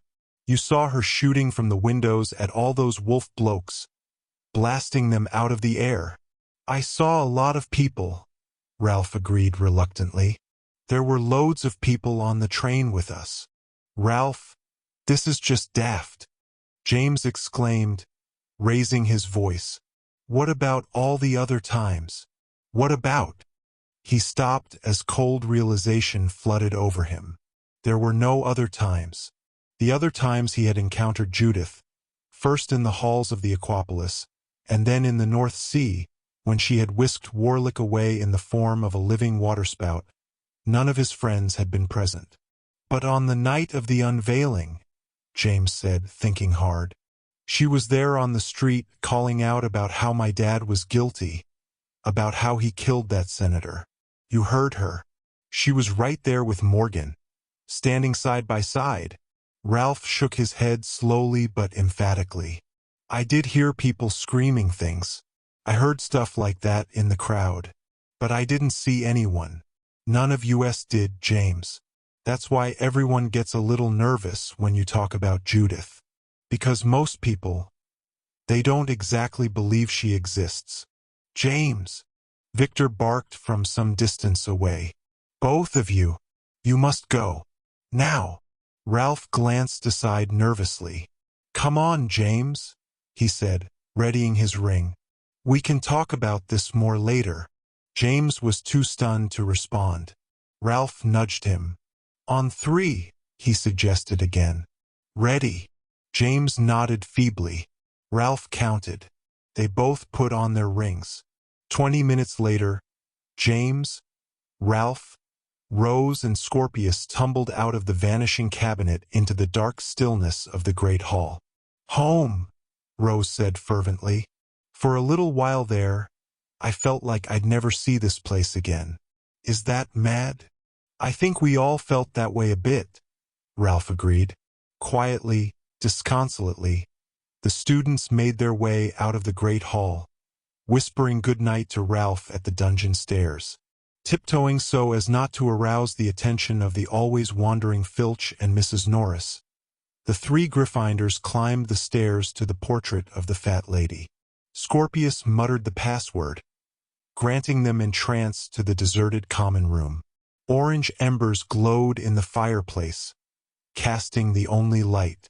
Rose glanced at the large clock near the fireplace and yawned extravagantly. She turned to Scorpius and James in turn. Thanks, she said seriously. Thanks for waiting with me tonight. You didn't have to, but I am glad you did.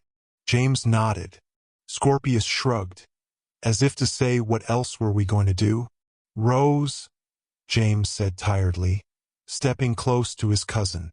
You don't believe in Judith, do you? A pained expression crossed her face. James, I don't doubt what you believe. It's all right, Rose, James nodded. I suppose it doesn't really matter. But will you help me with something anyway? Of course, she replied, looking rather relieved. After tonight, I feel like I owe you all a bit of an enormous favor. What is it? James glanced back at Scorpius, who was watching unabashedly. Help me figure out what the Morrigan Web is. Rose frowned slightly. Shouldn't you just tell your father? I will, James interjected, looking back at her. But still, you're dead smart, just like your mum. And I have a feeling that Dad will need all the help he can get. Rose nodded. I'll help. We'll start this weekend. All right, James agreed. A moment later, Rose turned and climbed the stairs to the girls' dormitory. "I really shouldn't mention this," Scorpius muttered as they made their way up the spiral stairs to their own dormitory. "But you remember what tonight was, don't you?" James shook his head vaguely. "I don't know and I don't care," he said. Scorpius nodded. "That's good. It would have been rushed in. The best case, after all. Even without everything that happened in New Amsterdam." James stopped on the stairs. His eyes widened in the darkness. "Oh no," he said slowly. "It can't be. I can't truly have missed it again." Scorpius glanced back at him. "I thought you said you didn't care?" he asked sardonically. James stared at him in the darkness, his expression blank, his mouth hanging slightly open. It would have actually been funny if it wasn't so preposterously frustrating. "Don't worry," Scorpius said, turning and resuming his climb up the dormitory stairs. "There's always next year. After all, it's only Quidditch." Chapter 5. Suspicions and Secrets. The next morning, James skipped breakfast for the first time in his career at Hogwarts. He simply couldn't bear the thought of the jeering he would likely receive from the rest of the Gryffindors, and the Quidditch team in particular. Hungry and unhappy, he made his way to his first class, advanced flight with the irrepressible Professor Cabe Ridcully, his thunderstreak propped over his shoulder and his full knapsack clumping against his back. He sighed, knowing that what he had avoided at breakfast would surely be waiting for him on the south lawn with the rest of the fourth years. In this, he wasn't wrong. "James!" Graham called seriously, rushing to meet him on the dewy grass. "You're alive. It's a miracle." "Shut up, Graham," James grumped, stalking past him. Graham turned to follow. "Everyone else thinks you just skived off, but I told them you had to have been attacked by Scroots or something. What was it? Come on, you can tell me." James threw him a skeptical look. "It was Wendigos, actually. It was Wendigos," Graham announced loudly, cupping his hands to his mouth. "Wendigos. Terrible, terrible things that air." He turned back to James. "Is that a thing or a person? Did you duel somebody named Wendy? Blimey, I hope you won." "You should have seen the look on poor Cameron's face," Deirdre Finnegan scolded, joining them on the lawn. He and his little Potter fan club, all of them looked fit to cry. "Devendar had a spot all picked out for you," Graham added. "Seeker, in honor of dear old Dad. Assuming you could come up with the skills, of course." All right, James hissed, dropping his knapsack to the grass and hefting his broom. "Don't you think I feel bad enough about it?" Deirdre shook her head. "No, I don't. This isn't funny anymore, James." "It's not supposed to be funny," James cried. "Do I look like I'm laughing?" Graham cocked his head speculatively. "Well, you don't have much of a sense of humor under the best conditions." James closed his eyes tightly, calming himself. After a moment, he turned to Deirdre. "So who got Seeker, then?" Deirdre rolled her eyes. "Lance Vassar." "Lance?" James repeated disbelievingly. "But he's no athlete. I've seen him fly. If it wasn't for that fancy top-shelf broom of his. Or the fact that his parents are having a new scoreboard built for the Quidditch pitch." Graham nodded. "Complete with clockwork scorekeeping, lit numerals, and firework scoring charms." "Really?" James said, impressed despite himself.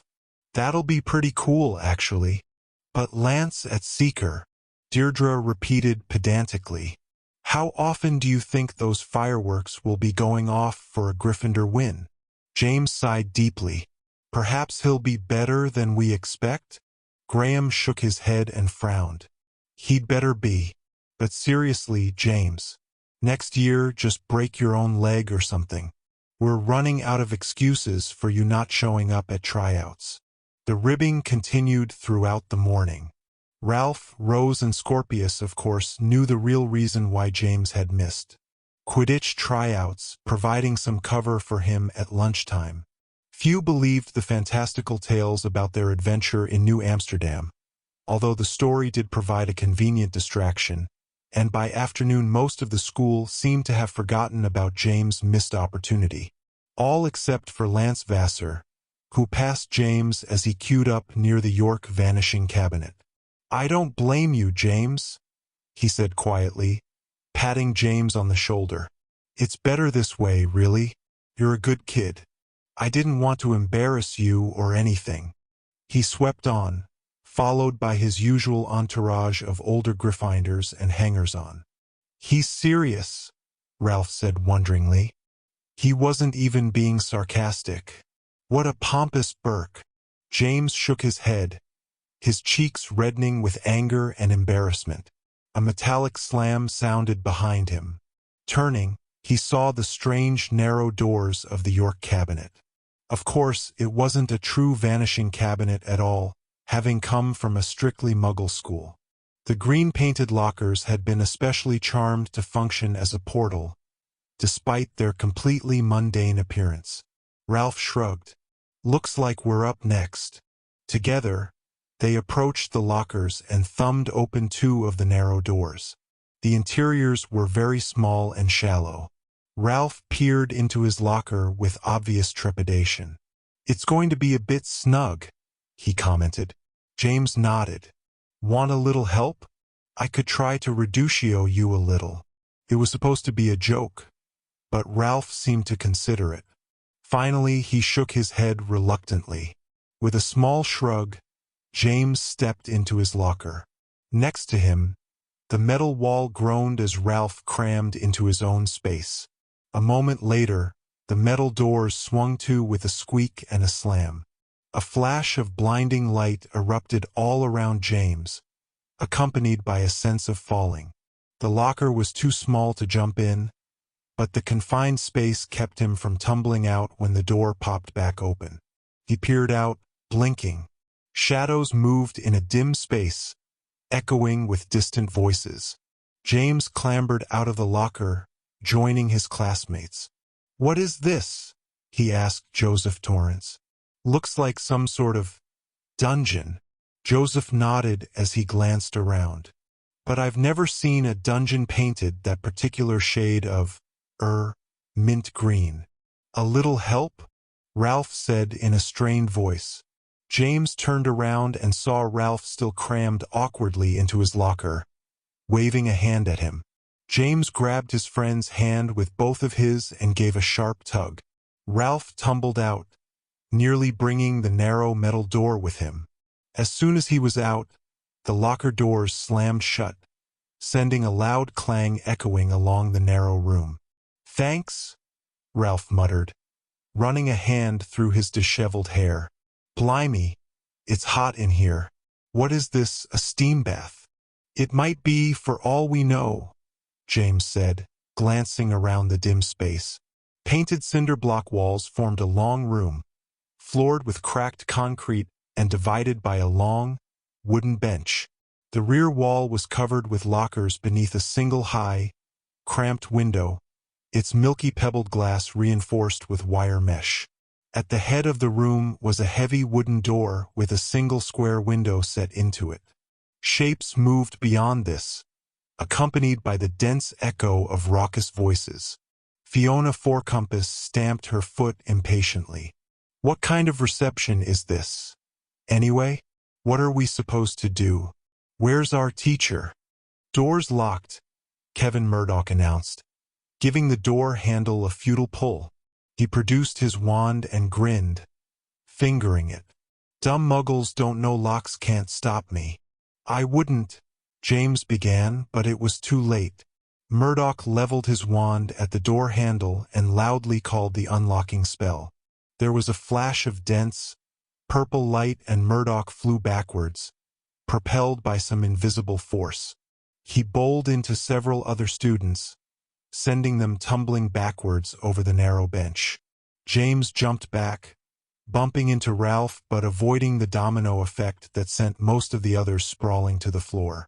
At that moment, a loud clamor sounded in the hall outside, a sort of jangling bell.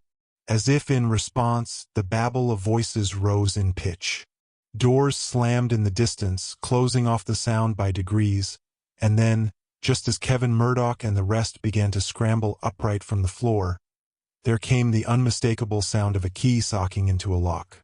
The door at the head of the room swung ponderously open, revealing a tall, middle-aged woman with stern features and iron-gray hair pulled back into a tight bun.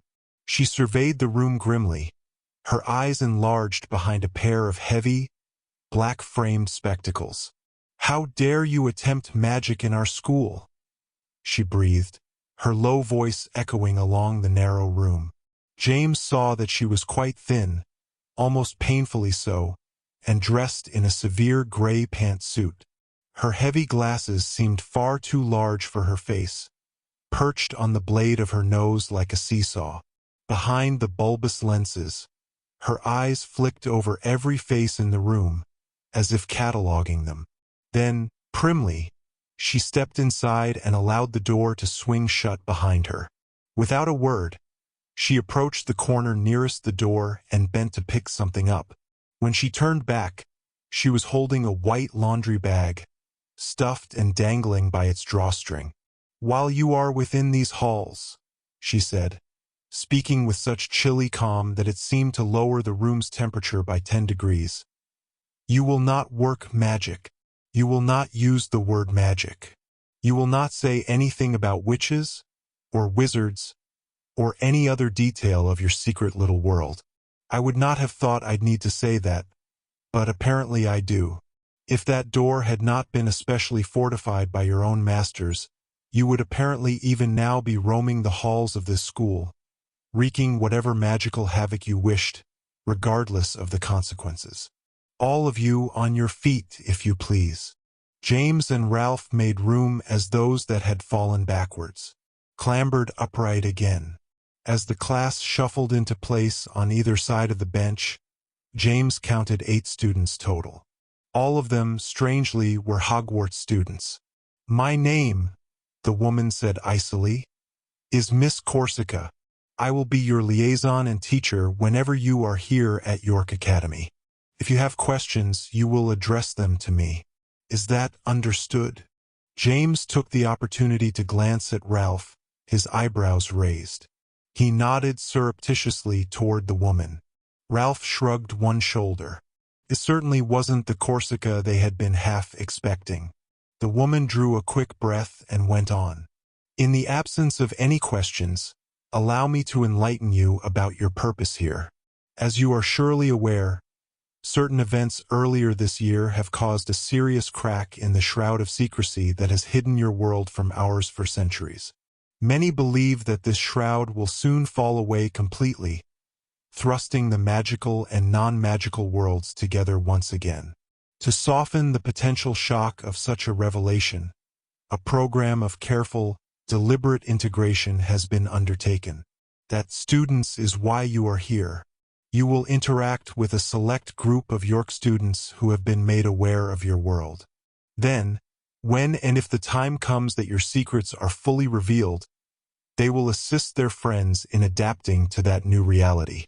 As Corsica continued, James leaned toward Ralph and whispered, "So that's why the Minister of Magic was so keen on international magical cooperation all of a sudden. It was all just a cover for this." Ralph bobbed his head. "I wonder if your dad knows about it?" That, James thought, was a very good question. One he would get answered as soon as he could. In front of James, Murdoch raised his hand. Corsica paused, obviously peeved at the interruption.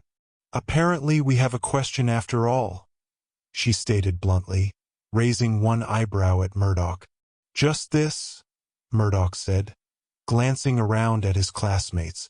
"If this is all about getting the Muggles ready for the magical world, then why aren't there any other wizarding schools here?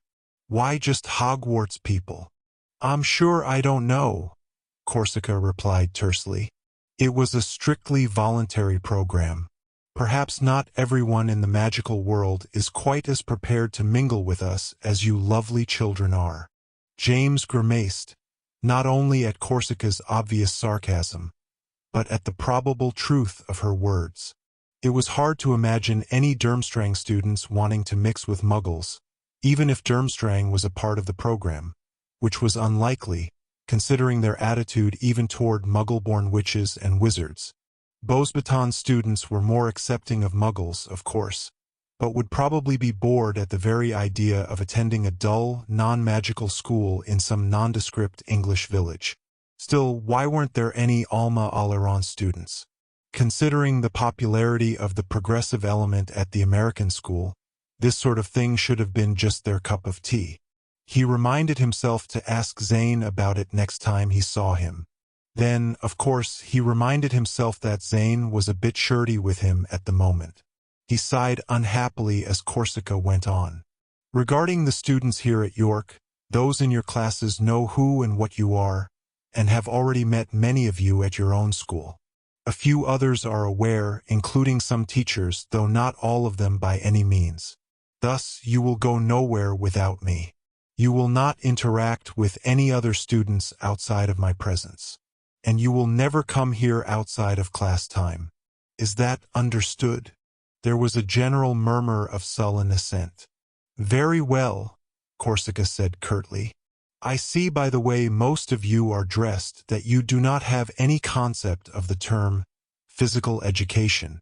Not to worry, you will know soon enough.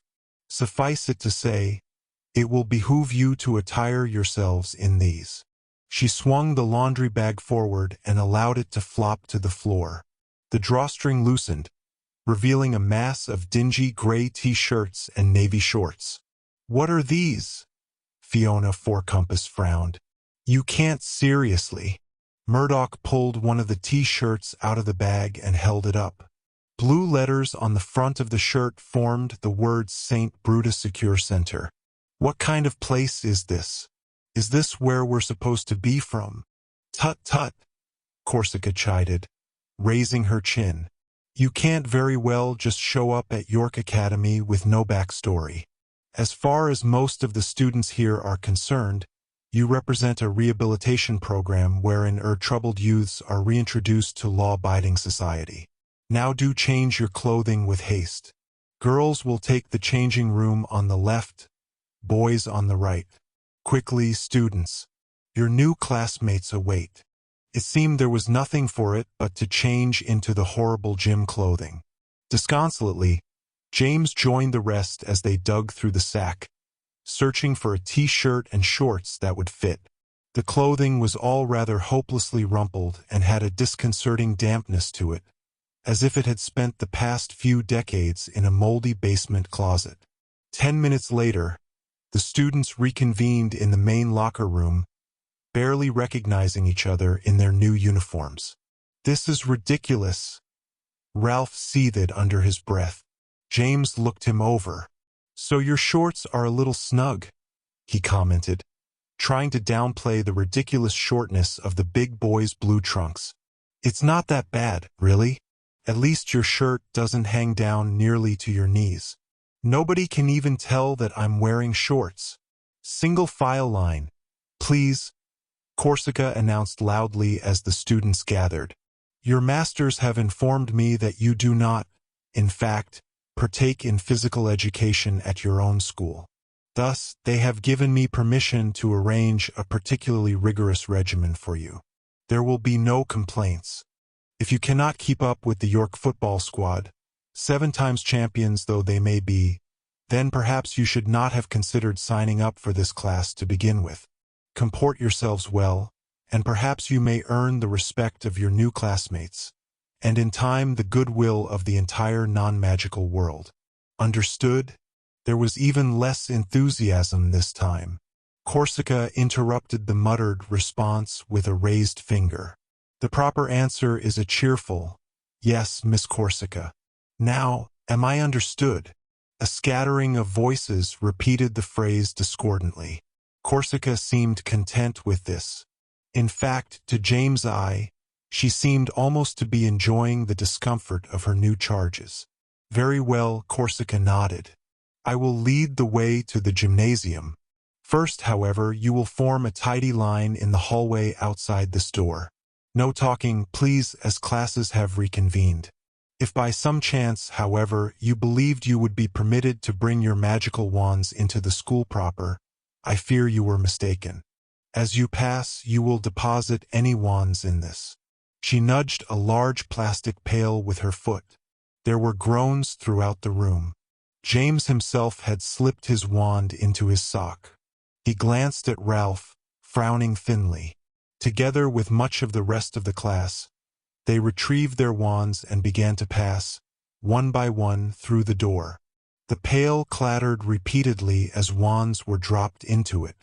James was the last to leave the locker room. As he passed Corsica, she said his name in a low voice. Surprised, James turned, looking back at the stern-faced teacher. She was offering him a small, tight smile. So, how's Albus doing, then? She asked in a low voice. And little Lily? She didn't perchance end up in Slytherin as well, did she? I would find that a bit unexpected. James frowned at her in surprise. How do you? Corsica shrugged languidly and reached to touch her overlarge glasses. Life is a funny thing, James. Considering my youth, Azkaban was out of the question, thankfully. Thus I was sentenced to a year at the Ministry's field office in Australia, doomed to spend my penance cataloging poisonous water beetles. Hard to imagine the point, really. Absolutely everything in Australia seems to be poisonous. Then, happily, this post came up, and a certain unnamed benefactor convinced the Wisengamot that it might teach me a certain necessary humility. Corsica removed her glasses as she spoke. When she did so, her entire face changed. Indeed, every aspect of her appearance shifted out of focus, then resolved again differently, as if the spectacles had been the keystone of a sort of projected magical disguise. Suddenly, Tabitha Corsica stood before him, her long black hair hanging like an ebony curtain down her back, her pretty, piercingly black eyes twinkling at him. It's you? James muttered in disbelief. It's me, she agreed, cocking her head coyly. The Ministry felt that my youth and, physical charm might be a detriment to my acceptance here at York. Thus, she sneered with distaste at the chunky black glasses in her hand. Her expression cleared again, and she smiled at James. It is nice to see you again, James. Our last meeting was under such unfortunate circumstances. I just want you to know that I don't blame you for anything. You probably cannot help being an insufferable, meddling, destroyer of other people's hopes and dreams. I'm sure it just comes naturally. Tabitha, James said, shaking his head. I didn't. That's not how it. Tut tut, she interrupted, waving her glasses dismissively. It's all in the past. I am content to let bygones be bygones. We have a whole term ahead of us, James. She paused consideringly, and then put her glasses back on again. Her appearance changed back to her older, gray-haired persona. She leaned closer, as if she meant to share a dark secret. I promise to make it challenging, James. Her smile widened, thinning her lips and crinkling the corners of her now gray eyes. We both know how much you like a good challenge. James saw no reason to keep Corsica's identity a secret. He told Ralph, Rose, and Scorpius about it that evening as they gathered around a table in the corner of the library. She did look sort of familiar, Ralph nodded thoughtfully. It's not so much a disguise as it is just an older version of herself. Maybe the glasses are charmed to age her by 20 years or so. Well, they sure don't make her any more likable, James groused. She's going to be a right nightmare. I'm going to be sore for days from all that running she made us do. Ralph moaned in agreement. And what about that rope climbing bit in the gymnasium? I have it on good authority that that's not even physically possible. Rose pursed her lips. I hear that the Muggle students did all right. Some of them, yeah, James admitted. But they're like actual athletes. Champion footballers, apparently, and twice the size of most of us. Ralph brightened a bit. At least Comstock couldn't do it. Smarmy little git just dangled there like a chunk of fat bait on a fishing line. Rose frowned in distaste. I thought the whole point of this program was to create a bridge between the Muggle and magical worlds. That's what Corsica says. James nodded dourly. What's what Corsica says? Another voice asked, accompanied by a pile of books plunking to the table. James leaned back in his chair as Albus plopped down next to him. You're not talking about Tabby, are you? Ugh, James groaned. I feel the sick rising in my throat every time you call her that. She turned up at York today, Ralph explained. Turns out she's been sent there by the ministry to oversee a sort of getting-to-know-you program with the Muggles, just in case the vow of secrecy completely falls apart. Albus considered this for a moment. Makes sense to me. Yeah, well, it seems totally dodgy to me, James countered, sitting up in his seat. The ministry is supposed to be trying to fix the vow of secrecy, not getting ready to give it up entirely. Ralph shrugged. Maybe they're just trying to be prepared, just in case. It does seem a bit more like planning than preparing, Rose admitted. But either way, it's out of our hands. We've got enough to worry about, what with this collector person going all native in New Amsterdam and planning some magical coup or something. She met James' eyes as he glanced at her. Which I am still researching, James, and no leads yet, although I am sure I've heard of it somewhere. Albus knitted his brow. Heard of what? And who the bloody hell is the collector? Don't say that word, Lily chided blandly as she squeezed in across from him, letting her knapsack thump to the floor next to her chair. If Mum was here, she'd leather you with a hex. James sighed impatiently. The collector is some vicious wizard who's taken up hiding in New Amsterdam, enslaving a bunch of people who stayed around after the evacuation. He's planning some mega magical attack or something. The Morrigan Web. What word am I not supposed to say? Albus frowned, turning back to Lily. Bloody hell? What are you, Mum's deputy or something? Maybe I am. Lily replied primly, raising her eyebrows and opening one of Albus' books. This isn't even a textbook. It's one of those Dragonheart twins adventure stories. Where did you even get this?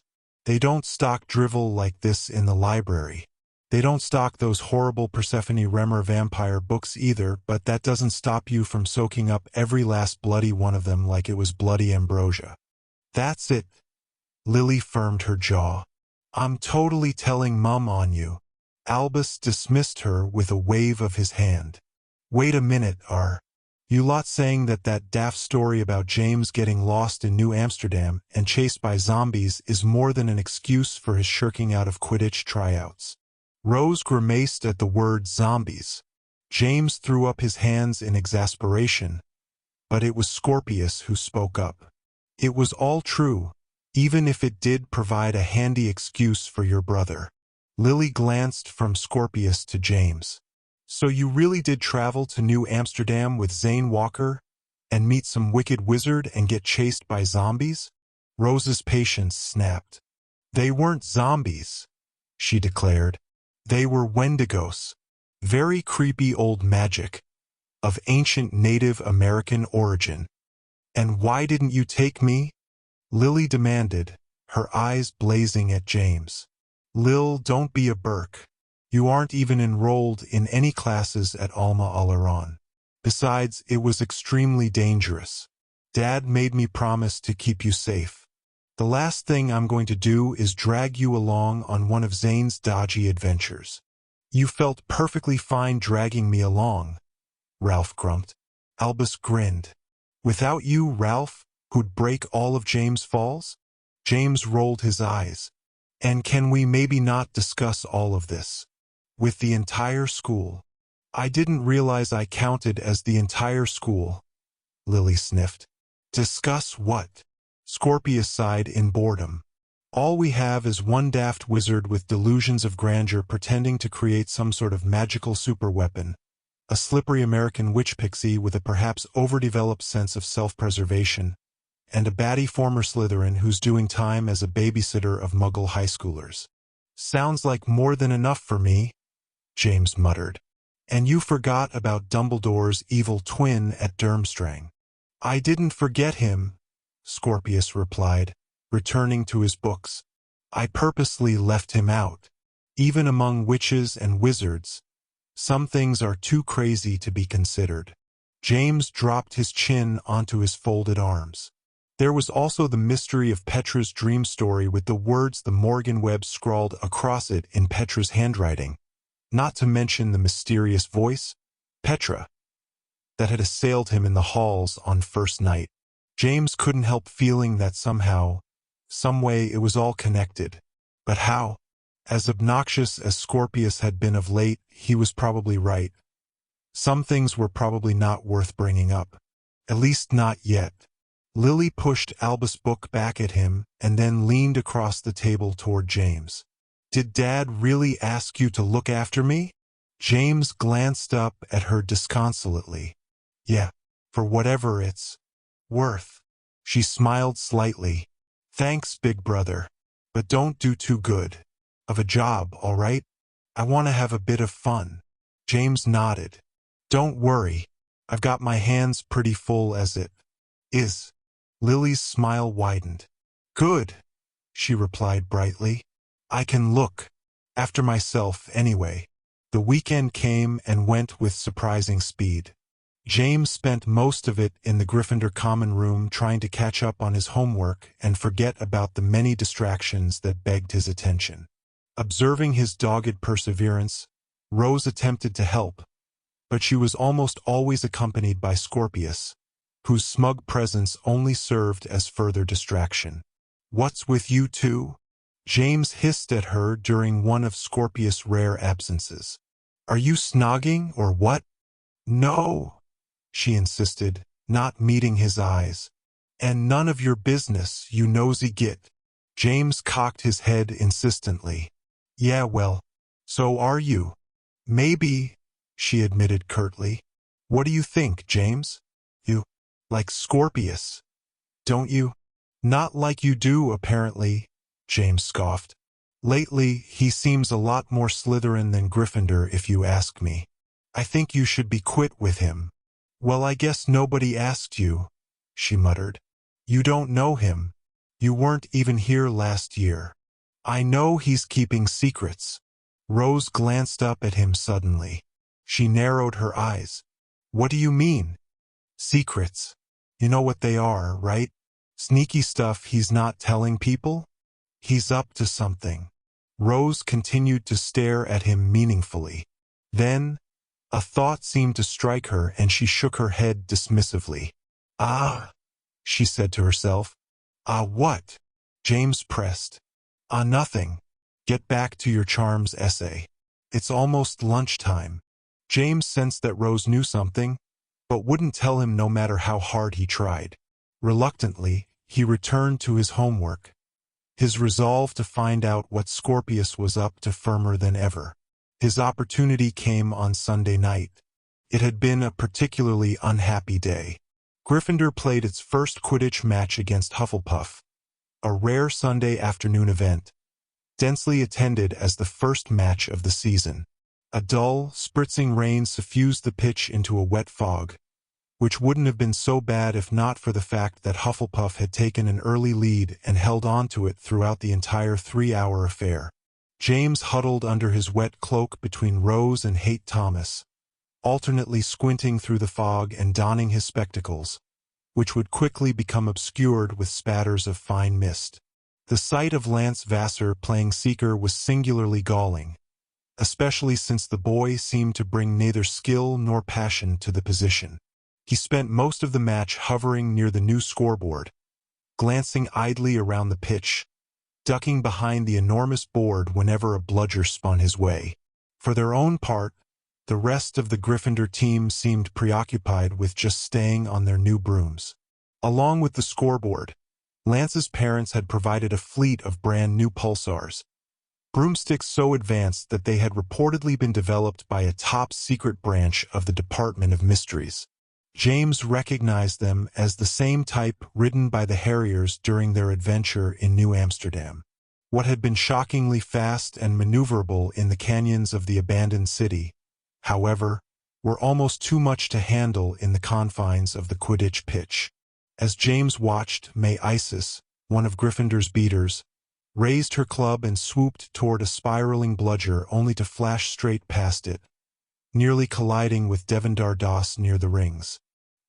He swore at her in the blowing rain, and she swore angrily back, her long black ponytail flinging rainwater over her shoulder. Lance watched this with aloof disapproval. Behind him, the scoreboard shot a volley of golden fireworks, announcing another Hufflepuff score. "His hair's not even wet," Rose suddenly proclaimed, pointing. "He's charmed the air around him to keep the rain off, just so his haircut won't get mussed. What a total prat. Perhaps he did it so he could see better," Hate suggested unconvincingly. "I might believe that," James muttered, "if he actually seemed to be trying to see anything. He's just waiting the match out, so he can get back to giving me smug looks in the common room." "This is your fault, James," Deirdre Finnegan interjected from behind him, poking him on the shoulder. "If only you hadn't missed tryouts." James glanced back at her in annoyance. "Are you ever going to let me forget that?" She glared at him meaningfully from her seat next to Graham Wharton. "No," they both answered in unison. The match ended ignominiously when the Hufflepuff seeker Julia Lemon appeared from a long swoop around the Ravenclaw grandstand, the snitch glittering in her outstretched hand. On the other side of the pitch, Lance shrugged and applauded gamely. "Good match," he called over the sizzling rain. "Good match, everyone. Huzzah!" James leapt from his seat, forgetting for a moment that he wasn't on a broom and could not go knock Lance off of his. By that night, the persistent drizzle had turned into a steady, blatting downpour. The rain coated the windows, punctuated with flickers of lightning and rumbling thunderclaps. James was not looking forward to the next morning. Hagrid's Care of Magical Creatures class was scheduled for a boat ride into the middle of the lake for a visit with the giant squid. Knowing Hagrid, he would barely even notice if it was still raining, much less consider reconvening the class to the warmth of the barn menagerie. Also, annoyingly, Morton Comstock and the other muggles from York would be there, surely complaining about the rain and the lake and how boring the giant squid is compared to the monsters in their stupid computer games. It was a consistent wonder to James that so many muggles preferred pretend challenges on video screens over the rewards of any real-life challenge. Of course, as Ralph often reminded him, when one got eaten by a dragon in a video game, one could simply hit reset and try again. There was no real danger involved. James didn't say so to Ralph, but he secretly believed that it was that very element, the danger, that made the adventure worth having. He was just drifting into a fitful sleep when a clap of earth, shaking thunder rattled the window near his bed. Lightning flooded the room, illuminating everything in one brief second. James sighed and rolled over, annoyed to have been startled alert. He peered into the depths of the darkened room, surprised that no one else had woken up. He saw Graham's arm draped over the side of the bed. On the other side of the tower, Hate Thomas seemed to have fallen asleep while studying. A soft snore emanated from beneath the book splayed open on his face. Next to him, a candle burned low on the night table. The candlelight reached the end of Scorpius' bed. James raised his head and frowned curiously. Scorpius' bed was unmade, lumpy with pillows and blankets. It was empty. James nearly jumped out of his own bed, his heart suddenly pounding with anticipation. He tiptoed over to Scorpius' four-poster and dropped to one knee next to it, He peered underneath. There was nothing beneath the bed but a single sock and a flock of dust bunnies. No shoes, James whispered to himself. That little snake. Where is he? James stood up slowly, thinking hard. He knew he had to follow Scorpius, but how? There was nothing for it but to sneak out himself and hope to track him down. Perhaps Cedric would be out roaming the halls and offer to help. Then again, perhaps Peeves would show up first and raise a ruckus. James couldn't take the risk of being caught, at least not before he found Scorpius. He nodded to himself and returned to his bed. As quietly and quickly as he could. He dressed in jeans and a dark t-shirt, opened his trunk and retrieved the invisibility cloak. With a flourish, he threw it over himself, checking to make sure that it hung low enough to hide his feet. Another clap of thunder shook the walls, startling him. Across the room, something heavy fell to the floor with a clunk. James leapt at the sound of it, his heart slamming up into his throat. He spun on the spot, eyes wide, and saw hate rolling over in his sleep, muttering. The book had fallen off his face and thumped to the floor. It's just a Transfiguration textbook, he muttered to himself, willing his heart to stop pounding. Why was he so jumpy all of a sudden? He reminded himself that he wasn't off on any perilous adventure. He was simply following Scorpius, trying to find out what the boy was sneaking around about in the middle of the night. It was rather a long-standing mystery, in fact. The boy had been strangely missing in the middle of the night ever since his first year. Why? Where was he going? Was he meeting someone? What were they up to? A chill shook James' shoulders. Was Scorpius perhaps less trustworthy than they all assumed? After all, he had, at least for a time, worked with his now-deceased grandfather, Lucius Malfoy, in a plot that would have resulted in the death of his sister, Lily. Scorpius claimed, of course, that he had not been aware of that part of the plot. But was he telling the truth? Was he perhaps even now still lying about his loyalties? James pressed his lips together with resolve and turned to the staircase. Tonight, finally, he meant to find out. The common room was dark and seemingly empty, lit only by the ruddy glow of the fire. James skirted the sofa and chairs, heading toward the portrait hole. Just before he reached it, however, his foot struck something heavy, sending him sprawling to the floor in a messy heap. Ow! A voice hissed. Who's that? James whispered harshly, scrambling around under the cloak, his foot still encumbered by whatever had tripped him. A hand scrabbled at the cloak and yanked it off him. James! A girl's voice rasped in annoyance. James blinked in the darkness. Lil? What are you doing up? None of your business, his sister proclaimed haughtily, stiffening. I should be asking you the same thing, and using Dad's cloak, too. He will completely murder you when he finds out you've nicked it again. James rolled his eyes. How many times do I need to explain I didn't nick it this time? How'd you know it was me? Lily gave an exasperated sigh. I heard your big feet clomping down the stairs but didn't see anyone. It was either a clumsy ghost or you under Dad's cloak again. A giggle emanated from behind the couch. Who's that? James demanded, clambering to his feet. What is this? Oh, that's Chance, Lily grinned. Come on out, it's just James.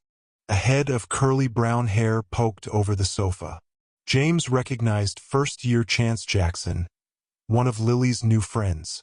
Look, he announced firmly, yanking the invisibility cloak away from Lily.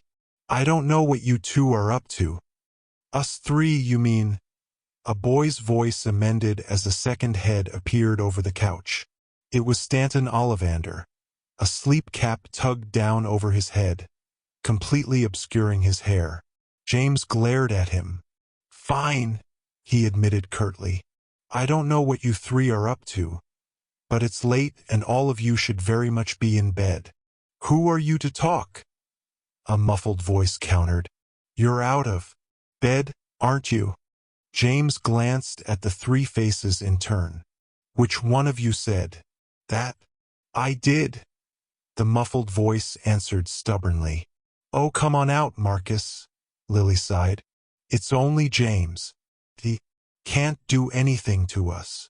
A third herd appeared, this one from beneath a chair on James' left. Marcus Cobb peered up at him, his dark hair tousled into a bird's nest, his green eyes sober in the darkness. Look, James gestured in annoyance. Just how many of you are there, anyway? Well, Lily admitted, raising her hand and counting off on her fingers. Besides the four of us, there's Shivani, who is still upstairs putting on her makeup because she's a silly vain thing who thinks we might just run into a handsome vampire along the way and wants to look all pretty. And Penelope Bones was going to come, too, but she chickened out at the last moment and pretended to be asleep no matter how hard I shook her. So that's pretty much it. A little nighttime dare out to the greenhouses and back, perhaps with a stop at the kitchen for a bite. And what are you doing up and about all by yourself, big brother? James rallied and raised his chin. Maybe I'm keeping an eye on you, little sister, making sure you don't do anything foolish. Lily nodded. Right? And maybe I'm the Queen of Bloody England. On the couch, Chance Jackson giggled again, covering her mouth with both hands. You can't do anything to us, Marcus announced, still staring up at James from beneath his chair. You're not a prefect or head boy or anything. Besides, you're always out sneaking around after lights out. You can't have all the fun. I'm not out having fun, James hissed.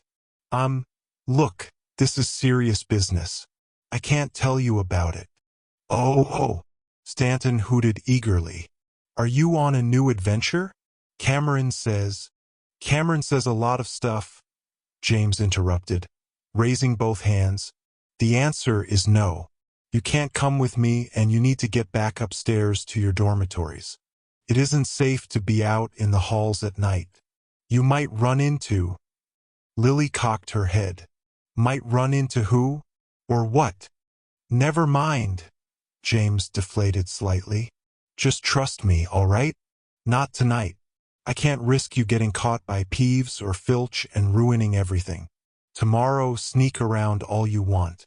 I don't care if you get caught then. Lily stared speculatively at James for a long moment.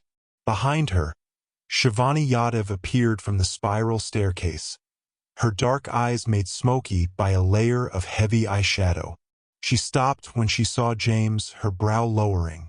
You asked your brother to come along? She inquired with obvious disdain. No, Lily smiled. He's got his own plans. Let's go. The four younger students began to converge on the portrait. Oh, no, James rasped, jumping to get ahead of them. I'll tell on you. You wouldn't? Lily cocked her head, stopping in front of James. I would. Look, I don't care what you do. Just not tonight. All right? Come on, Lil. She narrowed her eyes at him in annoyance. Finally, she sighed briskly.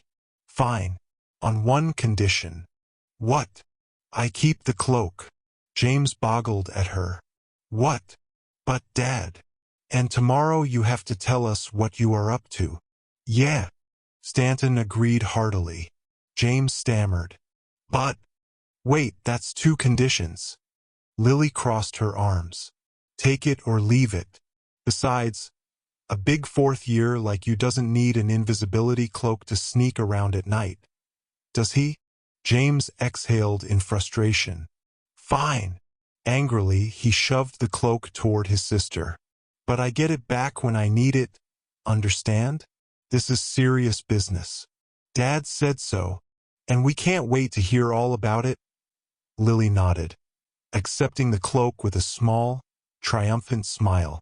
All right, everyone, I guess tonight it's back to bed for us. What? Shivani complained stridently, gesturing toward her immaculately made-up face. It took me 20 minutes to put all this on. All dressed up and no place to go. Marcus nodded mournfully. And all those lonely vampires out there just waiting for you.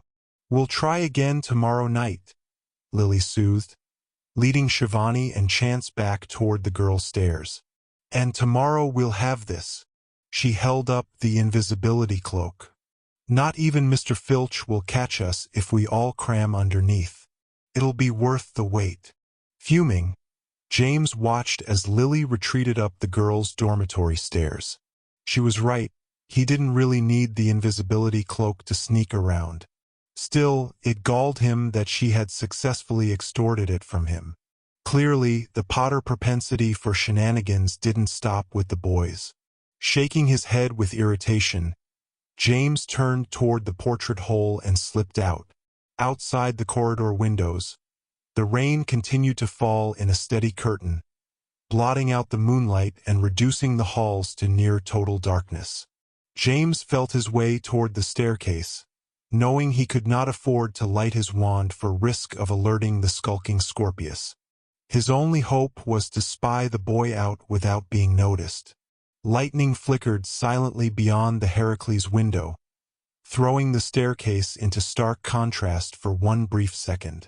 James crept down to the entrance hall, and then paused, listening as hard as he could through the steady thrum of the rain and the occasional creak of the dark castle and the shifting staircases. He could neither hear nor see any sign of the wandering Scorpius. He looked around impatiently. If only he had the Marauder's map. For a moment he considered trying to summon his dad by Flu Network and asking him if he would locate Scorpius for him, but that would mean going back to the common room and hoping his father was still awake, not to mention willing to help James on his personal errand of suspicion. More likely, his dad would simply tell him to let Filch handle it and to get himself back into bed.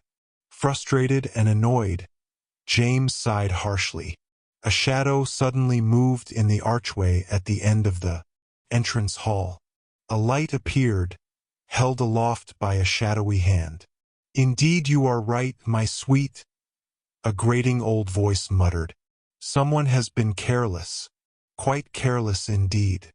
James' heart suddenly pounded in his ears. It was Filch, accompanied by his ancient cat, Mrs. Norris.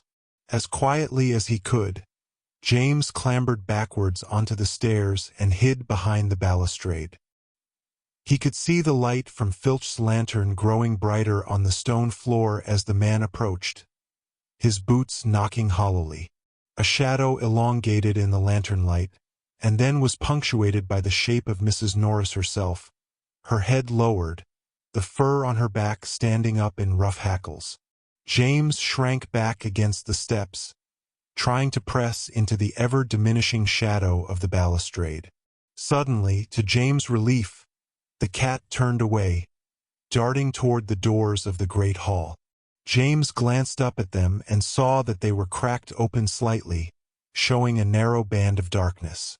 "We can't have this, can we, my sweet?" Filch growled, following the cat, leaning heavily on an old, gnarled cane.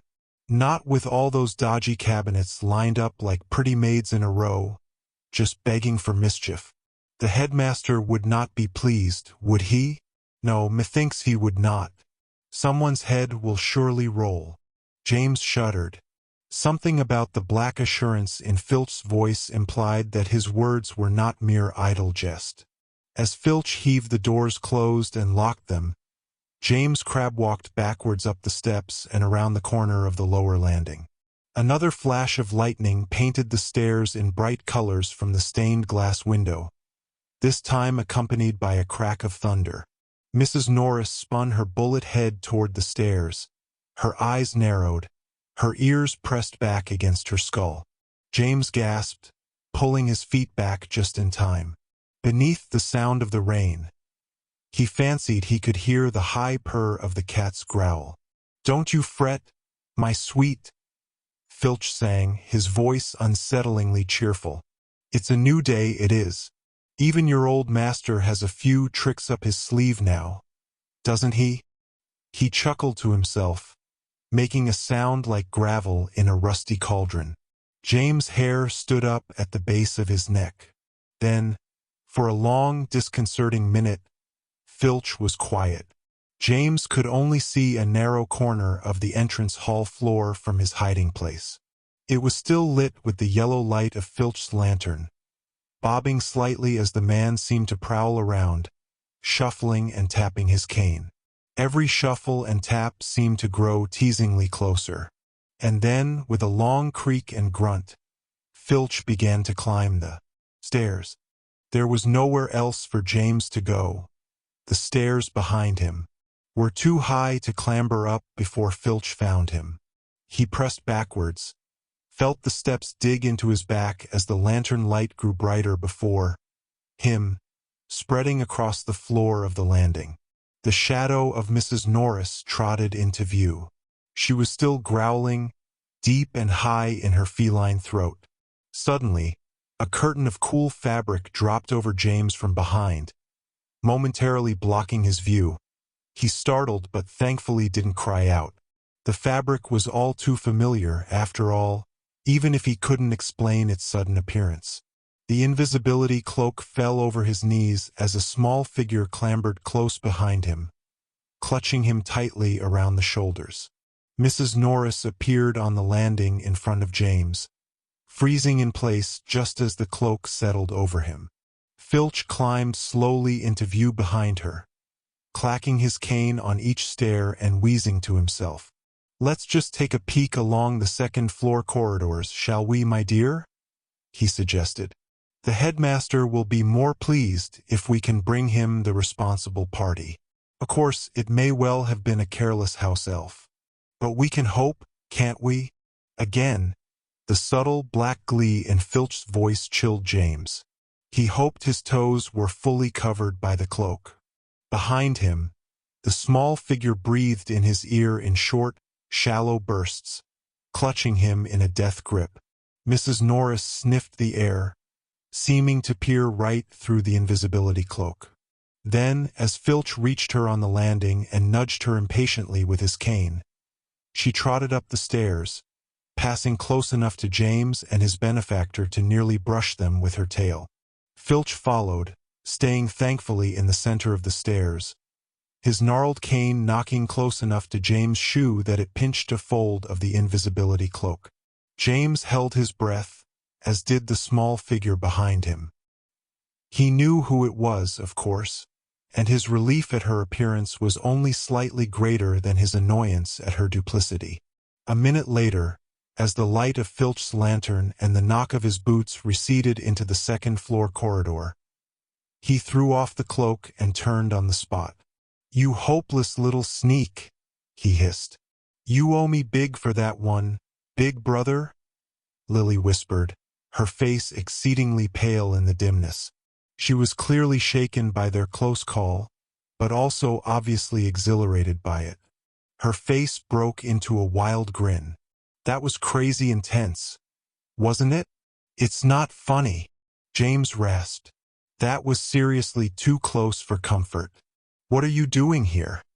"You mean besides saving your skinny bum?" she answered, still grinning nervously. "Seeing what you're up to, of course.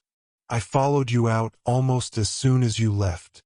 "But," James shook his head in exasperation, "I promised I would tell you tomorrow. I figured you'd just make something up. I followed you to keep you honest."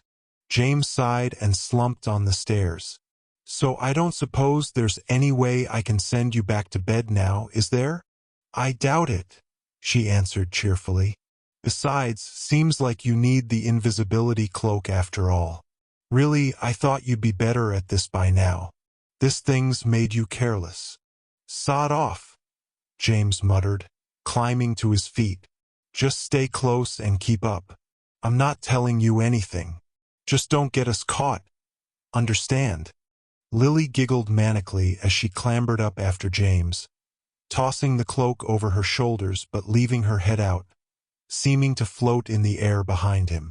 "So what happens if we do get caught by Mr. Filch?" she whispered as they descended into the entrance hall. "I hear that he likes to torture late-night wanderers with thumbscrews and the Iron Maiden." or something. Those are just first-year stories, James answered curtly. If you get caught, you get detention. It's usually something tedious and disgusting. But it is true that if Filch had his way, it would be loads worse. So what are we doing? She pressed, following so closely behind him that she bumped him as they turned a corner. Is it dangerous? Are there bad Slytherins involved? Does Albus know about them? Maybe we should get him to come along as well. I hear their dormitory is right under the lake with windows that look up into it. Ooh, can we go look? Lil, shut it, will you? James hissed back at her. This isn't a bloody pleasure cruise. I can't hear anything with you yammering away at me. What are we listening for? She breathed, unperturbed. Are we following somebody? That's it, isn't it? They stopped as they neared the old rotunda. Torches flickered there, filling the round room with orange light. From the corridor, James could see the broken remains of the ancient founder's statue. Shadows seemed to move on the wall. Someone's in there, Lily whispered shrilly in James' ear, clutching his shoulder again. He shook his head. It's just the torchlight flickering. There's nobody. The words caught in his throat as a pair of dark figures darted past the broken statue. The figures were robed from head to toe, hiding their shape and size. A moment later, a push of cool, misty air ruffled the tapestries in the corridor. Unseen, the rotunda door creaked slightly, then clunked shut. You were saying? Lily whispered. James shook his head. Stay close and stay under the cloak, he instructed. If there's trouble, you come straight back and try to raise Dad by flu. If we're lucky, he's watching all of this on the Marauder's map anyway. Lily nodded. Hi, Dad, she whispered with giddy nervousness.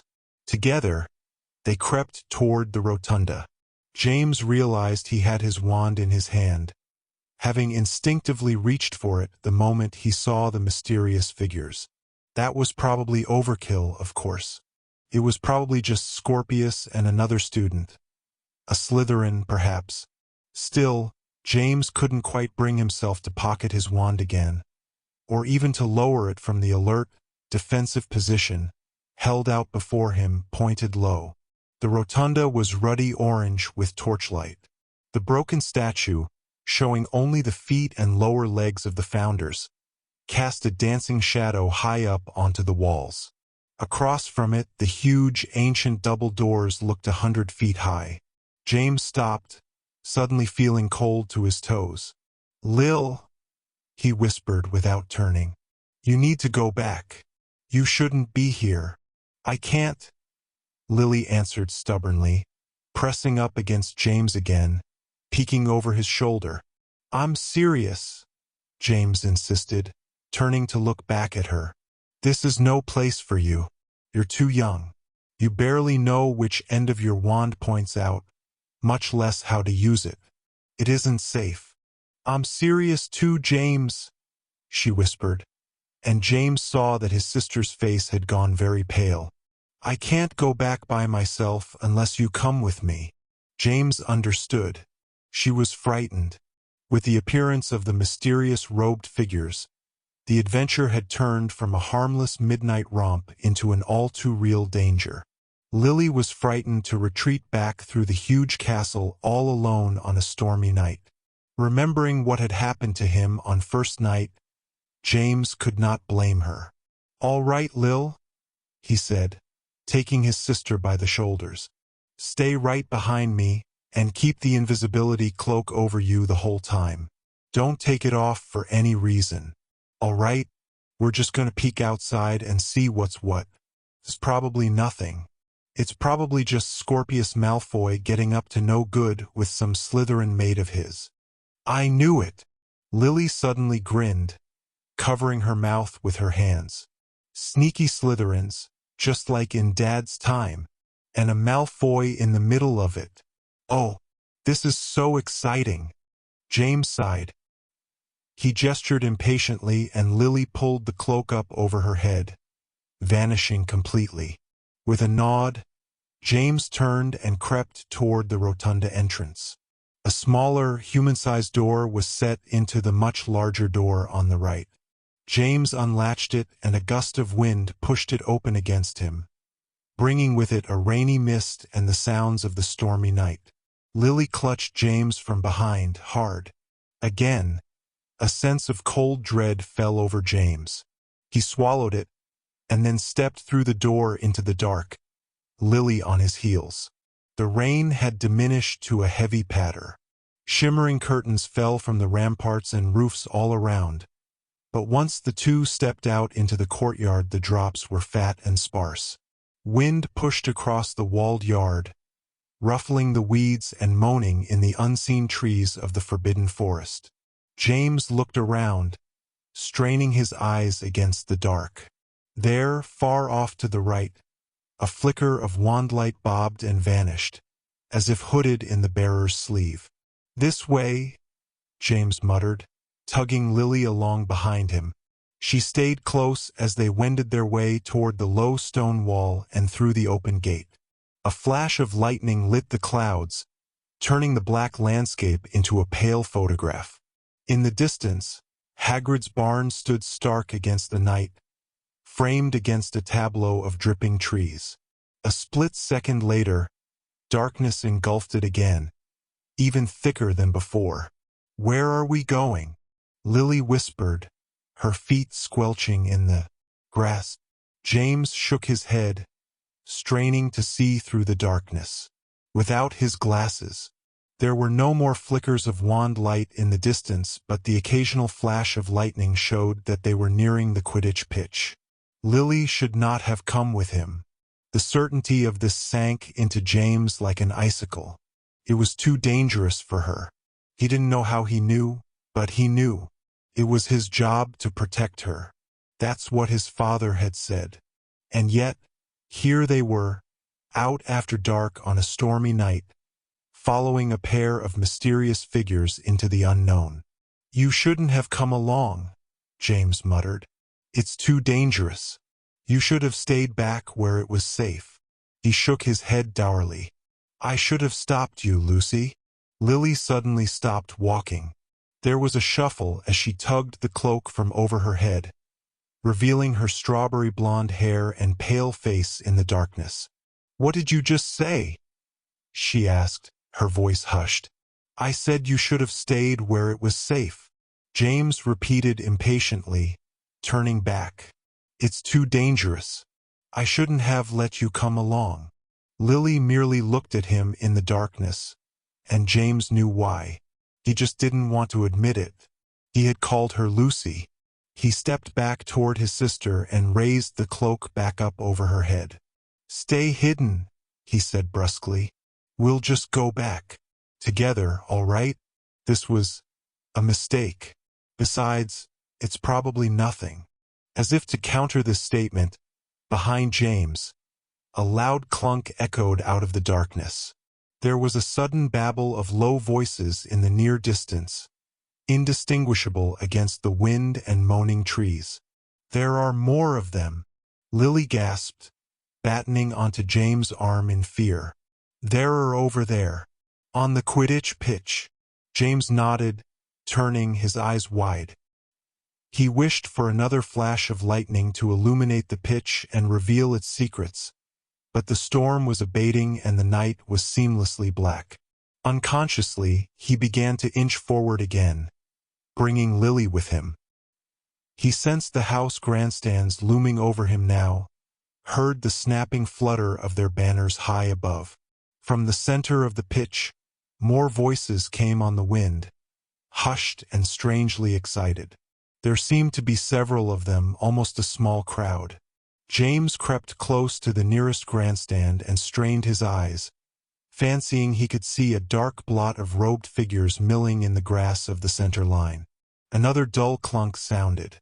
A hushed laugh, a rustle and flap of fabric. A sudden green light lit the robed crowd. It rocketed upwards like a firework, or like a spell shot from a wand. Its light spread dimly over the pitch, illuminating no less than 20 robed figures, most carrying brooms, all craning their heads back to watch. Icy dread settled over James as the greenish light fired higher into the air. He reached instinctively for Lily, gathered breath to tell her to run as fast as she could back to the castle. Before he could speak, however, something poked him in the back, a wand, held firm and steady. James spun around, knocking the wand away with his elbow. He brandished his own wand wildly, pushing the invisible shape of Lily aside and tripping backwards onto the mushy field. Lightning flickered once more, bathing the pitch with its bony light, and James found himself wand to wand with one of the robed figures, James on his backside on the grass. His right arm pointed up and out, ramrod straight, wand in fist. The robed figure's head was uncovered, showing a length of wavy blonde hair and an unexpectedly familiar face. James boggled up at him as the lightning flickered, not sure if he believed what he was seeing. "Zane?" he barked. The blonde boy rolled his eyes and pocketed his wand. "It's about time you found us," he said. "I was beginning to think you'd never catch on, and your guys really need some fresh blood." It stopped being any challenge at all. "Keep talking, Walker," a female voice called from the pitch. "If only you were as good on a broom as you are with your mouth." "Is that Willow?" James asked, confusion slowly replacing dread as he climbed back to his feet. "Is that James?" Willow Wisteria called, approaching out of the darkness.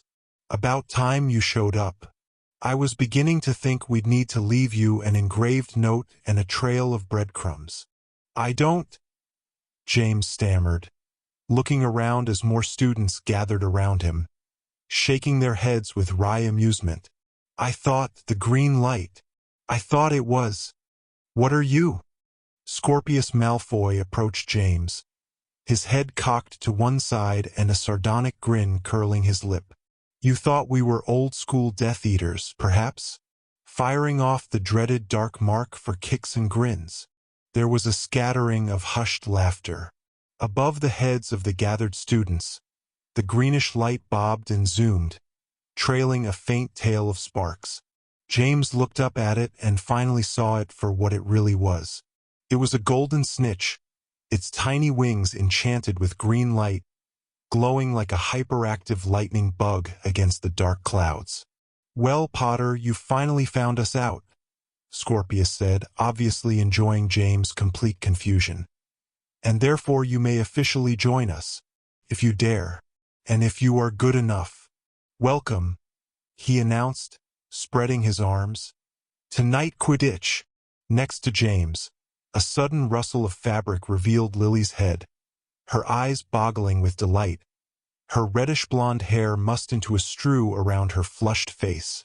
"This," she exclaimed in a barely hushed squeal, "is the coolest thing ever." Chapter 6. The Night League.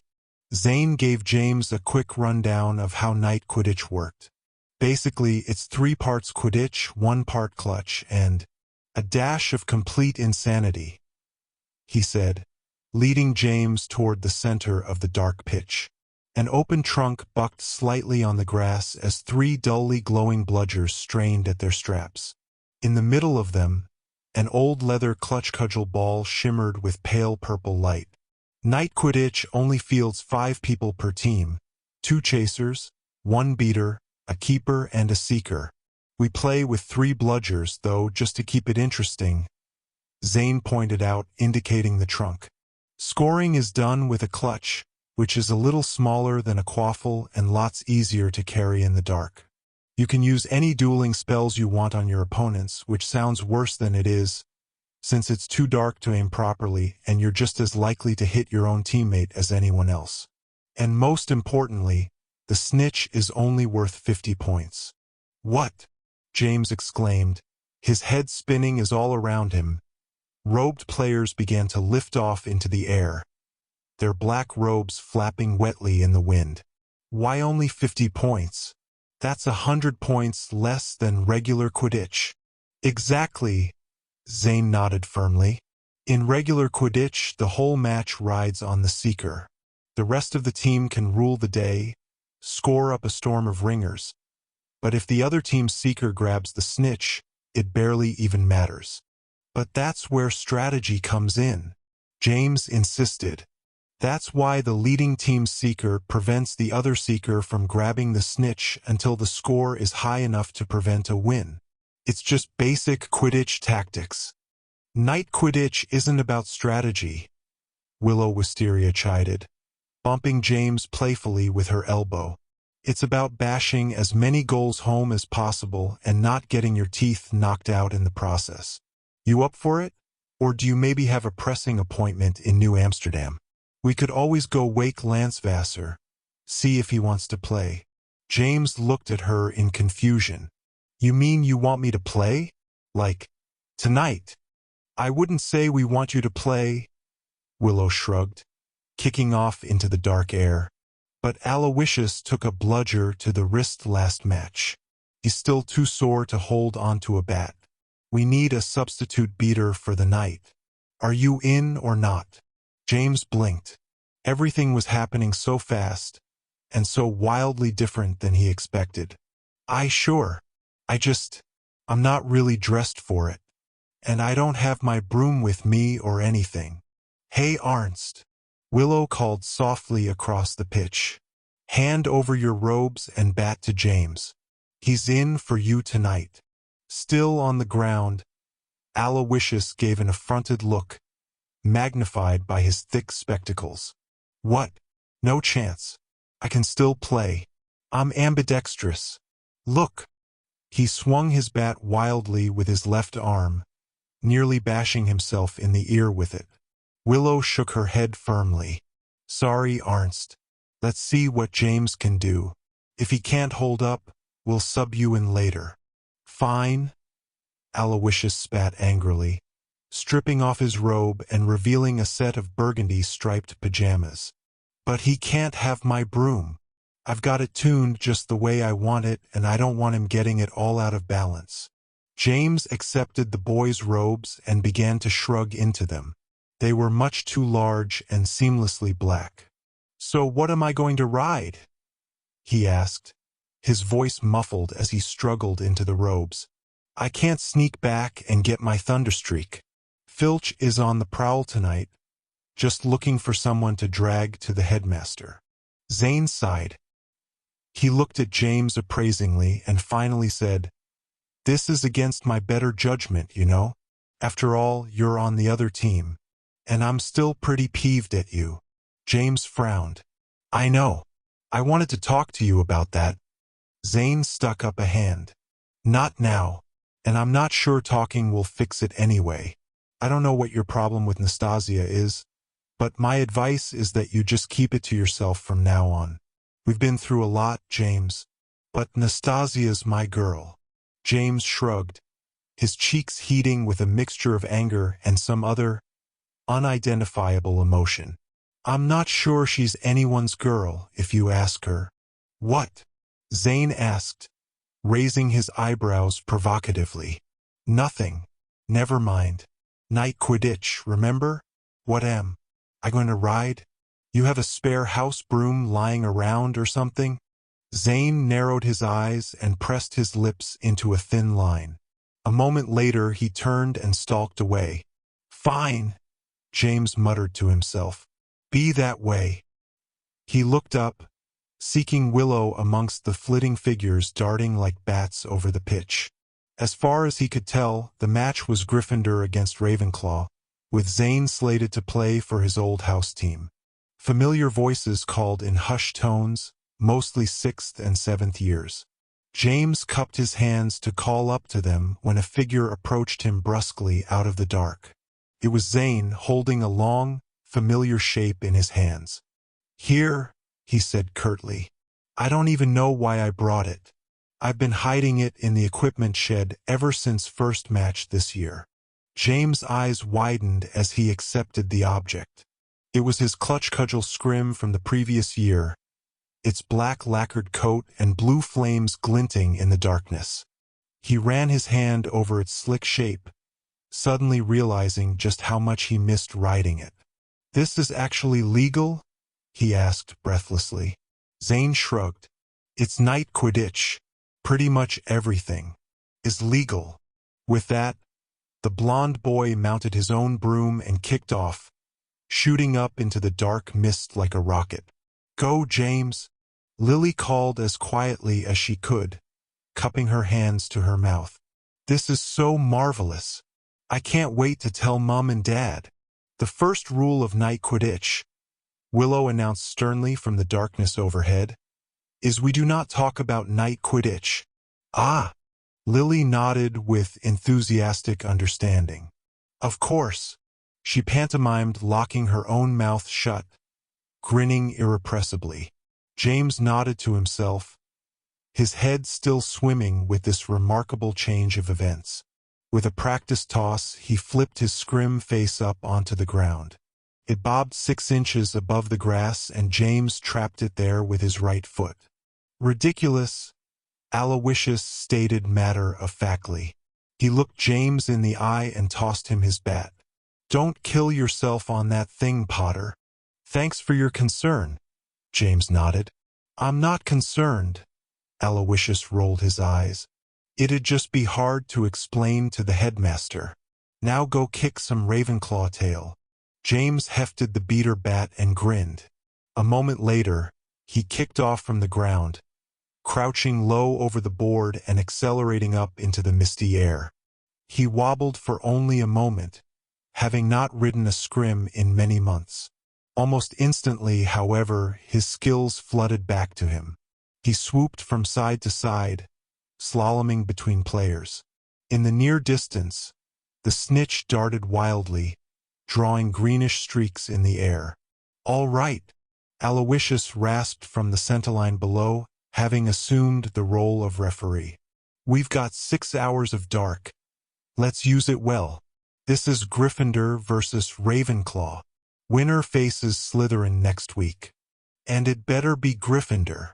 Just release the game balls, Arnst," Herman Potsdam called down from the Ravenclaw team. James had seen him in the halls but never spoken to him. The boy was a 6th year, a bit overweight and awkward-looking, not unlike Aloysius Arnst. Apparently, night Quidditch lent itself to such players. James wondered fleetingly if that fact bode well for him. "Game on," Aloysius announced hoarsely, tossing the clutch into the air and releasing the bludgers.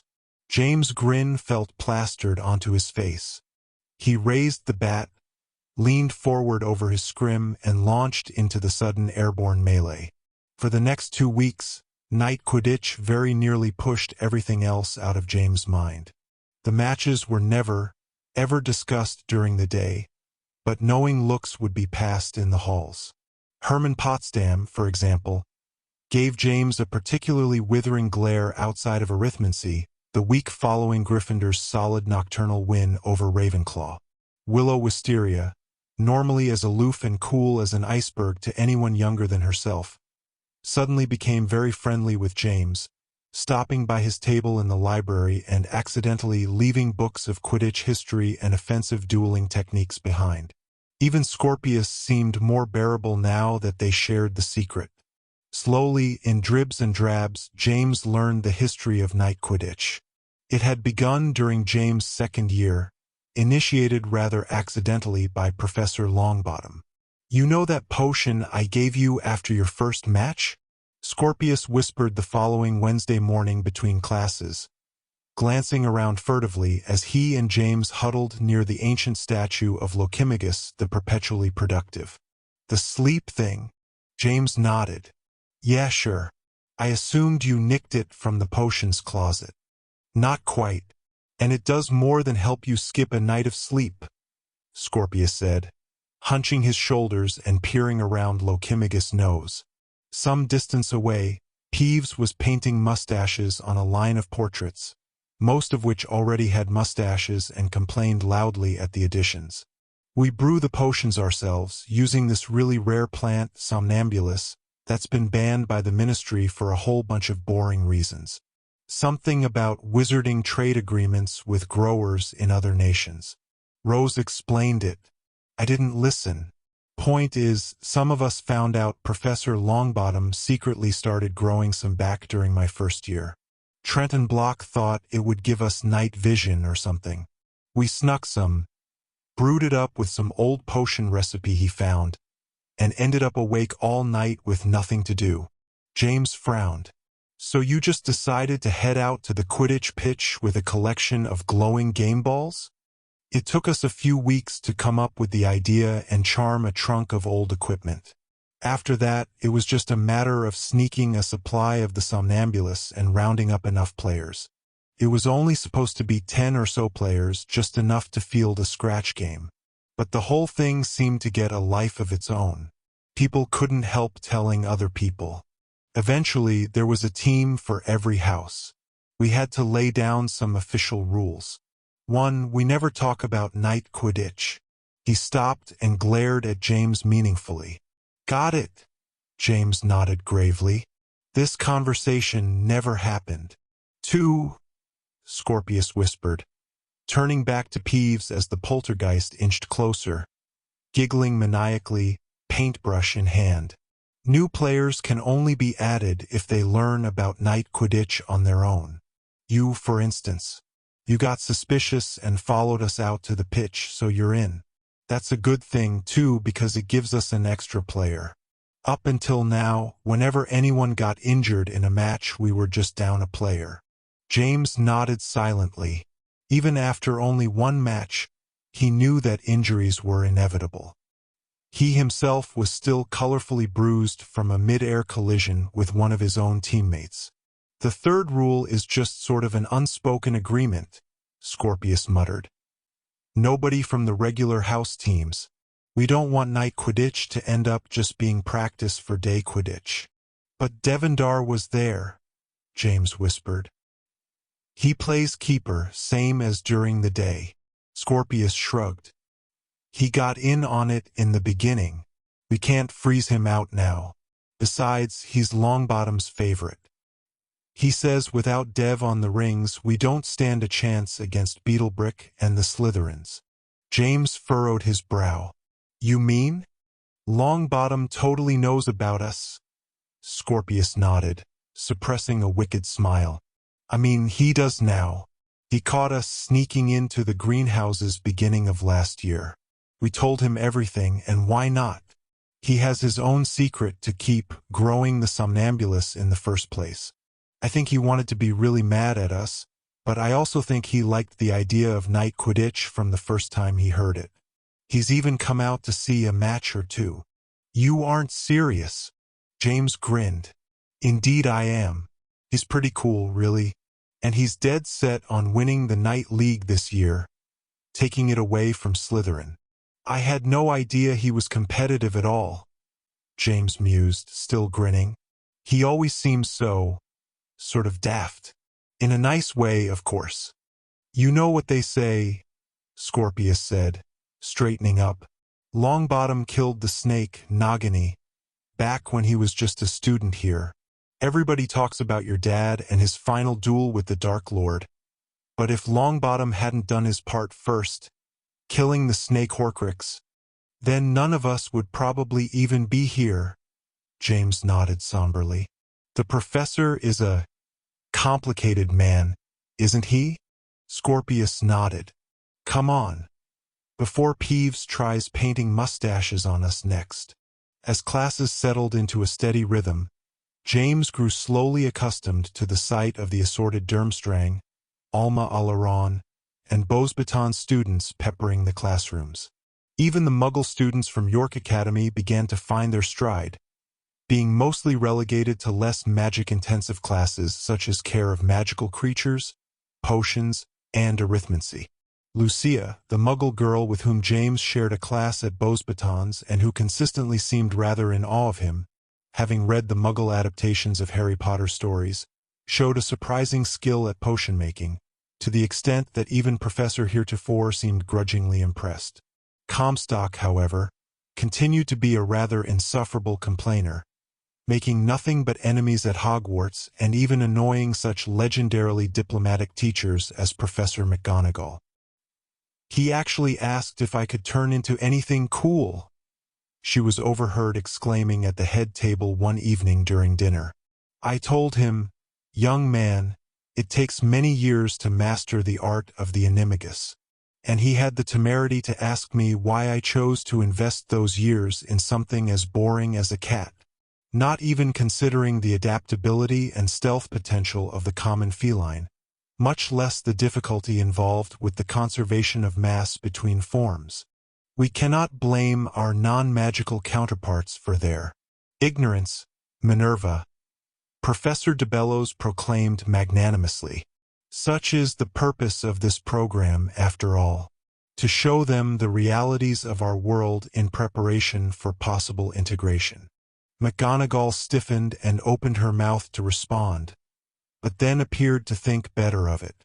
James, watching from the Gryffindor table, saw her eyes flit toward the new headmaster, Grudge. As usual, the gaunt man sat silently in the center of the head table, his fingers steepled, neither eating nor speaking, his eyes roaming coolly over the great hall, seemingly deep in thought. "He creeps me out," Ralph admitted later that evening. "He never seems to eat, hardly ever comes out of his office. It's like he's hardly even here. He's a ghost waiting to happen." "Not every headmaster can be like Merlin," Rose muttered. "Or McGonagall. Or Dumbledore, for that matter. The new headmaster just has his own, style. Or lack thereof," Scorpius added. As the leaves of the forbidden forest began to change color and drift into piles around the enormous tree trunks, the Wednesday trips to Durmstrang for practical prophecy grew colder and colder. James, Zane and Ralph began to wear their heaviest cloaks, keeping them on even during class time in the frosty and cavernous Durmstrang classroom. James tried to pay attention as Professor Avier taught them the fine techniques of organic prophecy, but his haunting similarity to the long-dead Headmaster Dumbledore was a constant, growing distraction. On his third trip to the Durmstrang classroom, James secretly smuggled along a chocolate frog card featuring Albus Dumbledore. As Professor Avier led them along the eastern brass balcony, explaining the properties of each of his strangely magical plants, his dream inducers as he called them, James slipped the chocolate frog card from his sleeve and compared it to the professor. The two faces were more than similar. They were virtually and eerily identical. It was an irresistible mystery, and yet James had no clue how to go about solving it. There had to be a connection between Avier and his mysterious, long-dead twin. But what? As class finished, James followed the Durmstrang students toward the spiral stairs, surreptitiously slipping the chocolate frog card back up his sleeve.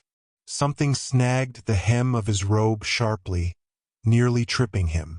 He stopped, hopping on one foot, forcing Ralph to bump into him. "Easy," Zane complained from behind Ralph. "What's the hold?" "Up." James glanced back over his shoulder. "Stupid plants attacking me," he muttered, reaching to yank his robes away from the squat, thorny mass. It stuck stubbornly, snagged on a mass of prickly burrs. Impatiently, James yanked harder. There was a crackle, and a small knot of burrs tore away from the plant, stuck firm to James' robes. "Whoa," Ralph muttered. "The Yuxa finds the person who needs it." "What?" James said, frowning down at the ugly brown mass, meshed into his robe. Ralph glanced at him, eyebrows raised. "Remember, first class? Professor Avier told us that each prophecy plant finds the person who most needs to learn its secrets. I'd say you've been found." James shook his head. "I just got snagged in the stupid thing. I don't think things like that happen by accident," Zane said, hunkering down behind James. Carefully, he extricated the mass of burrs from James' robe. Straightening, he held them up to the light. "Ow," he hissed. "Those are sharp." The question which most vexes you, Ralph read aloud, touching the plaque in front of the spiny plant with his toe. This is in the Mysteries and Answers section, isn't it? This plant is supposed to give you the answer to your most important question. Wow, which important question? I wonder. You should try it out tonight. What have we here? A soft voice asked from directly behind. James. All three boys jumped and turned, looking guiltily up into the face of Professor Avier. The old wizard glared down his nose at Zane, his pale blue eyes glittering in the cold light. With calm sternness he said, "You appear to have Durmstrang property in your hand, young man." Zane took a step backwards, away from the professor's icy glare. He held out the Yuxa burrs, offering them to James. "Yeah, well, he was just helping me, sir." James nodded, taking the burrs. "They got stuck on my robes. Zane helped me get them off." Avier's glare remained fixed on Zane. "It is noble of you to assume blame for your friend, Mr. Potter, but misguided. Unlike other schools, theft is a very serious crime within these halls, especially theft of something as valuable and rare of the Yuxa baslatma plants." "He didn't steal it," Ralph said nervously. "Really, it got stuck on James' robes. It's like you said, Professor. The Yuxa finds the person who needs it. Maybe there's some mystery the plant wants to show James." Avier's gaze finally ticked toward James, his eyes narrowing. He raised his chin and held out his hand, palm up. James looked down at it, knowing what it meant. With a sigh, he placed the mass of burrs in the professor's hand. The fingers closed into a fist, producing a faint crackle as the burrs crushed together. "Ow!" Zane winced, remembering how sharp the burrs had been. "In light of your diplomatic status," Avier said quietly, looking closely at James, "I will overlook your attempt to interfere with Durmstrang disciplinary policy. This time, do not do it again. Mr. Walker." He switched his gaze to Zane, his face hardening. "You are forbidden to return to this school. Your grade will show that you have failed. And please, I implore you, do not challenge me on this. Your situation can only worsen if you do." With that, Avier turned, his fur-lined robes sweeping over the iron grate floor. "Be gone with all of you," he called over his shoulder. "Surely you have responsibilities back in your own schools. Volkiev is waiting to escort you back to your cabinets." James, Ralph and Zane began to follow the professor silently, each fuming and angry. James glanced back at Zane as he reached the spiral staircase. Zane refused to look at him. His face was set in a mask of pale rage. The three boys reached the main floor and angled toward the double doors. Outside, Volkiev watched impatiently with the rest of the exchange students.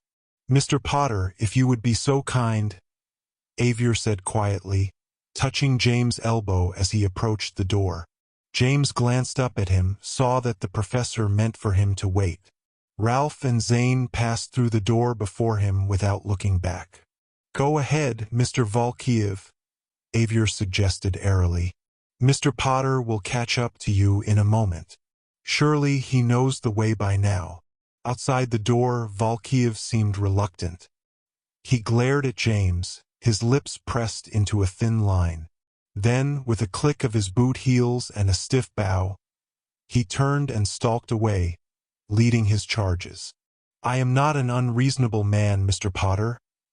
Avier sighed deeply, stepping away from the door and into the frosty light of the classroom. "And yet I operate in a rigid environment. Certain things are expected of me not only by the administration of this school, but by its students, and yes, after so many years, by myself as well. I am obliged to maintain a certain image. I hope you will not think too poorly of me." James watched the professor's back as he moved into the light of the windows. Feeling slightly emboldened, he said, "Zane didn't steal anything. I was telling the truth." The plant got stuck on my robes. Mr. Walker does not belong here, Avier announced dismissively. I did him a favor by removing him. This school is no place for someone of his heritage. That's dark wizard talk, James muttered, fear and anger mingling in his voice. Avier turned, looking back at James over his shoulder. He seemed to be smiling bemusedly. The smile crinkled his eyes, making them suddenly warm in the chilly classroom. You are a very bold young man, not unlike your father when he was your age. James cocked his head. How would you know anything about my father? Avier's smile softened. Oh, we all know your father. He is quite famous, after all. I have respect for him, unlike many in these halls. But this is not why I have detained you. The professor beckoned James forward. Nervously, James approached, cold pressed against him, emanating from the bank of frosty windows behind Avier. The question which most vexes you, the old wizard chuckled lightly. You, I believe, are a young man with many vexing questions, are you not? James continued to approach Avier. He saw the wizard's fist closed loosely, apparently still holding the Yuxaburs. And yet, Avier went on, meeting James' eyes. I wonder which question is the most vexing? It is an important consideration, yes? After all, some of life's most vexing questions are the ones we might least wish to have answered. Sometimes the answers can be far more dangerous than the questions. James stopped in front of the old wizard. Behind him, the frosty windows glared white, showing hard, snow-capped mountain peaks. The wintry light reduced Avier to a silhouette. But I am not an unreasonable man, Mr. Potter, he said again. My quarters are not far from here. I have arranged for you to move freely through the school. Come and see me if you wish. I am willing to answer the proper questions. If that is, you are willing to ask. With that, the professor held out his hand, opening his fist. James looked down at his palm, expecting to see the Yuxaburs. Instead, he saw the chocolate frog card with Albus Dumbledore's face smiling benignly up at him, identical to the face of the wizard holding it. James glanced up at Avier again. A shiver coiled down his spine, shaking him. Avier nodded slightly, offering the card. Tentatively, James took it. Avier nodded again, resolutely, as if their business was concluded. Hurry along, young man. Your classmates are nearly to the cabinets now. You may still catch them. James turned and hurried away, eager to get out of the cold classroom, out of the presence of the strange, eerie wizard. He was just passing through the double doors, into the relative warmth of the corridor, when Avier's voice echoed to him once more, stopping him. It would be best, Mr. Potter, he said calmly, almost kindly, if you did not tell your father about this. Harry might be a bit conflicted. James shivered again. He didn't answer. Instead, he turned and ran from the room, weaving through clusters of stony-faced Durmstrang students, carrying the chill of the classroom with him like a haunting ghost. On the Monday before the night Quidditch match against Slytherin, Rose passed James a note in Transfiguration class. He unfolded the parchment carefully and peered down at it under his desk. Meet after dinner in the Ollery. Tell no one. Do not be followed. Check the box next to your name if you will be there. Across the bottom of the note were the names Ralph, Zane, Nastasia, Rose, Scorpius, and James. Except for James, each name was checkmarked with red ink. Beneath James' name, Rose had added the words "Bring parchment and ink." Resisting the urge to roll his eyes, James tapped his quill with his wand, turning the ink red, and scratched a checkmark next to his own name. Then, after a moment, he added, "Real secret societies don't print every member's name on their notes." He refolded the parchment and levitated it carefully to Rose in. The row ahead of him, tapping her lightly on the back of the head with it. She snatched at it impatiently, while Professor McGonagall assisted Fiona Fourcompass with a half-transfigured apple-slash-boot hybrid. Rose unfolded the note and read it. She glanced back at James with a brief, withering look, and then made the note vanish in a puff of silent flame, being sure to let him see it. To the untrained eye, dinner in the Great Hall was the same as normal, with perhaps just a bit more unusual boisterousness between tables. From the Slytherin side of the hall, Nolan Beetlebrick made rather unnecessarily provocative faces at Devendar Das at the Gryffindor table. Willow Wisteria, on the other hand, made suspiciously loud comments about Slytherin Fira Hutchins' clumsiness when she mysteriously dropped an entire platter of buttered rolls. James had the distinct impression that Willow had jinxed Fira with a carefully concealed wand. At the Hufflepuff table, several faces watched these interactions with unusually bright, albeit silent, interest. James knew that some of the Hufflepuff Night Quidditch players would be sneaking out to the pitch that night to observe the match, keenly interested in who they would be playing in their own sudden death tournament slot. There was a palpable tension in the air, augmented by the total secrecy that kept it hidden from the rest of the school. At the head table, a sudden whooping noise erupted for the 5th time, producing an annoyed grunt from Professor Heretofore. She once more dug in her robes for her pocket sneakoscope. Unable to quiet the shrieking mechanism, she finally smacked it to the table and fired a bright orange curse at it. The sneakoscope squawked loudly and fell silent. Next to her, Professor McGonagall frowned out over the assembly of students, suspicion etched on her face. She exchanged a word with Professor Longbottom, who laughed a bit too shrilly in response. Behind and above them, the monstrous five-faced clock gonged the hour, summoning students to their evening classes beyond the vanishing cabinets. Lily stood in line before the Alma Alaron cabinet along with several of her new friends.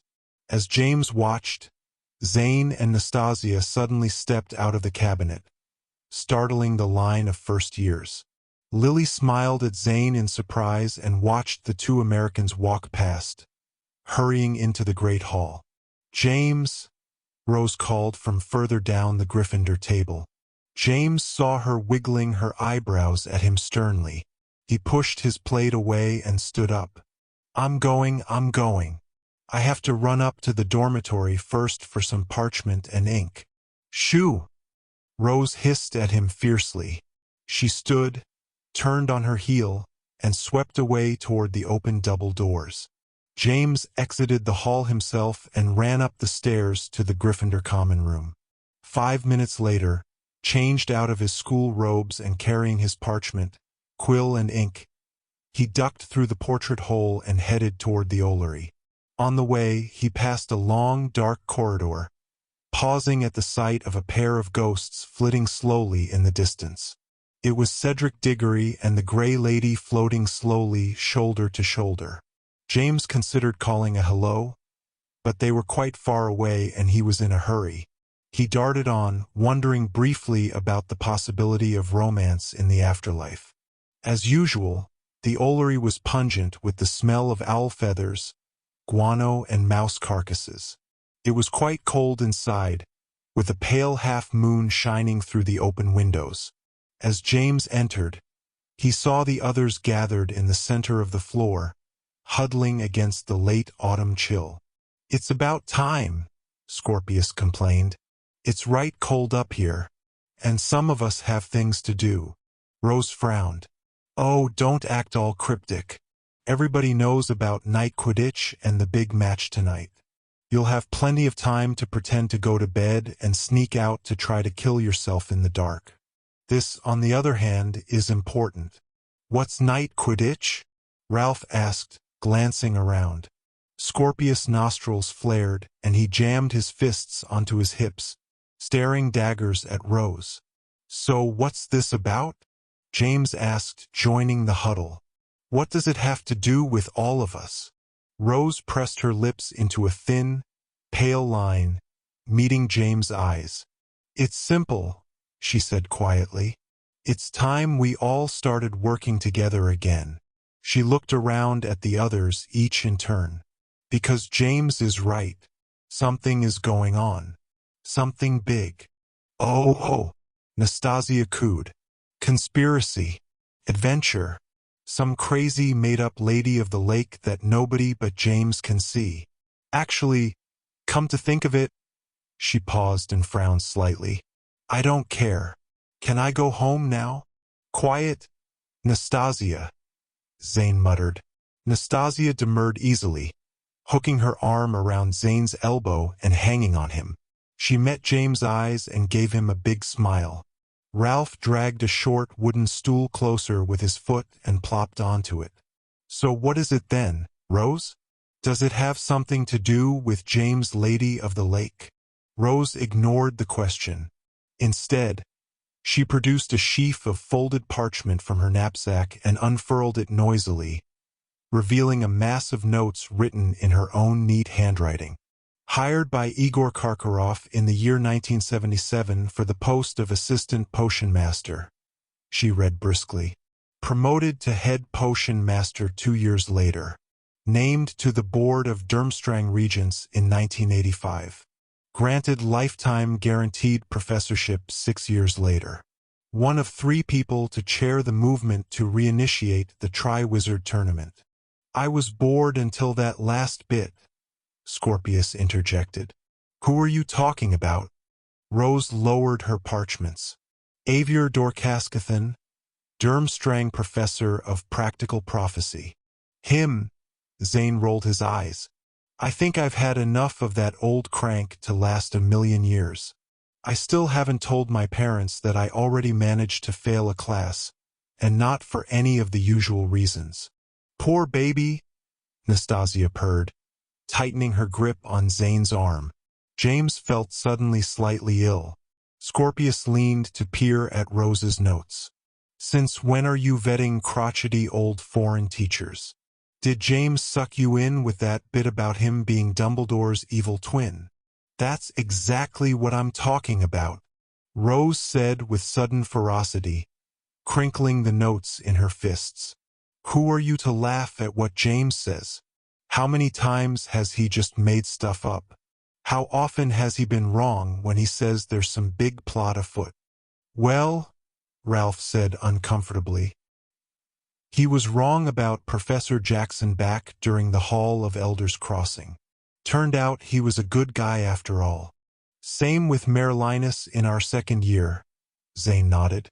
Rose blew her hair out of her face impatiently. That's missing the point. The point is there were big scary plots going on. So what if he was wrong about a few of the details? Like the Merlin staff, Ralph agreed. He thought it was Tabitha Corsica's broom. Zane brightened. Or what about when he brought Merlin's robe right to Madame Delacroix, thinking it was just the invisibility cloak? She really pulled a fast one on you there. Didn't she, James? That's quite a track record. Nastasia nodded appreciatively. Shut up, all of you. Rose interrupted, her face grave. The point is, if James says something isn't right, I, for one, am choosing to believe him. I think he's earned that. What about the Lady of the Lake? Scorpius asked calmly. Like it or not, Nasty here is right. Nobody else has ever seen her. Do you believe James about that? Rose met Scorpius' eyes firmly. My cousin Lucy is dead. James says that the Lady of the Lake killed her. Are you suggesting that he lied about that? Are you saying that he's using the death of a 12-year-old girl to get attention? Scorpius studied Rose's face for a long, tense moment. Finally, he looked away. For once, he seemed to have no response. James' face felt hot with mingled embarrassment and gratitude. He hadn't realized until this moment just how much it had wounded him not to be believed. He met Rose's eyes and nodded gratefully at her. She glanced down at the floor. When she looked up again, she shrugged. Perhaps she wasn't as confident as she seemed, but at least she was willing to give him the benefit of the doubt. So, Ralph said, If James says there is something dodgy about Professor Avier, then it's worth looking into, right? Rose didn't answer. Instead, she raised her notes again. Shortly after Avier was hired as assistant potion master at Durmstrang, a magical summit was held there, attended by Hogwarts and ministry representatives. Avier did not attend. Apparently he was ill the entire time, confined to his quarters.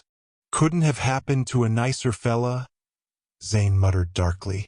A few years later, when Avier was a full professor, Rose went on. There was a big scandal involving a bunch of vacationing students from Hogwarts, Durmstrang, and Beauxbatons. It seems they all showed up in a Muggle fishing village, got into a huge dueling contest and caused all sorts of trouble, levitating boats into the village streets and engorging fish to the size of monsters. The Ministry of Magic called in a whole team of professors from all 3 schools to help sort it out and determine who to punish. Avier was the one professor all the Durmstrang students had in common, but he refused to come. He claimed to have a family emergency. The thing is, there is no record whatsoever of his family. Not a mother or father. No siblings. Not so much as a single crazy uncle. Ralph said, well, he's got to have some family, right? I mean, he didn't just hatch from an egg. Unless that happens sometimes in the wizarding world. It doesn't, does it? What's the point of all this, Rose? Scorpius shook his head. In 1994, Rose went on, raising her voice. The Triwizard Tournament was held for the first time in nearly 200 years, due in large part to the efforts of one Avier Dorcaskathan. And yet, for reasons no one really knows, the professor himself did not attend. There was a long pause in the darkness of the Ollery. All around, feathered shapes shuffled. Cold wind pressed through the open windows, ruffling James' hair. So, Zane finally said, the old guy's shy. Or maybe he just doesn't like leaving Durmstrang Castle. That can't be it, Rose countered. He's left the castle loads of times. In fact, according to some of the Durmstrang students I've interviewed, Avier travels very frequently, and for weeks at a time. He definitely has no problem getting out and around. Ralph shrugged. So what's the big deal then? The big deal, Rose replied, lowering her voice, is that Avier is suspiciously absent any time he might be around people from Hogwarts or the Ministry of Magic. She turned to James, her face serious. Any time he might encounter people who remember Albus Dumbledore. A shiver completely unrelated to the chill of the room shook James' shoulders. He glanced around at the others. After last class at Durmstrang, he said, Avier said he would answer my most important question. He told them about the chocolate frog card, and how Avier had used it to show James he knew of his suspicion. Breathlessly, Rose asked, are you going to take him up on the offer? James shrugged. I don't know. Possibly. I am dying of curiosity. If he is willing to just tell the truth straight up. Rose shook her head adamantly. I don't think that's a good idea, James. He's not just going to tell you everything after all these years of keeping secrets. He knows you're a threat to whatever it is he's hiding. Rose is right, Zane said. He probably means to find out what, you know, and shut you up somehow. Us wizarding types have lots of ways of doing that. One quick Imperius curse and you're silenced forever. James frowned thoughtfully. I don't think so, though. Somehow, I sort of trust him. Just because he looks like Headmaster Dumbledore, Rose said quietly, doesn't mean he's trustworthy. Maybe it's just a trick. Maybe, I don't know. Maybe he's just using Polyjuice Potion. But why? Ralph interjected. Why go to all that trouble if it means having to hide yourself from whoever might recognize the person you are trying so hard to look like? No, James said firmly. It's not a trick. That wouldn't make any sense. Whatever or whoever he is, there is some connection between him and Dumbledore. If I can go to his office and just get him to tell me. I'll come along, Nastasia suddenly said. Everyone, including Zane, turned to look at her. She simply smiled mildly, glancing from face to face. James was the first to ask the obvious. But why? Simple, Nastasia said, disengaging from Zane's arm. It'll let Avier know that you've already told more people. Making you disappear won't keep his secret safe if you've already started blabbing it around. Besides, she shrugged. I'm curious. James shook his head impatiently. I thought you didn't care about any of this? Oh, I'm mercurial that way, she said, crossing over next to him. Sometimes even I don't know when I'm going to change my mind about things. But Avier hates Muggleborns, Zane said, folding his arms across his chest. He'll take one look at your hair and nose ring and, I don't know, throw you in the dungeon or something. Oh, didn't you know? Nastasia cocked her head and smiled crookedly. I'm 100% pureblood witch. From one of the oldest magical families in America, in fact. Why, some of my great-great-great-aunts were actually burned at the stake during the Salem witch trials. She turned to James and whispered in his ear. None of them were hurt, of course, but they did put on a good show for the Muggles. She giggled. I still think it's a bad idea, Rose said. But Nastasia has a point. If Avier knows that more than just the two of you are onto his secret, it'll keep you both a bit safer. At least until he finds out exactly who else knows what. There's one thing here I don't understand, Scorpius announced. I assumed we were all here because we were the ones who went to New Amsterdam together and encountered that collector person. We heard the Muggle woman, Lissa, talk about the Morrigan Web. James here asked you to check that out, Rose, not Professor Avier. How'd this get connected to him? Rose nodded meaningfully. That's where all this started, she admitted. I started looking up the Morrigan Web just like James asked. It wasn't easy.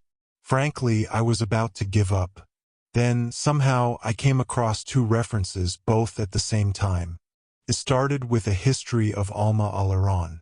The Morrigan Web was a pet project of some American professor from Igor House over 100 years ago.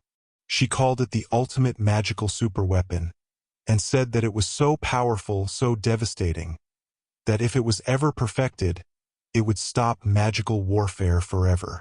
That, Ralph frowned thoughtfully, doesn't exactly make sense. Sure it does, Nastasia smiled. She probably believed that if everyone had a Morrigan Web, no one would ever be crazy enough to use it. She shook her head and turned to James. Idealistic people are so cute, she purred. His face heated again as he tried to ignore her. To Rose he said, Did you find out what it does or how it works?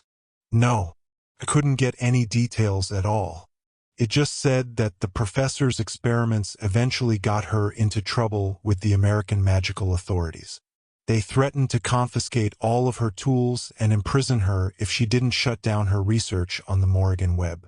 She must have agreed to it because her name doesn't come up again.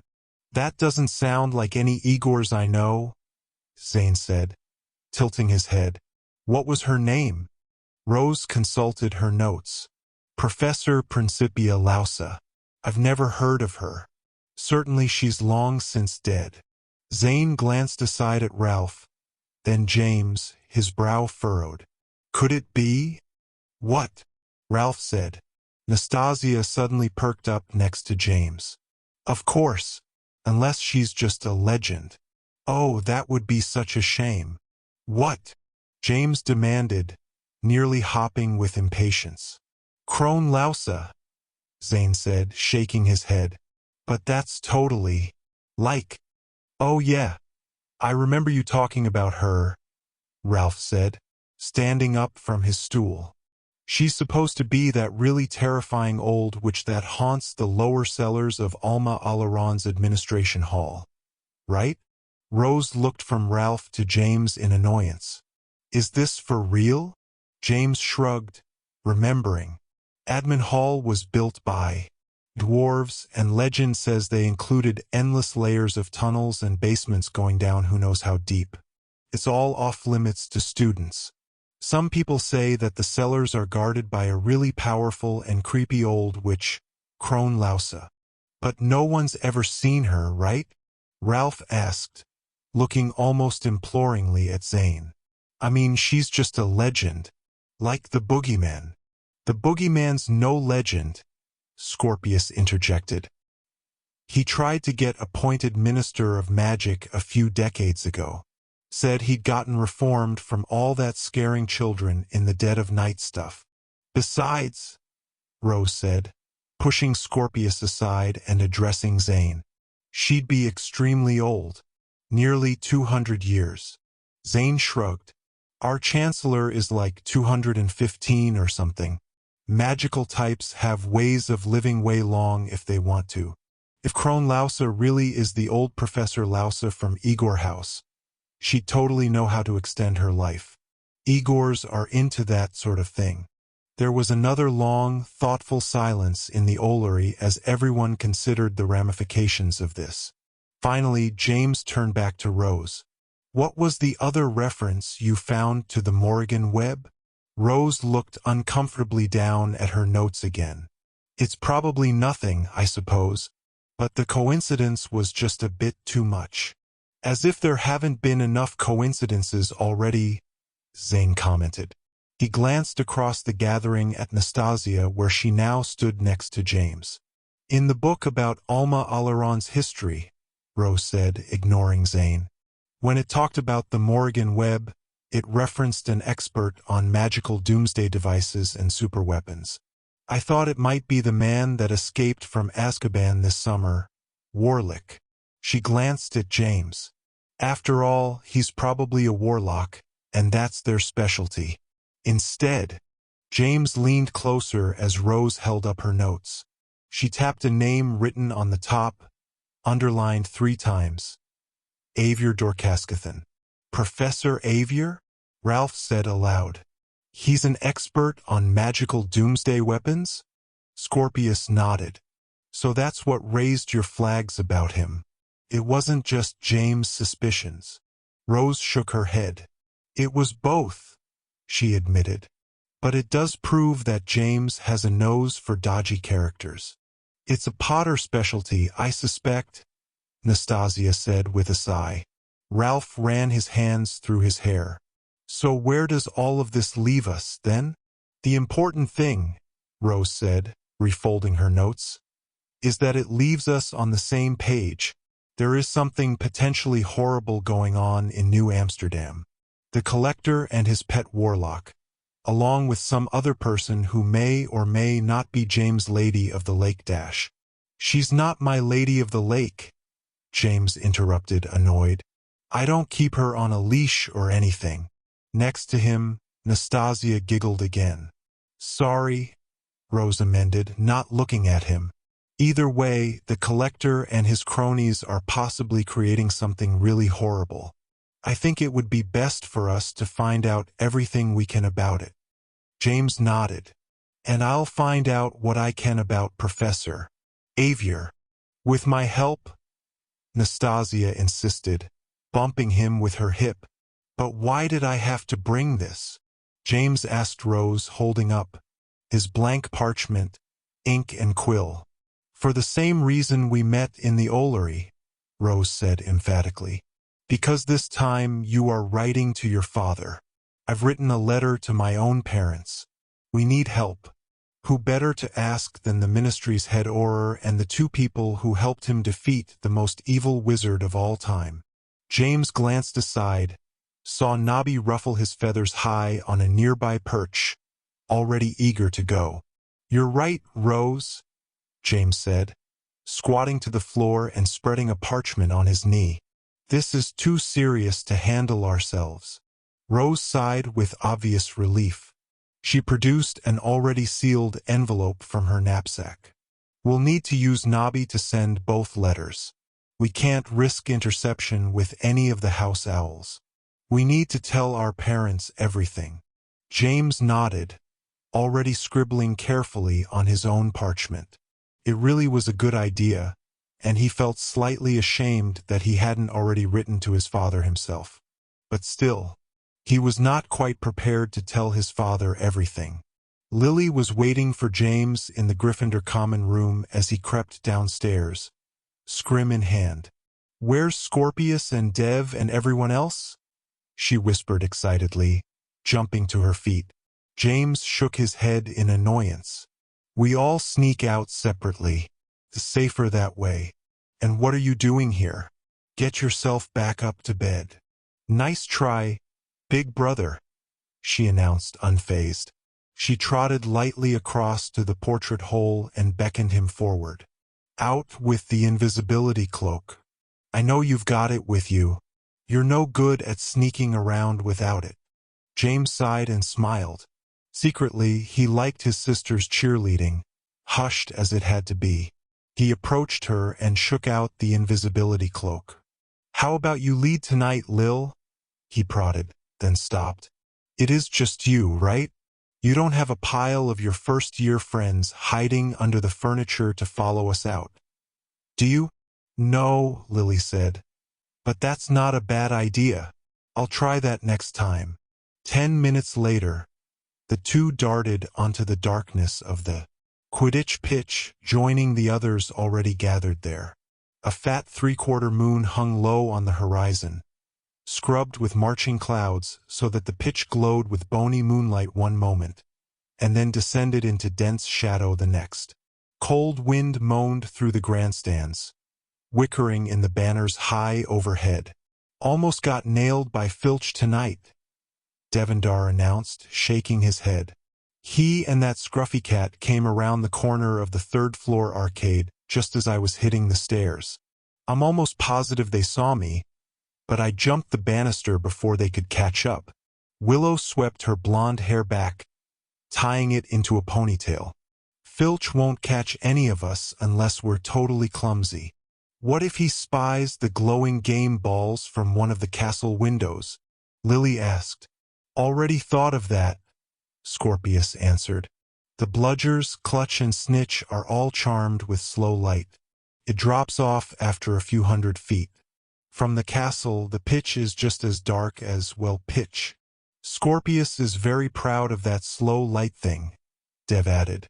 "Technomancy is a fancy of his. It's all quantum to me. Besides," Willow went on, mounting her broom, "if Filch ever tried to come out to the pitch, he'd get his cane stuck in the mud and spend the night going in circles." Lily laughed at that. To James she said, "I'm going to head up into the stands tonight.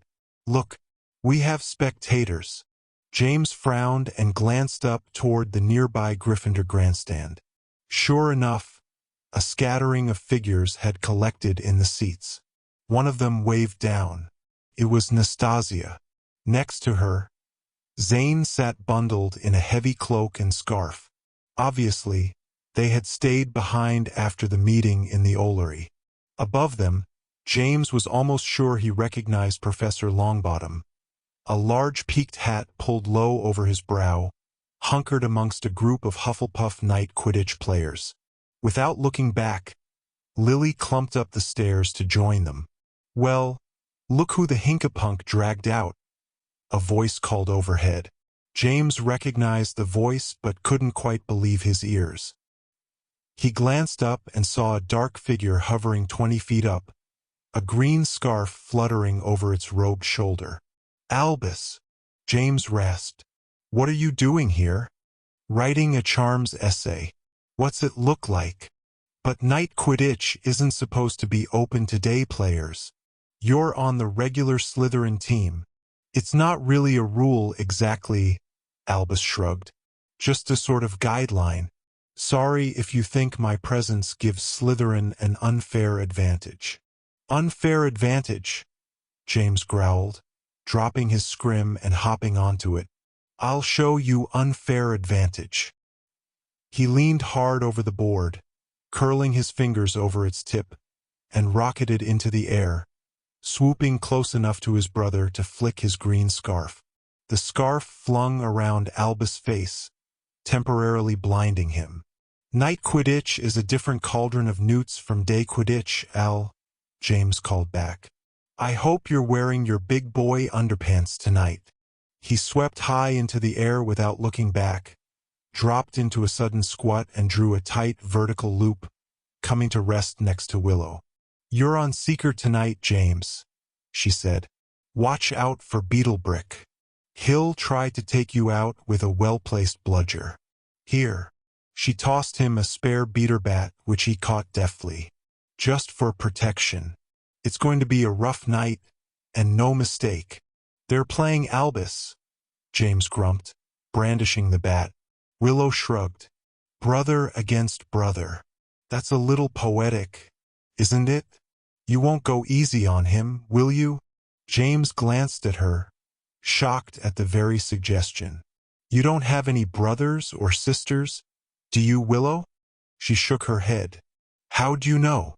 James hunkered over his scrim, preparing to launch into motion. "I'm psychic." A moment later, the clutch lobbed into the air. 5 glowing balls streaked in 5 different directions, drawing pale lines against the dark. Flying robed shapes collapsed on them, crashing wildly into one another in midair. James waited, watching for the narrow green streak of the snitch. It spun away toward the Hufflepuff grandstand like a supercharged lightning bug. James launched forward in pursuit of it. The match lasted nearly 4 hours. In the end, exhausted and bruised, covered in cold sweat, James found himself in a shoulder-to-shoulder race against Albus for the snitch. The two bashed each other mercilessly as they sped toward the swooping, glowing streak, James leaning hard over his scrim, Albus craning forward on his broom, his nose only inches above its shaking tip.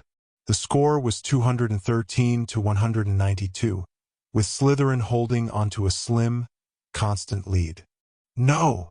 Albus cried, straining forward, his outstretched fingers ready to close on the tiny golden ball. "It's mine!" James grunted, urging his scrim ever faster. Before them, the snitch ticked back and forth, hurtling through the dark, past the grandstands, out over the trees of the forbidden forest. James balanced on the edge of his scrim, lunging for the fluttering shape. He brushed it with his fingers, felt its wickering wings, and then closed his fist with a snap. Suddenly, inexplicably, the world turned upside down. Black earth and night sky swung around each other, switching places, and James realized dimly that his hand had closed on emptiness. A long, narrow shape spun away against the swinging night. His scrim suddenly separated from his feet. James was floating, falling, tumbling through the dark. Cold wind howling in his ears, but all he cared about was that he had missed the snitch. "Drat! Drat! Drat! Drat! Drat!"